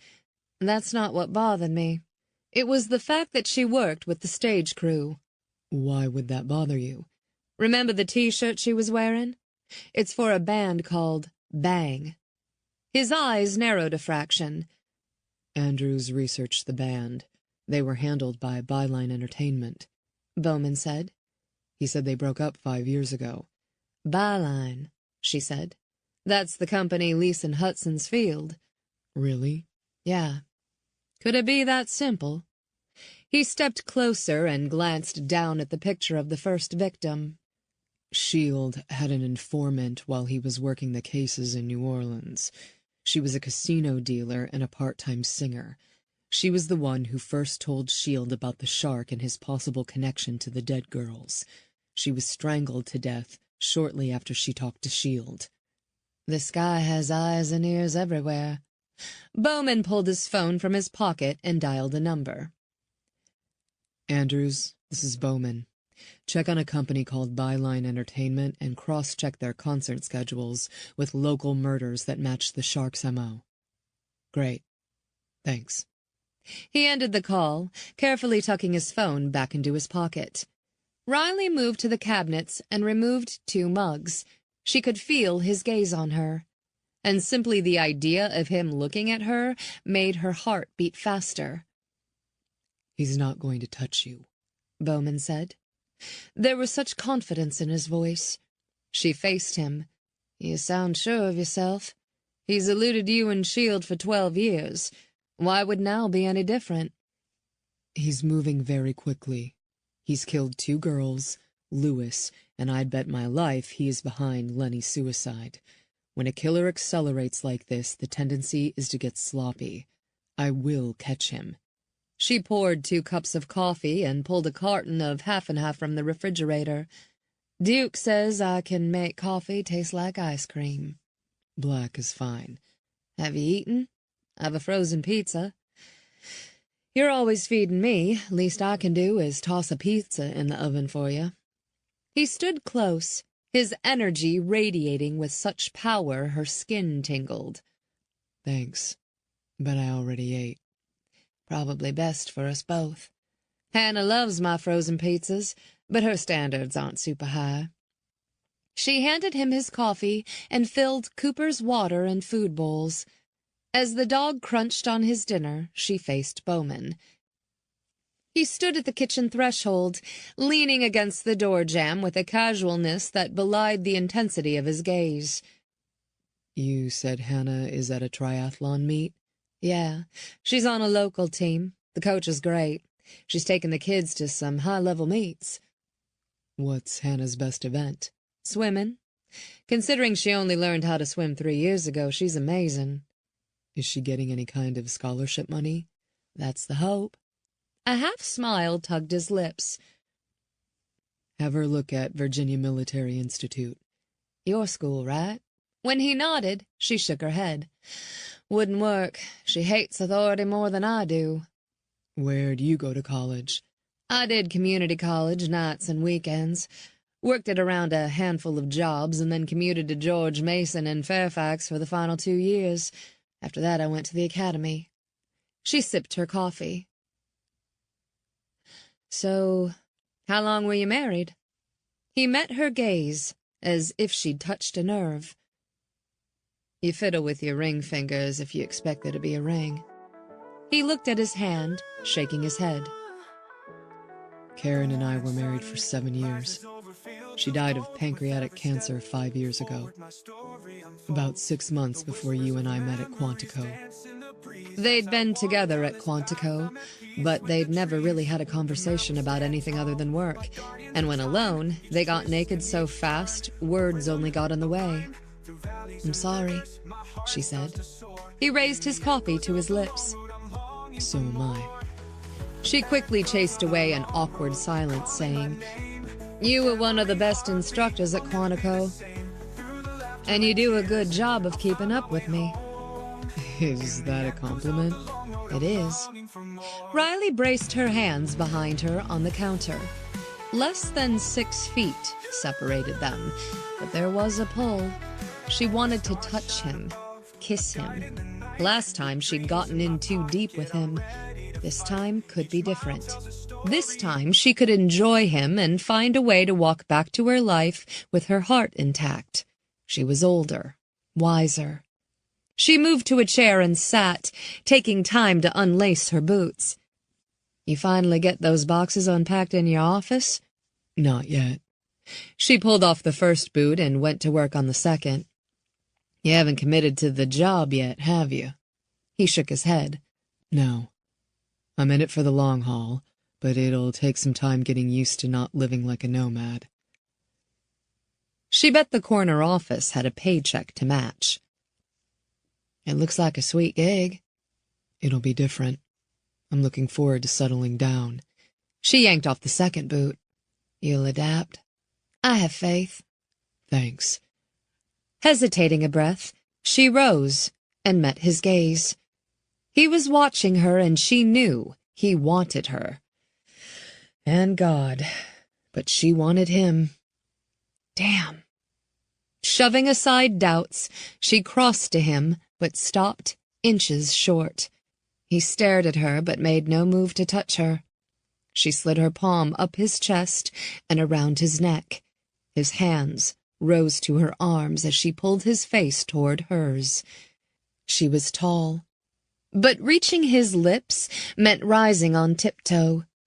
Her lips touched his first, and she allowed herself a light kiss, half hoping that touching him, tasting him, wouldn't be as good as she remembered. She drew back, gently biting her bottom lip. You taste nice, he said. She moistened her lips. You too. He stared with an intensity that excited and unsettled her. She lowered from her toes to flat feet and moistened her lips again. So, did I just really embarrass myself? His fingers tightened gently on her arms as if he feared she'd back away. No. She searched his face. I promised myself I wouldn't kiss you. I swore. And now here I stand. I've tossed my cards on the table, and you're simply staring." He tugged her toward him until her breasts skimmed his shirt. Carefully, he pulled her hair free and watched it fall around her shoulders. "I like seeing it loose. If you say soft or vulnerable, I'll punch you." He smiled. "Sexy. Does that adjective work?" The deep, smooth timbre of his voice made her hot. "I go out of my way not to be sexy." He shook his head. "You haven't done such a good job as far as I'm concerned." He leaned in, traced her lips with his thumb, and kissed her, gently at first. But the touch set her body on fire. It had been so long since she'd really wanted a man that the sensation was a little unsettling. She kissed him back, not caring about anything but touching him. He wrapped his arms around her waist and pulled her to him, pressing her against his erection. "I've wanted to do this since that first day I saw you in the woods," he said. "God, you were fierce." "I was covered in dirt, scratches, and sweat." "I was hot for you as you climbed up that mountain after Carter. Amazing." She laughed, feeling playful. "Then it's been a while for you, Mr. Bowman. That wasn't one of my prettiest moments." "You're confident, and that's sexy as hell." She leaned into his chest and kissed him on the lips. He threaded fingers through her hair. She moved her hand along his flat belly to his erection. He groaned, and his hand tightened around the strands of her silky hair. Her hand slid down the front of his pants, savoring the feel of his erection. When he muttered an oath, she pressed harder. He clutched her hand. "Where's the bedroom?" She pulled him down the hallway and closed the door behind them. He pinned her against the door, caressing her breasts as he kissed her. Breathless, he pulled her toward the bed as he sat on the edge. She straddled him. He sucked in a breath, his hands on her hips. Fire blazed inside her. She slid her fingers up his chest and around his neck. "If you've wanted me all this time, you've certainly done a good job of hiding it." "Good to know." He kissed her again, this time more deeply, moving his tongue into her mouth and exploring. Her mind swirled, brushing aside any thoughts or worries that lingered from the day. It was just him. The two of them. He stroked her breasts, teasing her nipple under the soft cotton fabric until it hardened. She moaned, dizzy with desire. As she reached for his belt buckle, he touched her face, allowing his calloused thumb to trace her jawline and then her lips. She unfastened his belt, but before she could free him, he leaned into her, pulled her under him, and kissed her as he pushed her against the bed. As rumpled sheets and blankets pressed into her back, she was vaguely aware that she'd not made her bed today and nearly laughed at the absurdity of the thought. She was thinking about an unmade bed when she was ready to give her body to a man who had proved before he could leave her when the sun rose. She should have been leery of lowering her guard again, but she wasn't. He reached for the end of her shirt and tugged it over her head. He traced the flat midline of her belly, an intense expression on his face. As he reached for the hook between her breasts and unfastened her bra, he pushed the bra aside and held her breasts. "Beautiful," he murmured. He leaned down and kissed her, and she savored his touch as he teased the tips of her nipples until they were hard. When he drew back and reached for the buttons on his shirt, she was breathless. As he unfastened the shirt, she undid the button of her waistband and wriggled out of her pants. She settled on the bed, watching him as he shrugged off his shirt and pants. His body was lean, corded muscle, and just looking at him made her hot. When he lay on top of her and kissed her again, his erection pulsed against her. She dragged her fingertips hungrily along his six-pack, arching her breasts and belly against him. Just as it had 5 years ago, being with him like this simply felt right. His hand cupped her breast, teasing the nipple into a hard peak before he pulled his fingertips over her flat belly. It was as if he remembered what excited her. When those fingers dipped lower and began to circle in a maddening, exhilarating pace, she hissed in a breath, knowing she'd not last long at this pace. She shifted, spreading her legs. Neither spoke. As he positioned himself and pressed the tip of his erection against her moist center. When she spread farther for him, he met her gaze and pushed inside her. She drew in a breath as her body expanded, and for a moment neither moved. Slowly he began to slide in and out of her, testing and teasing her. She traced her hands down his sides and grabbed his hips, goading him to move faster. Bracing his hands on either side of her head, he looked down and watched as he moved in and out of her. The raw desire on his face left her breathless. "So sexy," he whispered. "I've imagined this moment dozens of times over the years." In the darkest parts of the night, when she felt most alone, she'd also dreamed of him. He moved faster. Sweat glistened between her breasts and on his back. The desire in her built, heating with each thrust, and when his fingertips touched her pulsing sex, she all but exploded under his touch. A moan escaped her lips, and her fingers dug into his back. "Oh, God." "Not yet," he whispered.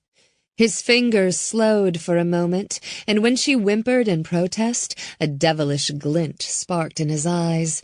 She'd prided herself on absolute control, and now she had none. He rose and kissed her taut nipple, gently capturing it between his teeth. He licked, suckled, taking his time as if he savored every taste.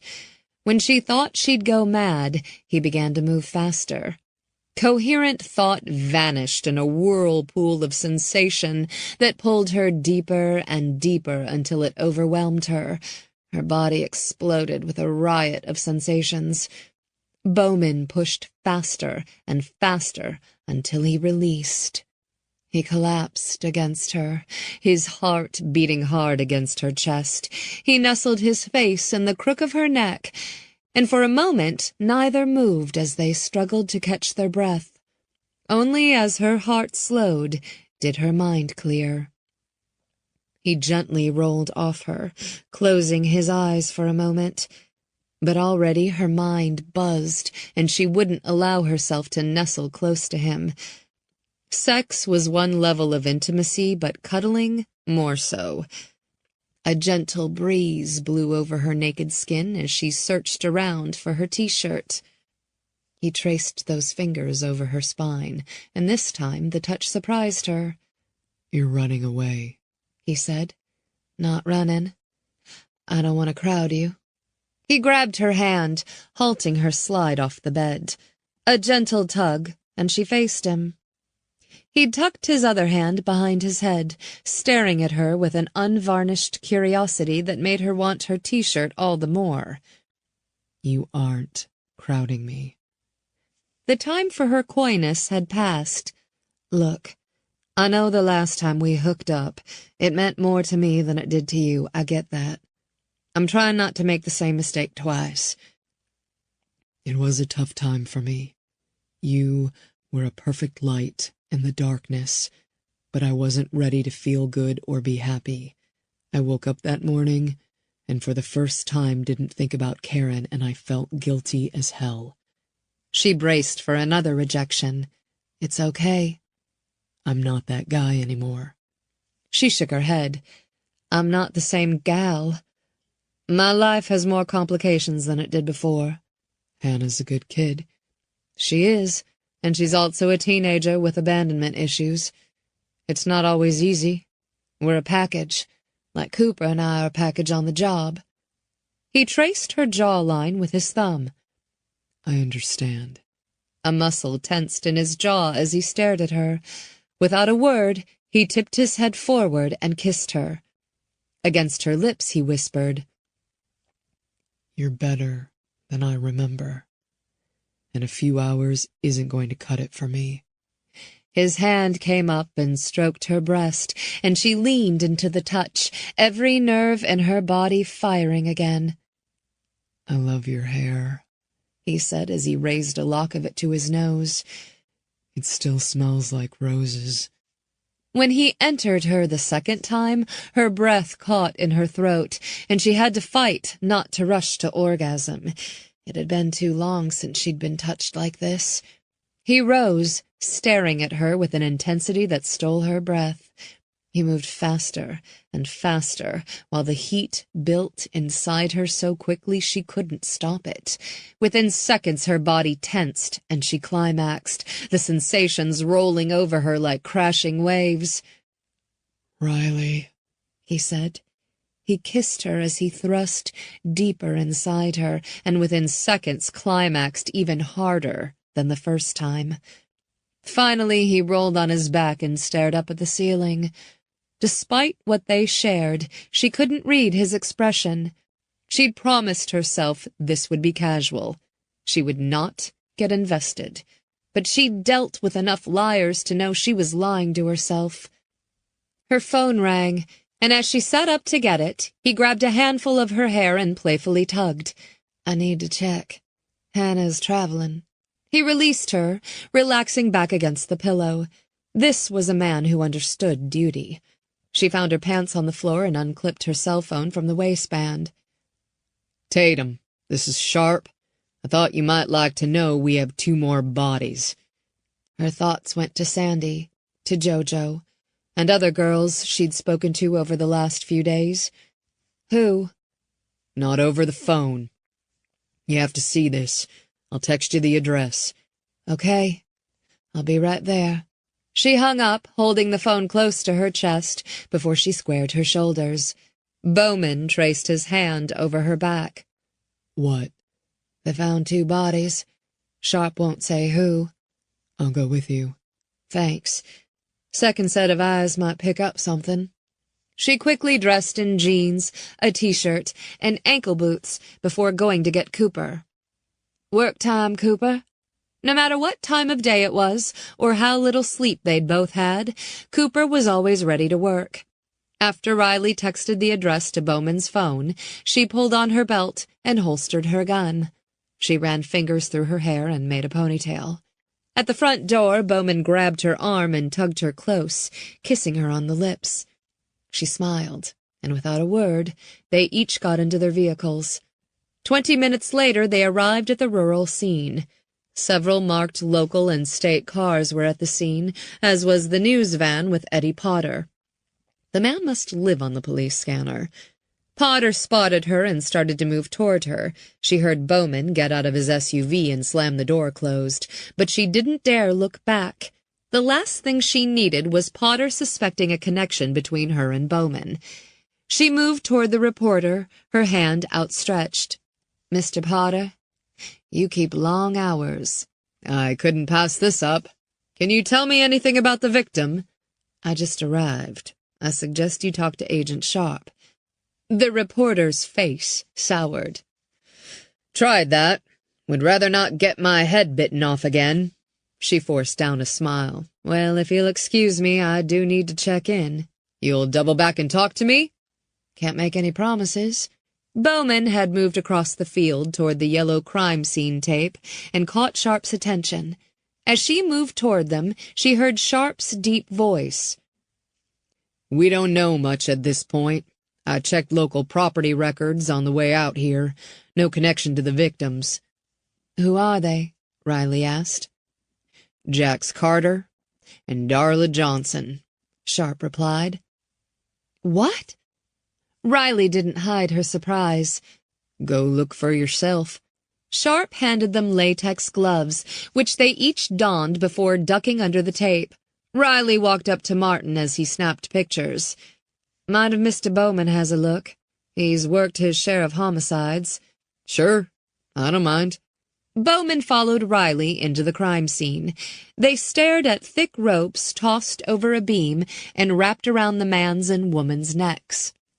The two dangled, their heads slumped forward, mouths agape, and the settling blood darkening their limp fingers. "Have you checked their pockets yet?" Riley asked. "Not yet," Martin said. "I'm still photographing the scene." "Mind if I check?" Bowman asked. Martin stood back. "Let Agent Sharp do it, and I'll photograph him." Sharp stepped forward and reached into Carter's back jeans pocket. He found a wallet stuffed full of money. "Not a robbery." He dropped the wallet into a plastic evidence bag and checked the other back pocket. Sharp pulled out a playing card. It was a joker. "Another card?" Martin asked. Sharp held up the card and studied the morbid smile of the joker in the center. The very ordinary card wasn't like the ones found on the dead girls. "I suppose this is some kind of message." "They both were bit players in all this," Bowman said. "And whatever they did, the shark didn't like it." The shark stared at the videotape of the girl sitting in the chair. Drugged and nearly unconscious, she possessed the physical beauty he always craved. Long, dark hair, a slim face, tapered hands. Like Angie. All were angels damaged and ruined by the streets, all of whom he set free from this world's pain and suffering. Angie had been dead for 12 years, but he still couldn't forget her. He'd thought killing her would cleanse her from his senses, but she had burrowed deep under his skin and pierced his soul. Even now she invaded his dreams, laughing at him, calling him common. "You're pathetic," she said. Killing her was never the plan. He'd wanted her to love him and to understand the depth of his feelings, but instead of acceptance, she'd laughed and turned away from him. She'd shown him her back. Disrespected him, something she'd never have done if not for the streets. On that long-ago night, he'd snapped, grabbed her, and spun her around. Still, his frustration had amused her. She'd pouted, as if looking at a small, harmless child. He never remembered wrapping his hands around her neck. He was so lost in his own grief, he didn't hear her choke and gasp as he squeezed until the smile vanished and panic bloomed in her gaze. Her fingers, long and delicate, rose to his, trying to pry them free as pain distorted her features. Her killing should have satisfied him. But even after all these years, he still heard her laughter. He still saw her in his dreams, mocking him. The girl on the tape was not Angie. She was Riley, but she was so very similar to Angie that they could have been sisters. He traced the computer screen with his index finger. The sight of her could make him weep.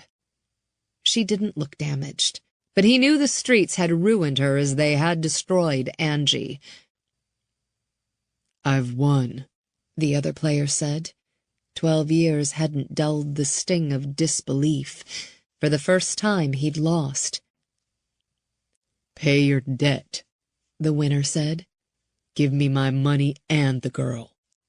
Watching the recording, the shark reached for a glass of bourbon and drank it in one gulp, wincing as the liquid burned his throat. She had been so drugged she barely noticed his touch. Refilling the glass, he raised it to his lips and stared at Riley's image, picturing the cord wrapping around her neck. He imagined her rapid pulse beating against the cord, the need to kill her, to kill Angie again, burning so strong. Shoving aside the countless regrets he still attached to the day he lost Riley, he curled his fingers into fists, remembering what the video recording didn't capture. "You aren't doing her any favors," the shark said. "She's been on the streets. She's damaged. She'll never be right." "That's my problem, not yours." "You're making a mistake. Kill her." "Not today." "Why the hell not?" Conscience? Hedging my bets. Who knows? The shark cursed. Take your money. Take the girl, and be grateful Lady Luck favored you today. Now, 12 years later, he wanted a rematch. He was all in. Riley stayed at the crime scene for hours. She hoped that there'd be some bit of evidence that would tell her anything about this killer who had landed in her backyard and was circling around her like a stalking panther. It was 8 when she walked through the back door of her house after disarming the newly installed alarm. Standing in the utility room, she didn't turn on the light as she stripped off her clothes, shoved them in a garbage bag, and tossed them outside. They smelled of death, and she did not want the stench coming into her house. She locked the door behind her, checking it twice, and moved to the shower. Andrews had told her to keep the bandage dry for a couple of days, so she wrapped plastic wrap around her arm and turned on the water. When it was hot, she stepped under the spray, washing off the scent of the crime scene. She dried off her hair and body and slipped into an oversized shirt before she unwrapped the plastic from her arm. She inspected the small insertion site, and the gravity of the shark's reach struck home. Threading her fingers through her wet hair, she moved into the kitchen and pulled out yesterday's leftover chili from Duke's. She popped it in the microwave and hit 2 minutes. Her doorbell rang, and, without a thought, she reached for her gun. She moved to the side of the door. "Yes?" "It's Duke."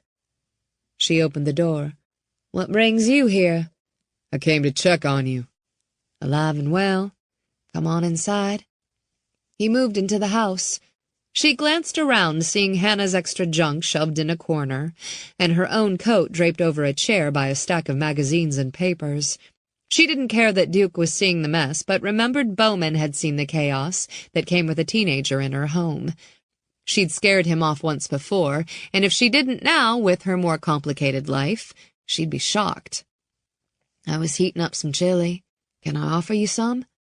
He slid his hand into his pocket. "Nah, had my fill of it today. I heard about Jackson Darla." "Isn't that something? Guy tangles with the devil and gets nabbed." A frown deepened the lines in his forehead. "What does that mean?" She smoothed her hand over her head, knowing anything she said to Duke wouldn't be leaked. "Without going into a lot of detail, the man that Bowman is chasing might have killed them." "The man who killed Vicky?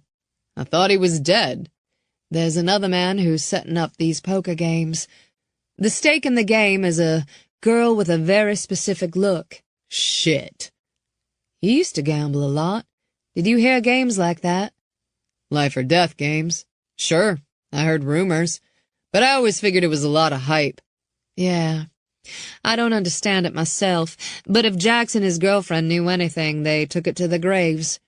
"Can't say I'm sorry they're dead. Scum. I told JoJo. She didn't say much, but I know she'll sleep better tonight, knowing they're no longer a threat." "How's she doing?" "It's going to be a long haul. And girls like her sometimes never completely leave the street behind. They're scared. At least she has a decent chance now." "That's all anyone can ask." He snapped his fingers, as if remembering the reason for the visit. "Maria wants you and Hannah to stay with us until this is over." "Thanks, but I'm not leaving my home. But I will take you up on the offer to keep Hannah." He allowed his gaze to roam the house, settling on the windows and the back French doors that opened to a small backyard. "Riley, we don't like the idea of you being here alone. It scares the hell out of us." "I'll manage. I even have a fancy new security system, courtesy of S.H.I.E.L.D. He shook his head. "I can tell by the tone of your voice that your mind is made up." "It is." "When is Hannah due back?" "Tomorrow." He took a step forward and wrapped his arms around her. She relaxed into the embrace, thinking this is what it must feel like to have a father that loved her. "You're going to be okay, kid." "Right." He kissed her on the top of her head and stepped back. "I know you've had a long day, so I'll go. Lock the doors after I'm gone. Call if you need anything." Unshed tears tightened her throat. "Will do." When she locked the door behind him, she leaned against it. Chapter 22. Friday, September 23, 6:03 a.m. Riley's ringing phone woke her up minutes after 6, and she realized she'd overslept.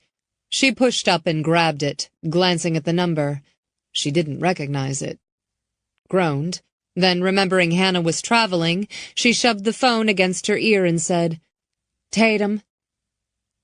"Riley? This is Hannah." She sat up, glancing at the red digital numbers glowing from the nightstand. The girl sounded agitated. No, terrified, just as she had when she'd first found her. "Honey, what's wrong? Where are you?" "I'm at this house." She pulled in a breath, as if trying to stem the tide of tears. "And I don't know how I got here." Riley swung her legs over the side of the bed, her heart kicking into high gear. Her thoughts jumped to the shark. "Are you sure you're not in the hotel room?" "No. I remember the hotel room.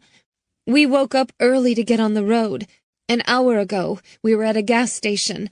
I went to the counter to get a drink. I drank about half, but it tasted funny, so I threw it out.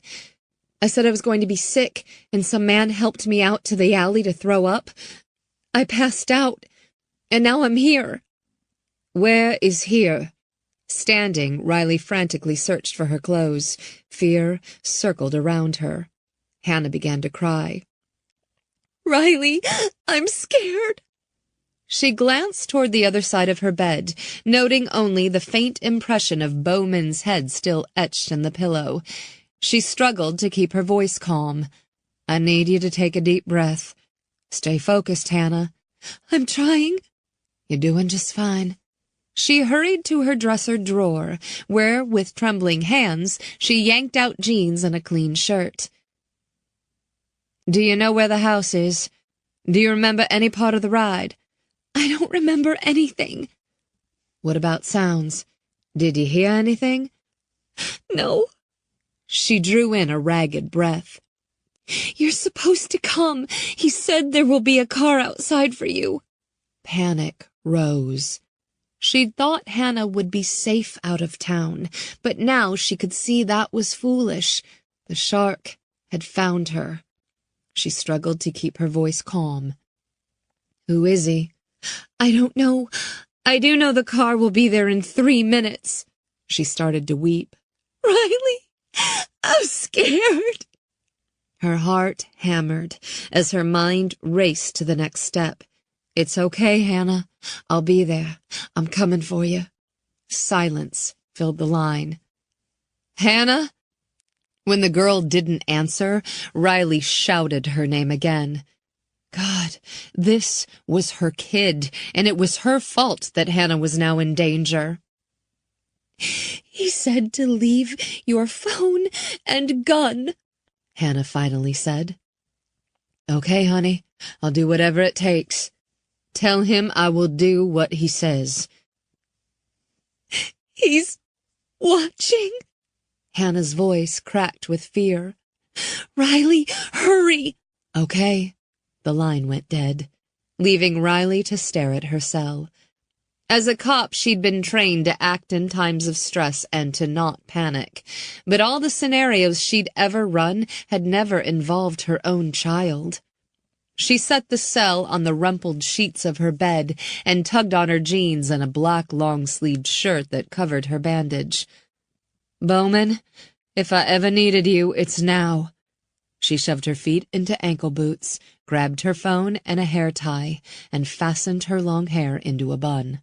She smoothed damp palms over her jeans and opened the gun box that contained her service weapon. She shoved her weapon in an ankle holster and strapped it under her pant leg. She also grabbed a pocket knife, which she slid in her boot. She dialed Bowman. "Riley?" he answered. Bowman's deep voice was tense, cutting, and she nearly broke at the sound of it. God, she needed him now. But instead of giving in to tears, she dug deep and fell back on her police training. "The shark has Hannah. He's sending a car for me in 3 minutes, and I have to go." "Riley, don't get in that car." "I don't have a choice. Let's hope Mr. Andrews knows his stuff." She didn't dare say tracker, as her cell phone was likely compromised. "Don't go." His voice was diamond hard. She rushed to the window and saw the black sedan pulling up in front of her house. It was the car she'd seen when she'd been running days ago. Getting into the car was akin to signing her death warrant.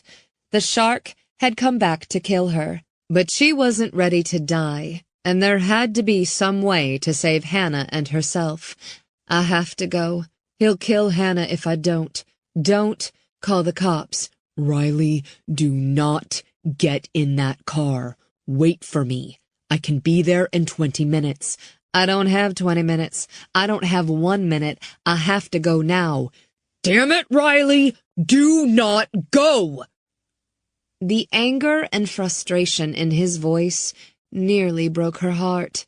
She didn't want to do it this way. She didn't, but there was no other play right now. She hung up the phone, tossed it aside, and squaring her shoulders, walked out the front door, pulling it closed behind her.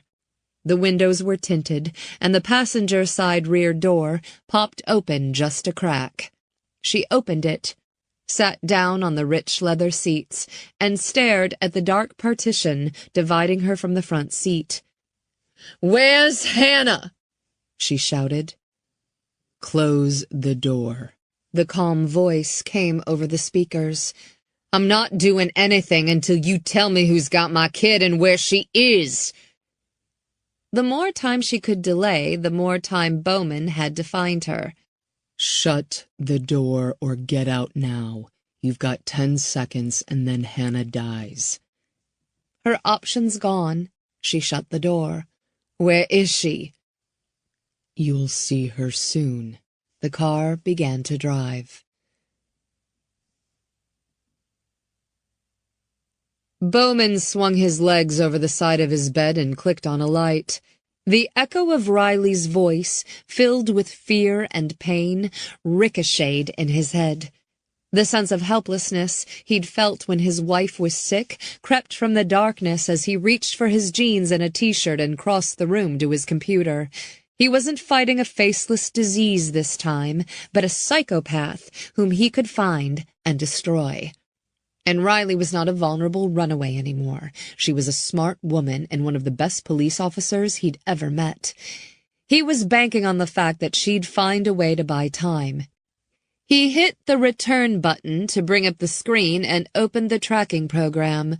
Riley was on the move and headed west, fast. He dialed Andrews, who answered on the second ring. "Check your monitor." "I'm looking at it now. Did Riley say where she was going?" Andrews asked. "No. She called me and said the shark has Hannah. She is now in a car sent by the shark."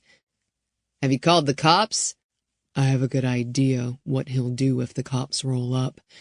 "Do you need my help? I can be ready in 5. Bowman rose and moved to the corner of his bedroom where he kept his gear. "Notify S.H.I.E.L.D. and then suit up and follow the signal. I'm leaving now." "Consider it done." Though the windows in the car were tinted and Riley couldn't see where they were driving, she'd been on the move 30 minutes, and judging by the feel of rolling land around them, she knew they'd headed west. At one point, they'd slowed to cross what felt like train tracks. She didn't know her specific location, but knew this area of the state was home to some rich horse farms. The car slowed and turned to the right, moving unhurriedly down what sounded like a gravel drive. When the car stopped, she tensed, fingers curled into fists. Her door unlocked. The driver said, "Ms. Tatum, he is waiting for you." "Who is he?" "You need to exit the vehicle." Riley got out of the car and stared at the driver's side tinted window, which did not open. She knocked on the door and shouted, "Where are we?" The window opened, but the stone-faced man did not look at her. "He is waiting for you. Go inside." He gestured toward the house. Riley stood at the top of a circular drive that curved in front of a 3-story brick house, complete with a porch that wrapped around the front. Twin large planters filled with bright yellow flowers and trailing ivy stood on either side of the wide front door. Wind whispered through the trees. Fine gravel crunched under her feet as she crossed to the front door. She was all alone, exposed. She climbed the steps and stopped at the door. As she raised her hand to lift a brass lion head knocker, footsteps echoed on the other side. The door snapped open. Standing before her was a smartly dressed older man with sharp green eyes and pale skin. Leaning on a cane, he was thin in a brittle kind of way, but possessed a dynamic energy that made it impossible to ignore him. His suit was cut from a charcoal gray cloth, handmade, judging by the quality, and his shirt was sewn from fine linen. The tie was Hermes. "Welcome, Riley. I've been waiting for you." The sharp angles of the man's face struck a familiar chord in her memory. "Mr. Duncan, I saw you on the news talking about your music festival." He smiled. "I wasn't sure if you'd caught the interview. We met formally that one time years ago. I know you don't remember me, but I've been tracking your career for years." "Why are you doing this?" He held out his hand, indicating she should enter. "This isn't a conversation to be had on the front porch. You're my guest, and I'd like to offer you a drink." "I don't need a drink. In fact, the last time I had one of your drinks, I didn't wake up for 7 days. Where's Hannah?" "She's fine, safely tucked away upstairs. But if you want to know more, you'll have to come inside." Tension tightened Riley's chest. She always identified her exits no matter where she was, but this house was so large she had no way of knowing how to escape. She stepped inside, and he slowly closed the door behind her with a click that echoed off a 2-story-high foyer crowned with a massive crystal chandelier. A large staircase carpeted in red wound to a second-floor hallway that vanished somewhere in the mansion. The foyer was carpeted with a handmade Indian rug and furnished with a round mahogany table, which displayed a crystal vase filled with red roses that perfumed the space with a soft scent. She thought about the tracker in her arm and knew Bowman was paying attention. No one notices street girls vanishing from multiple cities. And concerts draw girls, don't they? "They do. And moving around has been helpful. As much as I would like to have stayed in New Orleans, I was a little too greedy 12 years ago, and it almost ruined me."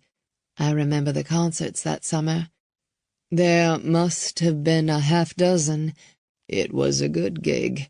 Kept me in town 6 weeks. But handling all those venues is stressful, and I found I couldn't resist setting up games." "How many games have you set up over the years?" "I've lost count." "And none of the other players turned on you?" "A man like me develops a knack for spotting people who enjoy killing. In all the years, I've had 2 issues, if that's what you want to call them. The first was losing you, and the second was Kevin. I thought I had the guy figured out, but it turns out he had no stomach or spine for mercy killing. He became too much of a liability." "Did he kill Vicky? Or did you?" She knew the answer, but needed to keep him talking to give Bowman time. She needed any time she could squeeze from this madman. "He killed her." Duncan flexed his fingers and stared at them as if they'd betrayed him. "I wanted to kill her. I really did. My hands used to be so strong, and I could steal life with the twist of a cord, but my hands don't work like they used to. See, I'm sick. I have heart disease. The simplest movements exhaust me. It won't be long before I won't have the breath to talk." His death wouldn't be painful enough as far as she was concerned, and as much as she wanted to take joy in his suffering, her goal now was to get Hannah and survive. "You've won so much in your life," she said. "Money, prestige, and I don't know how many poker games, and now you're losing to your own body." "Not having control is frustrating." He smiled. "As you must know by now, I'm not a good loser. When I fell sick, it became a bit of an obsession." "Who did you lose to?" She wanted to know the name of the bastard who had risked her life on the turn of cards. "That's bothered me most since all this began." "Someone you know." She'd crossed paths with so many over the years. "Who?" Instead of answering, the shark deflected. "Did you know the man who beat me won $500,000 and you were allowed to go free? I was blown away. I'd never lost before." "It must have been a frustrating blow." "You can't imagine." He smiled as if he were talking to a kindred spirit. "I lost track of you right after the game, but never him. I followed his exploits over the last dozen years and was amused by his efforts to appear legitimate." "Appear?" "He is an addict like me, and no matter how much he swears he's gone legit, I know he hasn't. I've heard about some of his private games. He's always been one of the best, being most careful not to lose too much when the cards turn on him." "Are you talking about my stepfather, William Charles?" His eyes sparkled with amusement. "Good guess, but wrong." Her temper burned in her gut, but she refused to give it free rein. This bullshit guessing game would keep him talking. "I even thought it might be Shield," she said. He chuckled. "He's a true gambler at heart. The way he rolled the dice and left the FBI to start that company, and he was in New Orleans during the killings, wasn't he?" She'd thought her guess had been too wild to consider. "Is it Shield?" "No." The only other gambler she knew in her life was Duke, but he didn't even play lotto scratch cards. He even frowned on the coin game heads or tails. The shark tugged at his shirt cuff, adjusting the square gold cuff link. "When I became sick, I searched him out. He didn't see me, but I saw him. And who should I see talking to him? You. I almost wept. It was as if it were all meant to be." Who had he seen her talking to? Dread surrounded her, teasing her and prodding her to surrender to her inevitable loss. "Who is it?" He shook his head. "Not yet. Ask me who killed Cassie." She checked her frustration and fear. Keep playing his game. Buy time. "Who?" "Lenny Vincent, a Vegas gambler. Lenny was willing to make one final bet for me so that I'd leave his family alone. I thought he did well for a man who had never been in the woods before." "When I saw the playing card, I knew it was you." "You're the final round. I want to end the games as a winner." "You're talking about betting my life, a stake you don't own, but stole." He laughed. "Those kind of details bore me." "What if I choose not to play?" "You have a choice now, Riley. You can participate in the game as you did 12 years ago, or I can play the game with Hannah as the stake. Not my first choice, but there must be a stake in the last game." "Aren't you worried that I'm wearing a wire?" she said. "There are so many signal jammers within a 2-mile radius of this house that no signal will travel beyond these walls." Whatever hope she had for Bowman's help was dashed. She was truly alone. "And you're gonna kill Hannah if the player loses."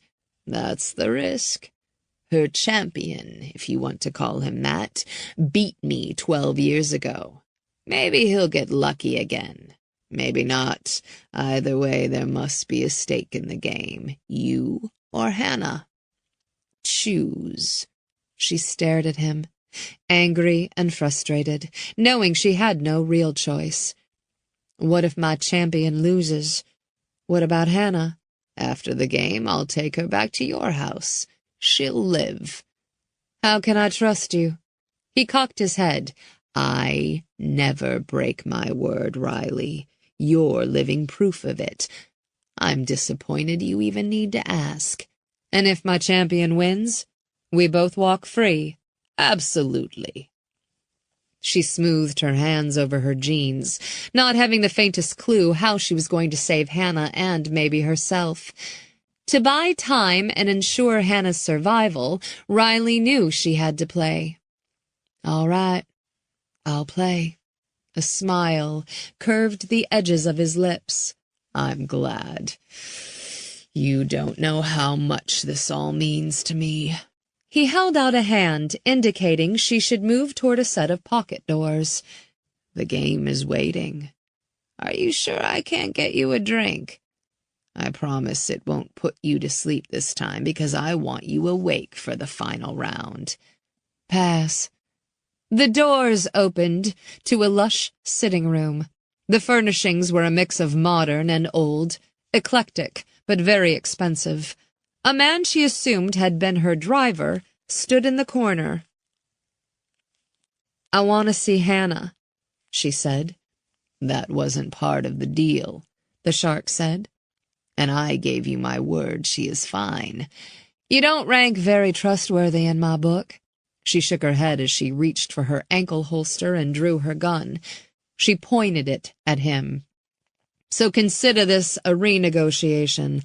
I'm not playing if I don't see her." The shark studied her with a mixture of annoyance and respect.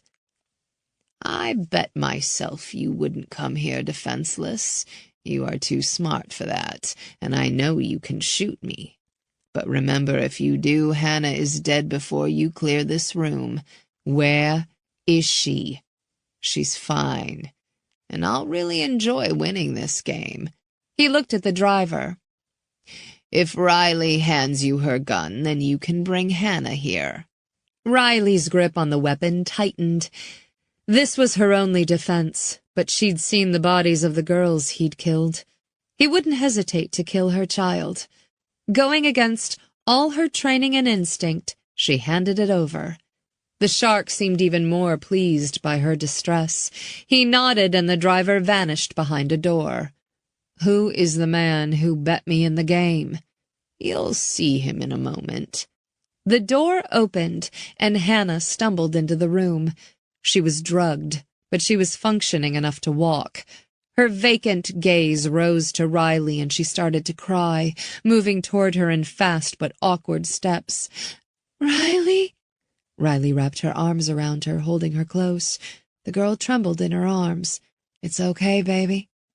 No matter what, you're going to be fine." Hannah's tears dripped onto Riley's shoulder. "Riley, I'm scared." "I know." It took all her strength to cling to her composure and sound calm. "But you'll be fine." Hannah buried her face in Riley's shoulder. "What about you?" Riley pulled Hannah back so that she could see her eyes. "Don't worry about me. I'll be okay." "But he's got us both here." She brushed a stray strand of hair from the girl's eyes. "Put your money on me, because I plan on winning." The shark checked his watch and snapped his fingers. "Take Hannah away." Riley nearly broke as the girl clung to her and begged to stay. "Where are you taking her?" "There's a nice soft bed for her to lie upon while we play the game." Hannah gripped Riley's shirt. "I don't want to go." "It'll be fine." The lie barely stumbled off her tongue. It sickened her to say it. But until she figured out who all the players were in this game, she had no choice. "I'll come find you soon." I don't want to go. You have to, she whispered into the girl's ear. You have to. I promise to come for you. You swear? She gasped. Yes, she said with a conviction that surprised her. Lock her in her room and then stand guard outside the house. The driver nodded and took Hannah by the arm, pulling her toward the door.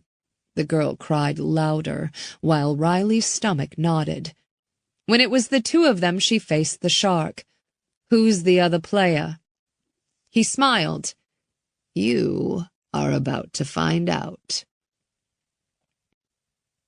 Bowman drove the backcountry roads in his black SUV at speeds bumping 80 miles an hour as he monitored Riley's signal on his phone. The signal was growing stronger, so he knew he was getting closer. She was less than 3 miles from him. Just a little more time.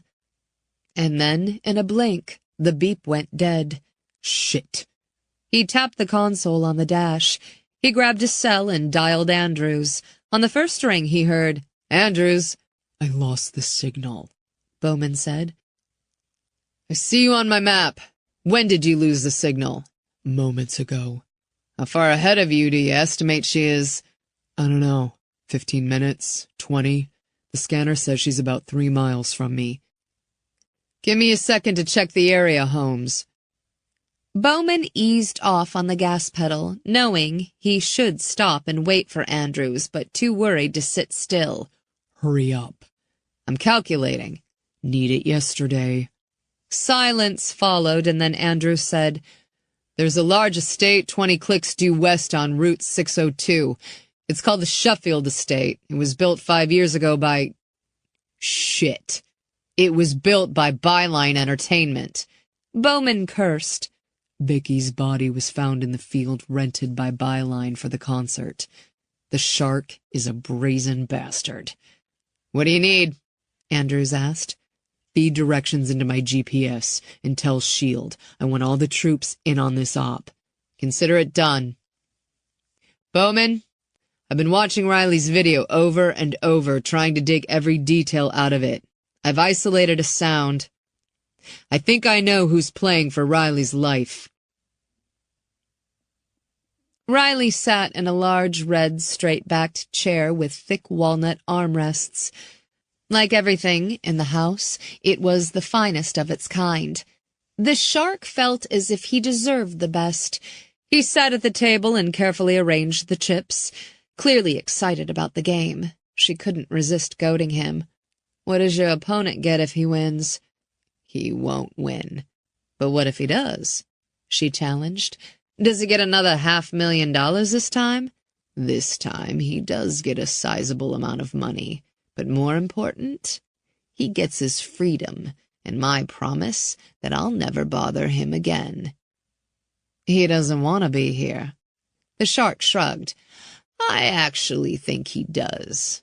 Made me twist his arm, but I saw the change in his eyes when he accepted the challenge.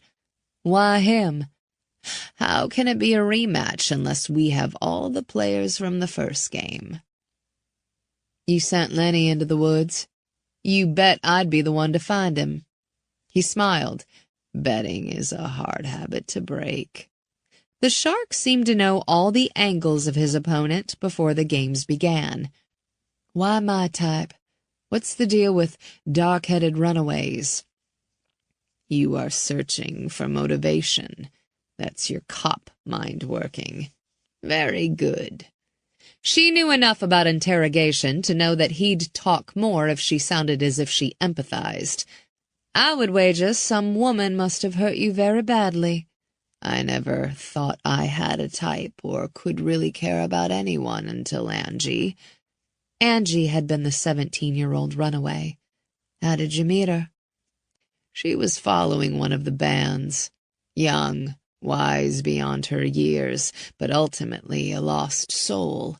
And you wanted to help her? She nearly choked on the words.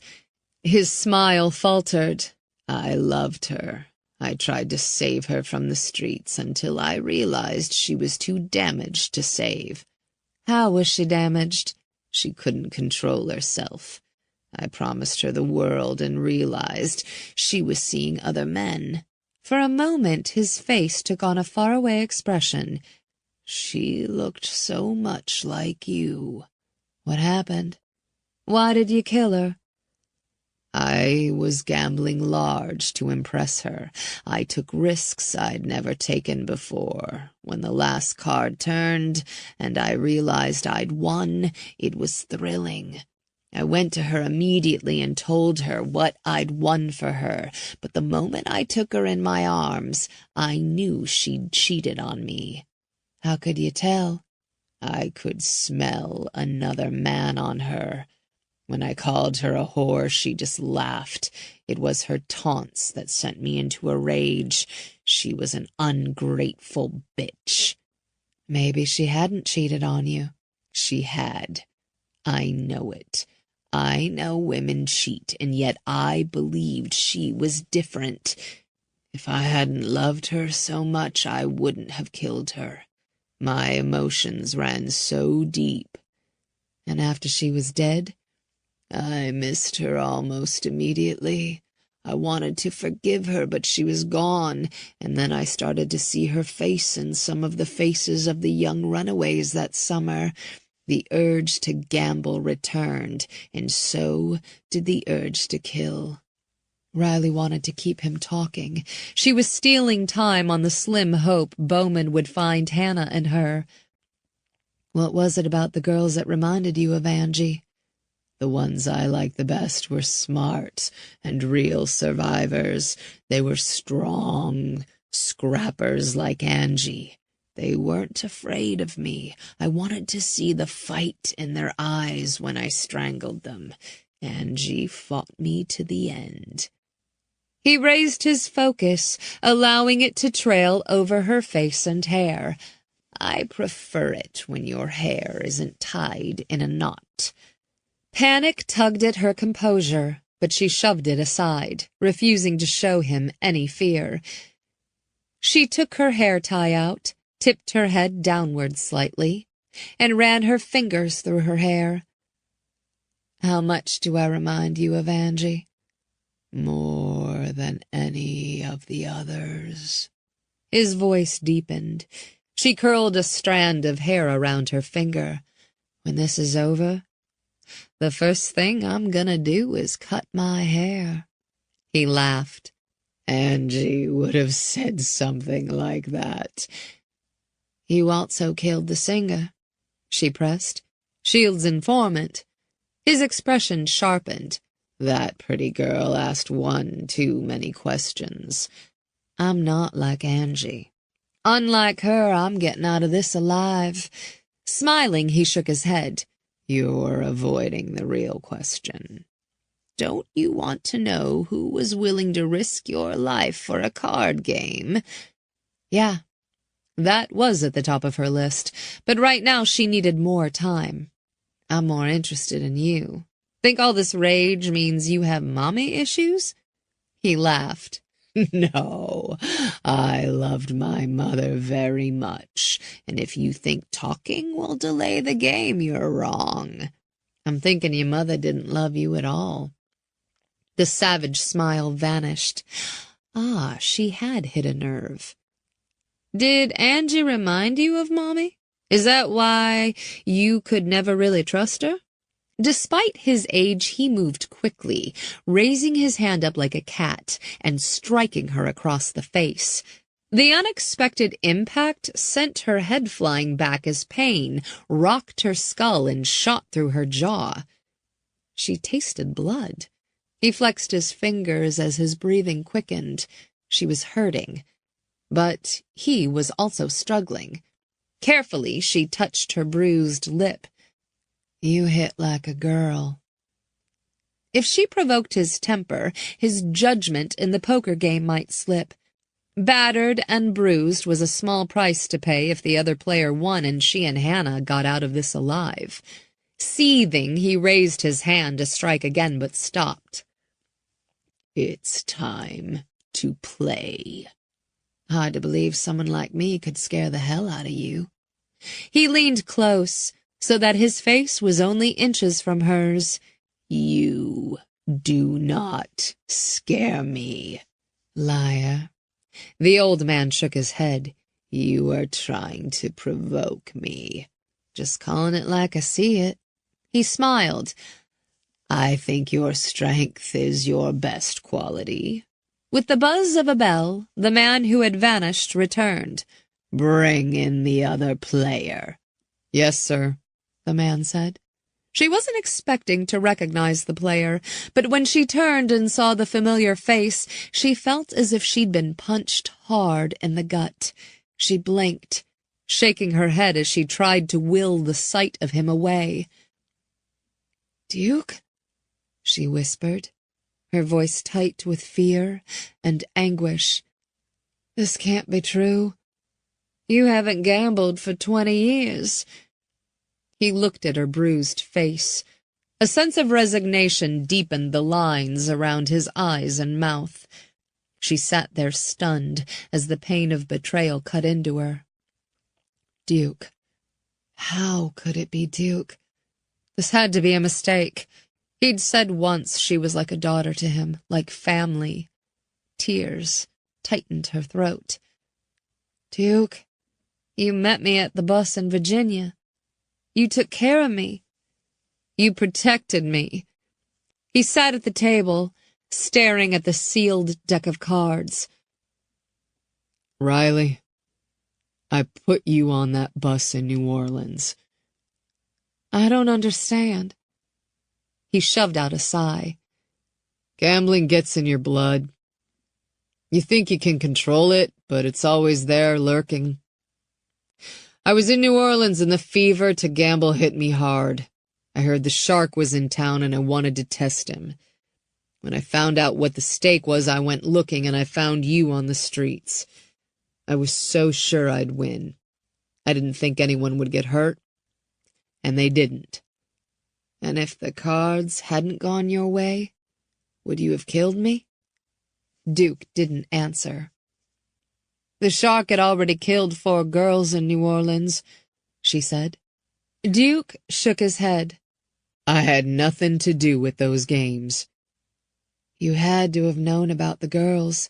"There was nothing I could do for them, and I was so sure I could save you when I won." He stared at her. "You were in a bad place in New Orleans. I saw how afraid and hungry you were. It was a matter of time before the streets ate you alive. You knew this killer was out here." An angry frown deepened the lines on his face. "And he knew where I lived and where you were. He knows about Maria. If I'd spoken up, we'd all have been killed. I had no way out." "So you let him go free?" "Shit, Riley." Pain mingled with anger. "Don't you get it? Not a day goes by that I don't regret this." "Why can't I remember you and the game?" "The drugs I gave you wiped out your memory," the shark said. "It was designed to make you forget several days before the game, so if he did win, I could set you free without worries." She couldn't look away from Duke. "And you won? What happened? Why didn't you dump me back on the streets where you found me?" "I couldn't. You could barely walk, and it would have been like throwing you to the wolves. So I put you on a bus and made sure I met the bus. I brought you here. I saved your life." "But you're risking it again now." "He's going to kill Maria if I don't play." "We've talked enough. Time to play," the shark said. Both men sat at the table. The dealer, while both men watched, broke the seal. The cards were elaborate, like the ones in her pocket and Vicky's backpack and Cassie's pocket. "Who put the cards in my pocket?" Riley said. "I did," Duke said. "It was one of the shark's stipulations. Win or lose, he wanted to leave his mark." "I trusted you," she said. Duke dropped his gaze to the cards, his eyes sharpening.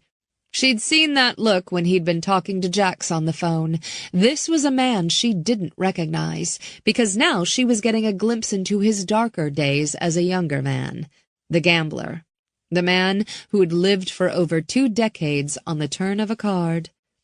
Her mouth still throbbing, she sat, knowing she could berate Duke, but right now she needed his focus on the game. Her life and Hannah's depended on him winning. "We'll play one hand," the shark said. "One hand decides it all." Duke nodded. The shark looked at his dealer. "Would you get Riley some ice for that cut on her lip?" the shark said. "I think it's swelling." "Yes, sir." When the dealer approached her with a white linen cloth filled with ice, she accepted it. "Play nice, Riley. Your shot will come." "We're playing 5-card stud, Riley," the shark said. "You know how the game is played, don't you?" "I do." She gripped the cloth, wondering if she could wrap it around the shark's neck and kill him. She looked to the closed doorway and windows. On the slim chance she could fight her way out of here, she'd never get to Hannah in time. She might as well have been handcuffed to the shark. Bowman cut the lights to his SUV when the GPS told him his last turn would be around the next bend. He slowed and pulled to the side of the road. Grabbing his gear, he unholstered his weapon and screwed a suppressor on the end. He hurried along the edge of the road, knowing that going directly up the driveway was too risky. The shark must have surveillance posted around the property. He reached for his radio. "Andrews." "Here." "Anything on satellite? What do you see?" "The house is lit up. I see 3 vehicles. Looks like there are 2 men standing guard." "2?" Bowman asked. "Is that a concern?" Andrews asked. "No. I'll contact you when it's over. Where's the cavalry?" 10 minutes out." "Everyone comes in quiet. No sirens." "Understood." "Out." He clipped the radio to his belt and, gun in hand, moved through the woods toward the house. The early morning sun allowed him to navigate at top speed. "Just buy me 10 more minutes, Riley. Just 10 more minutes." "Did you bring the money?" the shark asked. Duke set a worn backpack on the table. 200 grand. It's what I have left from our last game." 200 grand? Riley shook her head, fearful if she said more she'd lose her temper. Duke unzipped the backpack.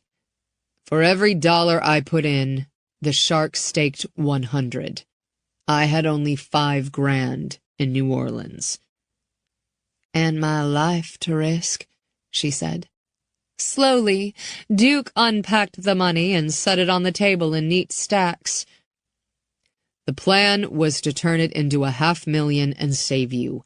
And I did it, Riley." The shark snapped his fingers.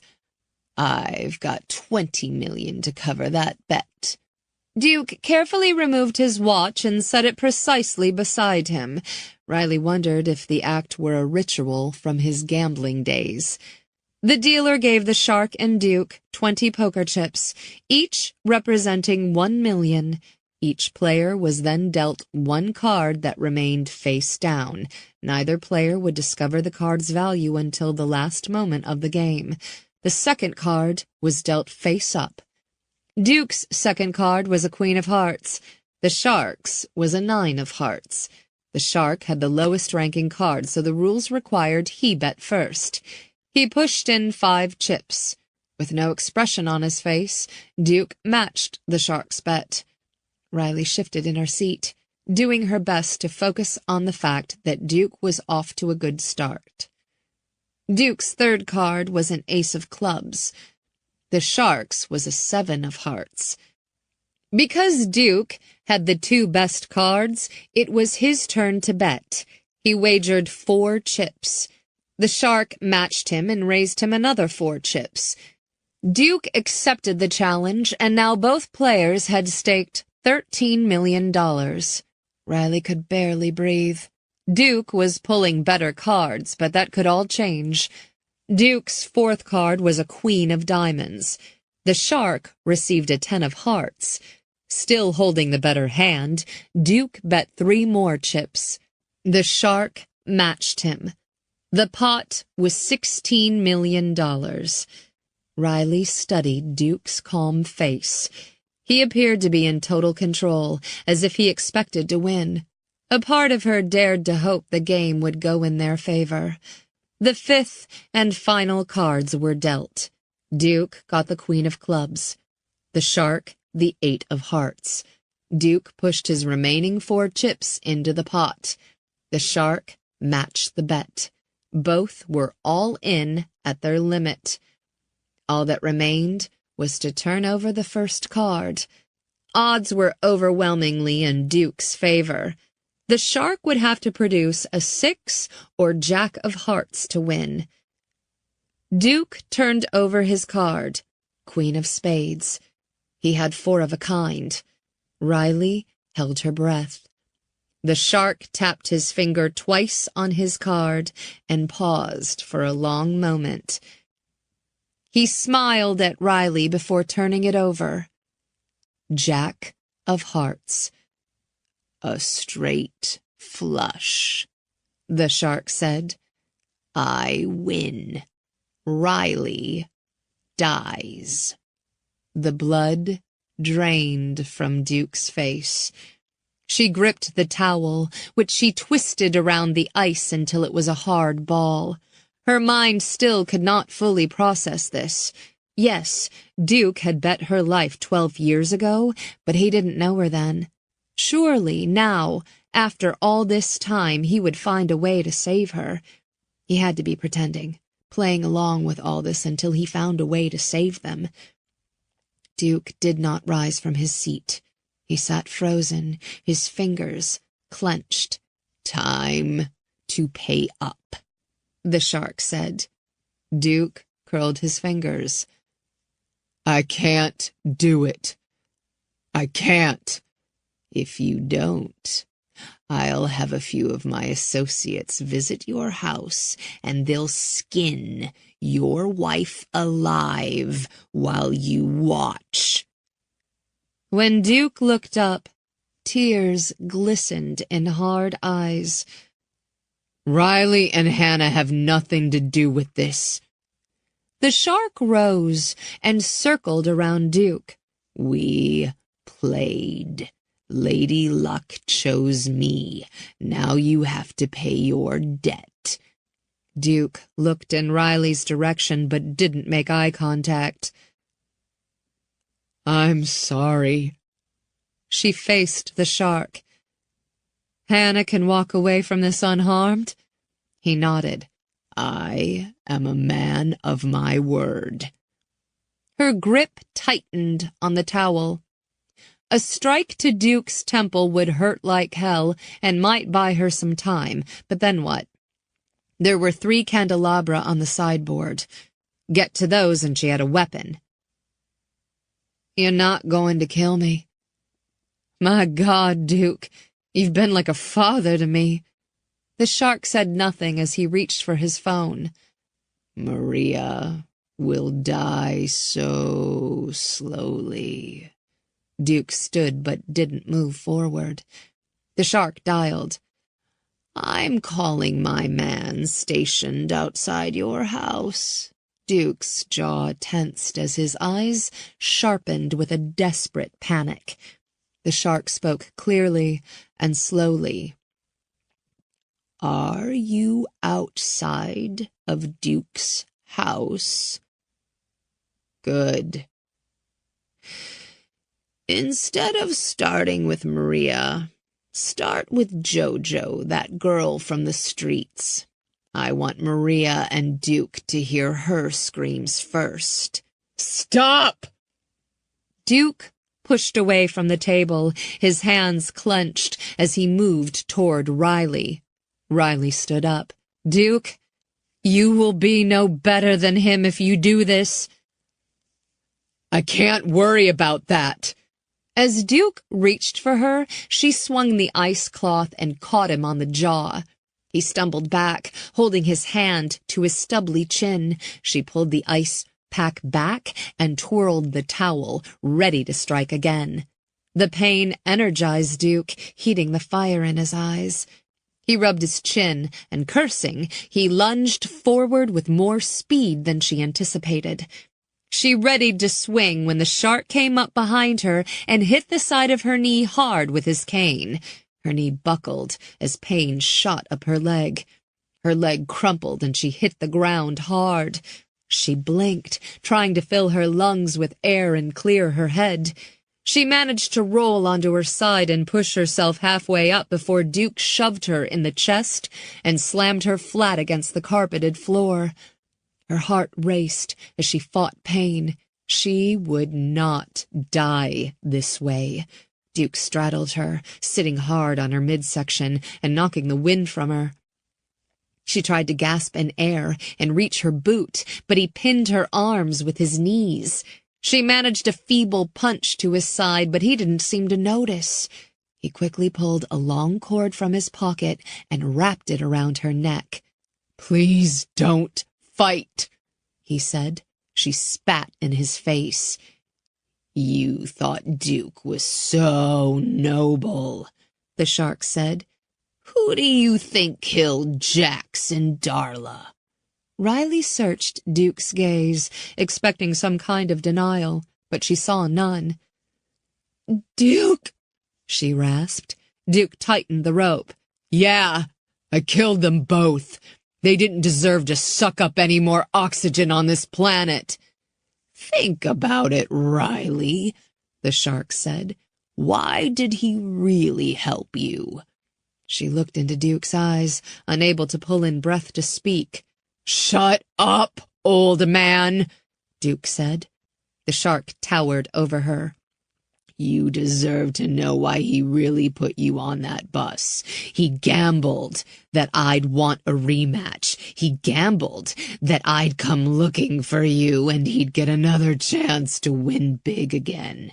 You were nothing more than a walking poker chip." Tears welled in her eyes as she tried to wedge her fingers under the rope, but her movements were slowing, her vision was graying. For the second time in her life, she teetered close to the abyss. With her last breath, she screamed. Bowman moved as quiet as a cat through the dark, and when he saw the two guards, he assessed the order in which he would take them out. The one on the right was taller, thicker, and he had the look of a linebacker. Not quick, but likely threw a hard punch. The one on the left was muscled, but with a leaner frame. Bowman guessed he was the faster of the two, so he would be the first to go. He raised the gun and fired. The larger of the two guards fell. The second guard barely had time to react before Bowman fired again. The man dropped to the ground. Bowman approached both cautiously, and, confirming they weren't a threat, he searched the pockets of the leaner man. Nothing. He shifted his focus to the other man's pockets, where he found several keys in his jacket. He grabbed the keys and rushed to the front door. Methodically, he began trying each in the lock. The first didn't work. Neither did the second. Inside the house, he heard Riley scream, "Hang on, Riley."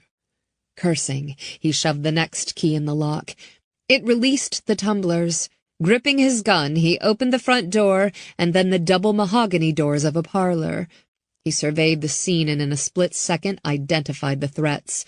An unknown male, an old man who must have been the shark, and Duke on top of a still Riley. Bowman fired twice, hitting the first man's center of mass in the chest and killing him. The shark looked up at him, his dark eyes narrowing with hatred as he raised the phone. Knowing the man's capacity for violence, Bowman didn't question that the phone call meant death for someone. Lives were nothing to this killer. Only winning mattered. Bowman fired the kill shot, striking the shark in the chest. For a moment, The old man gripped the phone to his ear, trying to suck in a breath so he could speak. But as blood blossomed through his gray jacket, he couldn't articulate any words. He staggered a step and dropped the phone. Realizing the old man was neutralized, Bowman ran toward Duke. Propelled by rage, he grabbed Duke's head and twisted until his neck popped and his body went still. Duke's fingers went slack and his body limp. Bowman shoved him aside and unwrapped the cord from Riley's neck. He sat her up. "Come on, baby. Breathe." For a moment, she was still. Then Riley gasped in air, raising her hands to her marked neck. "It's okay," he said. "It's over." "Hannah, here somewhere. Please find her." Bowman hauled Riley up and sat her in a chair. He handed her his backup gun. "I'll find her. Shoot anything that doesn't look right." "With pleasure." Riley's head spun, and her vision was blurry as she looked at the bodies that lay around her. The old man lay on his back, his dark eyes staring sightless at the ceiling, his fingers inches from his cell. In the corner, the dealer and Duke. As she looked at Duke, hints of pity mingled with overwhelming hatred and anger.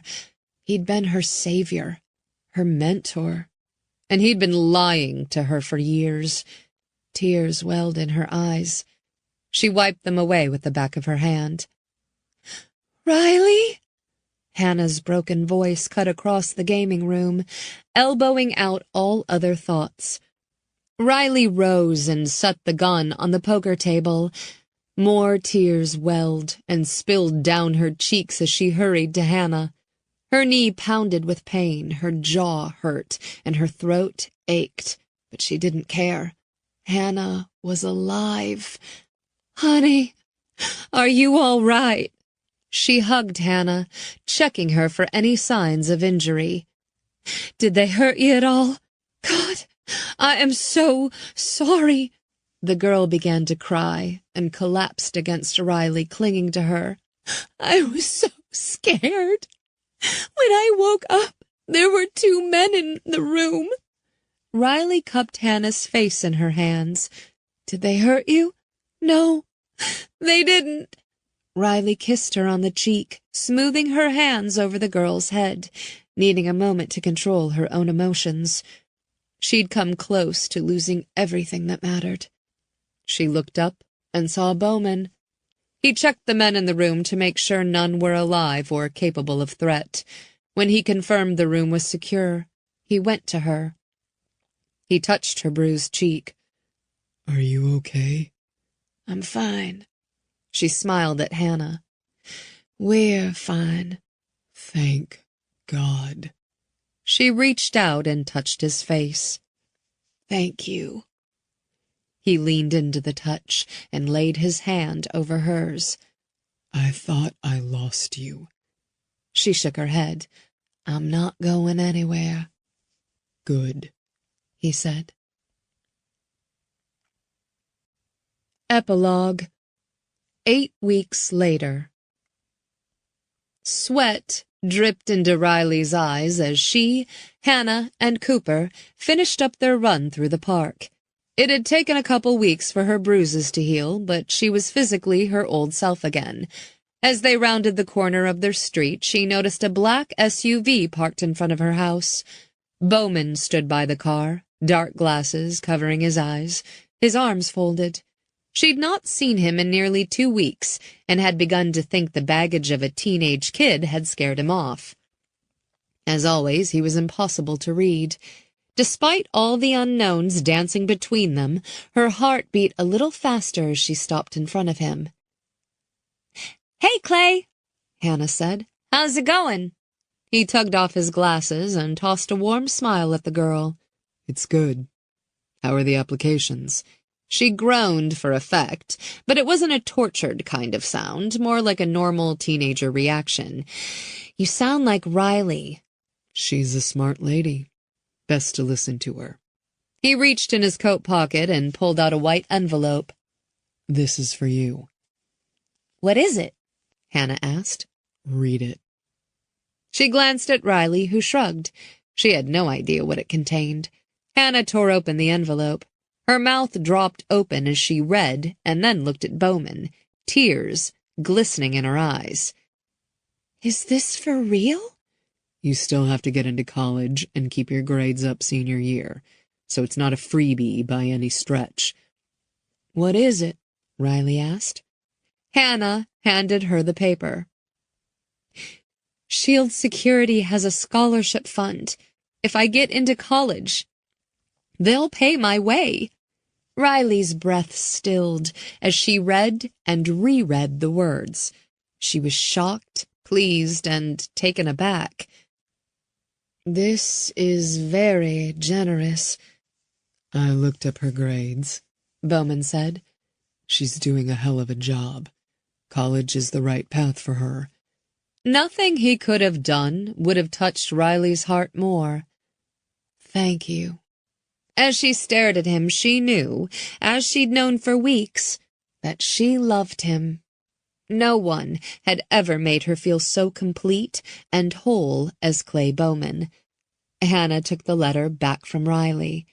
"Can I accept this?" The pure excitement in the girl's face made it impossible for her to say no. "Yes," Hannah squealed. "I need to call Julia." "Can you take Cooper?" Riley asked. "Sure." She took his leash and ran with him into the house. Riley watched the girl bound into the house full of all the joy and happiness a girl her age should feel. She looked up at Bowman and found him staring at her. Her heartbeat skipped. "That's pretty amazing." He carefully folded his sunglasses and tucked them in his pocket. He moved to within inches of her. Energy snapped between them. "You're amazing." After Bowman had killed Duke and the shark, the cops had been called and Agent Sharp and his team arrived at the scene. There'd been lots of questions not only from state police but the FBI. In the end, Riley's past was laid bare, and she discovered being open about her own life had been very freeing and had helped Hannah, who was more at peace with her own past. Bowman had been by her side in the first weeks, but she'd not seen him in the past 10 days. They'd spoken on the phone a couple of times, but their conversations had had more to do about the case than it did them. She wanted him to pull her into his arms. "I figured we scared you off." "You had your hands full with the FBI and the shark case, and after I gave my statements, Shield sent me to Texas to look into another set of cases that might have been related to the shark. We think we can now link Duncan to over 24 killings in 20 different cities." 24. The number was staggering when she tried to picture all those young girls. "How's Maria doing?" "Duke's funeral was hard. There must have been 100 people there. He touched so many lives." It would be a long time before the pain of Duke's betrayal eased. "I guess you heard the forensic data linked him to Jax's and Darla's deaths." "I did hear that." "All these years I saw him as some kind of savior, and he really was. He was good to me. He did help so many kids off the street. I believe there was goodness in him. It scares me that there was also so much darkness." How had she not been able to see it? "Jojo still with Maria?" he asked. He'd not been around, but he was keeping tabs. Jojo and Maria seemed to be good for each other. Hannah and I were over there last night. Maria's still crying a lot, and Jojo is actually stepping up and taking care of her. Maria had no idea about the shark or how Duke really found me. Maria wants to keep the restaurant and the shelter open. In her good moments, she's refusing to let Duke shatter what they built. In her bad moments, well, I hope I can be there for her. He ran his hand up her arm, sending a shiver through her body. How are you? How is your department handling this? Paid administrative leave, but I'll be back on the job in a couple of weeks. Gave me time to spend with Hannah, and I finalized the adoption. Hannah must be pleased. She is. She smiled. She's been practicing signing her name as Hannah Tatum now. Good for her. His hand wrapped around hers. And Sharp? Agent Sharp is the man of the hour. He's being hailed for leading the investigation that caught a wanted serial killer. He wants to give credit to S.H.I.E.L.D., but he refuses. That's the way we like it. No media, no press. You should take the credit. Credit has never mattered to me. Bowman traced his thumb over her palm. I've missed you. A sigh shuddered through her, testing her promise to be cool about this. I've missed you. I don't want this to be over for us. He clasped both his hands around hers. And part of my being away for the last 2 weeks was about saying goodbye to my own past. I wanted to make sure my head was on straight this time. I never want to hurt you again like I did 5 years ago. And you can let it all go? Never forgotten, but it's behind me. She closed her eyes, cherishing the words before she forced herself to look at him. Are you sure? There was no hesitation in his expression. I wasn't ready for you the first time we met. You were everything I wanted, but I needed more time. You were in a bad place. Not anymore. I'm not in the same place either. I'm not free to pick up and go like I could then. My life is more complicated. Hannah's not a complication, and I like knowing where you are. He rubbed the healing scar on her arm. Andrews had removed the chip the day after the shark was killed. Bowman tugged her closer. As her breasts touched his chest, her senses jumped as if jolted by electricity. She glanced at the damp tank top that clung to her skin. I'm covered in sweat. He smiled, tracing the outline of her collarbone with his finger. I like your body when it's glistening with sweat, especially when it's naked. She leaned in and kissed him on the lips. I have a fondness for your naked body as well. When her breasts brushed his chest, he grinned. What do you say I treat Hannah and her friend Julia to pizza and a movie? She steadied, needing to make sure he understood that having Hannah in her life was a non-negotiable fact. She's in my life for good, you know. She'll be around a lot. We're a package deal. He kissed her again, this time allowing the full force of his passion.